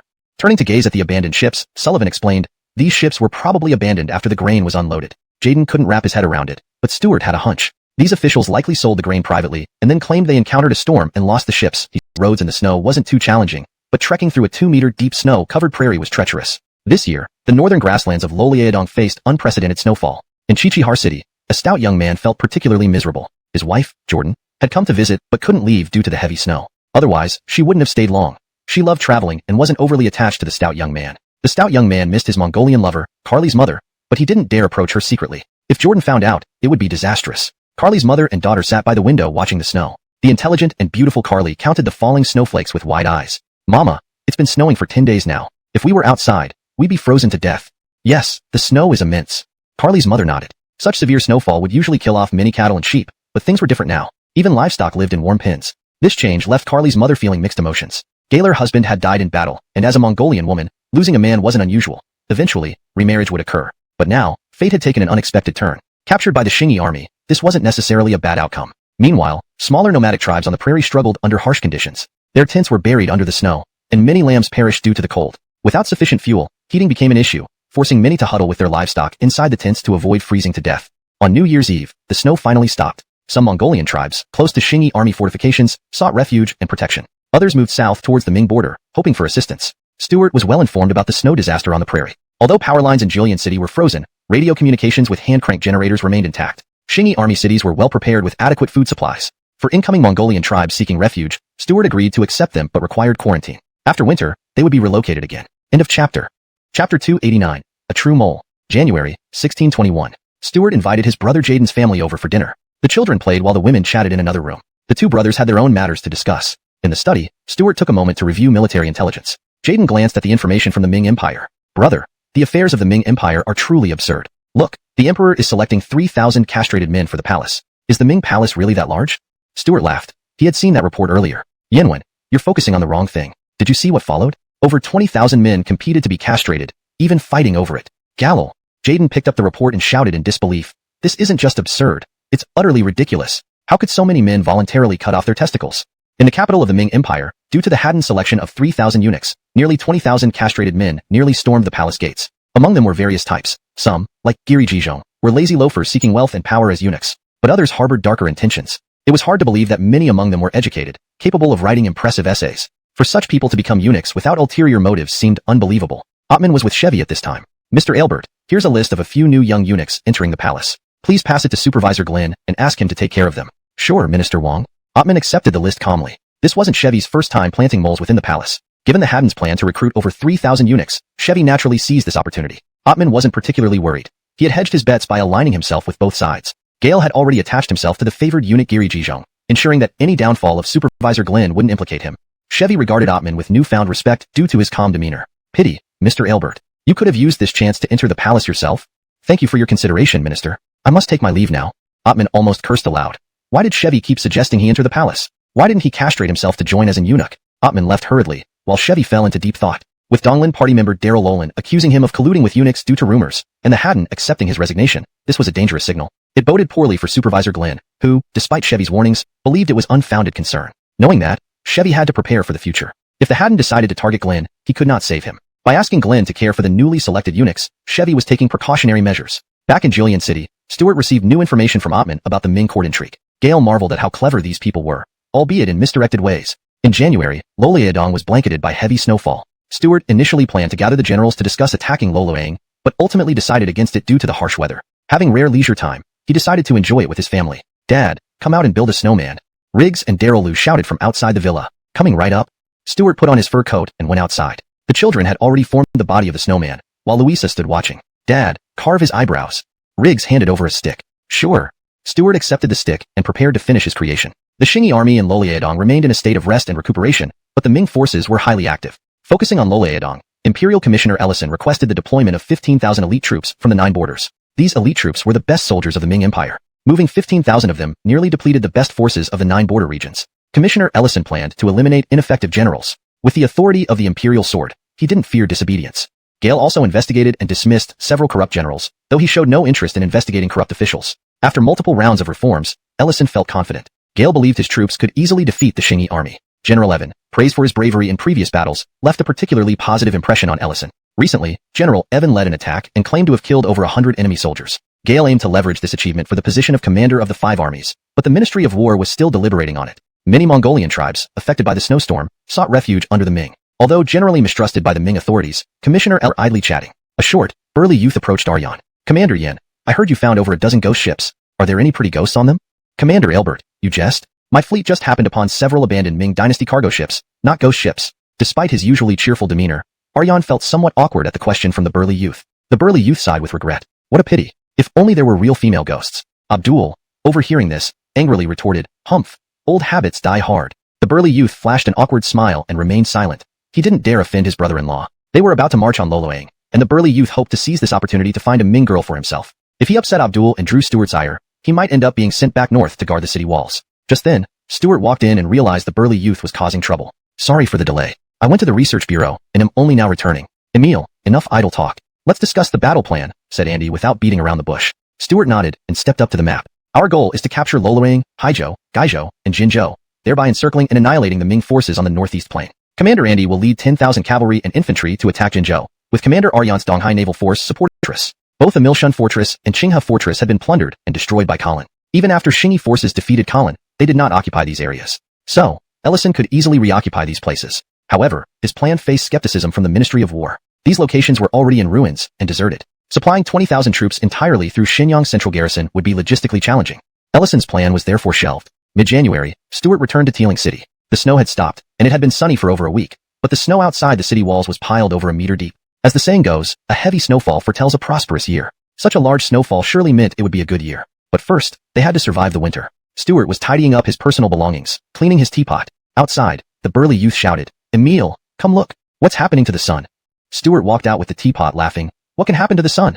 At that moment, the sky had a faint cloud cover, and a colorful halo surrounded the sun. The clouds beside the sun formed beautiful, colorful ribbons. Soldiers of the Shingi army and residents of the city watched this strange sight. Indeed quite beautiful, Stuart remarked before walking back into the house. The burly youth followed inside. Emile, this is a heaven-sent omen. Something significant must happen. Yes, indeed, Stuart nodded. We're about to march south and capture Dunning Garrison, which is certainly significant. Stuart filled the clean teapot with water and placed it on the stove. The burly youth scratched his head, perplexed. Emile, this is a celestial sign, a prediction of fortune or misfortune. Do you think it's a bad omen or a good one? Stuart picked up the intelligence report brought by his bodyguard and started reading. The burly youth pondered. Of course it must be a good omen. Stuart looked up and smiled. Then why worry? Go about your business. Defeated by Stuart's logic, the burly youth left, muttering under his breath. The Mother Earth has really chosen the wrong successor. Never worships during festivals, never venerates the gods. Stuart heard the burly youth's mumbling and laughed even harder. Every person in Loloeadong witnessed the strange phenomenon with the sun. Ellison, dealing with matters in Loloang, also saw this. Gale did not dare to take it lightly and reported it to the emperor. But he did not dare say it was a bad omen nor claim it was a good omen. Gale simply described the celestial event and sent it to the capital. Ming officials did not capitalize on Ellison's report to cause trouble. This wasn't the reign of Brogan when civil servants would use such phenomena to scare the emperor into issuing internal rages. Now, with millions of tales issued, many officials had made substantial profits, recouping what they lost during Earl's rule. Emile Thermore, cavalry, and, combined with his own troops, now had more than 5,000 men. Although it sounded somewhat laughable that a Grand Ming general should have only 2,000 men under his direct command, this was indeed the case for Evan's main force. Many officers had been sent by the Ming Dynasty to assist in the defense of Loloeadong. Ellison even felt there were not enough generals and wished for more capable ones. Despite Evan's notorious record of slaying innocents to claim false victories, he was indeed a fierce commander. Only someone exceptionally bold would undertake such actions. His co-commander, Vice General Burke, did not dare do the same. Refugees from the Mongolian tribes brought vague news about Bentley. Some said Bentley had suffered a devastating defeat and was captured by the Shingi army. Others claimed he had withdrawn from the Loleo River Plain after being outmatched by them. There was also the rumor that Bentley was killed and riddled with arrows by the Shingi army. The veracity of these reports could not be confirmed, but they all indicated one thing. Bentley's tribe had been defeated by the Shingi army. Upon hearing this news, the valiant yet cunning Evan was deeply alarmed. Gale knew the strength of Bentley well. A few years ago, Bentley had wreaked havoc in southern Loloaning, looting and plundering without anyone being able to stop him. However, unable to capture Ming's fortified cities, Bentley eventually reconciled with the Ming to resume trade, returning some of the captives. Every year, the Ming court gave Bentley a significant sum of money in exchange for his submission. But now, Evan could not believe that Bentley had been defeated by the Shingi army and reportedly captured. Feeling increasingly endangered, Evan found himself in a precarious position, facing the threat of the Shingi army. Yet, retreating now seemed impossible as he had just falsely claimed a victory to secure his promotion to commander of the 5 armies, which the emperor had already approved. If he tried to withdraw now, it would invoke severe repercussions from the imperial sword. To protect himself, Evan sought to strengthen his forces and requested additional muskets and frangi cannons from the regional governor, Ellison. Accompanied by his loyal guards, he broke the ice in the moat surrounding the city of Shenyang Central Defense. Master, will those flat-headed rebels really attack us? They haven't even seized Puha Fort yet, asked Hall, a trusted aide of Evan. Looking out at the melting snow and ice beyond the moat, Evan replied worriedly, Galir and Loloeadong, we are scattered like sand. The regional governor, Yuan, fears we hold too much military power and has divided 10,000 troops among 5 generals to check each other. How can we unite our strength? What about what everyone says, that the flat-headed rebels' horses have lost weight over the winter, making them unfit for an expedition? Hall asked, recalling what the civil officials had mentioned. Walking along the moat, Evan pondered aloud. If you were a cavalryman, would you let your amplifying maintenance and increasing firing speed? After firing, the cannon door was opened, and a special hook was needed to extract the casing. In the Shingi army artillery camp near Tieli City, soldiers were training with the newly installed cannons. Stuart observed and questioned the camp officer. Any problems? General, pulling out the shell casings is too labor-intensive, requiring several men. Stuart watched a demonstration. After firing, soldiers quickly loaded another shell but struggled to remove the casing. Knowing modern cannons use recoil to eject casings, an idea struck him. Where's the blacksmith? General, here I am. The young craftsman, assisting a master, collected flaws for improvements. Can we install a hook on the cannon that uses its recoil to pull out the casing? That's brilliant. I'll discuss this with my master right away. Pleased, Stuart realized how technological advancements propelled progress, even if inspired by others' ideas. If successful, this modification would greatly enhance the Shingi army's artillery efficiency. While challenges remained in bullet casings and firing mechanisms, the current technological edge was substantial. Stuart felt hopeful. Demonstrating scientific advancement would encourage people to strive for further improvements. Chapter 292. The Great Lakes Region. On the European continent, what should have been the 30 Years' War did not erupt due to the Westerners losing control of the New World. Without the backing of the new territories, the Western royalty and the Pope lacked the courage to resist and started compromising with the Protestants. To repay debts, the Western royalty offered up maps and claims to the New World. Presented with such a huge prize, the nobles of Europe could barely contain their greed. Even Christopher, who was usually averse to war, hired an army of 10,000 men. Queen Elsa had passed away, leaving her kingdom to her nephew, Christopher. England's proactive rise gave way to Christopher's passive governance. Yet, the domestic nobility were unwilling to relinquish such massive benefits. The 8 major powers on the European continent each set their sights on specific targets. The combined forces of England and France numbered 30,000, including a naval force composed mainly of pirates aboard 30 ships, ready to land in North America at Burleigh Temple. The Pope and the Western Kingdom also raised an army of 30,000 men, along with a fleet of 50 warships to rendezvous with Earl Base. Meanwhile, Sweden and Ross empires joined forces to hire an army of 30,000 men and 20 warships to find a suitable landing point among the Caribbean islands. Poland and the Dutch hired a similar army of 30,000 men and 30 warships to land on Armad Island in South America.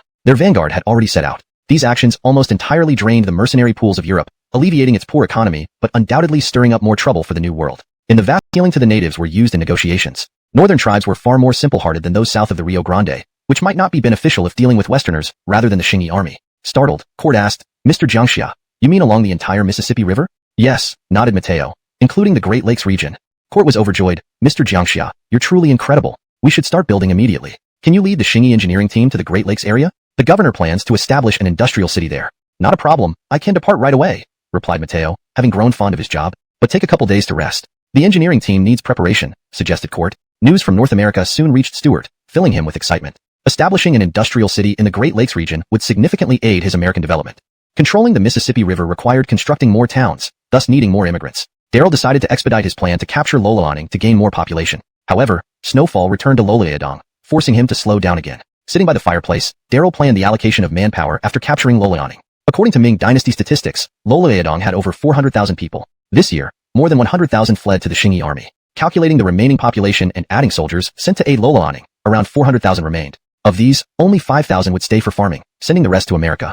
Transporting them required careful planning given the current limitations of immigration ships. Now, steam engines and steamships, Darryl mused. If steamship research succeeded, vessels could expand beyond their current limit of 1,000 tons. Wooden sailboats had reached their maximum size, limited by sail capacity. Steam engines, however, posed challenges with propeller design unsuitable for ocean voyages, especially in deep-sea conditions with rough waves. Propellers needed stability in the water.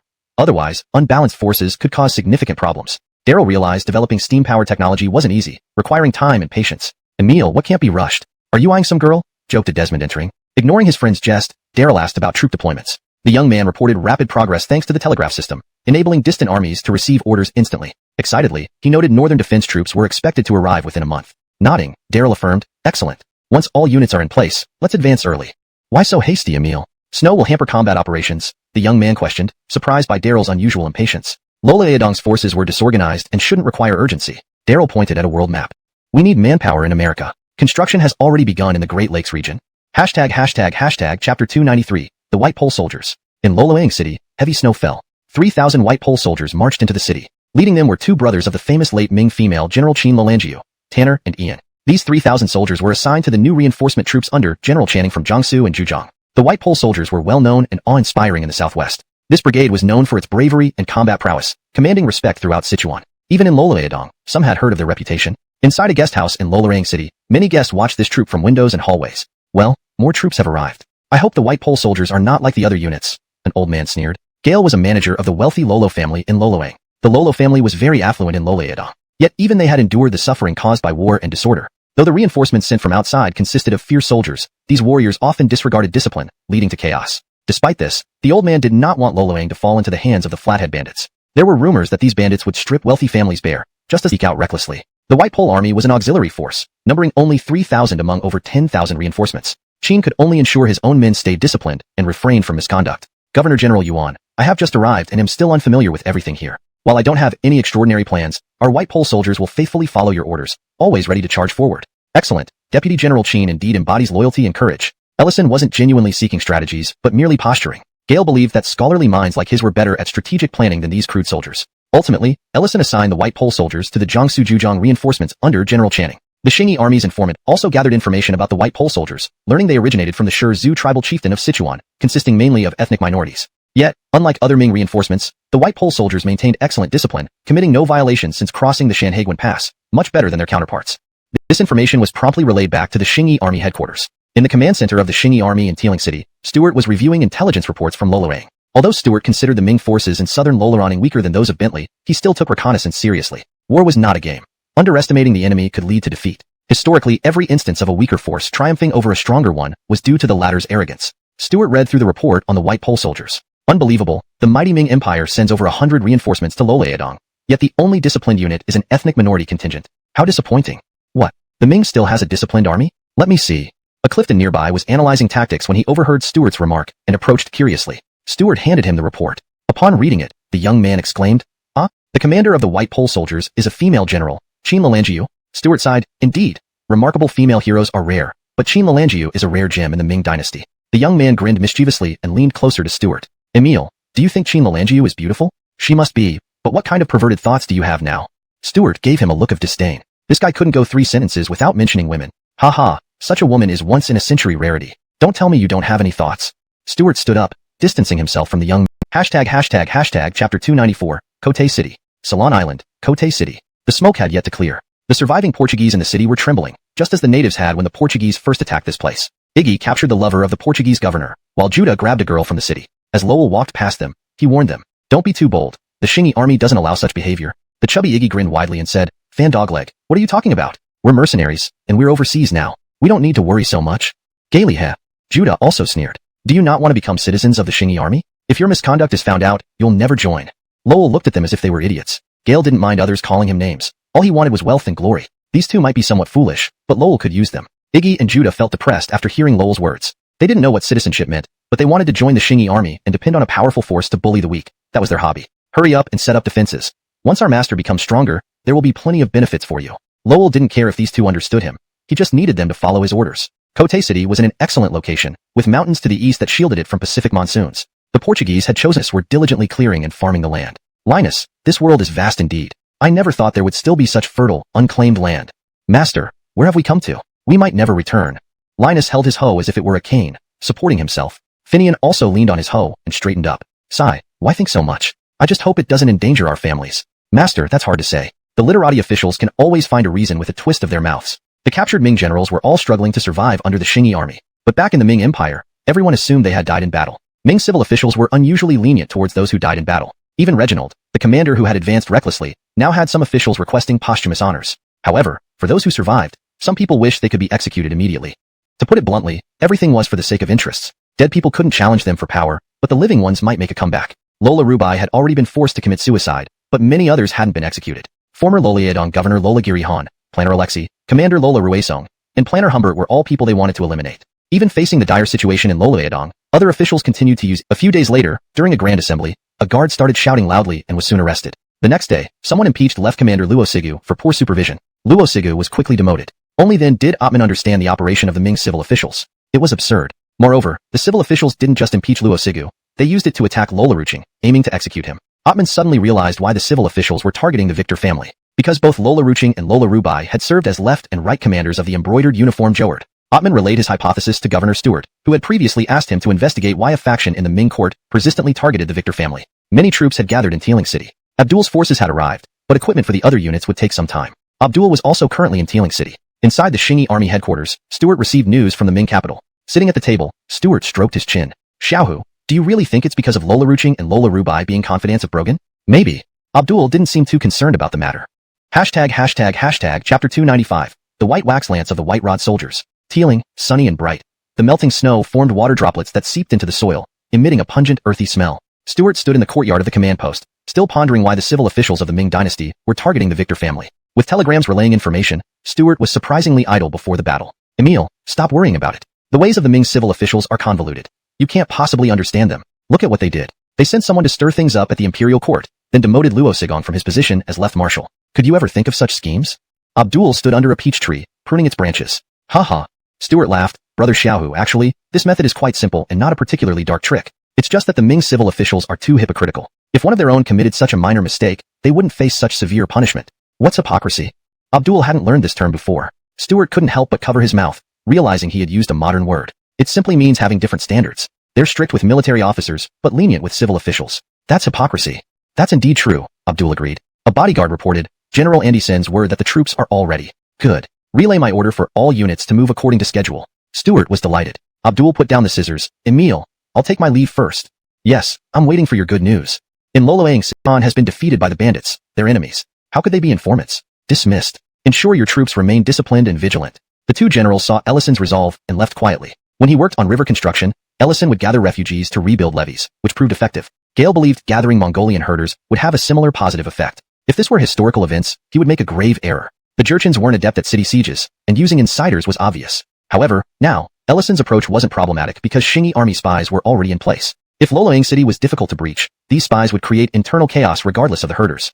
Outside Loloang City, Zhujiang General Channing inspected the Sichuan Tibetan tribal camp. These tribal soldiers weren't limited to White Rod soldiers, but included various other tribal troops. This motley group represented the chaotic nature of Loloyedong's forces. Even the tribal troops came from diverse regions, Sichuan, Yunnan Zhouyizu, and Hunan Zhouangxi, each bringing unique traditions and weaponry. Channing found their equipment distressing. Leading them into battle would be chaotic. Everyone would rush recklessly without coordination. Among them, the stone pillar White Rod soldiers were notable. But seeing only white wax lances, Channing felt uneasy. Finding Vice General Tanner, Channing said, Vice General Chin, your equipment is too uniform. Perhaps fetch some firearms and cannons from the arsenal. Tanner, confident in his men, refused. General Rudy, don't worry. Our stone pillar White Rod soldiers wield the white wax lance.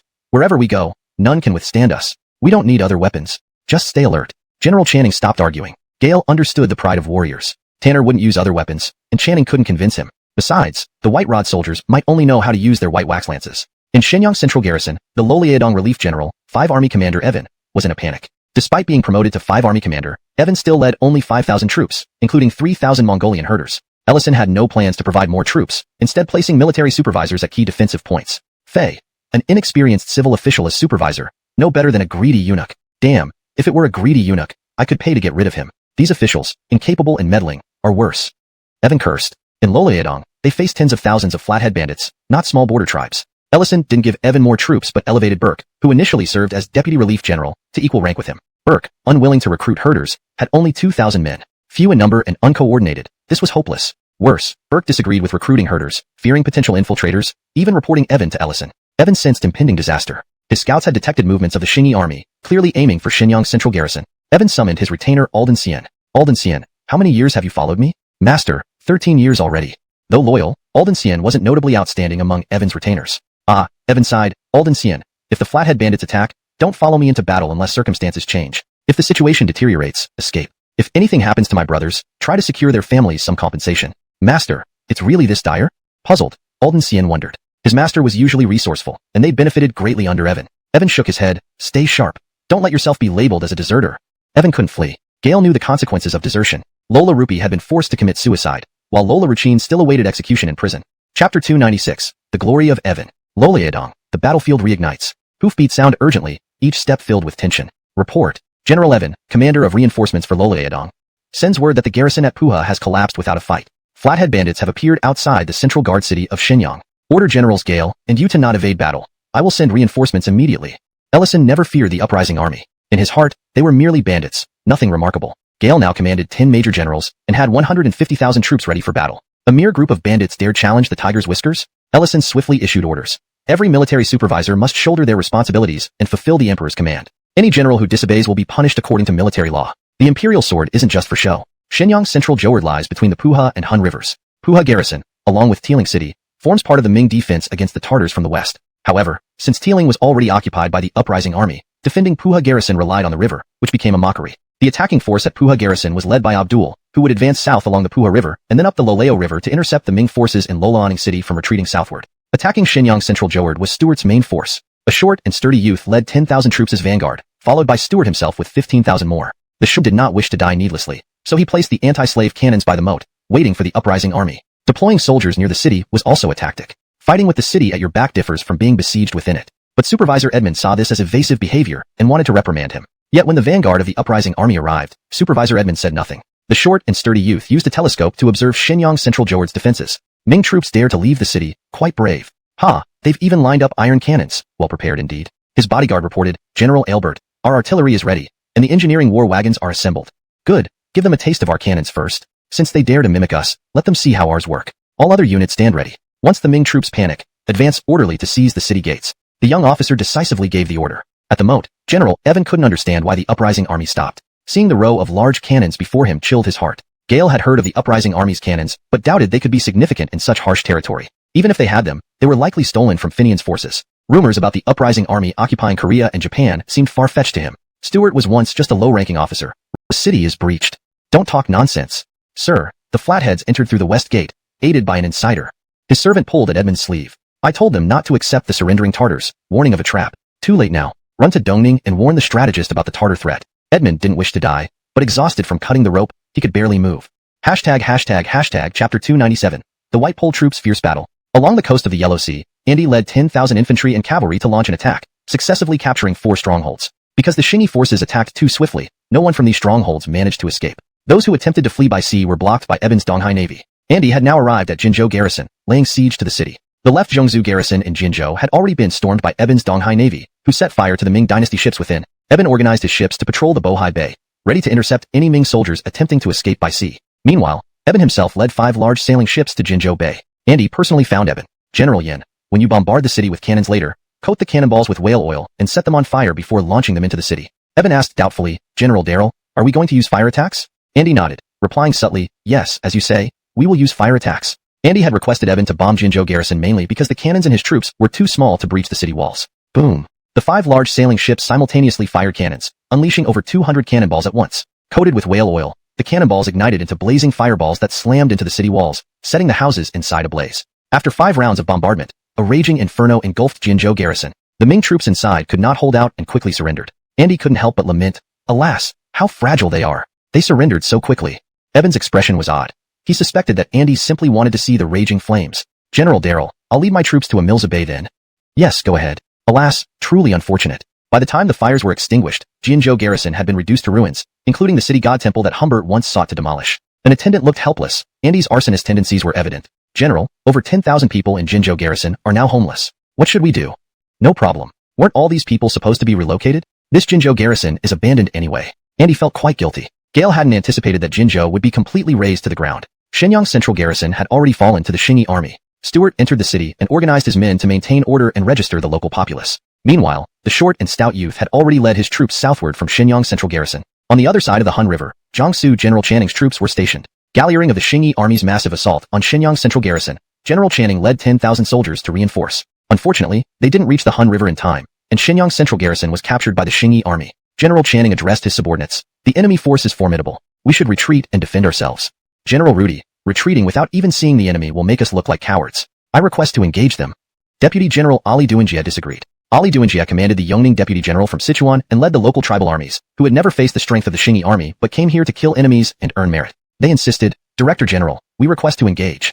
Deputy Generals Tanner, Wu Wenjia, Lei Yaming, and others also petitioned for battle. Reluctantly, General Channing allowed the brave generals to cross the bridge with their troops and camp north of it, while he stayed with his now charge. Tanner saw a glimmer of hope. In such intense cannon fire, only the bravest warriors could fight effectively, a force capable of fighting 100-fold stronger foes. The short and stout youth saluted their bravery but lamented, pity, brute strength alone cannot win wars today. Fire. Bang, bang. Rifle shots rang out, cutting down the advancing White Pole troops and other tribal soldiers. Within moments, only a few dozen remained standing. Killed horses forced Tanner to dismount, stunned amidst his remaining troops. In an instant, only Tanner and a few dozen White Pole troops survived. Ali Duanjia, Wu Wenjia, and Lei Yaming were dead. Tanner tightened his spear. Charge, serve the Emperor. The remaining White Pole troops continued their advance, shocking even the Shingi soldiers. The riflemen hesitated, looking to their officers. Officers glanced towards the short and stout youth. Ah, he sighed, fire. Bang. The defeated soldiers fled across the stone bridge, pouring into General Channing's camp. But deputies Zhu Erlang and Galector, fearing capture, escaped 20 miles away. General Channing, caught off guard, saw his Zhejiang troops encircled by Shingi cavalry. Despite using firearms, they couldn't fend off the well-defended Shingi cavalry, who soon broke through the defenses. Channing fell in battle. Deputy General Demetrius tried to flee on horseback, but was pulled down by Deputy General Geng Jin. Vice General Tong, where are you going? Oh well, join the brothers in death.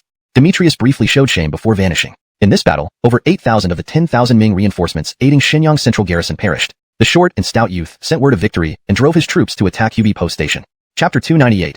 Ellison's First Battle. By the Loleo River, a cavalry unit was on the march. Alden Xian hid in the bushes by the fields nearby, not daring to make a sound. General Evan had ordered him to find an opportunity to escape to the rear. Alden Xian had initially planned to go to Loluang City, but seeing the current situation, Alden Xian believed that Loluang City might not hold out. Thus, he decided to head straight for Zhouangning garrison. Alden Xian did not expect to encounter the Xingyi army's cavalry by the Loleo River. Alden Xian wasn't a fool. He deduced the Xingyi army's intentions. These cavalry units were surely aiming to cut off the Ming army's retreat from Loloang. Alden Xian was stunned by the audacity of the Xingyi army. Loloang alone housed over 90,000 Ming troops, and trying to encircle so many soldiers wouldn't be easy. Watching as the cavalry moved away, Alden Xian hurriedly crossed the Loleo.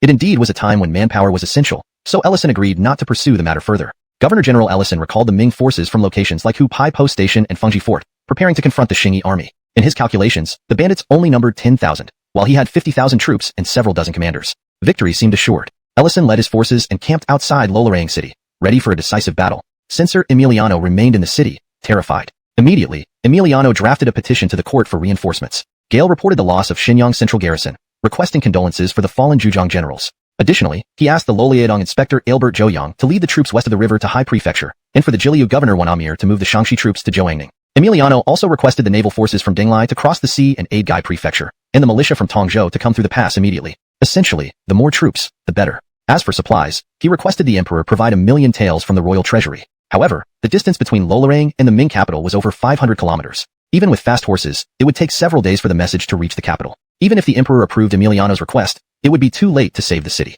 The vanguard, led by the short but sturdy young leader, had already sighted Ellison's camp. Such a large force made even him anxious. Tasked with intercepting any Ming troops retreating west of the Loleo River and preventing potential reinforcements. With the capture of Gai Prefecture and Hai Prefecture, Stuart launched a general assault. The short young leader attacked Ellison's central camp directly with 10,000 troops. Stuart oversaw the center, leading troops to protect the flanks. The battle began swiftly. The Xingyi army's cannons roared, while the Ming slave guns responded feebly. The Ming used various firearms, which made all sorts of sounds. Whir, chitter-chatter, bang. Yet their firepower was insufficient to penetrate the Xingyi army's alloy armor. Their firing rate was slow, prone to jams and explosions. Meanwhile, the Xingyi army's rifles fired late but caused devastating damage. The Ming formation quickly disintegrated. Ellison had no experience commanding such a large-scale battle. In fact, this was his first real battle. The Ming forces, numbering tens of thousands, fell into chaos under Ellison's command. Unable to control the situation, Ellison eventually retreated back into Lolorang city with the fleeing troops. Meanwhile, Andy led 10,000 troops to secure the south before heading north to join the siege around Loloang. The Xingyi army, now 30,000 strong, completely surrounded Lolorang city. Inside Loloang, over 20,000 Ming troops remained, while the Chapter 299, Ellison's final battle. Boom! The gates of Lolorang city erupted into a fireball. Boom, boom, boom, cannons raged. The Xingyi army had already stormed into the city. Though the Ming troops in Lolorang still numbered in the tens of thousands, they laid down their weapons one by one, kneeling and pleading for surrender. The shops, residences, and courtyards within Lolorang were adorned with lanterns and red silk at their entrances. Women dressed in bright colors stood at their doorways, welcoming the arrival of the Xingyi army. The short but robust young man was drooling as he looked at these women. Haha, these villagers are really enthusiastic. Commander Ailbert, the governor general, is outside the city. His bodyguards couldn't help but remind Eustace, the robust young man. Let's go, to the Donghua garrison office. I want to meet these gentlemen who descend from the stars. In recent years, the Xingyi army had indeed captured some high-ranking Ming officials, but the robust young man had never met them, and now he wanted to see what they were like. Inside the Donghua garrison office, Ellison, the regional strategist, and Emiliano, the imperial inspector, sat in silence, facing each other. They had thought they could hold Lolorang city, but it had fallen within a day. Ellison did not know how the Xingyi army managed to breach the gates, and he no longer cared. Inspector Alden's den of sin burned to the ground. Andy's eyes gleamed with fervor. The robust young man cursed him inwardly for being deranged, but did not call anyone else to put out the fire. Stuart also entered Lolorang city. Gale was taken aback by the reaction within the city. If the Ming army had surrendered, he would have understood. But the people of Lolorang, draped in red and green, allowed their maids and servants to dress up flamboyantly like courtesans to welcome the Xingyi army. Stuart couldn't comprehend it. Gale asked his bodyguard, investigate if our spies within the city orchestrated this. Reaching the Donghua garrison office and seeing the raging fire, Stuart asked in surprise, why isn't the fire being extinguished? The robust young man approached, winking and said, General Darrell doesn't allow it, saying that this place of sin should be completely burned. Andy added, that's right, this garrison office is a den of corruption. If it's burning, let it burn. Baloney. A loud shout startled Andy, assuming it was Stuart scolding him, only to find it was the captured Ming inspector Emiliano. Stuart asked, who is this? The robust young man replied, I haven't questioned him yet, but he's a high official. People say he's the Loliadong inspector. I am Emiliano, Loliadong inspector. You can kill or mutilate me as you wish, but you cannot insult us. We scholars are disciples of Confucius. His goal of capturing Loliadong was nearly achieved. Now is the time to settle the population of Loliadong properly. Governor General, something has happened. Commander Ailbert requests your presence. A bodyguard delivered the message from the robust young man. Stuart wondered what required his personal attention. Meanwhile, the robust young man escorted Emiliano back to the main camp outside the city, with Emiliano continuously shouting, kill me, kill me. Prominent families in Lolorang organized a group to kneel on the road, pleading with the Xingyi army not to execute Inspector Alden. When Stuart arrived, he saw a group of people led by Andrew kneeling on the street. blocking the path. Stuart walked over and asked, "Who are you?" The old man trembled on the ground and answered, "Sir, I'm from the Lolo family of Loloing. We offer 1,000 tons of grain and 100 sheep to reward the Xingyi army. Please show mercy and spare Inspector Alden." "Why?" Stuart sneered. The old man explained, "Inspector Alden is a good official, very kind to us commoners." Stuart coldly replied, "Whether he's a good official or not, we will investigate." Kneeling on the road, "Do you intend to rebel?" Startled, the old man sensed Stuart's anger. "Sir, we will leave immediately, we won't cause trouble." The story continues, maintaining coherence with the previous content and ensuring the tone and style remain intact. ##### Chapter 300, An Unimaginable Population. In Loloang City, because the Eastern Ningwei command post was burned down, Stuart chose an inn wherein Xingyi army spy was staying as his new office. In the large hall at the back of the inn, Stuart boiled a pot of water himself and then turned around. Emiliano, the inspector of Loloang for the Ming Dynasty, was brought back again and stood in the hall below. Stuart, looking at Emiliano standing stiffly straight, smiled and said, "Lord Alden, the people of Loloang are willing to plead for you. I wonder what have you done for the people of Loloang?" "Himph, how would you, a crude warrior, understand? In Loloang, I upheld justice for the people, strictly punished soldiers who violated military discipline and harassed civilians, and did many other things." Seeing that the citizens of Loloang were willing to plead for him, Emiliano thought Stuart wouldn't dare kill him, thus regaining his usual condescending demeanor. "Oh, really? But on my way south, I saw most people barely clothed, emaciated, and on the brink of starvation. As the Loloang inspector, Emiliano anymore. Take him away and imprison him with the other surrendering generals." Emiliano was bewildered. Gale didn't expect Stuart to stop after asking a few insignificant questions. Gale thought that because the people were pleading for him, Stuart would try to recruit him. Due to the people's actions, Emiliano felt ashamed and was prepared to refuse surrender and remain loyal to the emperor. However, he didn't consider suicide, as taking one's life was extremely difficult and required immense courage. Being from a wealthy background, Emiliano had never suffered hardship and couldn't bring himself to do it. Just as Emiliano was taken away, the inn outside became noisy again. "Please have mercy, General. Don't make things difficult for the Lolo family. The Lolo family are kind-hearted people. Have mercy."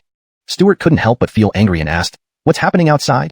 A bodyguard came in and reported, "General, our post-war clearance team entered the Lolo residence to register assets. Rumors spread that we intended to confiscate the Lolo family's property and execute them." Upon hearing this, the people of Loloang rushed here to plead on their behalf, kneeling down the entire street. "They're unarmed, so we can't forcefully remove them."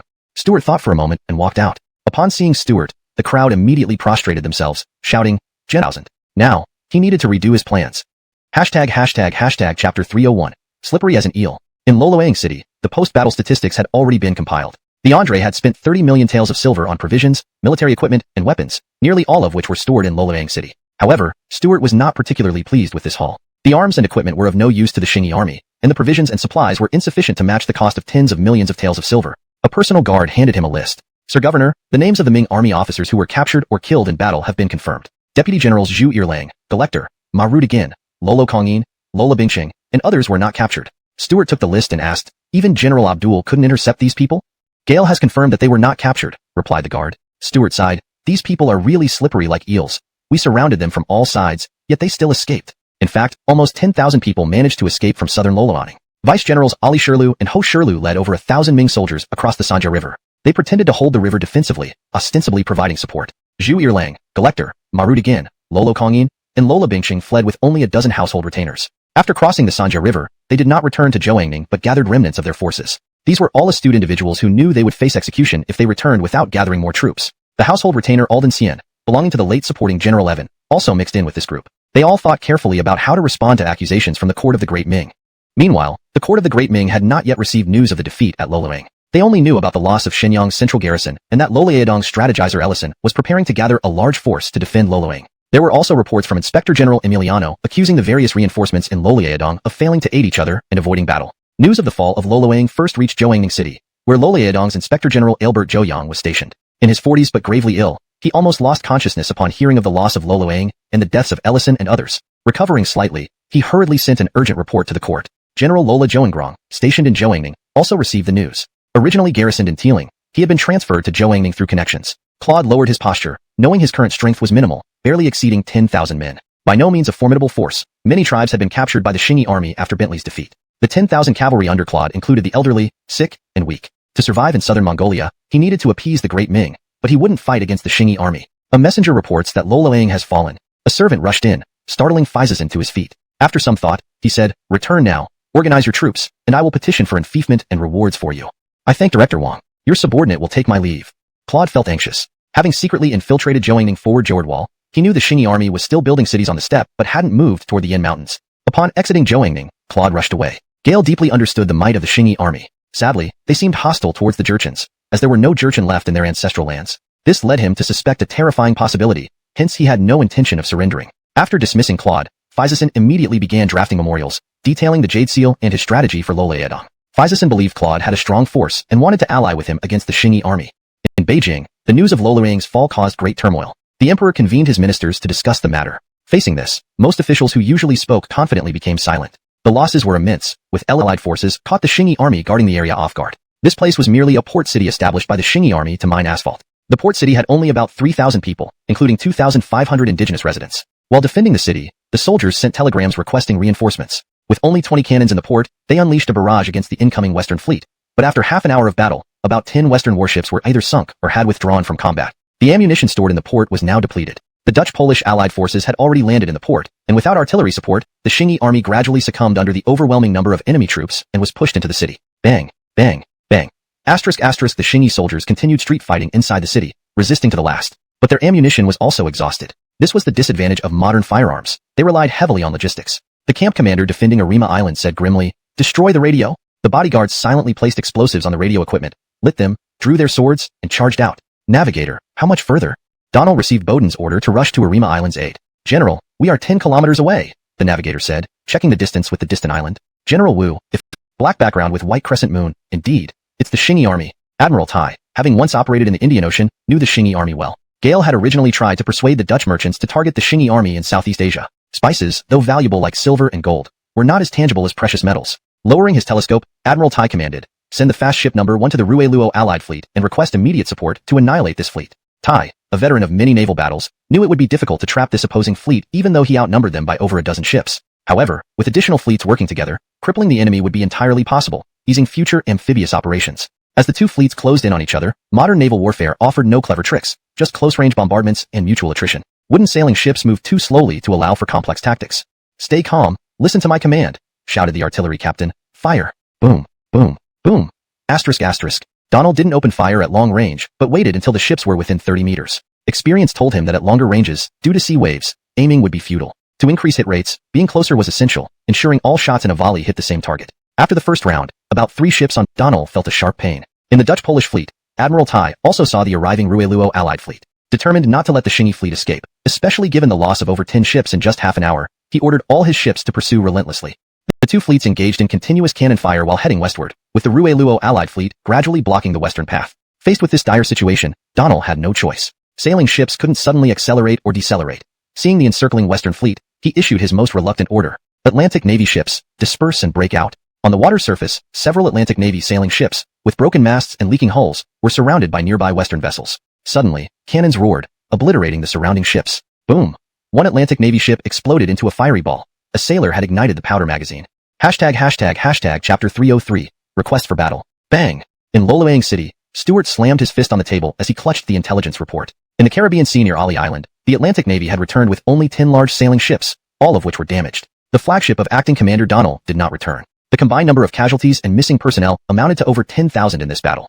Clearly, the Qingyi army had lost control of the Atlantic once again. Now, what constrained the development of the Qingyi Navy was no longer the number of ships, but the number of experienced sailors. It required extensive training to operate the sailboats proficiently and match the fleets of the Westerners. Stewart was devastated by this loss. Gale had already placed great emphasis on the development in America, especially the Atlantic Navy. But Stewart hadn't anticipated that the Atlantic Navy would encounter an enemy fleet twice its size. In Adona City, Atli's face was grim. "Is there any news about Commander Wu Durelu?"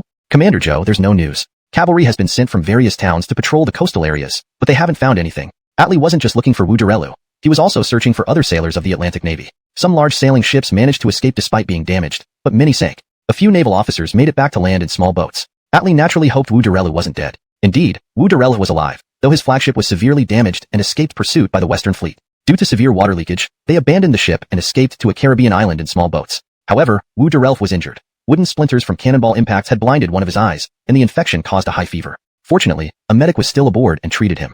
Wu Durelu woke up in a military tent, looking around and asking hoarsely, "Where am I?"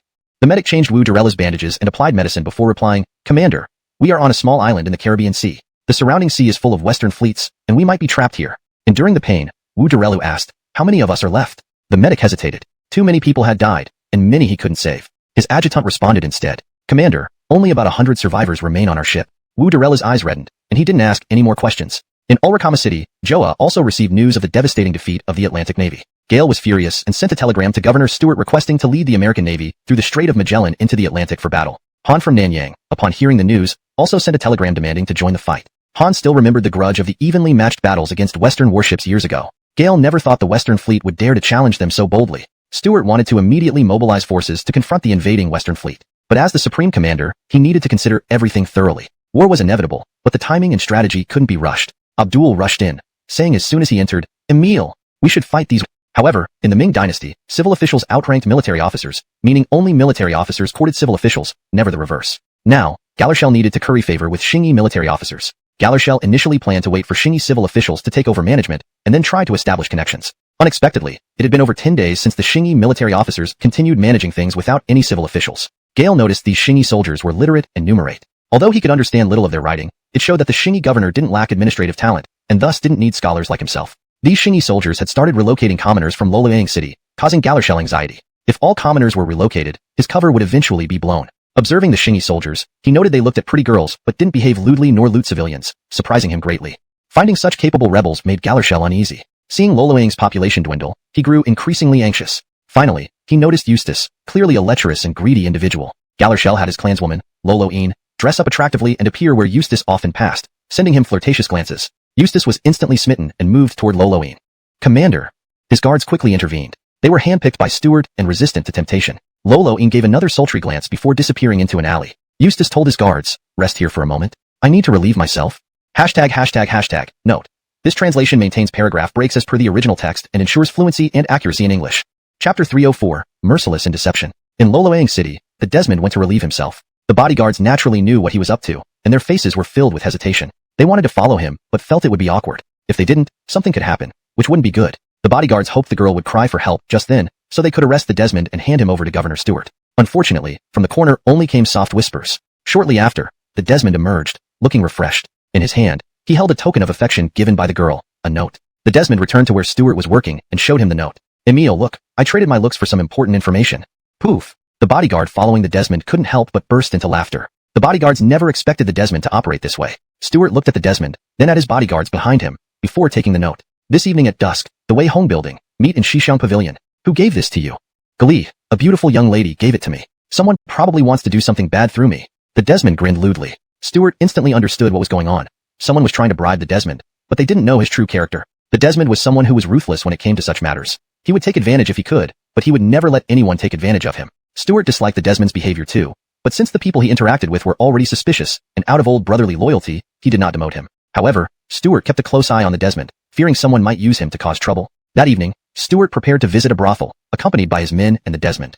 Stewart had not yet taken action against the influential families in Loloang. The population in southern Loloang was vast, with complicated relationships entangled everywhere. Stewart originally planned to understand these relationships better before making a move. Those landless tenant farmers or poor farmers who barely avoided starvation had already been relocated by Stewart's orders. Since Stewart hadn't acted against these powerful clans, some people began to step out. Wei Hong building was still operating, and some idlers and playboys still visited, completely lacking a sense of crisis. Upon Stewart's arrival, the madam of Wei Hong building warmly welcomed him. "Gaily there, sir. Come sit down. Ladies, a guest has arrived. Quickly come serve him." "Oh." A group of women immediately gathered around. Stewart angrily shouted, "Get them out of here." Gale couldn't stand this atmosphere. Stewart had no interest in these courtesans, especially those women with bound feet. He found them repulsive. Hearing Stewart's roar, his bodyguards immediately separated the women. "Sir, we are conducting legitimate business." The madam was frightened. Stewart coldly said, "Take me to Shixiang Pavilion." Well. The madam turned to look at the Desmond beside Stewart. Galer Boss had specifically instructed her to lead only him there, but now many others had come along. Seeing the madam's hesitation, a sword was pressed against her neck. One of Stewart's bodyguards coldly hummed, "Lead the way, or we'll cut you down." "Sir, I'll take you." The madam trembled with fear and hurriedly led the way. Inside Shixiang Pavilion, Galershell heard the commotion outside and stepped out to investigate, immediately encountering Stewart. Galershell, of course, recognized Stewart. Seeing him, Galershell turned to leave but stopped, smiling nervously and greeting. "This humble citizen greets His Excellency, the Governor. Seize him and take him away." Stewart didn't bother with pleasantries. Bodyguards entered Shixiang Pavilion and found another woman inside, Loloang, a relative of Galershell. Seeing Galershell being arrested, Loloang cried in fright. The Desmond rushed forward to comfort her. Stewart frowned and walked out. Galershell's identity was soon uncovered by Stewart. Stewart brought Galershell out of the cell. Stewart looked at this robust man who seemed nothing like a Ming scholar official. Galershell, military advisor for Loloadong, descendant of the prestigious Lolo family of Loloang. "You've hidden quite deeply."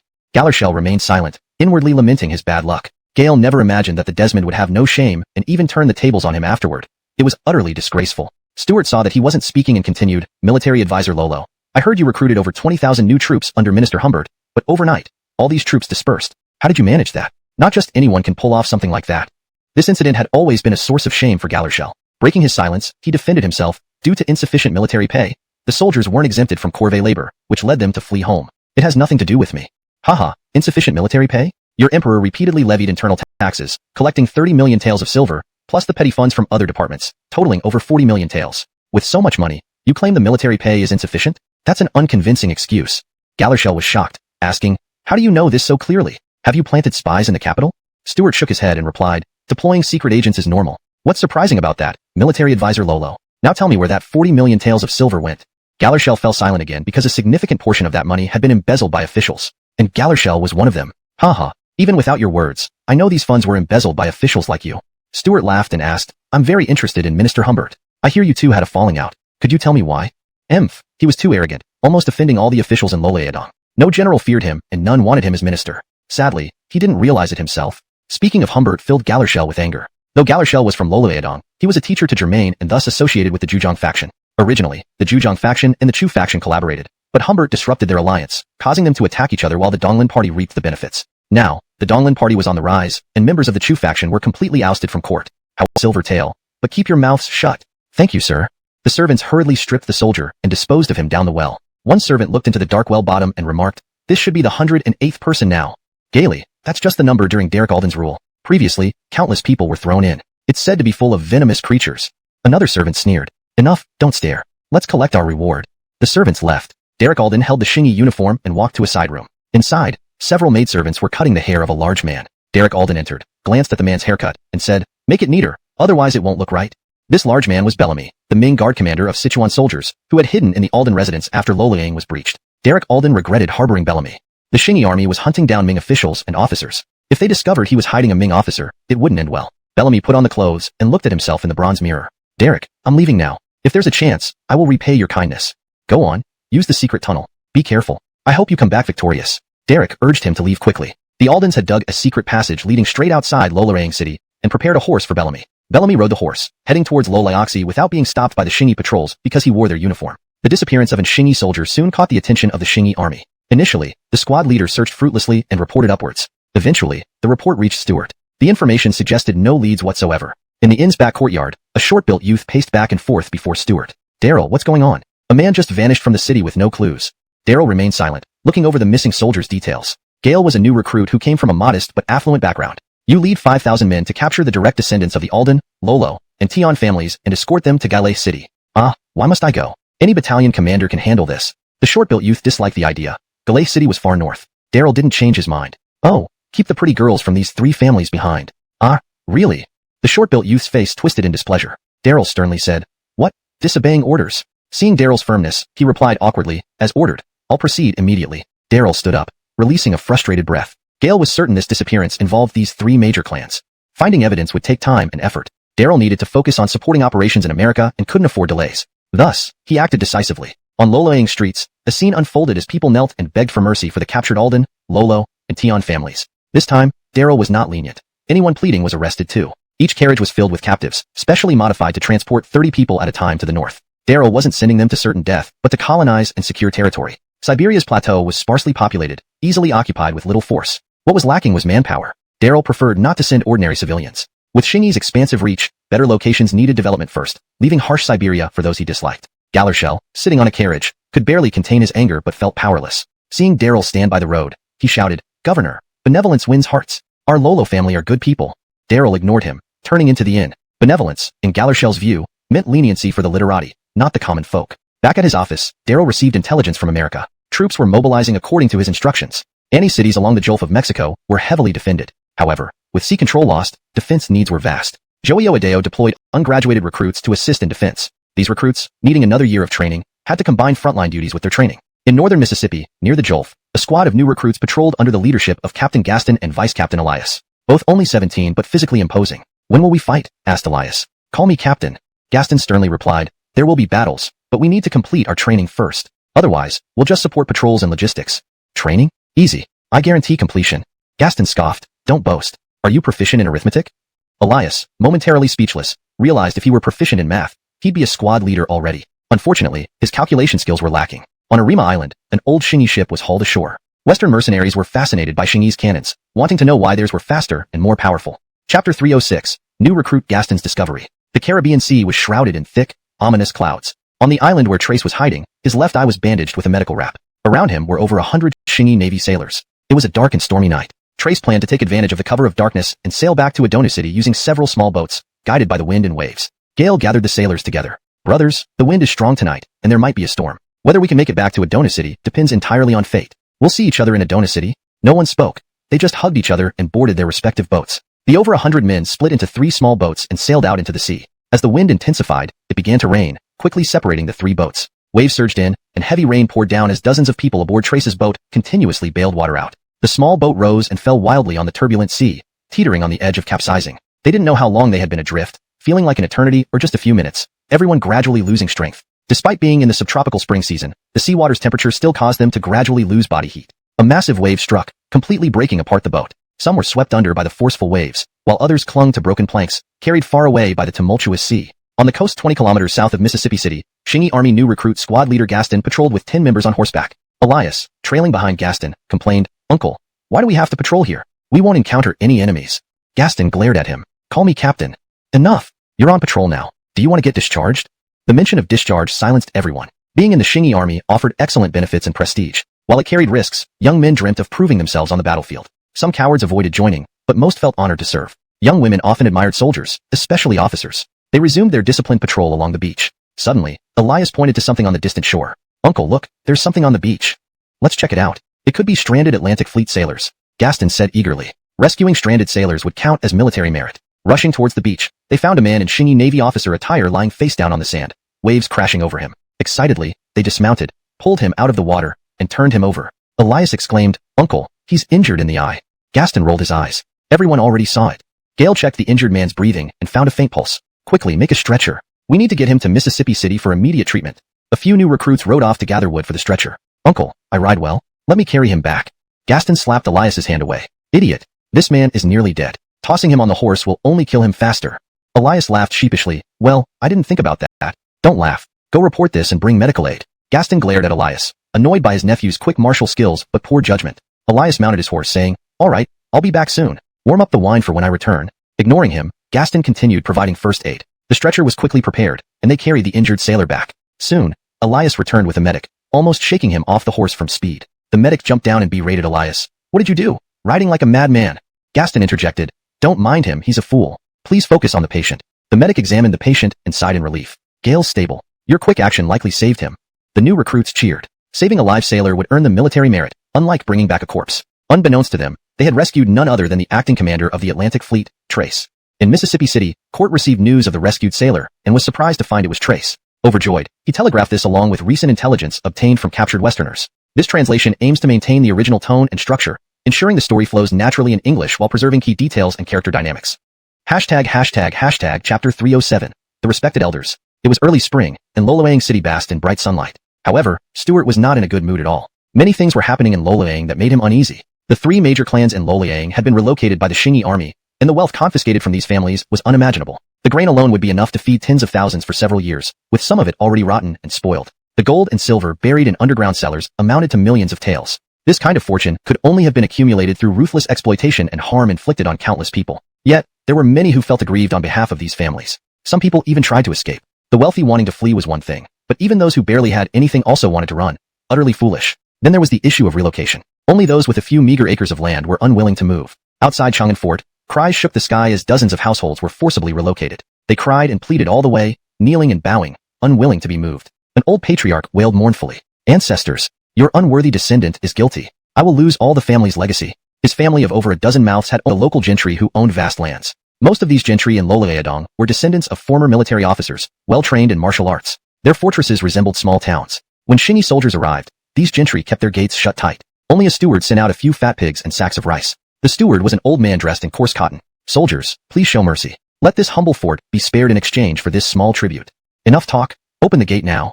Shingi platoon leader Kyler had been here before to count the population and knew their tactics. They merely wished to buy peace with money. The expenses for these pigs and rice would ultimately be distributed among every resident of the fort, while the gentry profited handsomely. Such was the cunning of those well-versed in sages' teachings. They couldn't create wealth, only seize it.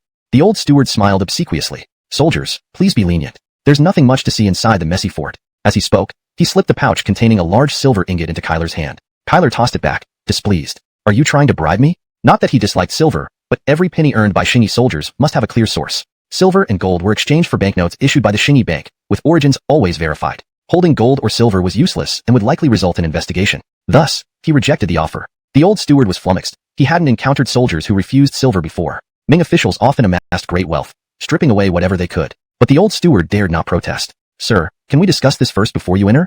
Waving his hand, Kyler said, Go quickly. We have limited time. If you don't open within half an hour, we'll break in. You'll be charged with treason, all your property seized, and exiled to Galay. The steward turned pale. Half an hour? Is that half a period? Half a period. Hurry. Impatient, Kyler thought the steward was incompetent for not knowing what 30 minutes meant. Eventually, the gates opened. Inside, the gentry didn't dare resist. Kyler explained the policy, relocating them separately and preparing them accordingly. While Xingyi soldiers remained, everyone behaved obediently. Some even knelt upon seeing them. Once Kyler left, chaos erupted inside the fort. In Loloang, outside Stewart's office, elders from various forts knelt, all elderly but robust and energetic. They cried out loudly, Lord Governor, have mercy. Please don't relocate us. Stewart's expression was cold. Take them all away. Send them to Galay City. Ulrichiking, the elders protested. Lord Governor, your Xingyi army can triumph through justice. Lord Governor, since ancient times, the benevolent have no enemies. Please reconsider. Their words were so deceptive that the Xingyi soldiers hesitated. Sounds good, but I still think burning them alive would be best, replied Andy, still somewhat dissatisfied. Stewart smiled without comment, knowing that Andy was just venting anger and wouldn't really burn these people alive. But if it were about burning down houses, Andy would do it. Commander-in-Chief, urgent message from America. News came from America. Some good, some bad. The good news was that Ivar Daralui of the Atlantic Fleet had returned, but alone. The bad news was that the Westerners' military force this time was very large. Several Western scouts were captured in Mississippi City. According to the captives, not only the Westerners but also other major forces from continental Europe were involved, numbering over 350,000 troops. Their naval fleet consisted of over 300 ships. Stewart swirled his teacup thoughtfully, contemplating the veracity of this news. It was entirely plausible that the Europeans might join forces to invade America since all European nobility lusted after the gold and silver of the Western lands. However, he doubted the feasibility of transporting such a large force across the ocean and sustaining them logistically.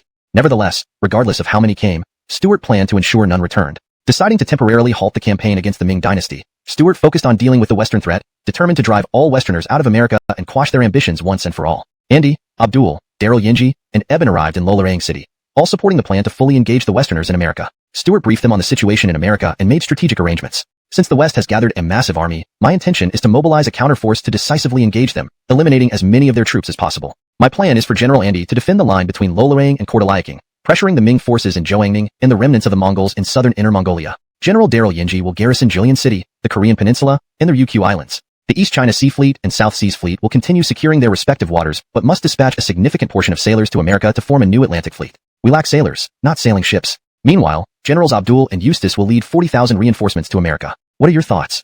After some consideration, Daryl Yinji responded. Will we also need to reallocate forces from the South Seas? I heard the Westerners there aren't behaving well either. We must reallocate. Otherwise, without sufficient manpower, our fleet won't be effective. As for defending the South Seas, we'll enlist the assistance of various maritime trade groups. No objections here.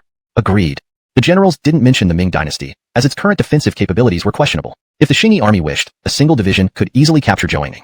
In Zhoangning, Ming Governor General Albert Zhouyang, who was gravely ill, summarized the recent Loloyedong campaign, aiming to honor the officials and generals who perished. However, he faced a dilemma with the reports from the few survivors from Loloyan. Gale distrusted their accounts, suspecting them of falsehoods. Especially concerning Commander Evan in Shenyang and Governor General Ellison in Loloang, he received conflicting information. Albert Zhouyang couldn't determine what to report. Suddenly, a servant reported, Sir, Captain Bellamy from Loloang City has returned. Send him in. Albert Zhouyang greeted Bellamy and noted his shorn hair, causing immediate suspicion. Captain Deng, you claim to have escaped but didn't join the enemy to act as a spy? Sir, I truly did escape. Please believe me. With the help of the Alden family in Loloang, I managed to flee, Bellamy hastily explained, concerned about his family in Sichuan. Joining the rebels would likely mean never seeing them again. Unconvinced, Albert Zhouyang angrily ordered, Tell me, what happened to Governor General Yuan and Inspector General Alden?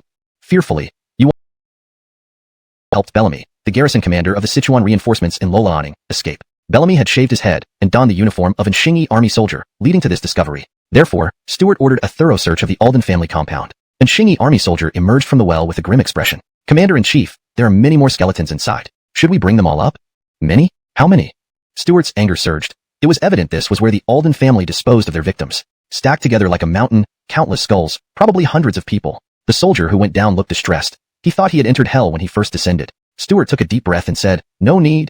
Stuart knew these scholars were no good, but their disregard for human life exceeded his imagination. Stuart promptly sent a telegram to Sullivan, instructing him to interrogate the Alden family servants thoroughly to uncover all their misdeeds over the years. If not for his impending departure to America, Stuart would have supervised this case personally. However, he decided to follow this case closely, instructing Sullivan to keep him updated via telegram. At the gates of Loloang City, Andy came to see Stuart off. Stuart stopped at the city gate. "Brother, the city is in your hands now. From Loloang to Kortaliking, focus on defense, provided leverage against old forces." The breakthroughs were comprehensive, especially in explosives research. They could now mass-produce yellow explosives due to the advent of generators. Generators allowed for hydrogen production, which enabled ammonia production, thereby easing nitric acid production. Stuart was familiar with these manufacturing processes. Yet, true implementation depended on the craftsman's research since some steps were beyond current technology.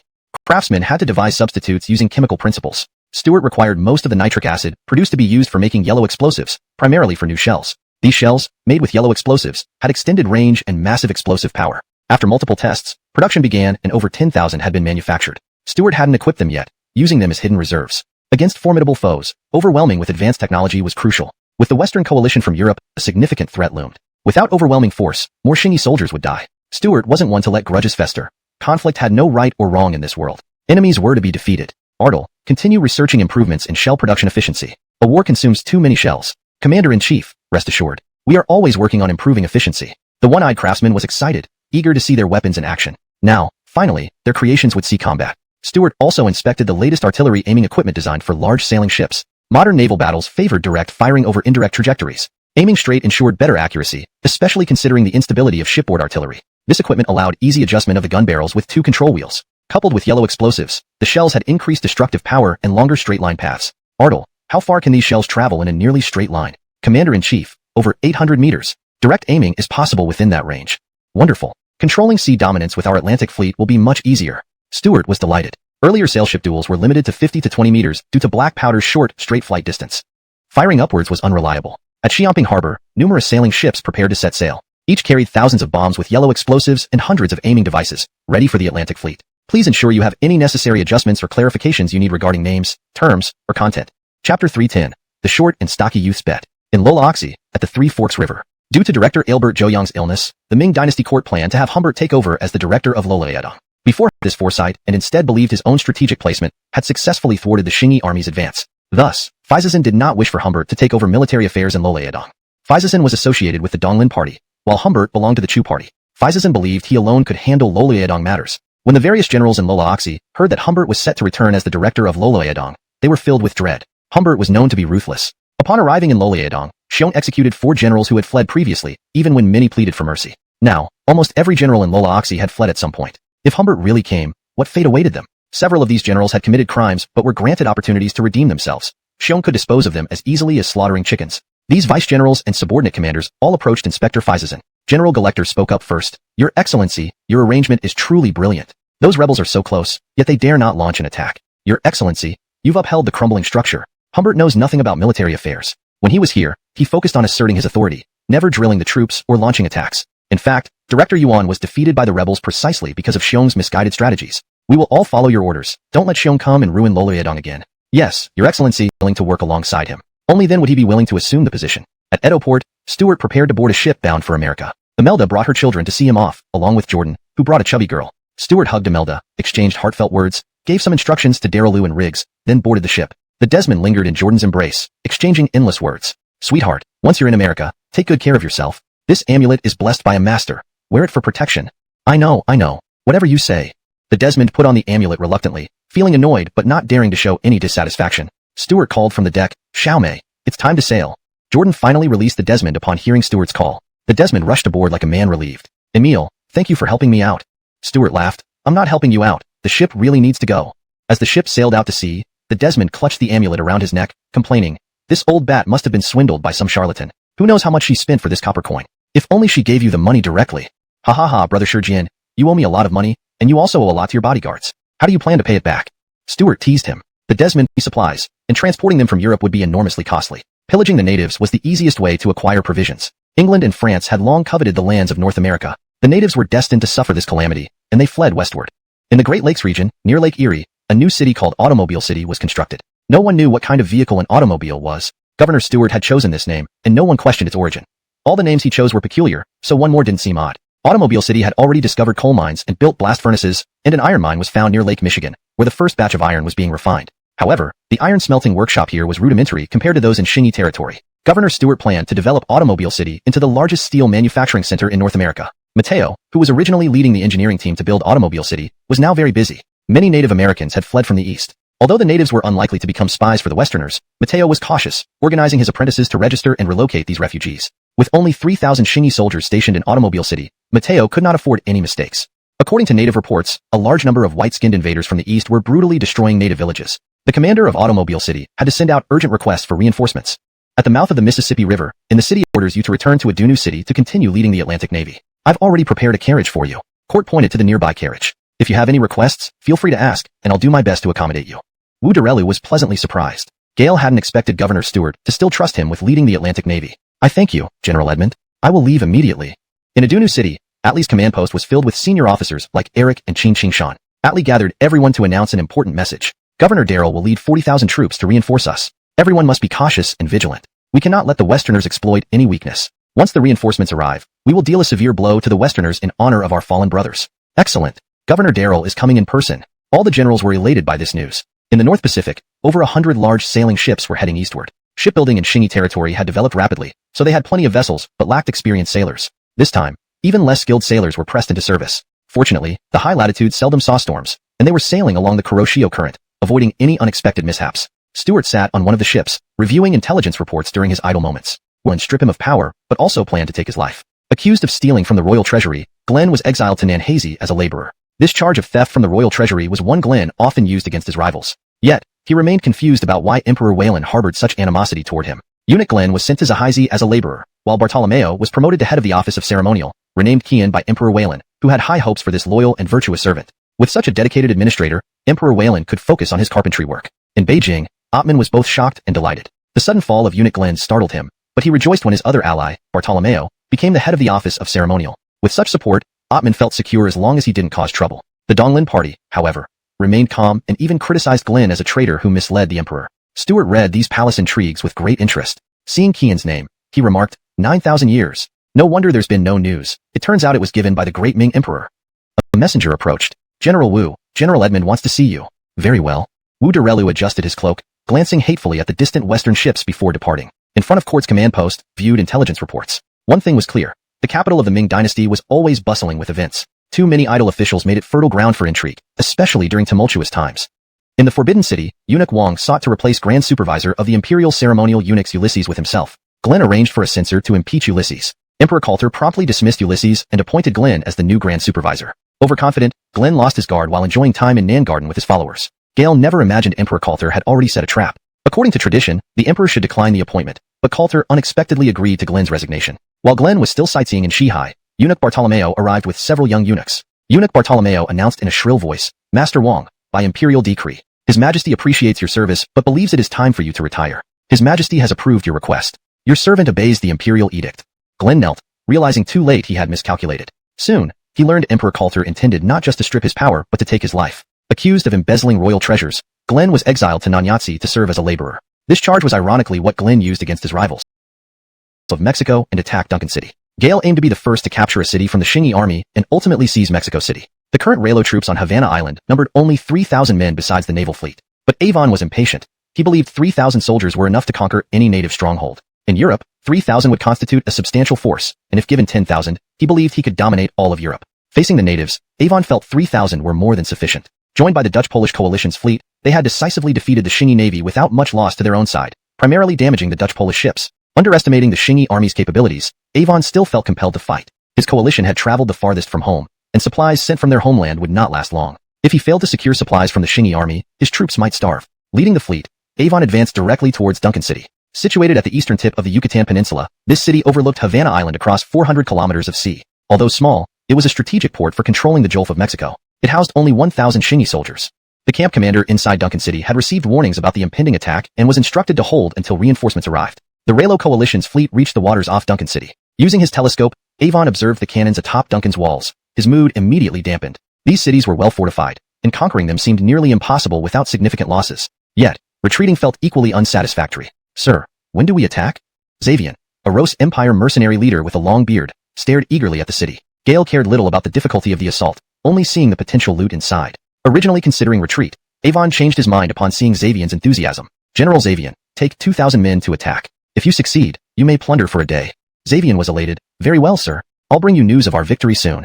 The large sailing ships of the Raylo coalition approached Duncan Harbor. Due to poor harbor conditions, Xavian led 2,000 mercenaries in smaller boats toward the shore. The city gates remained closed, offering no resistance to the landing forces. Standing on the deck, Avon doubted if there were even cannonballs inside the city. No, these natives are not fools. They will likely wait until we get closer, he reasoned as the mercenaries rapidly advanced towards Duncan City. From atop the city walls, the Shingi camp commander watched the mercenaries approach, bewildered. How did they plan to breach the walls? Did they think their axes could break through? But he wouldn't wait for them to find out. As the bearded men closed to 30 meters, gunshots erupted from the walls. Bang, bang, bang. Xavian, leading the charge, was the first to fall. Other Rose mercenaries met similar fates. The scene stunned the Shingi commander. Unarmored, the bearded men charged right into rifle range, armed only with large axes. Seeing the mercenaries fleeing in disarray, an adjutant asked, Commander, should we pursue? Deploy Battalion 1. Others remained defensive. Soon, all 2,000 mercenaries lay dead beneath the walls of Duncan City. Witnessing this from the sea, Avon hurriedly led the fleet back. Stuart had arrived at Jingshan City, planning a brief rest before sailing to Apkerport and deciding on a landing point towards Adona City. Gale received reports detailing the battle at Duncan City. The encounter was bizarre. 2,000 Western Coalition soldiers rushed like wild men and were easily defeated, with none escaping. Stuart was astonished. Was the Western Coalition's infantry truly this weak? Gale had overestimated their combat capability. Nonetheless, he did not alter his strategy, preferring caution over underestimation. Gaining control of America was essential, as its rich resources, gold, Ming soldiers rowed boats across the river to escort these courtesans over. One of Andy's personal guards said with a pained expression, Commander, I think these Ming soldiers aren't good people. These women won't have a good fate once they're over there. Andy's face revealed an inexplicable smile, coldly replying, So, you pity them. Why don't you marry them? The guard fell silent. He definitely wasn't willing to marry these courtesan women. Now in Shingi Academy, there were many pretty young girls, and those were the ones the guard wanted to marry. However, the guard might have misunderstood. These women were quickly taken away by the 100 commanders and other officers, beyond the reach of ordinary soldiers. These Lola Oxy soldiers had been supporting the defense for over a year, so even old sows seemed appealing to them, let alone these still relatively attractive courtesans. Yet, the ordinary Ming soldiers could only watch helplessly as these women were taken away. Moreover, they couldn't protest. These Ming officers claimed it was necessary to prevent spies and properly check these women before taking them away. Andy observed the opposite shore through his telescope, sighing when he saw the scene unfolding.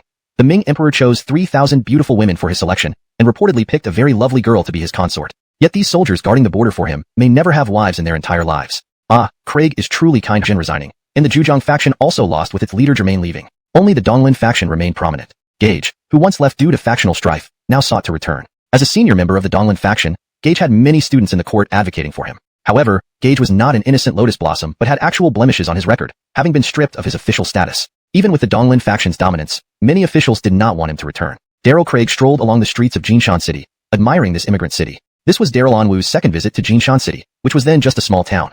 But now, it was a bustling city with tall buildings, surpassing a population of 50,000. Seeing such prosperity, reminiscent of modern cities in future times, Daryl Craig felt invigorated. Galir, besides gold mines, there were rich farmlands and picturesque scenery. Jinjio, the head of Jinshan City's administration office, hearing of Daryl Craig's arrival, specially arranged a meeting. Jinjio, once a displaced person in the Ming Dynasty, joined the Shingi army early on. Injured in battle and losing his right hand, he retired. Due to his contributions, Jinjio received several hundred acres of land outside Jinshan City. Retiring, Jinjio came to Jinshan City, where he pursued a career in politics. Meeting Daryl Craig, who was looking at the seaside view, Jinjio patted his chest with his left hand. Jinjio, camp officer of Xiongwu Battalion 3 Towns 1, greets the commander.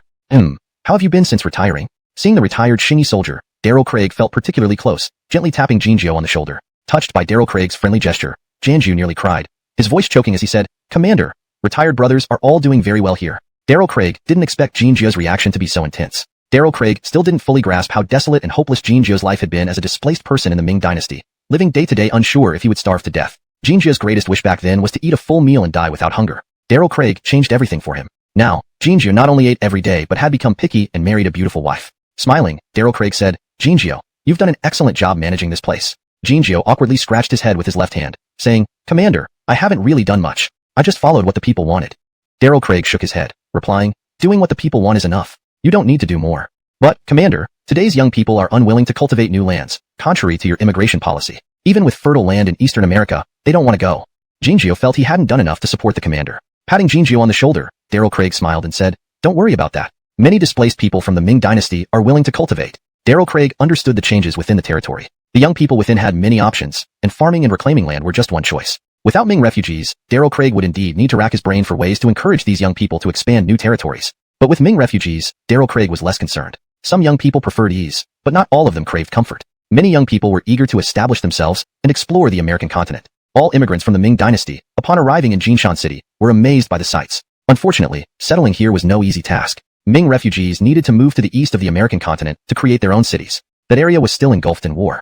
Chapter 314. The Unyielding Xingyi Navy. In Port Hutan, Abdul had already landed with his advance forces. Thousands of war horses were waiting for them in the port. Without stopping, Abdul's troops mounted the horses and started advancing toward Adona City. Since arriving on the American continent, Abdul had been endlessly amazed. Although he knew this land rivaled the Great Ming Dynasty, he had never seen it before. Suddenly, one of the nearby guards said, "Commander Wu, isn't that Commander Lola's force?" Donald looked up and indeed saw a line of soldiers approaching. The guards had already identified them as reinforcements from home. Haha, reinforcements have arrived. We will soon set sail again and seek revenge. Donald's guards were much simpler in their thoughts, eagerly awaiting the return to sea of the Atlantic Navy. Together with Abdul came over 6,000 sailors, including 3,000 new recruits who hadn't completed their training and weren't ready for immediate combat. Approaching closely, Donald quickly walked forward and saluted Abdul. "Commander Lola, greetings." "Indeed, you are Commander Donald. Fighting bravely is commendable, but caution is essential." Abdul, a true Xingyi army veteran, had strong opinions on the loss of thousands of sailors. If it were up to him, Donald would be stripped of command. "Thank you for your guidance, Commander Lola." Faced with such a senior figure, Donald dared not show any disrespect. In the army, few could sway Stewart's decisions, but Abdul was undoubtedly one of them. Seeing Donald's humble attitude, Abdul did not press further. "I've brought 6,000 new sailors, all under your command. Please take responsibility for them." "Yes, sir." Donald stood at attention. On Havana Island, Avon retreated back after reassembling. There were more than 10, but only 3 survived the brutal interrogation. Innocent ordered his men to carry the 3 onto his ship. "Listen carefully. If you tell us your secrets, I can offer you honor, wealth, or women. If you don't speak, you'll endure the cruelest tortures in the world." Speaking Spanish, which the prisoners understood well, Innocent was undeterred. Every Xingyi Navy sailor mastered Spanish, the lingua franca of the seas at the time. The sailors showed no interest in Innocent offer. They wished only for a quick death. With a sneer, Innocent kicked one of them. "Hang him." The soldier was lifted and thrown into the sea. Salt water exacerbated his wounds, causing unbearable pain. As he gasped, seawater filled his mouth. His survival instinct made him struggle in the water. "Pull him up." Innocent watched as the tortured soldier was hauled back on deck. "Want to talk now?" The injured soldier shivered in pain but remained silent. Again. After several rounds, the soldier lost consciousness. Ultimately, Innocent gained no useful information from the 3 brave Xingyi sailors. Chapter 315. Upholding Justice and Fairness. Jiafu Bay, Jiafu City, Xingyi Army Cemetery. The Xingyi Army had its first casualties in battles with the Western barbarians from Jiafu City. Therefore, Civ City. According to our scouting ships, there is a large native city in Maracaibo Bay, to the north. I propose we take it. General Jeffrey, we have less than 10,000 land troops. Attacking the natives' big city will be challenging. You know, the natives use some magical substance to firmly bind stones and bricks together. Also, their cannons have engravings inside that make them shoot faster and further. Shouldn't we wait for reinforcements before attacking? What General Aaron mentioned were actually cement and rifle barrels. Jeffrey had different opinions. General Aaron, you're right, but you should also know that these natives come from the other side of the Pacific. They call themselves the Xingyi Army in the East. In the East, they dominate the entire Pacific. If they send reinforcements, it could be disadvantageous for us. Admiral Jeffrey had once roamed the Indian Ocean and the Pacific, having knowledge of the Xingyi Army's Nanyang Navy. The Xingyi Army's Nanyang Navy was unbeatable in the South Seas. No fleet had challenged it successfully. General Aaron hesitated, but finally agreed to attack Maracaibo City. Maracaibo City was a major stronghold built by the Xingyi Army in Maracaibo Bay, South America. It could be considered a twin city. This bay's geography was advantageous, shaped like a pocket, with an exit span of just about 10 kilometers. Someone like Barney, hiding among the locals, it was disastrous. Barney did not want to go abroad and farm. He aspired for wealth and glory. Gale disliked studying and preferred martial arts. Gale became a military champion and served as a captain in Lolaedong. Originally, Barney planned to join Victor in Lolaedong, but due to the Xingyi Army mutiny, Victor left earlier than expected. Unable to rely on Victor, Barney still passed the martial exams and, through connections with Douglas, became a captain in Loloang City. When the Xingyi Army attacked, Lolaedong forces suffered a great defeat, and Barney attempted to flee westward. Unfortunately, he was trapped in Loloang City by the Xingyi Army. Disguised as a commoner, Barney mixed in with the locals, waiting for a chance to escape. Seeing many people being relocated, he grew increasingly anxious. If truly deported overseas, everything would be over for him. But he noticed the reduction of Xingyi Army forces in southern Loloang. Patrols were reduced to key areas only. Barney seized the opportunity and fled with several trusted followers into the mountains southeast of Loloang, eventually reaching Jinzhou Johor City, which was burnt to the ground. Using some unburned timber, Barney and his companions built a small raft and paddled towards Denglai. Chapter 316. 3 Strategies for Pacifying Lolaedong. In the capital of the Ming Dynasty, after repeated urging by the Andre, Humbert finally took up his post as Deputy Minister of War. Upon assuming office, Humbert immediately proposed 3 strategies for pacifying Loloyedong. Among these strategies, one made Stuart laugh out loud. Humbert actually intended to use naval forces to attack coastal areas of Loloyedong without considering whether the Ming Navy could match the donghua naval forces of the Qingyi army. A short and sturdy young man saw Stuart laughing at the intelligence report and, upon seeing it himself, also grinned wickedly. This black bear is finally out of hiding. This Ming court really treats matters like child's play. Stuart looked up at the short and sturdy young man and asked, "Why do you call him Black Bear? How does he resemble a black bear?" The young man sneered, gaily. This guy let go of a rapist, who then beat the victim to death. In Loloyedong, he offended all the soldiers and generals. Isn't that behavior foolish, just like a bear? Stuart put away the intelligence report and laughed. Shouldn't you like such people more? Gale seems quite willing to help someone like you. The short and sturdy young man rebutted, Emile, you should understand. Although I am fond of women, I have principles and would never rape anyone's wife or daughter. Stuart stood up, preparing to go up to the deck to enjoy the scenery. Himph, wasn't the Mongolian woman in Qiqihar City hidden by you? The short and sturdy young man followed Stuart towards the deck and continued arguing, Emile, her husband died in battle. According to Mongolian tradition, a widow must remarry. Stuart remained silent. By mentioning this, he simply wanted to remind the young man that some things must not be done illegally.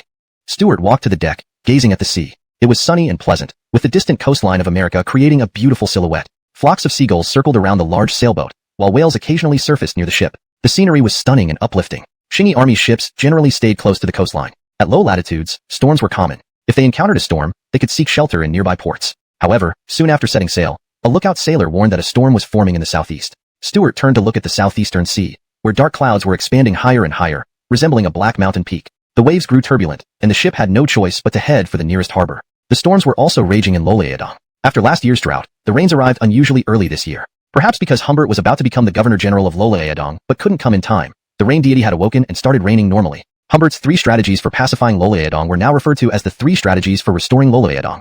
The Loloyedong governor, Phaizasan, felt that the term pacify, ping, was unfriendly to the people of Loloyedong and believed that winning their hearts required avoiding the use of this term. Only scholars of the Ming Dynasty would nitpick over such details. Previously, Lolarusian was impeached for using the titles pacify bandits and clear out thieves when he came to Loloyedong. These Ming officials always messed up important tasks but excelled at trivial matters. Humbert's 3 strategies for restoring Loloyedong included stationing infantry and cavalry at Sanja River. This task was being handled by Governor Phaizasan. Another strategy involved crossing the sea to attack Loloyedong. The Ministry of War decided to set up a governorate in Dengzhou and Laizhou, training sailors to launch attacks from the sea. The third strategy was to rely on Shanhaiguan as a bastion for Loloaxi.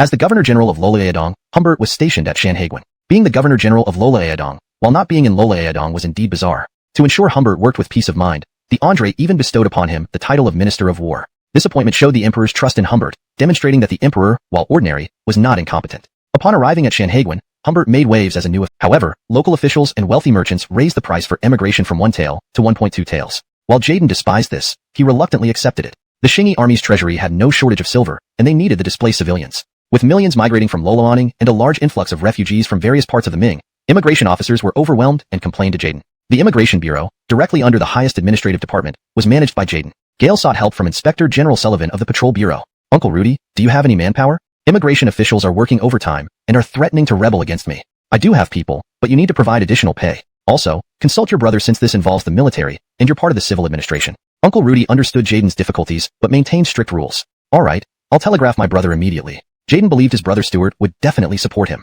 Stuart was currently taking shelter from a sudden storm in Buryer Port. Upon receiving the intelligence, he immediately agreed, demonstrating the advantages of the telegraph system. Without the telegraph or Stuart's approval, given Sullivan's nature, he might not have assisted the Immigration Bureau.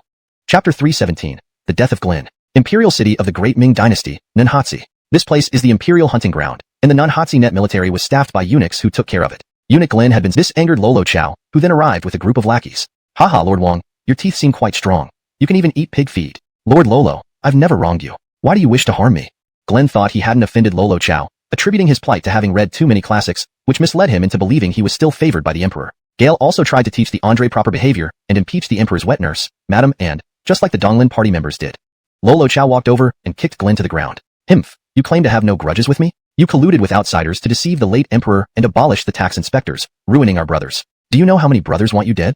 Enraged by this, Glen fell to the ground and shouted back. Abolishing the tax inspectors was for the people's benefit. The crisis in Loloyedong is because of you all. Upon hearing this, Lolo Chow became instantly furious. You, without even testicles, imitate those hypocritical scholars. Don't you know the money I extorted came from these very scholars? You deserve this for aligning with those who oppose his majesty instead of staying loyal. Lolo Chow kicked Glen again. Several junior eunuchs approached, holding white silk to strangle Glen and hang him on a nearby tree branch. Glen struggled fiercely, but ultimately suffocated. Lolo Chow still felt unsatisfied and gave another kick. Glenn's corpse swayed towards him. Lolo Chow quickly dodged and muttered, "What bad luck this dog brings. If it weren't for you, the late emperor wouldn't have passed away in less than a month."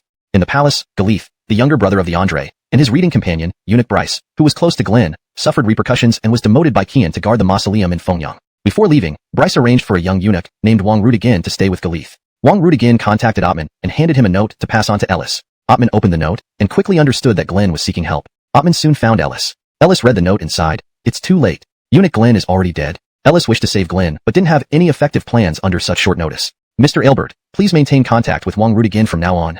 "Of course, Master Wang." Ottman was alarmed, unsure of Ellis's motives, but he remained calm on the surface. North of Yin Mountain, amidst lush hills, Claude led 1,000 troops into a valley. Initially, he intended to lead his clan to Ordo's plain without provoking the Xingyi army. However, spies left behind reported unusual information, prompting him to return. The spies informed that the Xingyi army had ceased expansion westward and stopped fortifying cities. Claude wanted to investigate why the Xingyi army halted its western expansion, whether due to disdain or constraints. The Xingyi army was a formidable enemy, and Claude aimed to exploit any opportunity to weaken them. His father Frank once told him that conquering a large country was like felling a massive tree, and the Xingyi army was stronger than the Ming. Over 10,000 Ming troops almost perished within a month. Besides probing the Xingyi army, Claude also aimed to contact the Loliaodong governor Faizaizan for silver rewards. Previously, the jade seal he delivered to the Ming court caused little stir. Most officials dismissed it as a fake. Still, the Ming rewarded Claude with 50,000 taels of silver. Soon, Claude's troops reached the edge of the grasslands, where fences restricted livestock movement. "Why are these grasslands enclosed? Why not graze cattle here despite the lush grass?"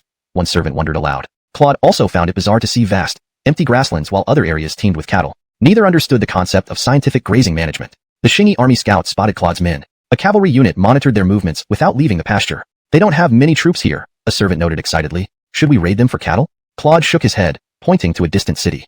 "Their cavalry should be stationed there."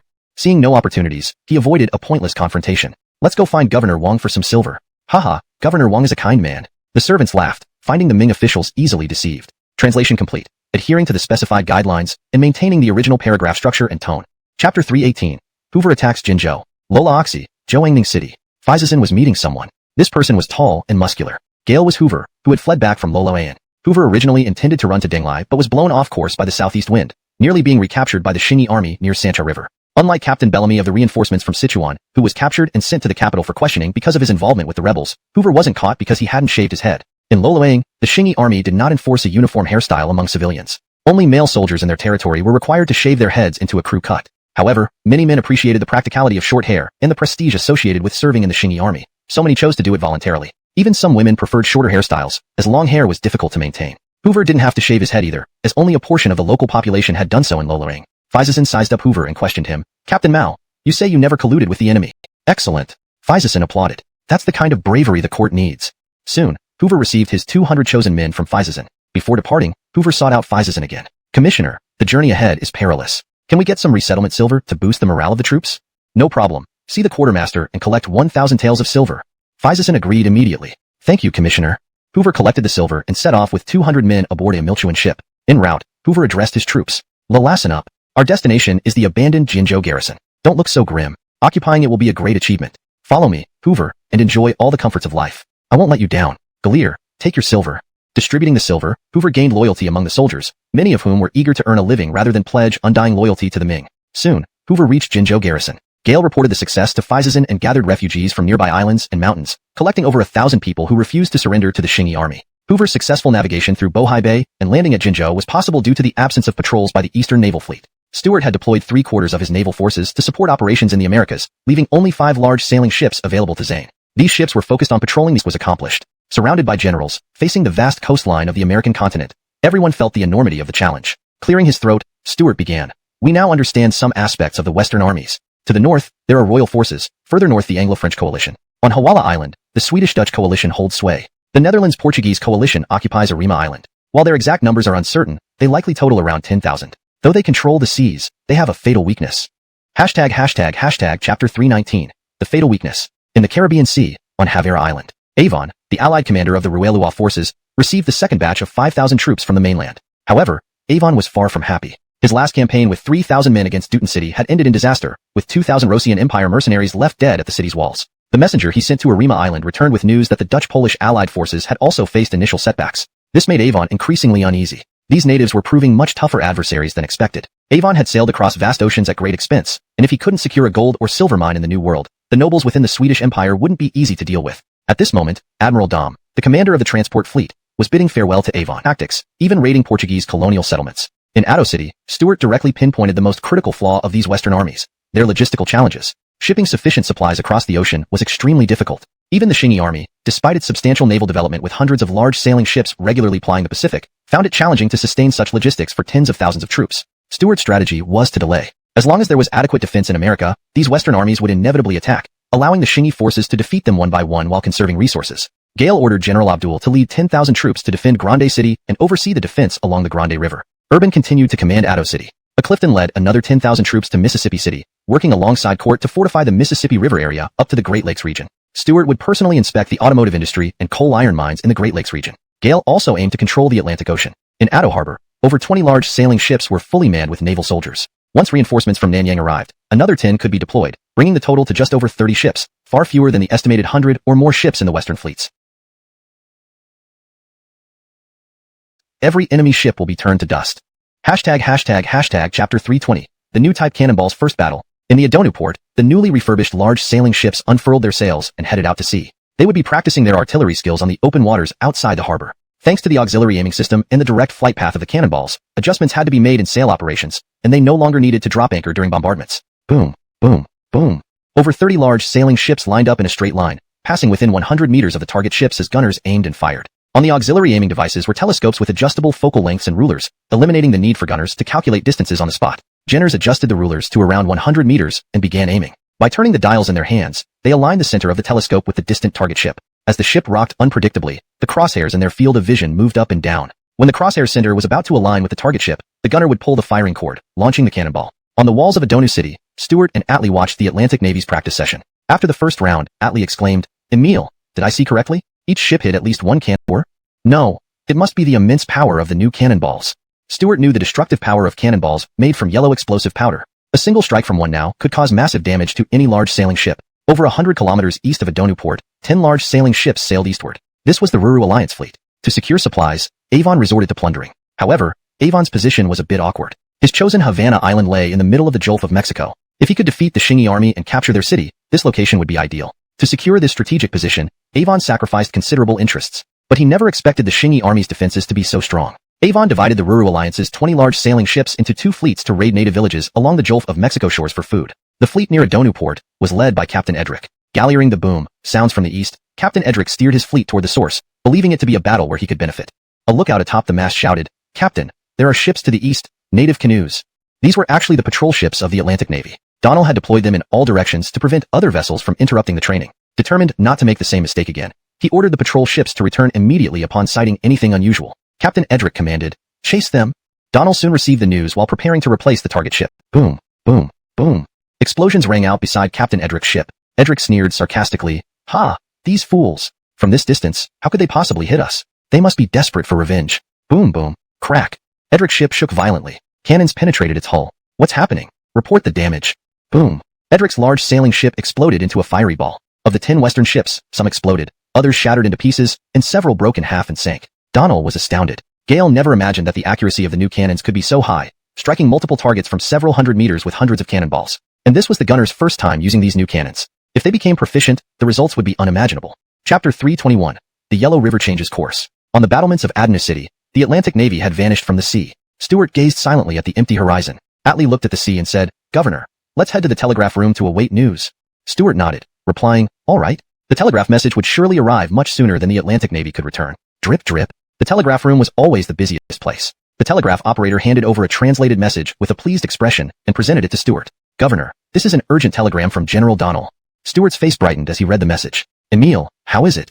Atlee had already guessed but wanted to see the extent of the victory. Stuart handed the translated telegram to Atlee. "Haha, great. They've been completely annihilated with no casualties. Emil, these yellow explosive shells are so effective. Can't we supply them to the army as well?"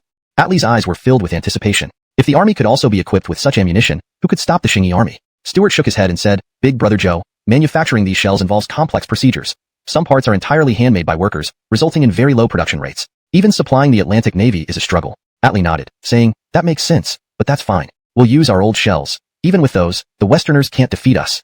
Stuart agreed. With the massive reinforcements arriving in America, the Qingyi army now held significant advantages in every aspect. The Atlantic Navy's recent battle clearly showed that the Qingyi army could achieve sea control. But war was never a sure thing. Finally, the Atlantic Navy returned. Donald came directly to Stuart's command center.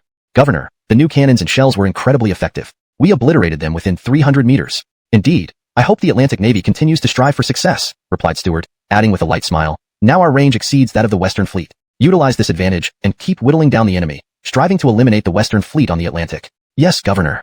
Donald left excitedly, a stark contrast to his previous gloom. Stuart picked up an intelligence report to read the latest news from the Ming Dynasty. The Yellow River in the Ming Dynasty had changed course. Natural disasters plagued the Ming Dynasty. Last year, the northern regions received no rain until September. This April, heavy rains began, continuing through September. The torrential autumn rains overwhelmed the Yellow River embankments, causing it to revert to its original course. Countless lives were lost, and millions became refugees due to the flooding. Stuart sighed, shaking his head. Low life under the Ming Dynasty was like living in hell. Gale remembered Ellison being promoted for repairing levees, but wasn't sure which one. Yet, Ellison had perished in Loliang, leaving all past achievements behind. In Joangning City, Claude paid another visit to Loliadong Inspector Fizazin. Your subordinate pays respects to the inspector.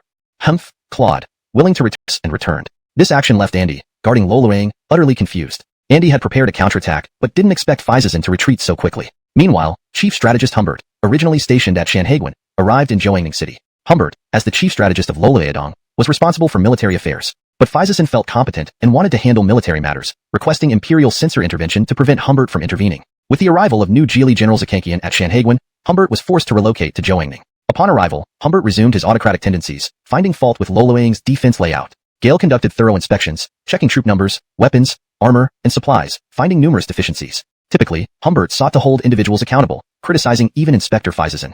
This time, however, Humbert chose not to carry the Imperial sword, fearing it might lead to indiscriminate executions, given his past actions in Loliang. In hindsight, Humbert regretted not having the Imperial sword to punish irresponsible officials thoroughly. Lacking the cunning of a nine-headed bird, Humbert once again offended all officials in Lola Oxy. Stuart carefully reviewed the intelligence about Lola Oxy. Gale wasn't surprised by Humbert's actions. The man was stubborn. If given free rein, Humbert could indeed manage things effectively. But given the current state of the Ming Dynasty, there was little chance for improvement. Even Gale itself would be powerless. The Ming Dynasty was rotten to the core. Chapter 322. The Battle of Havana. Avon returned to Havana Island with 10 large sailing ships. Gale was searching for an indigenous village that would be easy to plunder. However, the towns constructed by the Qingyi army along the coast were well fortified. Avon found no opportunity for attack and did not dare to land, fearing his retreat could be cut off, which in the absence of supplies would be tantamount to suicide. Avon genuinely regretted his decision. If he had stayed in continental Europe, supported by the Swedish Empire, he could have expanded without worrying about logistics. In Europe, all he needed to do was focus on winning battles. But now, Avon's primary concern was how to avoid starvation. Has Edric returned yet? Seeing no sign of the large sail ships at the port, Avon hastily asked the soldiers stationed there. General Edric, under your majesty, has not returned yet. Avon glanced eastward towards the heartland of the Qingyi forces, a direction he originally opposed Edric traveling to. But Edric insisted that it would be easier to plunder resources there, where more towns were likely present. Avon felt an uneasy premonition. His instincts were correct. Edric had perished in the sea and would never return.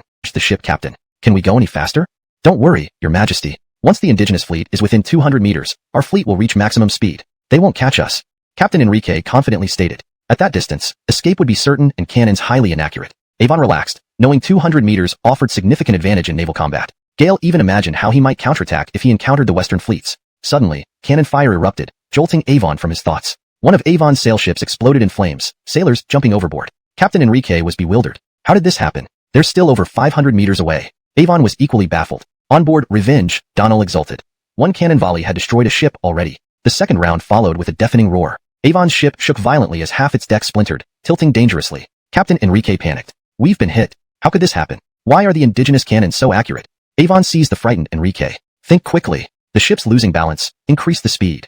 Enrique regained composure, shouting orders to the crew to redistribute heavy loads across the damaged side. This stabilized the ship momentarily, allowing it to regain speed. Another round of cannon fire devastated Avon's fleet. 5 ships suffered major damage, slowing down. Avon's terror mounted. What's happening to these indigenous forces? Their technology was never this advanced before. Yet another barrage left only Avon's ship afloat. Watching other ships crumble, Avon pleaded for divine intervention, hoping for rescue from the distant western fleets. Cannon blasts echoed again. The remaining crippled sail ships vanished into floating debris. Avon watched in horror, understanding the indigenous forces sought vengeance. Clutching Captain Enrique, Avon demanded solutions to gain more speed. Throw all heavy objects overboard.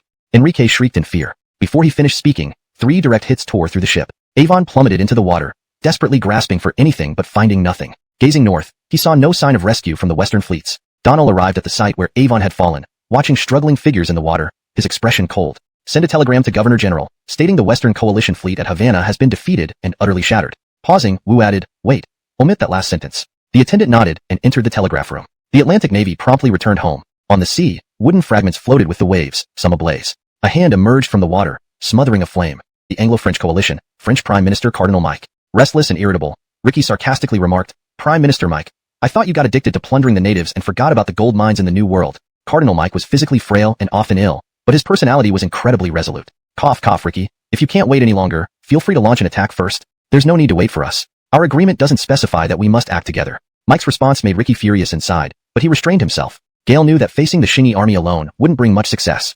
Prime Minister Mike, it was just a joke. Don't take it seriously. Let's discuss how we can jointly attack Mississippi City. Mike was surprised. Logically, Ricky shouldn't have such a mild temper. This attitude only indicated that the indigenous people of Mississippi City were no simple foes. Cough, cough, Ricky. Are the natives of Mississippi City really that formidable? From what I've seen, the northern tribes still use bronze weapons and haven't even learned iron smelting. They're quite weak. Cough, cough. Prime Minister Mike, the natives of Mississippi City are the Shingi army who came from the east, and their weapons are even better than ours. Ricky genuinely wanted an alliance and didn't hide the Shingi army's strength. Cough, cough.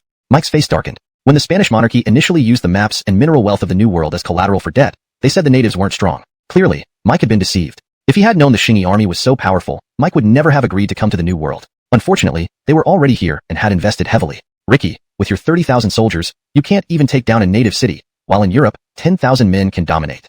Mike still didn't fully believe it. Ricky laughed bitterly. Prime Minister Mike, the Shingi army has around 10,000 troops in Mississippi City and roughly 5,000 more in Grizzly City upstream. How could I easily capture them? Besides, they likely have reinforcements behind their lines. Mike's expression grew even worse. Cough, cough, Ricky. You're highly skilled in military matters. Under these circumstances, reclaiming the Mexican plateau seems impossible. Why are you still here unless you've seen some opportunity? Ricky shook his head. I remain because I'm hired by the Pope and I honor my commitments. As for opportunities, there aren't any shortcuts unless we defeat the Shingi army and push through all the way. Prime Minister Mike, I know your army easily overpowered the northern tribes, but the Shingi army is different. Either join me and fight the Shingi army to clear out the American continent or return home. Cough, cough.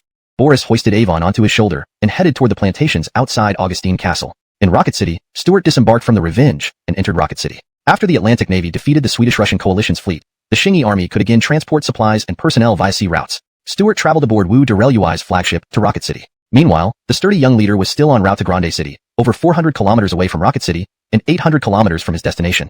This highlighted the convenience of maritime transport. Stuart did not sail directly to Mississippi City, where a major battle was ongoing, with Western fleets and Anglo-French coalition ships patrolling nearby waters. Instead of leading the Atlantic Navy into combat, Wu Derelui went to meet the sturdy youth and his 10,000-strong force. Upon entering Rocket City, Stuart did not travel overland to Mississippi City. Gale received word that the Western forces had surrounded Mississippi City, while the Anglo-French coalition had besieged Grizzly City upstream. Stuart planned to encircle and destroy these forces in Mississippi City. To achieve this, he needed to strategize and mobilize troops. Stuart believed that Mississippi City could hold until reinforcements arrived. While awaiting reinforcements, Stuart reviewed domestic reports. It was election year again, and Jaden was hard at work campaigning for votes. Additionally, Jaden's stepdaughter Rosie was turning 18 and would soon have her coming-of-age ceremony. Imelda asked Stuart what gift he should prepare. Since Stuart wasn't adept at choosing gifts, he left the task to Imelda.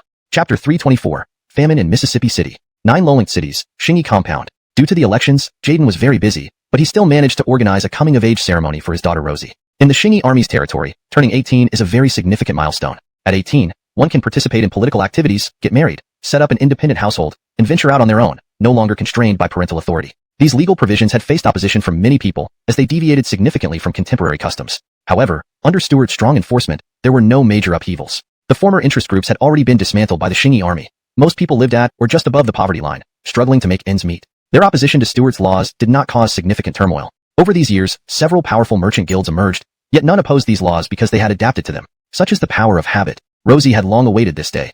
She was thoroughly tired of her mother, Queen Mother Kimura. Kimura often required Zhenming to refrain from doing this or that, insisting she be a well-behaved girl. Zhenming knew the reason. Jaden was not her biological father. She couldn't understand what her mother feared, given that Jaden treated her and her brother very well, and so did Uncle Stuart's family. At her coming-of-age ceremony, Rosie wore a red traditional hanfu, glowing radiantly. Jaden happily asked, Zhenming, now that you've grown up, what job do you want? Without hesitation, Zhenming replied, Dad, I want to enter politics. Jaden paused, saying, well, I can't help much with that. Your father might be impeached.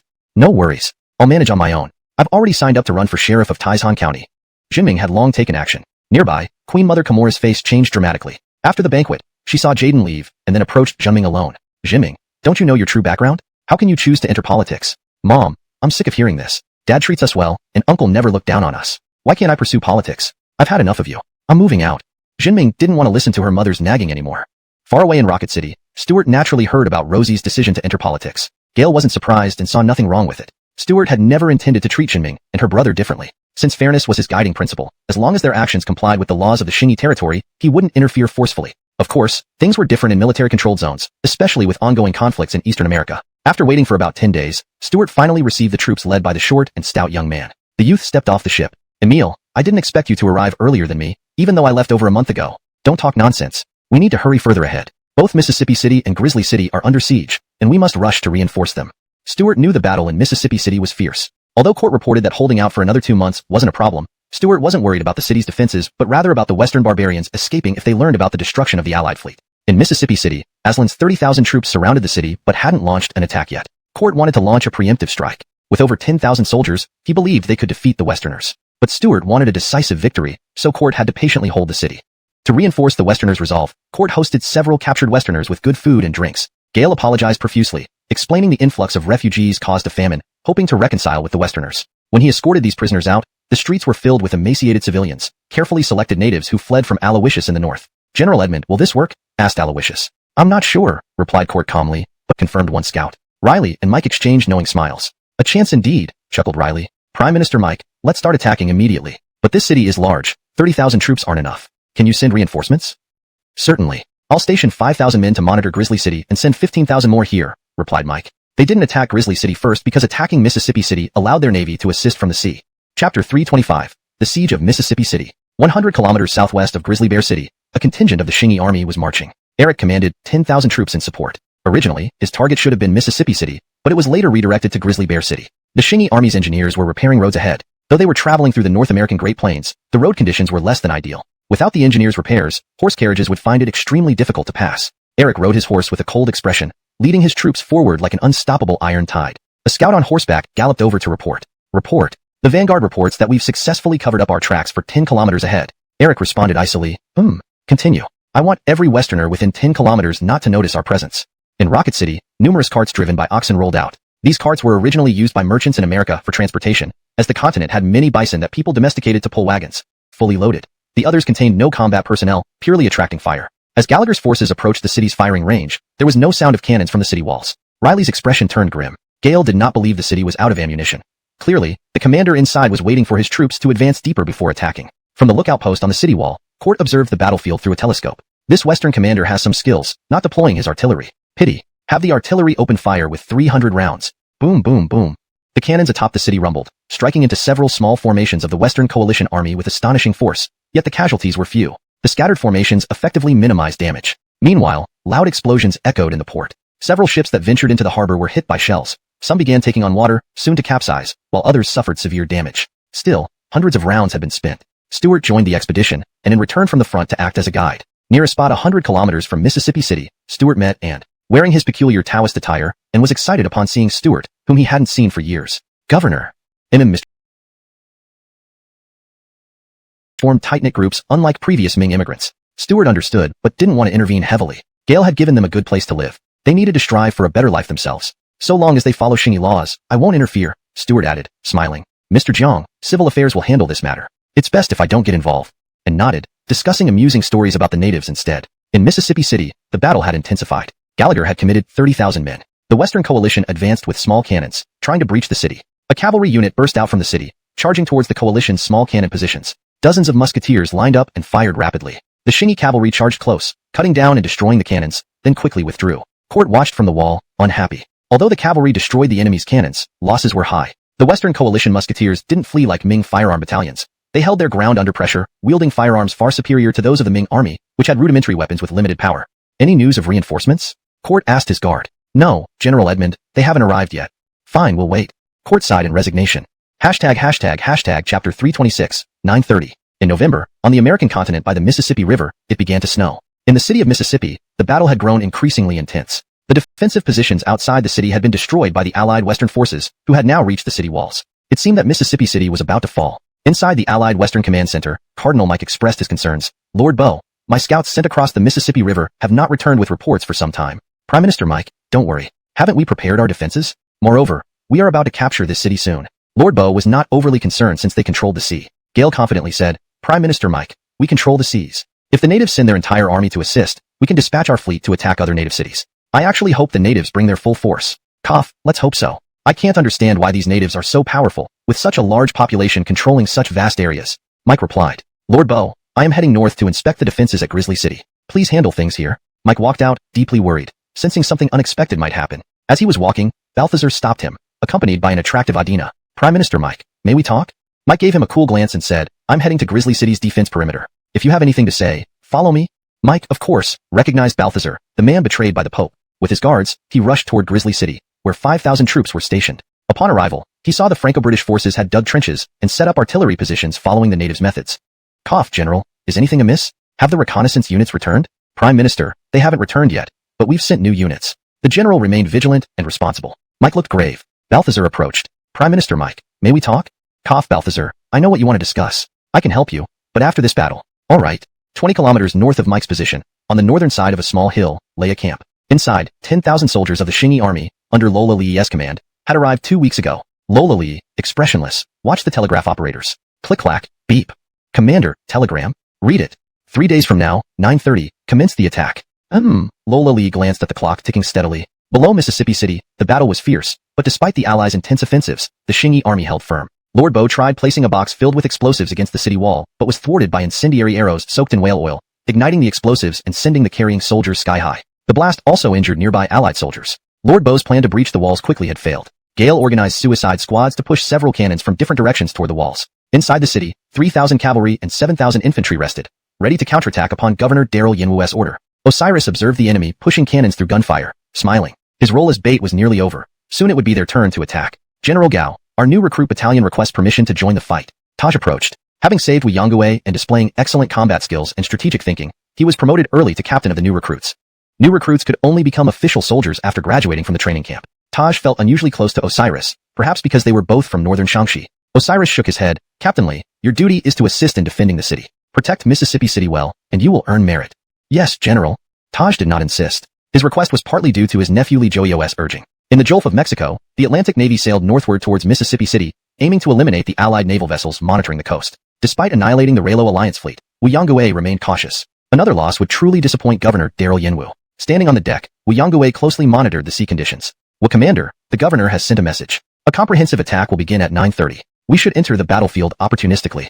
Good. Respond that we are ready. Wuyongwe glanced afar, seeing Mississippi City within view, and knew he was approaching the Allied fleet. Snowflakes danced as a 20,000-strong force marched eastward. After a 15-day journey, they were near Mississippi City. Governor Daryl Yinwu rode in a carriage due to a slight cold while a Clifton rode beside it. At the carriage window, the young man asked, Yinwu, isn't Xiong Tingbai making a mess in Loloxi? The young man still eagerly awaited the outcome of his bet with Daryl Yinwu. Daryl Yinwu chuckled and nodded. Pretty much. Xiong Tingbai dislikes everyone there and argues with Governor Faizasan all the time. Ming Dynasty continued sending reinforcements to Loloxi, but even with Daryl Yinwu leading 4,000 Xingyi reinforcements to America, Ming reinforcements were still on their way to Shanhaiguan, taking too long.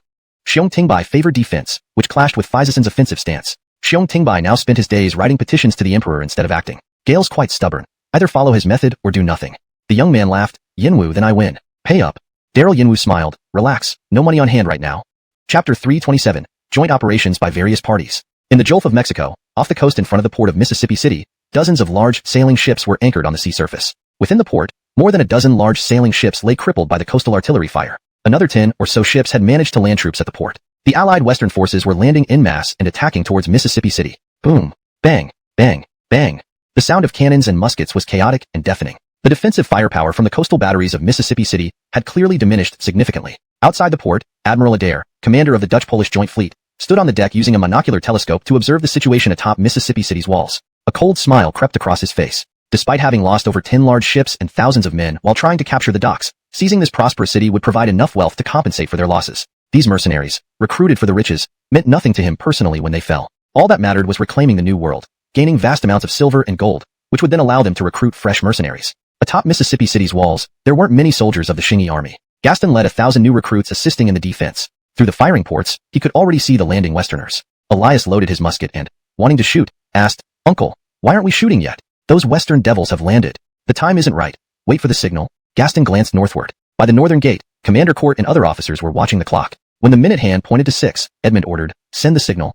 Whoosh, whoosh, whoosh. 3 flares soared into the sky. From the 3 city gates, drawbridges were lowered with creaks, each releasing 1,000 cavalrymen who charged through like the wind, cutting down any enemy in their path. From atop the walls, gunfire erupted alongside homemade explosive projectiles raining down. Bang, bang, bang, boom, boom, boom. Western soldiers attacking the walls were shot and blown to pieces. The same intense gunfire rained down from the southern wall as Gaston's new recruits joined the fight. In the harbor, the coastal guns roared back to life, shattering the dozen or so enemy ships that had entered. Admiral Adair's grimace vanished. Send in another 10 large ships to reinforce them. Another battle for the port ensued, but this time, Mississippi City's counterattack was fierce, with gunfire roaring and cannonballs raining down. Of the 10 ships sent in, half were sunk by the heavy bombardment even before reaching the port, while others had their sails and masts shattered and could not move. One ship caught fire, causing its crew to jump into the sea for survival. Admiral Adair's mood worsened drastically. Losing a few ships wouldn't be regrettable if they captured Mississippi City. However, failing to do so would be a significant loss. Gale hesitated about continuing the assault. If capturing the city seemed likely, these mercenaries would naturally storm forward for the loot without needing encouragement. But if victory was uncertain, forcing them to die would invite mutiny. Admiral Adair turned his gaze towards the landward approach to Mississippi City, wondering about the progress there. Meanwhile, the land attack had been halted. The sudden counterattack from the Shingi army caught the Western forces off guard. From the southwest, a large contingent of cavalry stormed into the battlefield, led personally by Stuart with 2 10,000-strong troops. Among them, a vanguard of 1,000 cavalry, led by the stout young Eustace, arrived punctually, entering the fray just in time.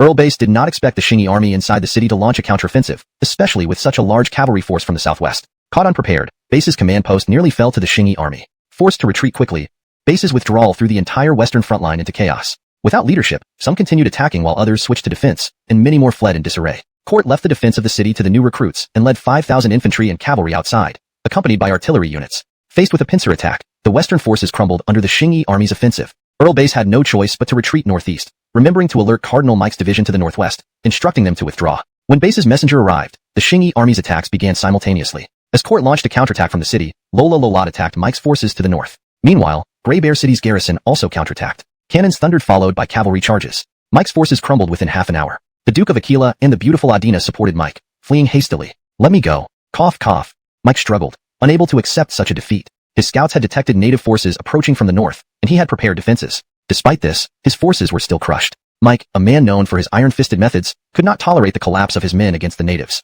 Gale wanted to execute the first ones to flee, but neither the Duke of Aquila nor the Adina let go. Prime Minister Mike, it's best we leave now. We can regroup in safety and plan another attack. The native cavalry is fierce. Once entangled, we won't escape. The trio fled, soon encountering a messenger from Earl Base. Atlantic Navy. Commander Carlos knew that the Dutch-Boer alliance had suffered significant losses during that sea battle. Had it not been for the timely assistance of the Rue Luo allied fleet surrounding the Shingi army's Atlantic Navy, the outcome could have been different. Now, Carlos's western fleet consisted of only 30 large sailing ships, while the Shingi army's Atlantic Navy had more than 30 ships as well. Carlos couldn't be certain he would win. Standing on the deck of the Revenge, Donald used a monocular telescope. Having lost sight in one eye, using binoculars would be inconvenient. Donald saw that the Western fleet had chosen to avoid engagement, which made him somewhat disappointed. These Western commanders were clearly not foolish. Now, Donald was in a dilemma. If he pursued them, he might face a greater number of ships and find himself outnumbered. If he didn't pursue them, he'd miss out on an opportunity for battle. Donald ultimately decided to follow them. If things went poorly, he would retreat early like the other commander did. If anyone dared to chase him, there was a chance he could take advantage of the situation. Donald ordered 4 scouting ships to conduct reconnaissance, while the main fleet followed behind. The Benaya Mountains towered into the clouds, covered in snow. Stuart looked ahead at the mountain range and knew that Mississippi City was close by. Gale rode on horseback, escorted by his personal guard, heading towards Mississippi City. The front lines had already achieved initial victory, and the various units were now pursuing their foes. Stuart and his entourage quickly arrived at Mississippi City. The city was devastated, despite efforts to clear the battlefield. Remnants of Kidant.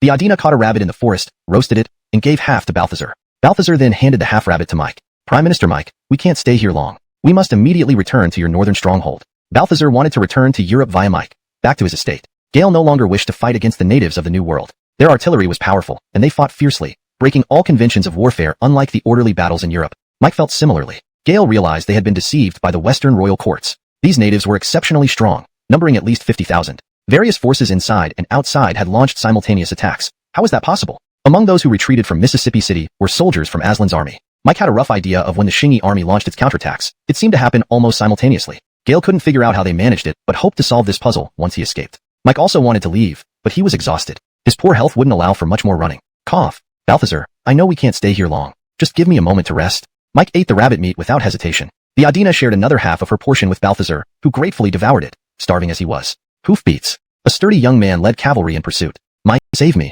Save me. I am King Avon of the Swedish Empire. A person dressed as a slave rushed out from a nearby manor and stumbled in front of Ricky. The Western mercenary soldiers, feeling very disgruntled after their crushing defeat, were about to stab the slave. "Hold on," Ricky shouted. "Bring him over." Avon staggered forward, choking back tears. "I really am Avon. Our fleet was defeated by the natives, and I've come to report this to Ricky." Ricky dismissed everyone else, and a mocking smile spread across his face. It suddenly felt much better that someone else had been defeated worse than he. "Are you really one of Avon's men?" "Yes, our army was stationed in Havana." Afraid Ricky wouldn't believe him, Avon recounted everything in detail. However, Ricky didn't want to go through all that trouble and said, "Stop. I believe you are one of Avon's men. Your current situation isn't looking too good, is it? Even if you can return to your empire, are you sure you can still be king?"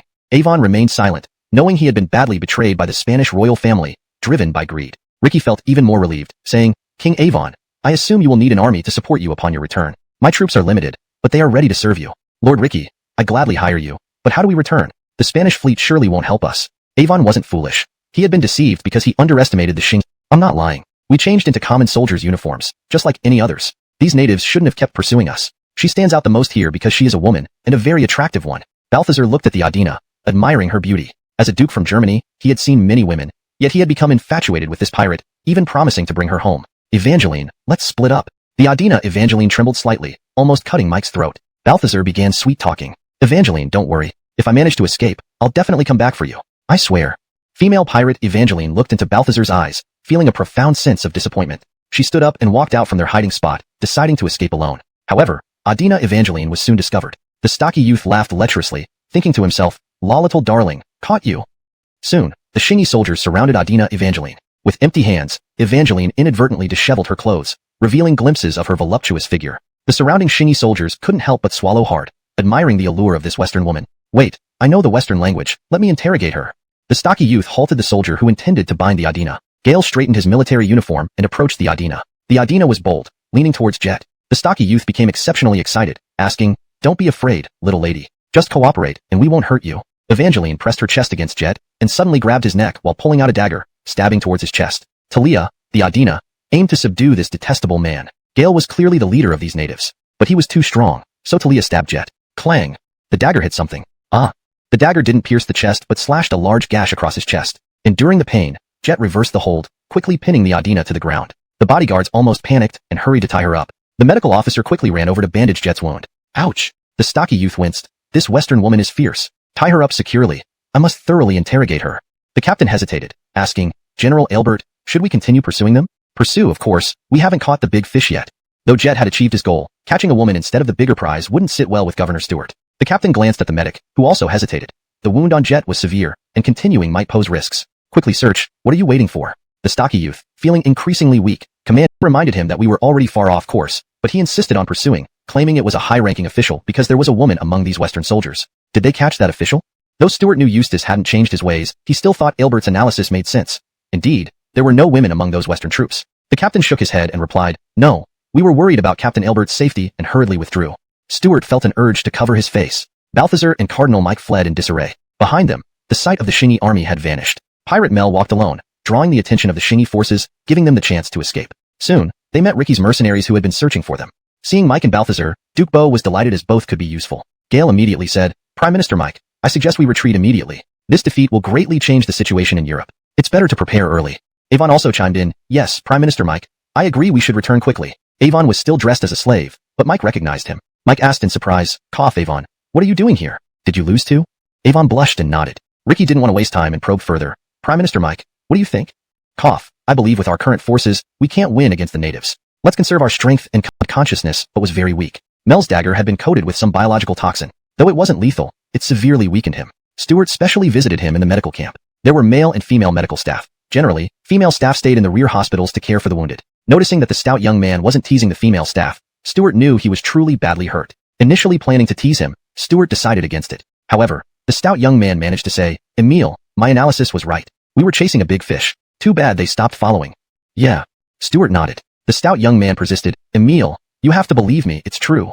Stewart looked at him wryly and said, "Just focus on getting better. Look at the amulet Mabel gave you." Gale held up the copper coin with the deep scratch and said, "Without this amulet blocking it, you'd have had a big hole in your chest."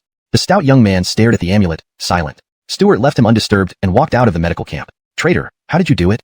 A loud shout echoed like thunder. But Stewart wasn't scared, recognizing the speaker, General Finian, whom Stewart had exiled here. Stewart laughed. "Ha ha, General Finian, you still have plenty of vigor and spirit. Humph, stop flattering me. I'm here to ask about my wife and children.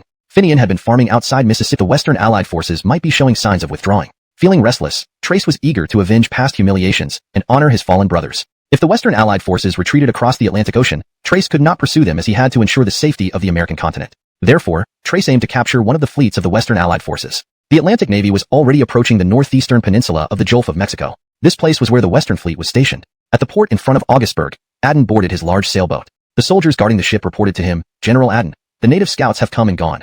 The native navy might be coming here." "No problem. Tell them to get out of the brothels immediately. We set sail in half an hour."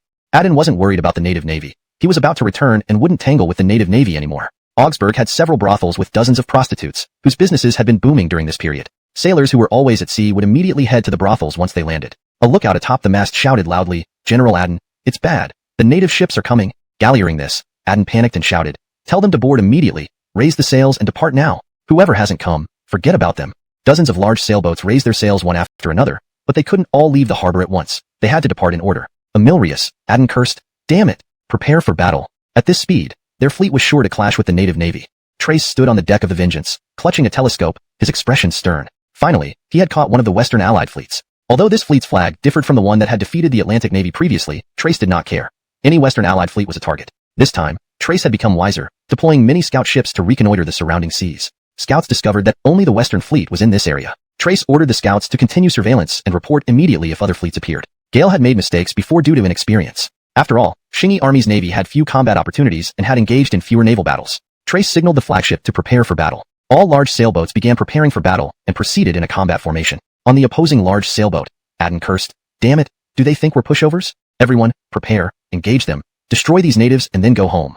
As the two fleets approached each other within 800 meters, entering the attack range of the Atlantic Navy, Trace still hadn't hung the attack signal. Beside Trace, his bodyguard, seeing no way out, Aden yelled, "Useless, raise the white flag, we surrender." On board the Vengeance, cannons thundered, using yellow explosives that produced only slight green smoke. Standing on the mast, the lookout saw the Western Fleet's large sailboats raising white flags. "Commander Wu, they've raised white flags. They surrendered."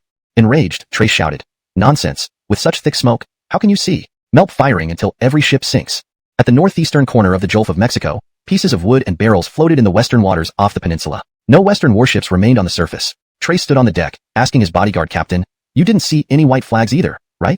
The captain answered loudly, "Commander, indeed we did not see any. The lookout must have been mistaken. We will record this accurately." Trace nodded and ordered a message sent to tally the battle damage and consumption. In this naval battle, only 3 large sailboats suffered minor damage, losing about a dozen men, but expending over 6,000 cannonballs. 30 large sailboats, averaging over 200 cannon shots each. "Do we send a victory message?" Trace's red eye focused on Augsburg, saying, "No wait, we'll take the town first. Order ships number 1 to number 10 to fire 100 cannonballs into the town, 10 per round, progressing forward to cover the whole town. Ships number 11 to number 20, prepare the Marines for a landing. Other ships remain on alert." The Western troops in Augsburg watched the almost one-sided naval battle unfold in horror. Their fleet was completely annihilated. With few remaining Western troops in Augsburg and no command structure, they were in chaos. Boom, boom, boom. Suddenly, artillery fire erupted in Augsburg, shattering its defenses under the bombardment. Most Westerners were buried under the rubble, while a few fled. The Atlantic Navy's Marine force quickly occupied Augsburg, now reduced to ruins. Trace recalled the Marines since the town was unsuitable for occupation. Return to port and send a victory message to Governor General. "We annihilated the Western Fleet." In Augsburg, the Western troops watched the devastating bombardment helplessly. Their fleet was wiped out. The few remaining Western troops in Augsburg, leaderless and in chaos, were left exposed. Under the relentless bombardment, the sturdy fortress crumbled. Many Western troops were buried beneath the rubble, while a few managed to escape. The Atlantic Navy's Marine force swiftly occupied Augsburg, which was now a pile of ruins. Trace called back the landing Marines since the town was unsuitable for habitation. Return to port and send a victory message to the Governor General. "We have destroyed the Western Fleet." In Augsburg, the Western troops watched the almost one-sided naval battle unfold in horror. Their fleet was completely annihilated. With few remaining Western troops in Augsburg and no command structure, they were in chaos. Boom, boom, boom. Suddenly, artillery fire erupted in Augsburg, shattering its defenses under the bombardment. Most Westerners were buried under the rubble, while a few fled. The Atlantic Navy's Marine force quickly occupied Augsburg, now reduced to ruins. Trace recalled the Marines since the town was unsuitable for occupation. Return to port and send a victory message to Governor General. "We annihilated the Western Fleet." Note, the last part has some repetitive content. The final version should omit redundant text. Chapter 332. Advancing into Fortuna Peninsula. In the northern Gulf of Mexico, Eric led the vanguard force advancing rapidly. Eric was approaching the northeastern corner of Fortuna Peninsula. There were already settlements of the Western barbarians here, but these settlements were in utter chaos. The towns were completely undefended. Some Western troops were committing atrocities within. The original male inhabitants had been killed, and women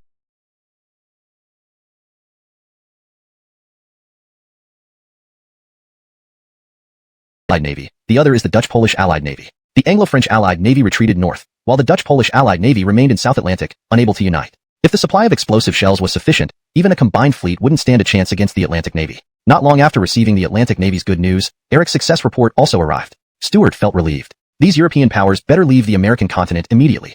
Otherwise, they will face only annihilation. Stuart intended to eliminate all Western forces on the American continent. On the Gulf of Mexico, the Atlantic Navy continued patrolling without heading north to challenge the Anglo-French Allied Navy. Stuart's strategy was to first secure land, then the sea. After all, the Atlantic Navy heavily relied on logistics. If they headed north, there would be no supply sources. Court's and Eric's forces progressed slowly, not rushing forward. Stuart returned to a steady approach. However, the Atlantic Navy enjoyed a windfall. The Rulo Alliance transport fleet, unaware their main fleet had been annihilated, was still delivering reinforcements of 5,000 men and supplies to Havana Island in the Gulf of Mexico. They were discovered by Atlantic Navy patrol ships and inevitably sunk in the Gulf. Trace stood on the Revenge, his face emotionless. Gale used old-fashioned shells for this attack, sinking all transport ships with direct bombardment. The captain of his personal guard hesitated, looking at Trace's stern face. Finally, he could not help but ask, "Commander Wu, isn't this going too far?" Qingyi army had rules against unnecessary massacres. Trace glanced at the guard captain, anger flickering in his eyes. But Trace understood the captain's dilemma. They must document any rule violations and report them immediately. Once we defeat the Dutch-Polish Allied Navy and avenge our brothers, I won't do this anymore. How about that? The guard captain nodded, remaining silent. The sailors lost in the previous battle were also his brothers. In southern Mexico, Alima Island Port. The city of Alima Harbor was building extensive defensive works. Dutch-Polish Allied Navy Commander Osif prioritized defense. Naval Admiral Jareth smiled as he observed the defenses, saying, "General Osif, you've made this place too impregnable. No one can capture it. This is our base for expanding in the New World, so it needs to be well built. This island has natural asphalt, which helps us build stronger defenses." Commander Osif remained humble, but his ambition for the New World grew. Admiral Jareth suggested, "General Osif, why don't we directly attack the Portuguese colony with invading warships?" They fled inland, leaving Governor Franz alone. Governor Franz had no choice but to surrender. The Dutch-Polish alliance easily occupied Bahia City. ##### Chapter 333, Hiroshi Tours. One Island. By the shores of Lake Erie, in Automobile City, Stuart braved the heavy snow to reach this place, just to see this naturally blessed land. Situated by the Great Lakes, with coal, iron, and water resources, it was an ideal location for developing modern industry. But currently, most areas around the Great Lakes were still overgrown with wild grass. Gallard after herd of buffalo roamed freely across the plains. Without outsiders, the indigenous people here lived a very leisurely life. The abundance of natural resources made beef the main food source for the locals. Recalling the Ming Dynasty, cattle were considered strategic resources and could not be slaughtered. Actually, the Ming Dynasty once had such abundant resources as well, but they were gradually depleted by earlier generations. If these earlier generations had progressed while depleting resources, it would have been acceptable. Before the Han Dynasty, the ancestors worked hard, spending resources but achieving progress. After the Han Dynasty, the exclusive veneration of Confucianism led to a vicious cycle where resources were consumed without significant advancements in production. As a scientist in his previous life, Stuart had no particular reverence for Confucius. From the beginning of human toolmaking, it was art the Qingyi Army's Research Institute had lost limbs or eyes. Jay led Stuart around the iron smelting workshop and then returned to the Qingyi Army's command center. Through the tour, Stuart felt more confident. With substantial investment, this place could meet the iron demand for Eastern North America within a year. It was already December, and Stuart wouldn't make it back in time. He would have to spend the new year in America. On One Island, beside Zared Moon Lake, a traveler lingered amidst its beautiful scenery. This person was named Hiroshi. Hiroshi was born into a wealthy family in the Nanjing region of the Ming Dynasty. His father disliked reading and preferred traveling. Hiroshi shared the same interests. After his mother's death, Hiroshi freed himself to travel extensively. Tired of the Jiangning Gardens, Hiroshi initially planned to visit Yunnan and Jiujiu to admire their unique landscapes. However, a merchant boasted about Penglai Island, describing it as a magnificent paradise on earth. Intrigued, Hiroshi decided to explore Penglai Island. But the so-called Penglai Island referred to One Island. The merchant's description of magnificence referred to some urban development projects that enhanced the island's beauty. Unlike the Ming Dynasty, which aimed to utilize every inch of land, the Qingyi army left many beautiful places unassigned for such practices. Hiroshi was eager to write down his experiences from this Penglai paradise. Gale soon arrived at Tunkuai City. To his delight, he encountered Mr. Rudy, the merchant who had brought him here. Mr. Rudy sneaked Hiroshi into the port unnoticed. "Mr. Albert, I knew you wanted to return, so I waited here specifically for you." "Thank you, Mr. Rudy."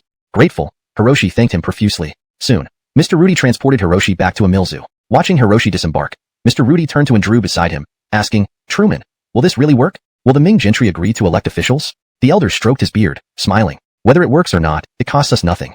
Chapter 334, Disagreements arise. The scholars and gentry of the Ming Dynasty placed great importance on their native roots. This was especially true for Aston, a merchant. Aston braved countless dangers to smuggle sweet potato seedlings from Luzon back to Emilgian, hoping that this high-yield crop could benefit his fellow countrymen. Now, Aston wanted to smuggle out the administrative practices of the Qingyi army. Allowing ordinary citizens to elect their officials was something Aston had never dared to imagine before. But as a merchant, it was what he longed for most. The status of merchants in the Ming Dynasty was too low. They possessed wealth but lacked social standing. To gain social standing, one had to study the 4 books and 5 classics. Merchants who traveled far and wide saw through the facades. Many Confucian scholars appeared respectable on the surface, but were corrupt underneath. How could anyone seriously study such contradictory material? Aston found it revolting, and his son, Khalil, felt the same way. Aston and his son wanted to spread the idea of electing officials by the people within the Ming Dynasty, but they dared not promote it themselves. If caught, the Ming officials would likely destroy all 10 generations of their family. Even if Aston had a 10th generation, which would refer to students, as a merchant, he had no students to speak of. Knowing Hiroshi's fondness for writing travelogues,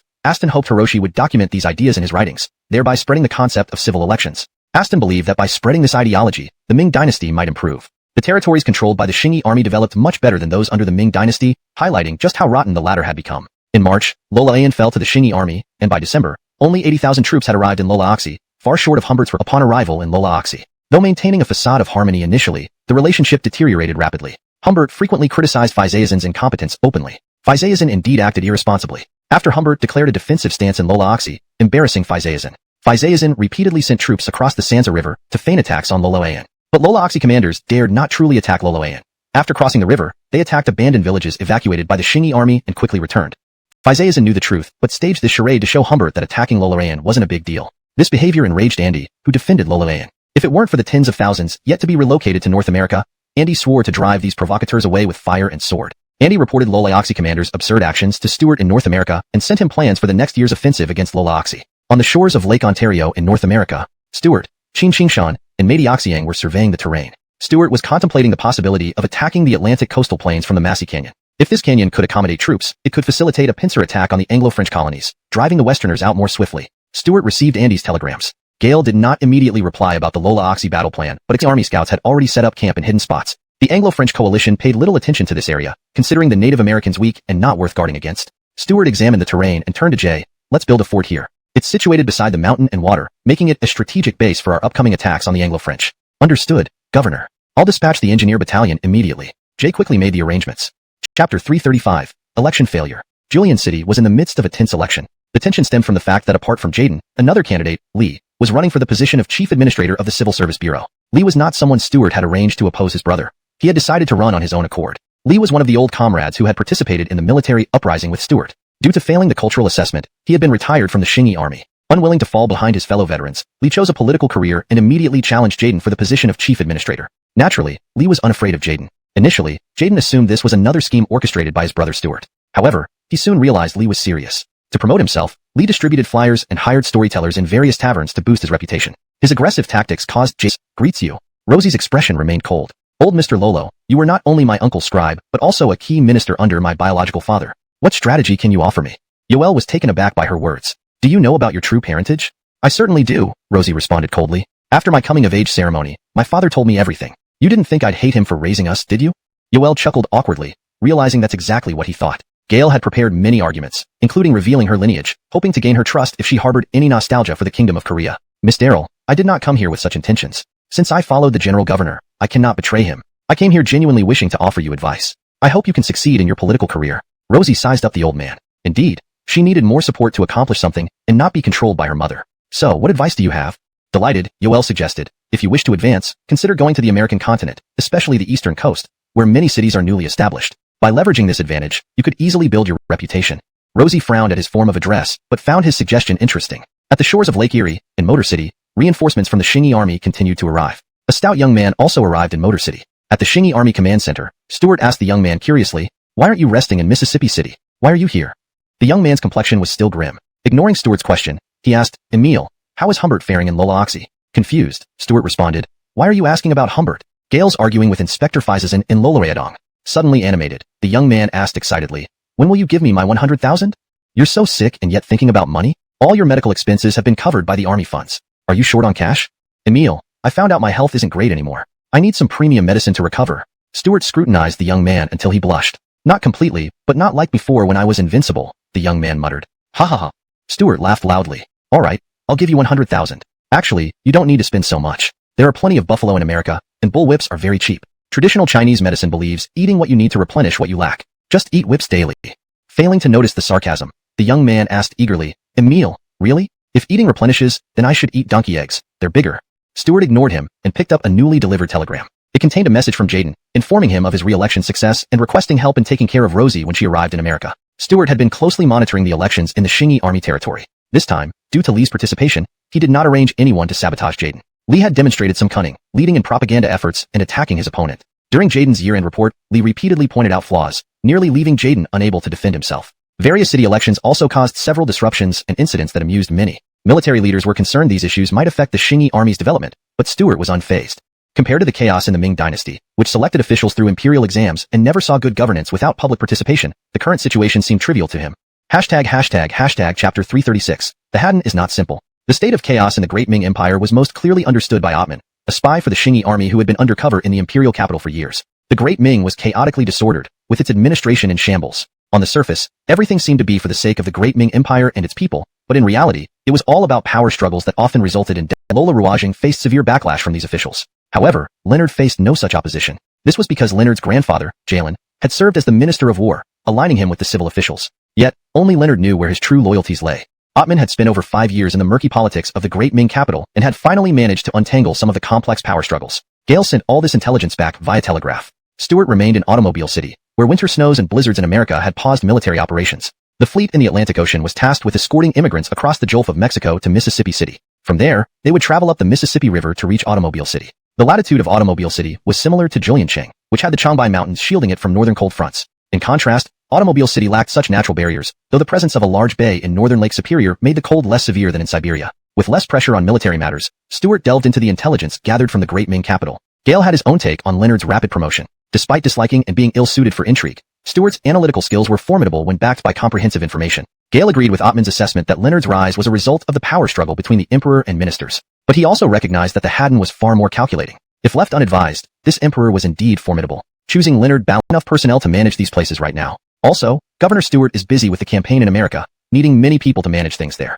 Galliering this, Emil Winching felt conflicted. Gale admired the strength of the Qingyi army and wished to join them, but Stuart did not accept him. Boss, was our big boss elected? Emil Winching inquired curiously. Gale was. Now he serves as the deputy administrator of the Intermediate Administration Bureau of Kyushu. Stephen was pleased. The greater the influence Ander had within the Qingyi army's territory, the more leverage their group would have. Do you think Governor Stuart trusts Ander with such power?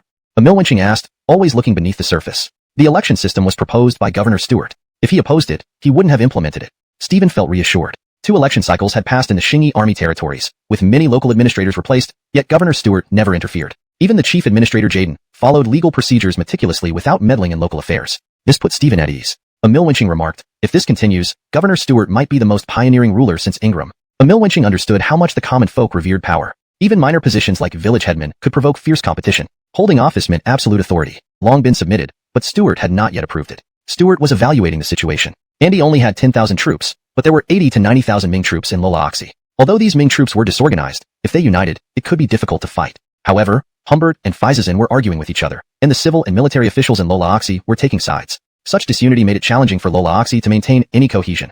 They would likely be more of a hindrance than help. If the Qingyi army attacked Lola-Oxy, it shouldn't be too difficult. However, there was another force in Lola-Oxy, Emperor Claude, leading over 10,000 men near the hills around Mount Yen. Stuart knew that Claude was a formidable figure, and if he saw an opportunity, it was hard to predict what he might do. After careful consideration, Stuart agreed to Andy's plan but moved the attack on Lola-Oxy to January 15th of the following year. A good day when the Ming troops would likely be off guard. Gale also dispatched the Eastern Sea Navy to cooperate and eliminate Gorin's forces holed up in Jinzhou. To prevent Claude from intervening midway, Stuart ordered Daryl Yankee to move the defensive line westward, taking over the defense from Loloang to Kortaliking. Defense in Julian City and the Korean Peninsula would temporarily be handled by the Patrol Bureau. The stocky youth continued munching on his beef jerky while chatting. Emil, I heard your niece is coming here? She's quite beautiful. Stuart lifted his head, giving the youth a cold look. The stocky youth suddenly realized something and hurried uncertain. Was offensive action better, or was defense better? Yet, Fletcher had done enough by providing money and manpower. Gale controlled the inner court and promised everything concerning Lola-Oxy. Fletcher had already issued millions of silver taels. Despite doing much, Xiong still wanted him to make unilateral decisions, which the Ming government would never allow. Even promoting a cabinet member required collective agreement. Xiong clearly overestimated his influence, and the Ministry of War wouldn't dismiss Faizazin for him. Faizazin was better at dealing with people and handling situations, while Xiong had fewer supporters in the court. In Gaizhou City, Andy moved his frontline command center here. Sullivan, the chief of the Patrol Bureau, also arrived. Andy was surprised by Rudy's presence. Sullivan was among the old guards of the Qingyi army. In the harsh conditions of Loloyedong, elderly poor people rarely live long. Reaching 50 was considered high longevity. Therefore, Sullivan was the only surviving elder of Stuart's original followers. Lolof in the Qingyi army's territory was improving, and despite being over 50, Sullivan remained very healthy. Andy respectfully welcomed him inside. Uncle Rudy, we're about to go into battle soon. Why did you risk the snowstorm to come here? Daryl Erlang, I was entrusted by Jaden to keep an eye on you. Gale said if no one wanted the allure of the American continent. The only attraction for him in the Ming was its large population with whom he shared ancestry, essential for developing his ideal nation. However, the Ming officials would soon feel the might of the Qingyi Navy. In January 1622, the East Sea Fleet, now back up to 10 large sailing ships under the command of Zane, sailed toward Jinzhou Garrison City, ready to annihilate the forces of Desi who were entrenched there. Zane once again approached the waters outside Jinzhou City. At this moment, several dozen large Ming warships lay anchored in the port. Inside the city, Desi was pondering his next move, how to gain fame and fortune from the Ming while avoiding complete destruction by the Qingyi forces. Desi well understood the strength of the Qingyi army. The Ming troops had no advantages over them, whether in cavalry, firearms, or any other area. Gale received orders from Governor Faizasan to attack places like Gaizhou to relieve pressure on the western Lolianing Ming army. Desi was not willing to send his men to their deaths, but also did not want to surrender. Gale did not want to farm or live a life of hardship. Suddenly, one of his loyal retainers rushed in shouting, "Commander Mao, the Pingtu pirates are here. Their large sailing ships have arrived." Gale hearing this, Desi shouted, "Quick, gather our people and let's get out of here." Desi naturally referred to his loyal retainers. He cared little for anyone else's fate. Boom, boom, boom. Cannonballs from the East Sea Fleet rained down on Jinzhou City. This time, they did not coat the shells with whale oil, so no massive fire broke out. Desi led his loyal retainers in fleeing first, followed by the rest of his soldiers scattering in every direction. Desi escaped into the nearby snowy mountains with his retainers. Zane did not expect such a result. These Ming troops offered no resistance and fled outright. Catching them would be extremely difficult now that they dispersed into the mountains. With insufficient manpower, Zane did not plan to chase after them. Instead, he chose to leave Jinzhou Garrison City, taking away the grain supplies left by the Ming troops and setting the city ablaze. Zane then left Jinzhou Bay, heading for the Bohai Bay to support Daryl Tucci in capturing Lalaoxi. After a night, hungry and cold in the forest, Desi stealthily approached Jinzhou Garrison City with his loyal retainers. Seeing the city gates wide open and some fires still burning inside, Desi cautiously entered the city, finding it devoid of any Qingyi troops. Relieved, he squatted beside a burning log, warming himself and muttering, "They burned it again. Why don't they hold this city? Why burn it again?" Desi couldn't understand why the Qingyi army didn't garrison any of the cities in southern Lolianing, but repeatedly set them on fire. They were currently just chatting informally. Abdul raised a question. "Emil, Siberia and northern North America are similar. Why don't we relocate these Ming gentry to northern North America?" Stuart smiled, pointing to the northern part of the Eurasian continent on the map, saying, "Mainly to guard against these people from coming over." Speaking of the Siberian plateau, one must mention the northernmost outpost of the Qingyi territory, Galay City. Despite its relatively low latitude, winter temperatures dropped to minus dozens of degrees Celsius. If not for the substantial coal stockpiled by the Qingyi army and the heated Kong beds in each household, anyone here would freeze to death. The mainline families from Loloang City were relocated here. Galershell, exiled here, hid inside, listening to the howling northwest wind, feeling despondent. Gale never imagined that the Qingyi army would exile them to such a harsh environment. The climate here was unbearable, especially during winter when one couldn't step outside. Someone who went out during the day never returned. Galershell knew he would have to endure several more months before the weather improved, which filled him with despair. His family in Loloang had once been affluent, and he had never endured such hardships. Galir, one needed to be cautious even with basic bodily functions to avoid frostbite. Galershell deeply regretted not dispersing his wealth to support the Ming army and resist the Qingyi forces outside Loloang. Now, it was too late. Humbert's reputation in Loloang might scare some local commanders, but the Qingyi soldiers almost made a joke out of him. Humbert had certainly overplayed his hand, especially when he dared criticize the people of Loloang while stationed there. At Sancha River estuary, the Qingyi troops had already crossed the river. Provincial Inspector Faizasan did not defend the river. Faizasan knew well that the Ming forces in Lolaoxi were no match for the Qingyi army, but he chose to oppose Humbert. Upon the Qingyi attack, Faizasan cautiously gathered his forces near Zhouangning and coordinated with Claude's forces. Meanwhile, the Qingyi vanguard had already reached Shiping Fortress.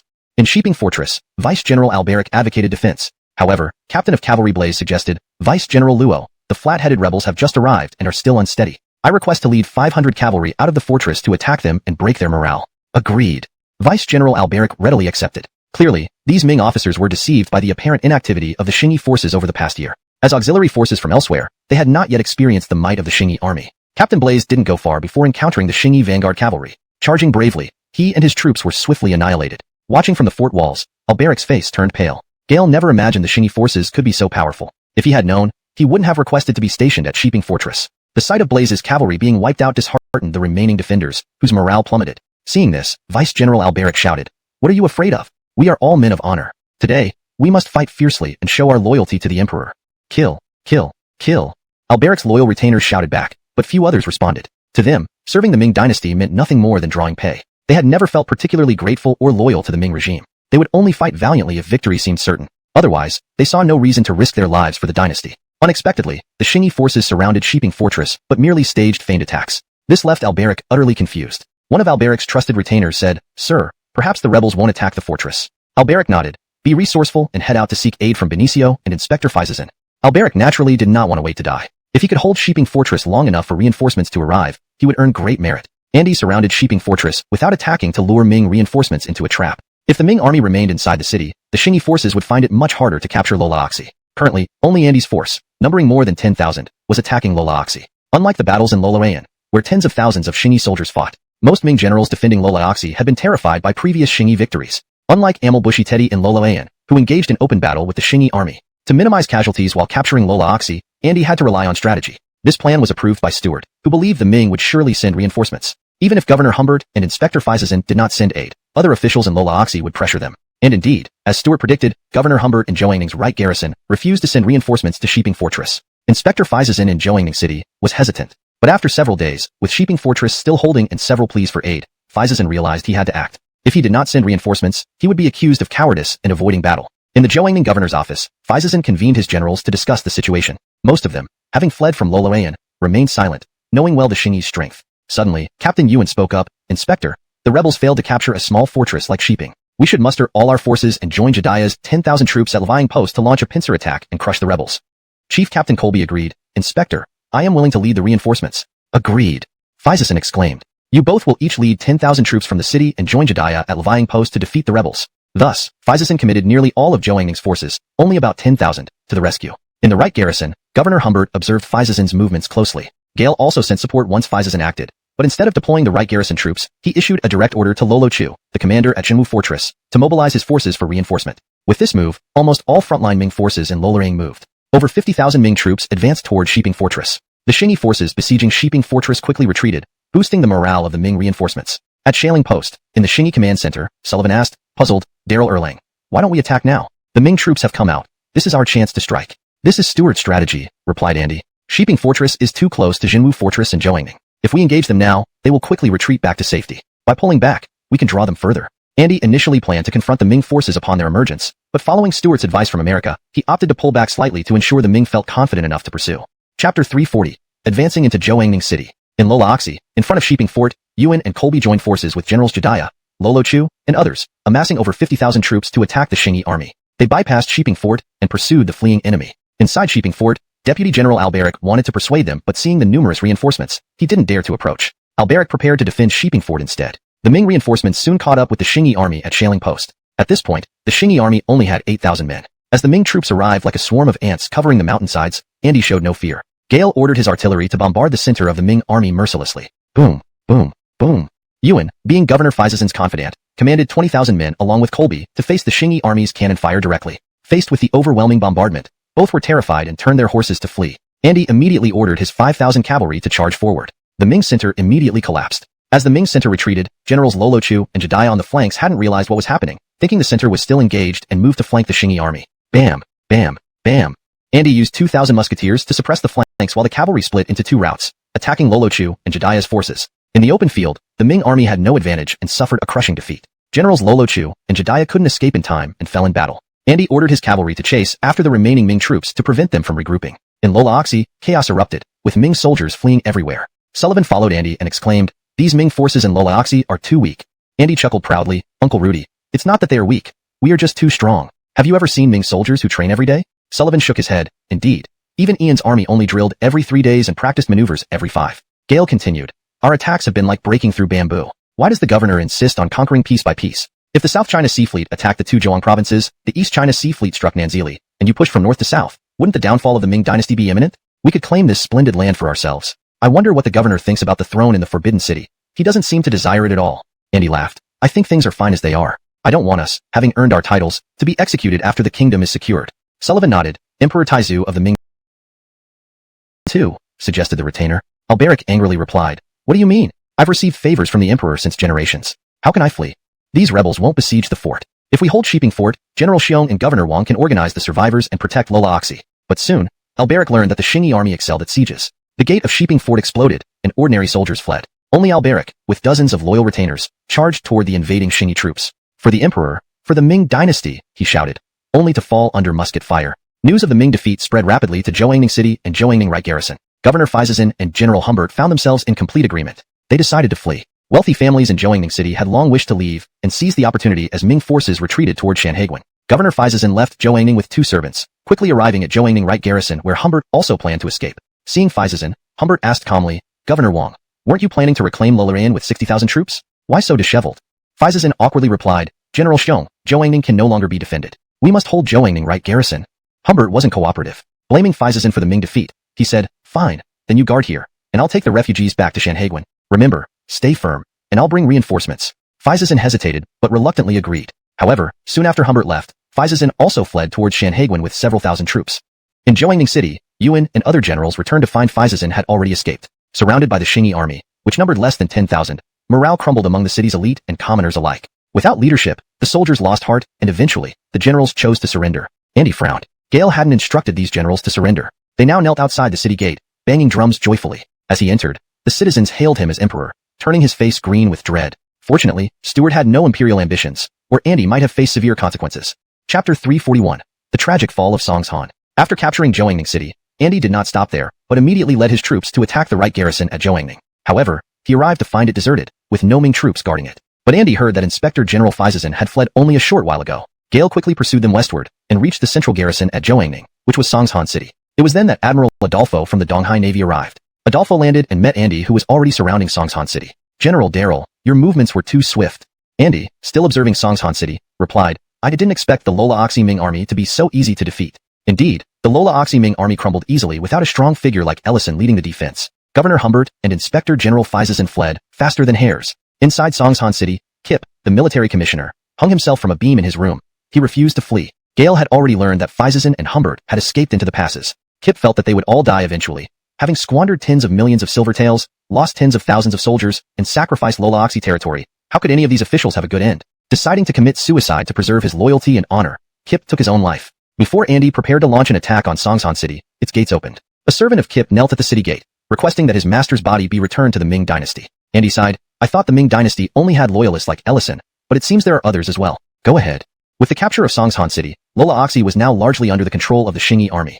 Andy decided not to press forward, as his forces were insufficient. There were many surrendered Ming soldiers in Lola Oxy whom the Xingyi army did not plan to integrate without significant force to suppress potential unrest. News of Andy's successful conquest of Lola Oxy soon reached Stuart. Stuart planned to dispatch troops along the Atlantic coastal plain. Abdul, along with Court's 15,000 men, had already embarked, advancing northward from the south along the coast. Eric's 5,000 men advanced northward along the Apalachicola Mountains. The stout young man, having recovered, would lead another 5,000, awaiting the opportune moment to emerge from Massey Valley from west to east. Many events in Lola Oxy were within Stuart's expectations, given the extensive intelligence he possessed. However, he did not anticipate Humbert abandoning Lola Oxy and fleeing. Stuart thought the stubborn Humbert would choose death over dishonor. Instead, this man who killed people like chickens turned out to be afraid of death. Faizazin, a Donglin party official claiming to reclaim Loloyan, fleeing in fear didn't surprise Stuart much. These people shout slogans loudly when things are calm, but run fastest when trouble strikes. But Humbert was different. He dared to take action. How could he flee? Stuart wanted to capture Humbert and ask Andy why he suddenly became so fearful. Due to Humbert's actions, Stuart lost 100,000 taels to the stout young man. This left Stuart very displeased. For the Emperor, who was skilled in carpentry, the loss of Lola Oxy was the hardest blow. Gale issued orders for all Lola Oxy generals, and Wang fled. It's his lack of righteousness, not our disloyalty. Ha ha ha. Andy laughed. Is that so? But Wang told the Emperor you had already defected, shouting outside Loloang that we had defeated them, forcing him to flee. Yuan turned red with anger. This was clearly framing him. Gale lies. When I returned, Loloang's gates were wide open, and Faizazin had long fled. Chuckles. Wang might lie, but you did indeed surrender, so jumping in the Yellow River won't wash you clean. Andy laughed heartily. When Stuart sent him details of Faizazin's scapegoating report, Andy found it incredibly amusing. Yuan, red-faced and furious, knew he couldn't deny his defection nor argue with Faizazin. Alongside Yuan, Zhu Tianshou had also fled. However, Zhu Tianshou was more cunning. Yuan rushed to Zhouangning to find his superior, Faizazin. Zhu Tianshou avoided Zhouangning altogether, escaping west to Juehua Island. Gale believed it was safe until Adolfo targeted him. Adolfo, having missed contributing to the Lola Oxy campaign, spotted the Ming troops hiding on Juehua Island and launched an immediate attack. Zhu Tianshou, unable to resist, fled intending to seek refuge with a Mongol tribe where his nephew held a position. Humbert, who had reached Shanhaiguan first, now seemed wiser, drafting a plea confessing his faults and declaring his inability to escape responsibility. With countless refugees fleeing from Lola Oxy into the passes, Humbert planned to arrange for their settlement before submitting himself to the Emperor for punishment. Faizazin, meanwhile, had no interest in engaging Humbert verbally. Gale now understood that warfare isn't simple arithmetic. He had 10,000 strong troops, yet lost in one battle. This defeat, losing Lola Oxy, meant Faizazin could not escape blame, though he wasn't worried about execution. Douglas hadn't been beheaded yet. Faizazin was still furious. Why hadn't Claude sent reinforcements?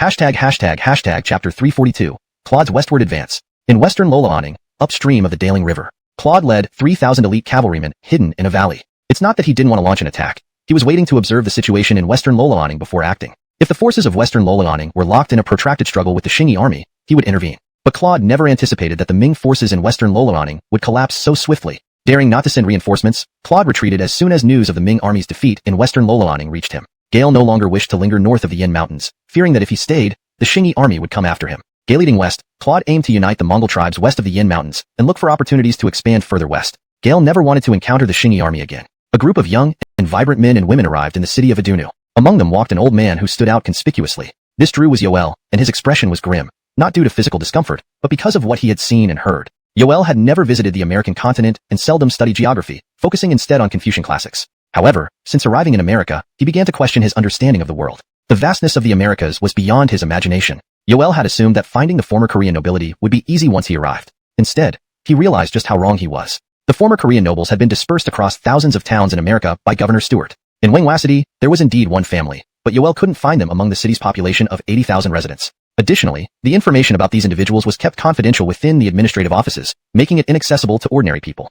Moreover, the egalitarian nature of society here unsettled Yoel. There were no distinctions of rank or elaborate rituals, which he viewed as a breakdown of proper etiquette. Despite this, the prosperity of the region exceeded his expectations. The towns felt more developed and organized than those on the Korean peninsula. Streets were wide and clean, lined with greenery, and the city seemed meticulously planned and orderly, a vision of a perfect nation. These American towns, mostly built from scratch by the Qingyi army, were well-planned and pre-designed. Under the guidance of General Stuart, the construction teams ensured these new settlements surpassed the chaotic growth of older urban areas. Yoel finally breathed a sigh of relief upon reaching Adunu City, still on the front line and less developed compared to other regions. Many refugees waited here to board large sailing ships heading to various cities in the Gulf of Mexico, giving it a resemblance to the ports controlled by the Qingyi army. Rosie and her companions did not stay long in Adunu City, but headed directly to the port, preparing to sail to Mississippi City. From there, they would travel inland to AnimeLand, their final destination. At the Adunu port, all the ships of the Atlantic Navy had gathered for resupply, mainly to collect yellow dynamite bombs, as only the homeland could produce these specialized explosives at the time. However, rumors suggested that workshops for their production were being established in AnimeLand.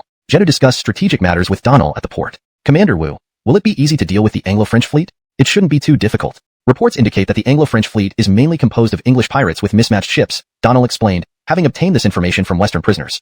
Nodding, Jeddah replied, good. Once we eliminate the Anglo-French fleet, we'll march into South America to avenge our fallen comrades. Gale had not forgotten the soldiers who perished in the Atlantic Navy's earlier defeat, as it fell under his jurisdiction. Don't worry, Commander Joya. I haven't forgotten either, Donald responded, deeply affected by the loss of over 10,000 brothers in arms in that disastrous battle. At the harbor, a lively chatter of young women drew Jeddah and Donald back from their solemn reflections. Several beautiful girls pointed excitedly at the seaside scenery, attracting many admiring glances. The eastern part of America was still at war, and it was rare to see young women outside military hospitals. Curious, Donald asked, Commander Joya, where do these young ladies come from? They are likely Governor Darrell's nieces. I've heard they plan to develop AnimeLand, Jeddah replied. Donald couldn't help but gaze at the young women a little longer. In AnimeLand, snow had yet to melt. Stuart and a short, stout youth rode towards Machixi Pass. Emile, aren't you waiting for your niece to arrive? No need. I've already made arrangements, Stuart shook his head. The short, stout youth had fainted recently, and medical checks revealed it might be due to excessive blood loss from a previous injury. Concerned, Stuart decided to personally command the Qingyi army's assault on Machixi Pass. Emile, I'm really fine, just a bit anemic from blood loss. Eating more bull pizzle should help. Maybe you've eaten too much. Too much below can cause malnutrition above, Stuart laughed, knowing the youth ate bull pizzle daily, which didn't bode well for the local bulls. Scratching his head, the youth pondered his health seriously. Is that true? Should I eat bull brains instead?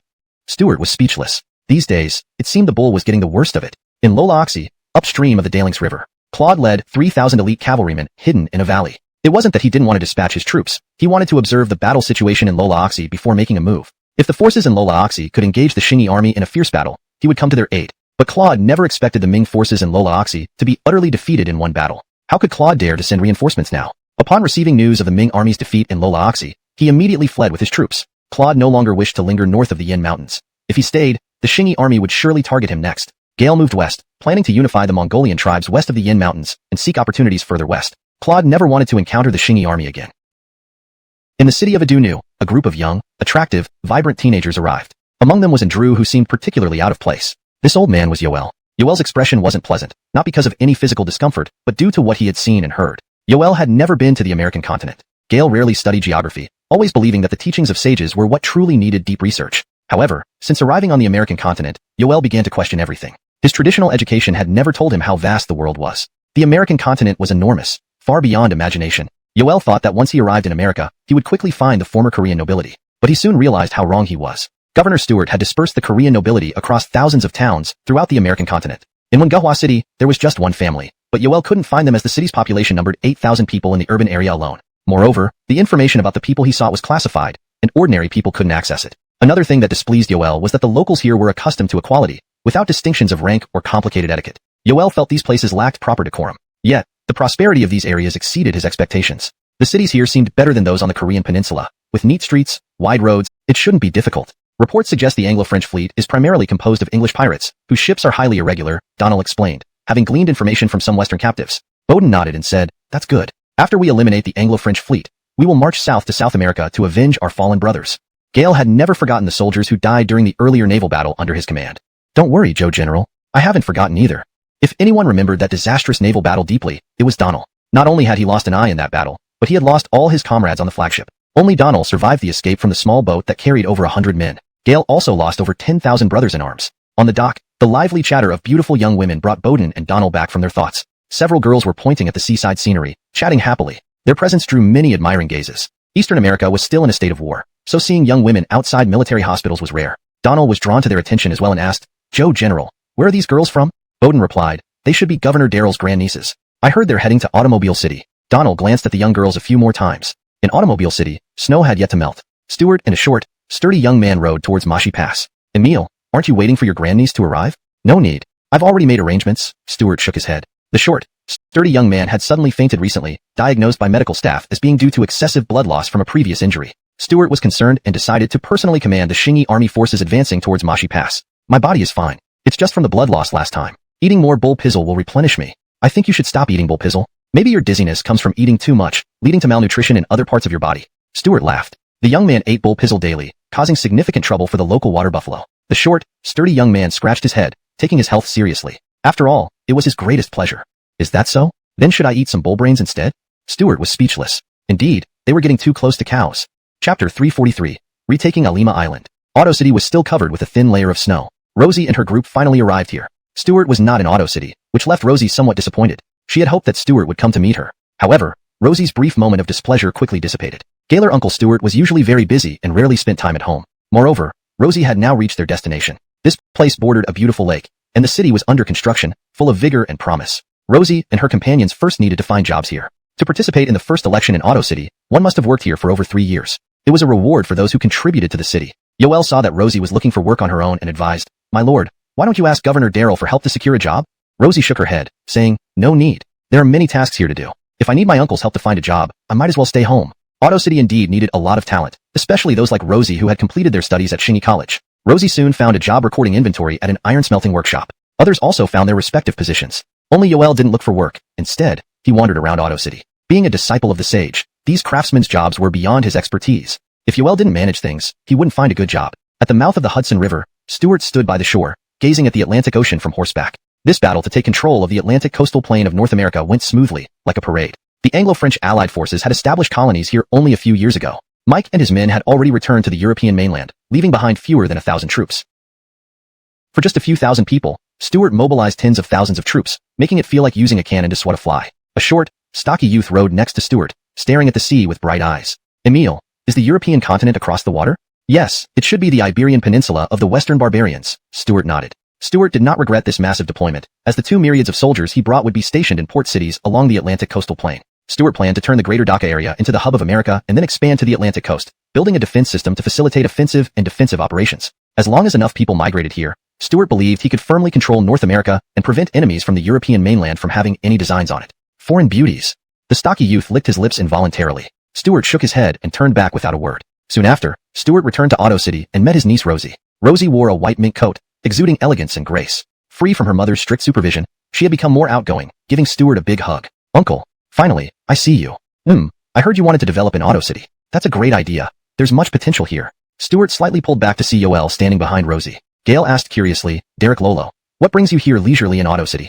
Yoel bowed to Stewart and said, "Governor, I came to advise Lady Zhenming." Stewart grew even more puzzled. "Lady?" Rosie explained, "Uncle, he said he used to be your secretary and can offer advice. I don't know why he calls me my lord." Looking at Rosie's youthful expression, Stewart chuckled. "Derek Lolo, you're quite spirited." Yoel, avoiding eye contact, humbly replied, "Governor, while I still have some strength, I want to contribute." "Haha, impressive." Stewart forced a smile and turned to Rosie. I'll invite all of you for dinner to wash off the dust of travel. Stuart treated Rosie and her companions, including Yoel, to a meal. Knowing Yoel's intentions, Stuart did not try to stop him. Stuart believed that once science and technology developed, Yoel's old-fashioned mindset would no longer hold sway. In the Gulf of Mexico, the Atlantic Navy sailed forth. On the Revenge, Donald stood sternly, one eye fixed ahead. Their mission was to retake Alima Island. Alima Island had robust defenses built by the Dutch-Polish alliance. However, because the alliance moved south to seize Bahia from the Portuguese, only 1,000 troops remained here. Apart from a few medium-sized cargo ships, there were no large warships in the harbor. The arrival of the Atlantic Navy threw the Dutch-Polish alliance into chaos. Although they had shore defense artillery, they lacked ammunition. Bam, bam, bam. Before the Dutch-Polish alliance could fire, Donald ordered the bombardment. This time, they used bombs made with yellow explosive. Donald harbored deep-seated hatred towards the Dutch-Polish alliance. Thousands of Atlantic Navy soldiers perished here. Bam, bam, bam. The explosions devastated Commander Antoine's well-fortified defenses. Many defenders were killed instantly before they could react. Soon, the Atlantic Navy's Marines stormed Alima Island, turning its port city into ruins. Under heavy bombardment, only a few Dutch-Polish troops survived. Donald bound these survivors and interrogated them. Holding a whip, Gale pulled out a bearded mercenary and lashed him across the face, demanding, "Where are our captured soldiers?" The bearded man, a ruthless mercenary, glared defiantly. These mercenaries, hired guns from the European mainland, knew no compassion. They committed atrocities and did unspeakable deeds. Amilrious at the whiplash, the bearded man snarled, "Your men? Our general captured them and dunked them in boiling water until their skin peeled off. All dead. Dead monkeys." Donald was enraged. "So cruel. You'll experience it too." "Find out." Joa responded a bit sheepishly, "Governor, it's not a big deal." Stuart and Imelda's wedding had been kept low-key, so most of the generals also chose simple ceremonies. Stuart didn't realize it, thinking they were used to such simplicity given their humble backgrounds. "Are we ready to see the Ulricama Canal? I heard it will soon be navigable?" "Yes, another month and both lock gates will be complete, allowing a large sailboat to pass through." The Ulricama Canal project had been initiated long ago but only started full construction 3 years prior. Joa hoped that the American Pacific Navy could enter the Atlantic Ocean, thus gathering massive manpower to excavate the canal. Stuart also wished for the canal to open quickly so that the entire strength of America could connect the two oceans. Combined with the Atlantic Fleet, even if Europe joined forces, they might still struggle to make an impact. At Arima Island, Donald had tracked the Dutch-Portuguese allied fleet. Bay of Bahia was over 5,000 kilometers away, requiring nearly a month for the Atlantic Navy to reach. Although eager for vengeance, Donald prioritized his sailors' safety and opted to patrol the Gulf of Mexico to Arima Island, hoping to lure the enemy into a trap. Stuart endorsed Donald's strategy, deeming steady progress and methodical pressure the best approach. Back at Juliansheng, the steam locomotive prototype was being tested between Ujalinla and rallying scholars and gentry against them. Suddenly, a tiger roar jolted him awake. A ferocious tiger charged at him. Galershell hastily jumped off the sled, scrambling into nearby brambles. Fortunately, the tiger chased the sled-drawn dogs instead. Unluckily, Galershell was left stranded in the icy wilderness. After hours, he emerged, following the tracks to find his sled covered in blood. His dogs devoured by the tiger. Carefully checking, he found his dry provisions untouched, a relief that sustained him as he continued south. However, April brought another snowstorm. Determined to return home, Galershell pressed on despite the relentless cold, frostbites, and limited rations. Exhaustion and hunger weakened him until he finally collapsed, hallucinating in delirium. A black monster spewing smoke moved across the plain, something he had never seen. Galershell thought it must be a dragon from hell. Chapter 345. Ulricama Canal Inauguration. Outside the city of Qiqihar, on a pasture, a Mongolian girl named Carly was herding sheep. Although she was only 9 years old, Carly managed over 100 sheep all by herself. The pasture belonged to Xingyi Livestock Company, and Carly's mother worked there. Carly would help her mother with the livestock during her spare time from school. The quality of care given to the sheep determined the salary. Better care meant higher pay. Stuart listened intently, nodding occasionally to affirm the workers' efforts. Gale understood the challenges, having reviewed the engineering plans. However, he generally did not intervene much in non-military matters unless he had a better idea. After a week, all the huge iron baskets were lifted out of the water. A large sailboat successfully entered the canal, towed by hundreds of horses pulling ropes along the banks towards Cologne port. Stuart and Joa followed, exhilarated. Wenhua, connecting two oceans, is an enormous achievement. Governor, it's only 60 kilometers long and took 10,000 men 3 years, far from what Ming Dynasty's Beijing-Hangzhou Grand Canal achieved. But our American Pacific Fleet can finally access the Atlantic Ocean. Joa had monitored the construction closely, providing much assistance. To him, 60 kilometers was nothing compared to America's vastness. Stuart looked seriously at Joa. The canal was critically important for both America and the Xingyi army.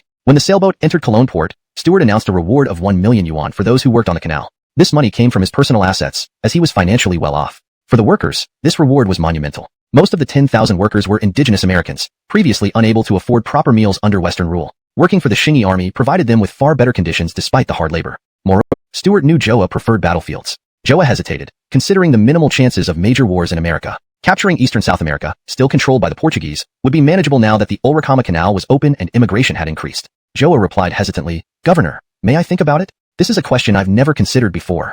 Stuart nodded. "Sure, take a month. Otherwise, I'll assign Joey to return." Joa felt elated, thinking he could use this time to eliminate the Dutch Bolivar coalition fleet with the Atlantic Navy. However, fate intervened. The coalition fleet had already engaged the Atlantic Navy off the southern coast of Arima Island. Chapter 346, Bloody Naval Battle. 50 kilometers south of Arima Island in the Atlantic Ocean. The entire Atlantic fleet had mobilized after their scout ships spotted the combined Dutch and Poly fleet. James stood on the ship Revenge, his cold eyes sweeping over the ocean. Gale had received news of the Ulrikama Canal's opening, which meant the Eastern Pacific Fleet could soon come to support them. However, James didn't want to waste this opportunity. On these vast seas, it sometimes required luck to encounter a fleet with the speed of large sailing ships. Yet, the Atlantic Fleet's scout ships detecting the Dutch and Poly-Allied fleet was not just about luck. The Dutch and Poly-Allied forces had acquired Atlantic.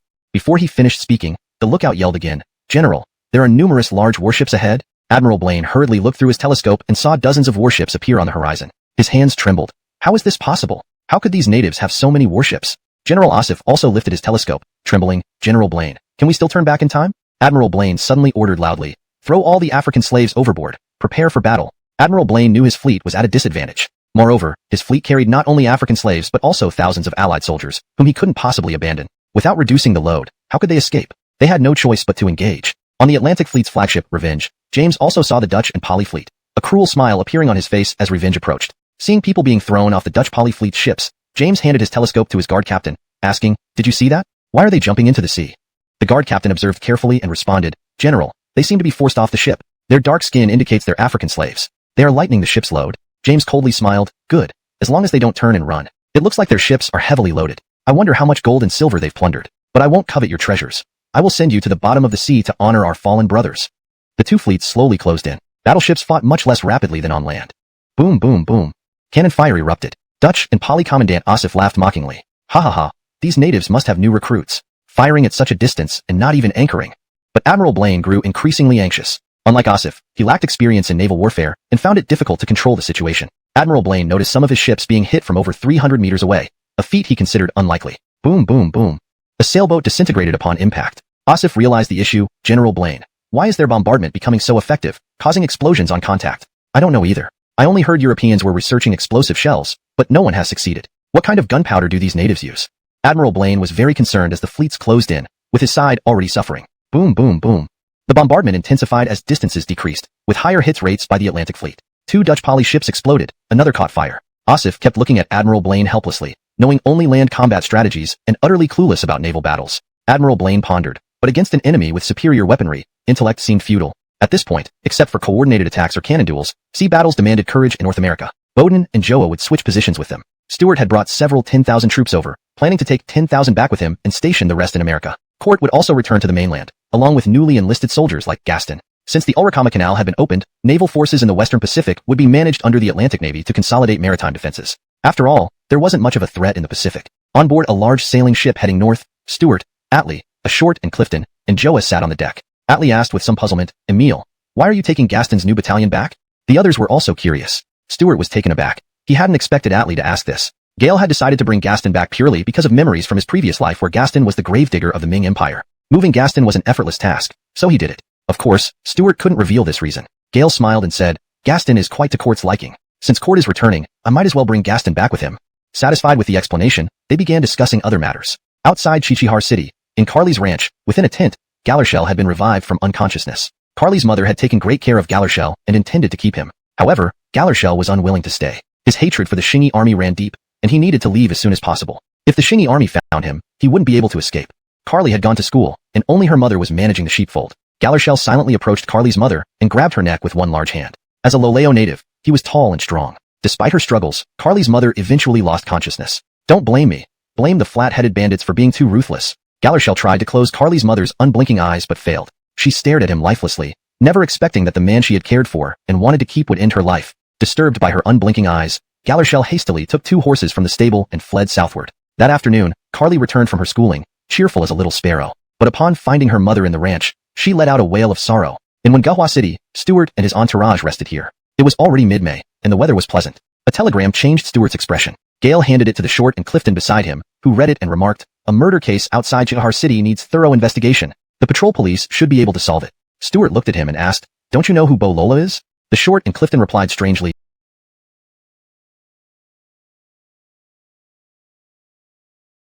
Galershell fell to the ground and cried loudly. The Ming soldiers were cautious, uncertain about the stranger. "Gaily, what are you crying for?" "Sir, I am a refugee from Loleadong, fortunate enough to escape the flat-headed bandits. please open the gate and let me in. Galershell did not reveal his identity rashly. He didn't know the current political situation in the Ming. Revealing his name might lead to immediate arrest, especially after spending so long in Qingyi army hands, arousing suspicion of being a spy. Galershell knew the nature of the Ming dynasty well. Seeing the soldiers hesitant to open the gate, he offered, please let me in, and these 2 fine horses will be yours. Eyes gleaming at the sight of the horses, the soldiers quickly welcomed Galershell inside. Feeling relieved, Galershell didn't linger and hurried off. Gale needed to contact his fellow officials, mentors, and friends to publicize his escape from the bandits, avoiding suspicions of defection, and to propagate the atrocities committed by the Qingyi army against the gentry. Gale aimed to actively work towards their elimination. Chapter 348. Thunder on calm ground. In early June, Stuart returned to Jillian City. This time, his journey to America had taken more than a year, but in reality, it was quite short considering the extensive campaigns the Qingyi army fought in America. Presently, nearly 200,000 Qingyi soldiers were stationed in America, making it virtually impregnable. Most of the Western Coalition's fleet had been destroyed, and Stuart believed that some supported Humbert and demanded Fizeson's execution, others wanted both dead, and there were calls to hold the Minister of War Alden Mingi accountable. Low like Humbert, the Donghua faction members were stubborn, viewing Emperor Isidore's trust in Qian and Lady and as more despicable than the Qingyi threat. Since ascending the throne, the Emperor had never refused a minister's suggestion, allocating millions of taels for Loliadong's defense. However, the Donghua faction remained unsatisfied, criticizing the Emperor's decisions and attacking Lady and Qian. Emperor Isidore reminded Qian to perform well in his duties and cooperate with the cabinet. Qian, eager to please, attempted to mend ties with the Donghua faction but met with cold shoulders. Gale couldn't understand why they favored eunuch Glenn, who studied Confucianism, over himself, an illiterate gambler by origin. From then on, the rift between Qian and the Donghua faction deepened. Qian, influenced by tales of water margin, began to view the Donghua faction as troublemakers, comparing them to the notorious bandits of the novel. Those who impeached him, like Huixiang, were marked for retribution. Amidst the chaos of the Ming court, only true officials like Ripley were working diligently. Appointed Minister of War and Grand Secretary, Ripley focused on reinforcing the defenses along the Shanhaiguan line. Had Frank been their adversary, Ripley could have successfully defended the Shanhaiguan frontier. The loss of Loliadong, while significant, relieved the Ming Empire of a heavy burden. With no strategic advantage in Loliadong, the empire now needed to defend only the Great Wall, simplifying logistics. However, Galershell, who escaped from Galay, brought alarming news to the Ming ministers. Gorin, who fled from Jinzhou, delivered even worse tidings. The Qingyi army was brutally confiscating the assets of local gentry and exiling them to the far north. Moreover, the Qingyi navy was formidable. Ming officials readily accepted the first piece of news, believing that such cruelty towards the gentry was expected from rebels. The existence of a powerful Qingyi navy, described as having multi-story ships, was dismissed as improbable. Consequently, Gorin was interrogated harshly for his claims. Having fled Jinzhou in January, Gorin didn't dare return to Denglai but sought refuge on nearby islands. Learning of the Lola Oxy defeat and the arrest of Humbert and Fizesson, he claimed that the collapse left Jinzhou indefensible against the Qingyi navy. To escape blame, he exaggerated the strength of the Qingyi navy, unaware that it had indeed become unbeatable. Ultimately, Gorin could not escape censure and was arrested, imprisoned in Beijing's Ministry of Justice prison. In Yinzhou Prefecture family with respect. Gale was confident in this belief.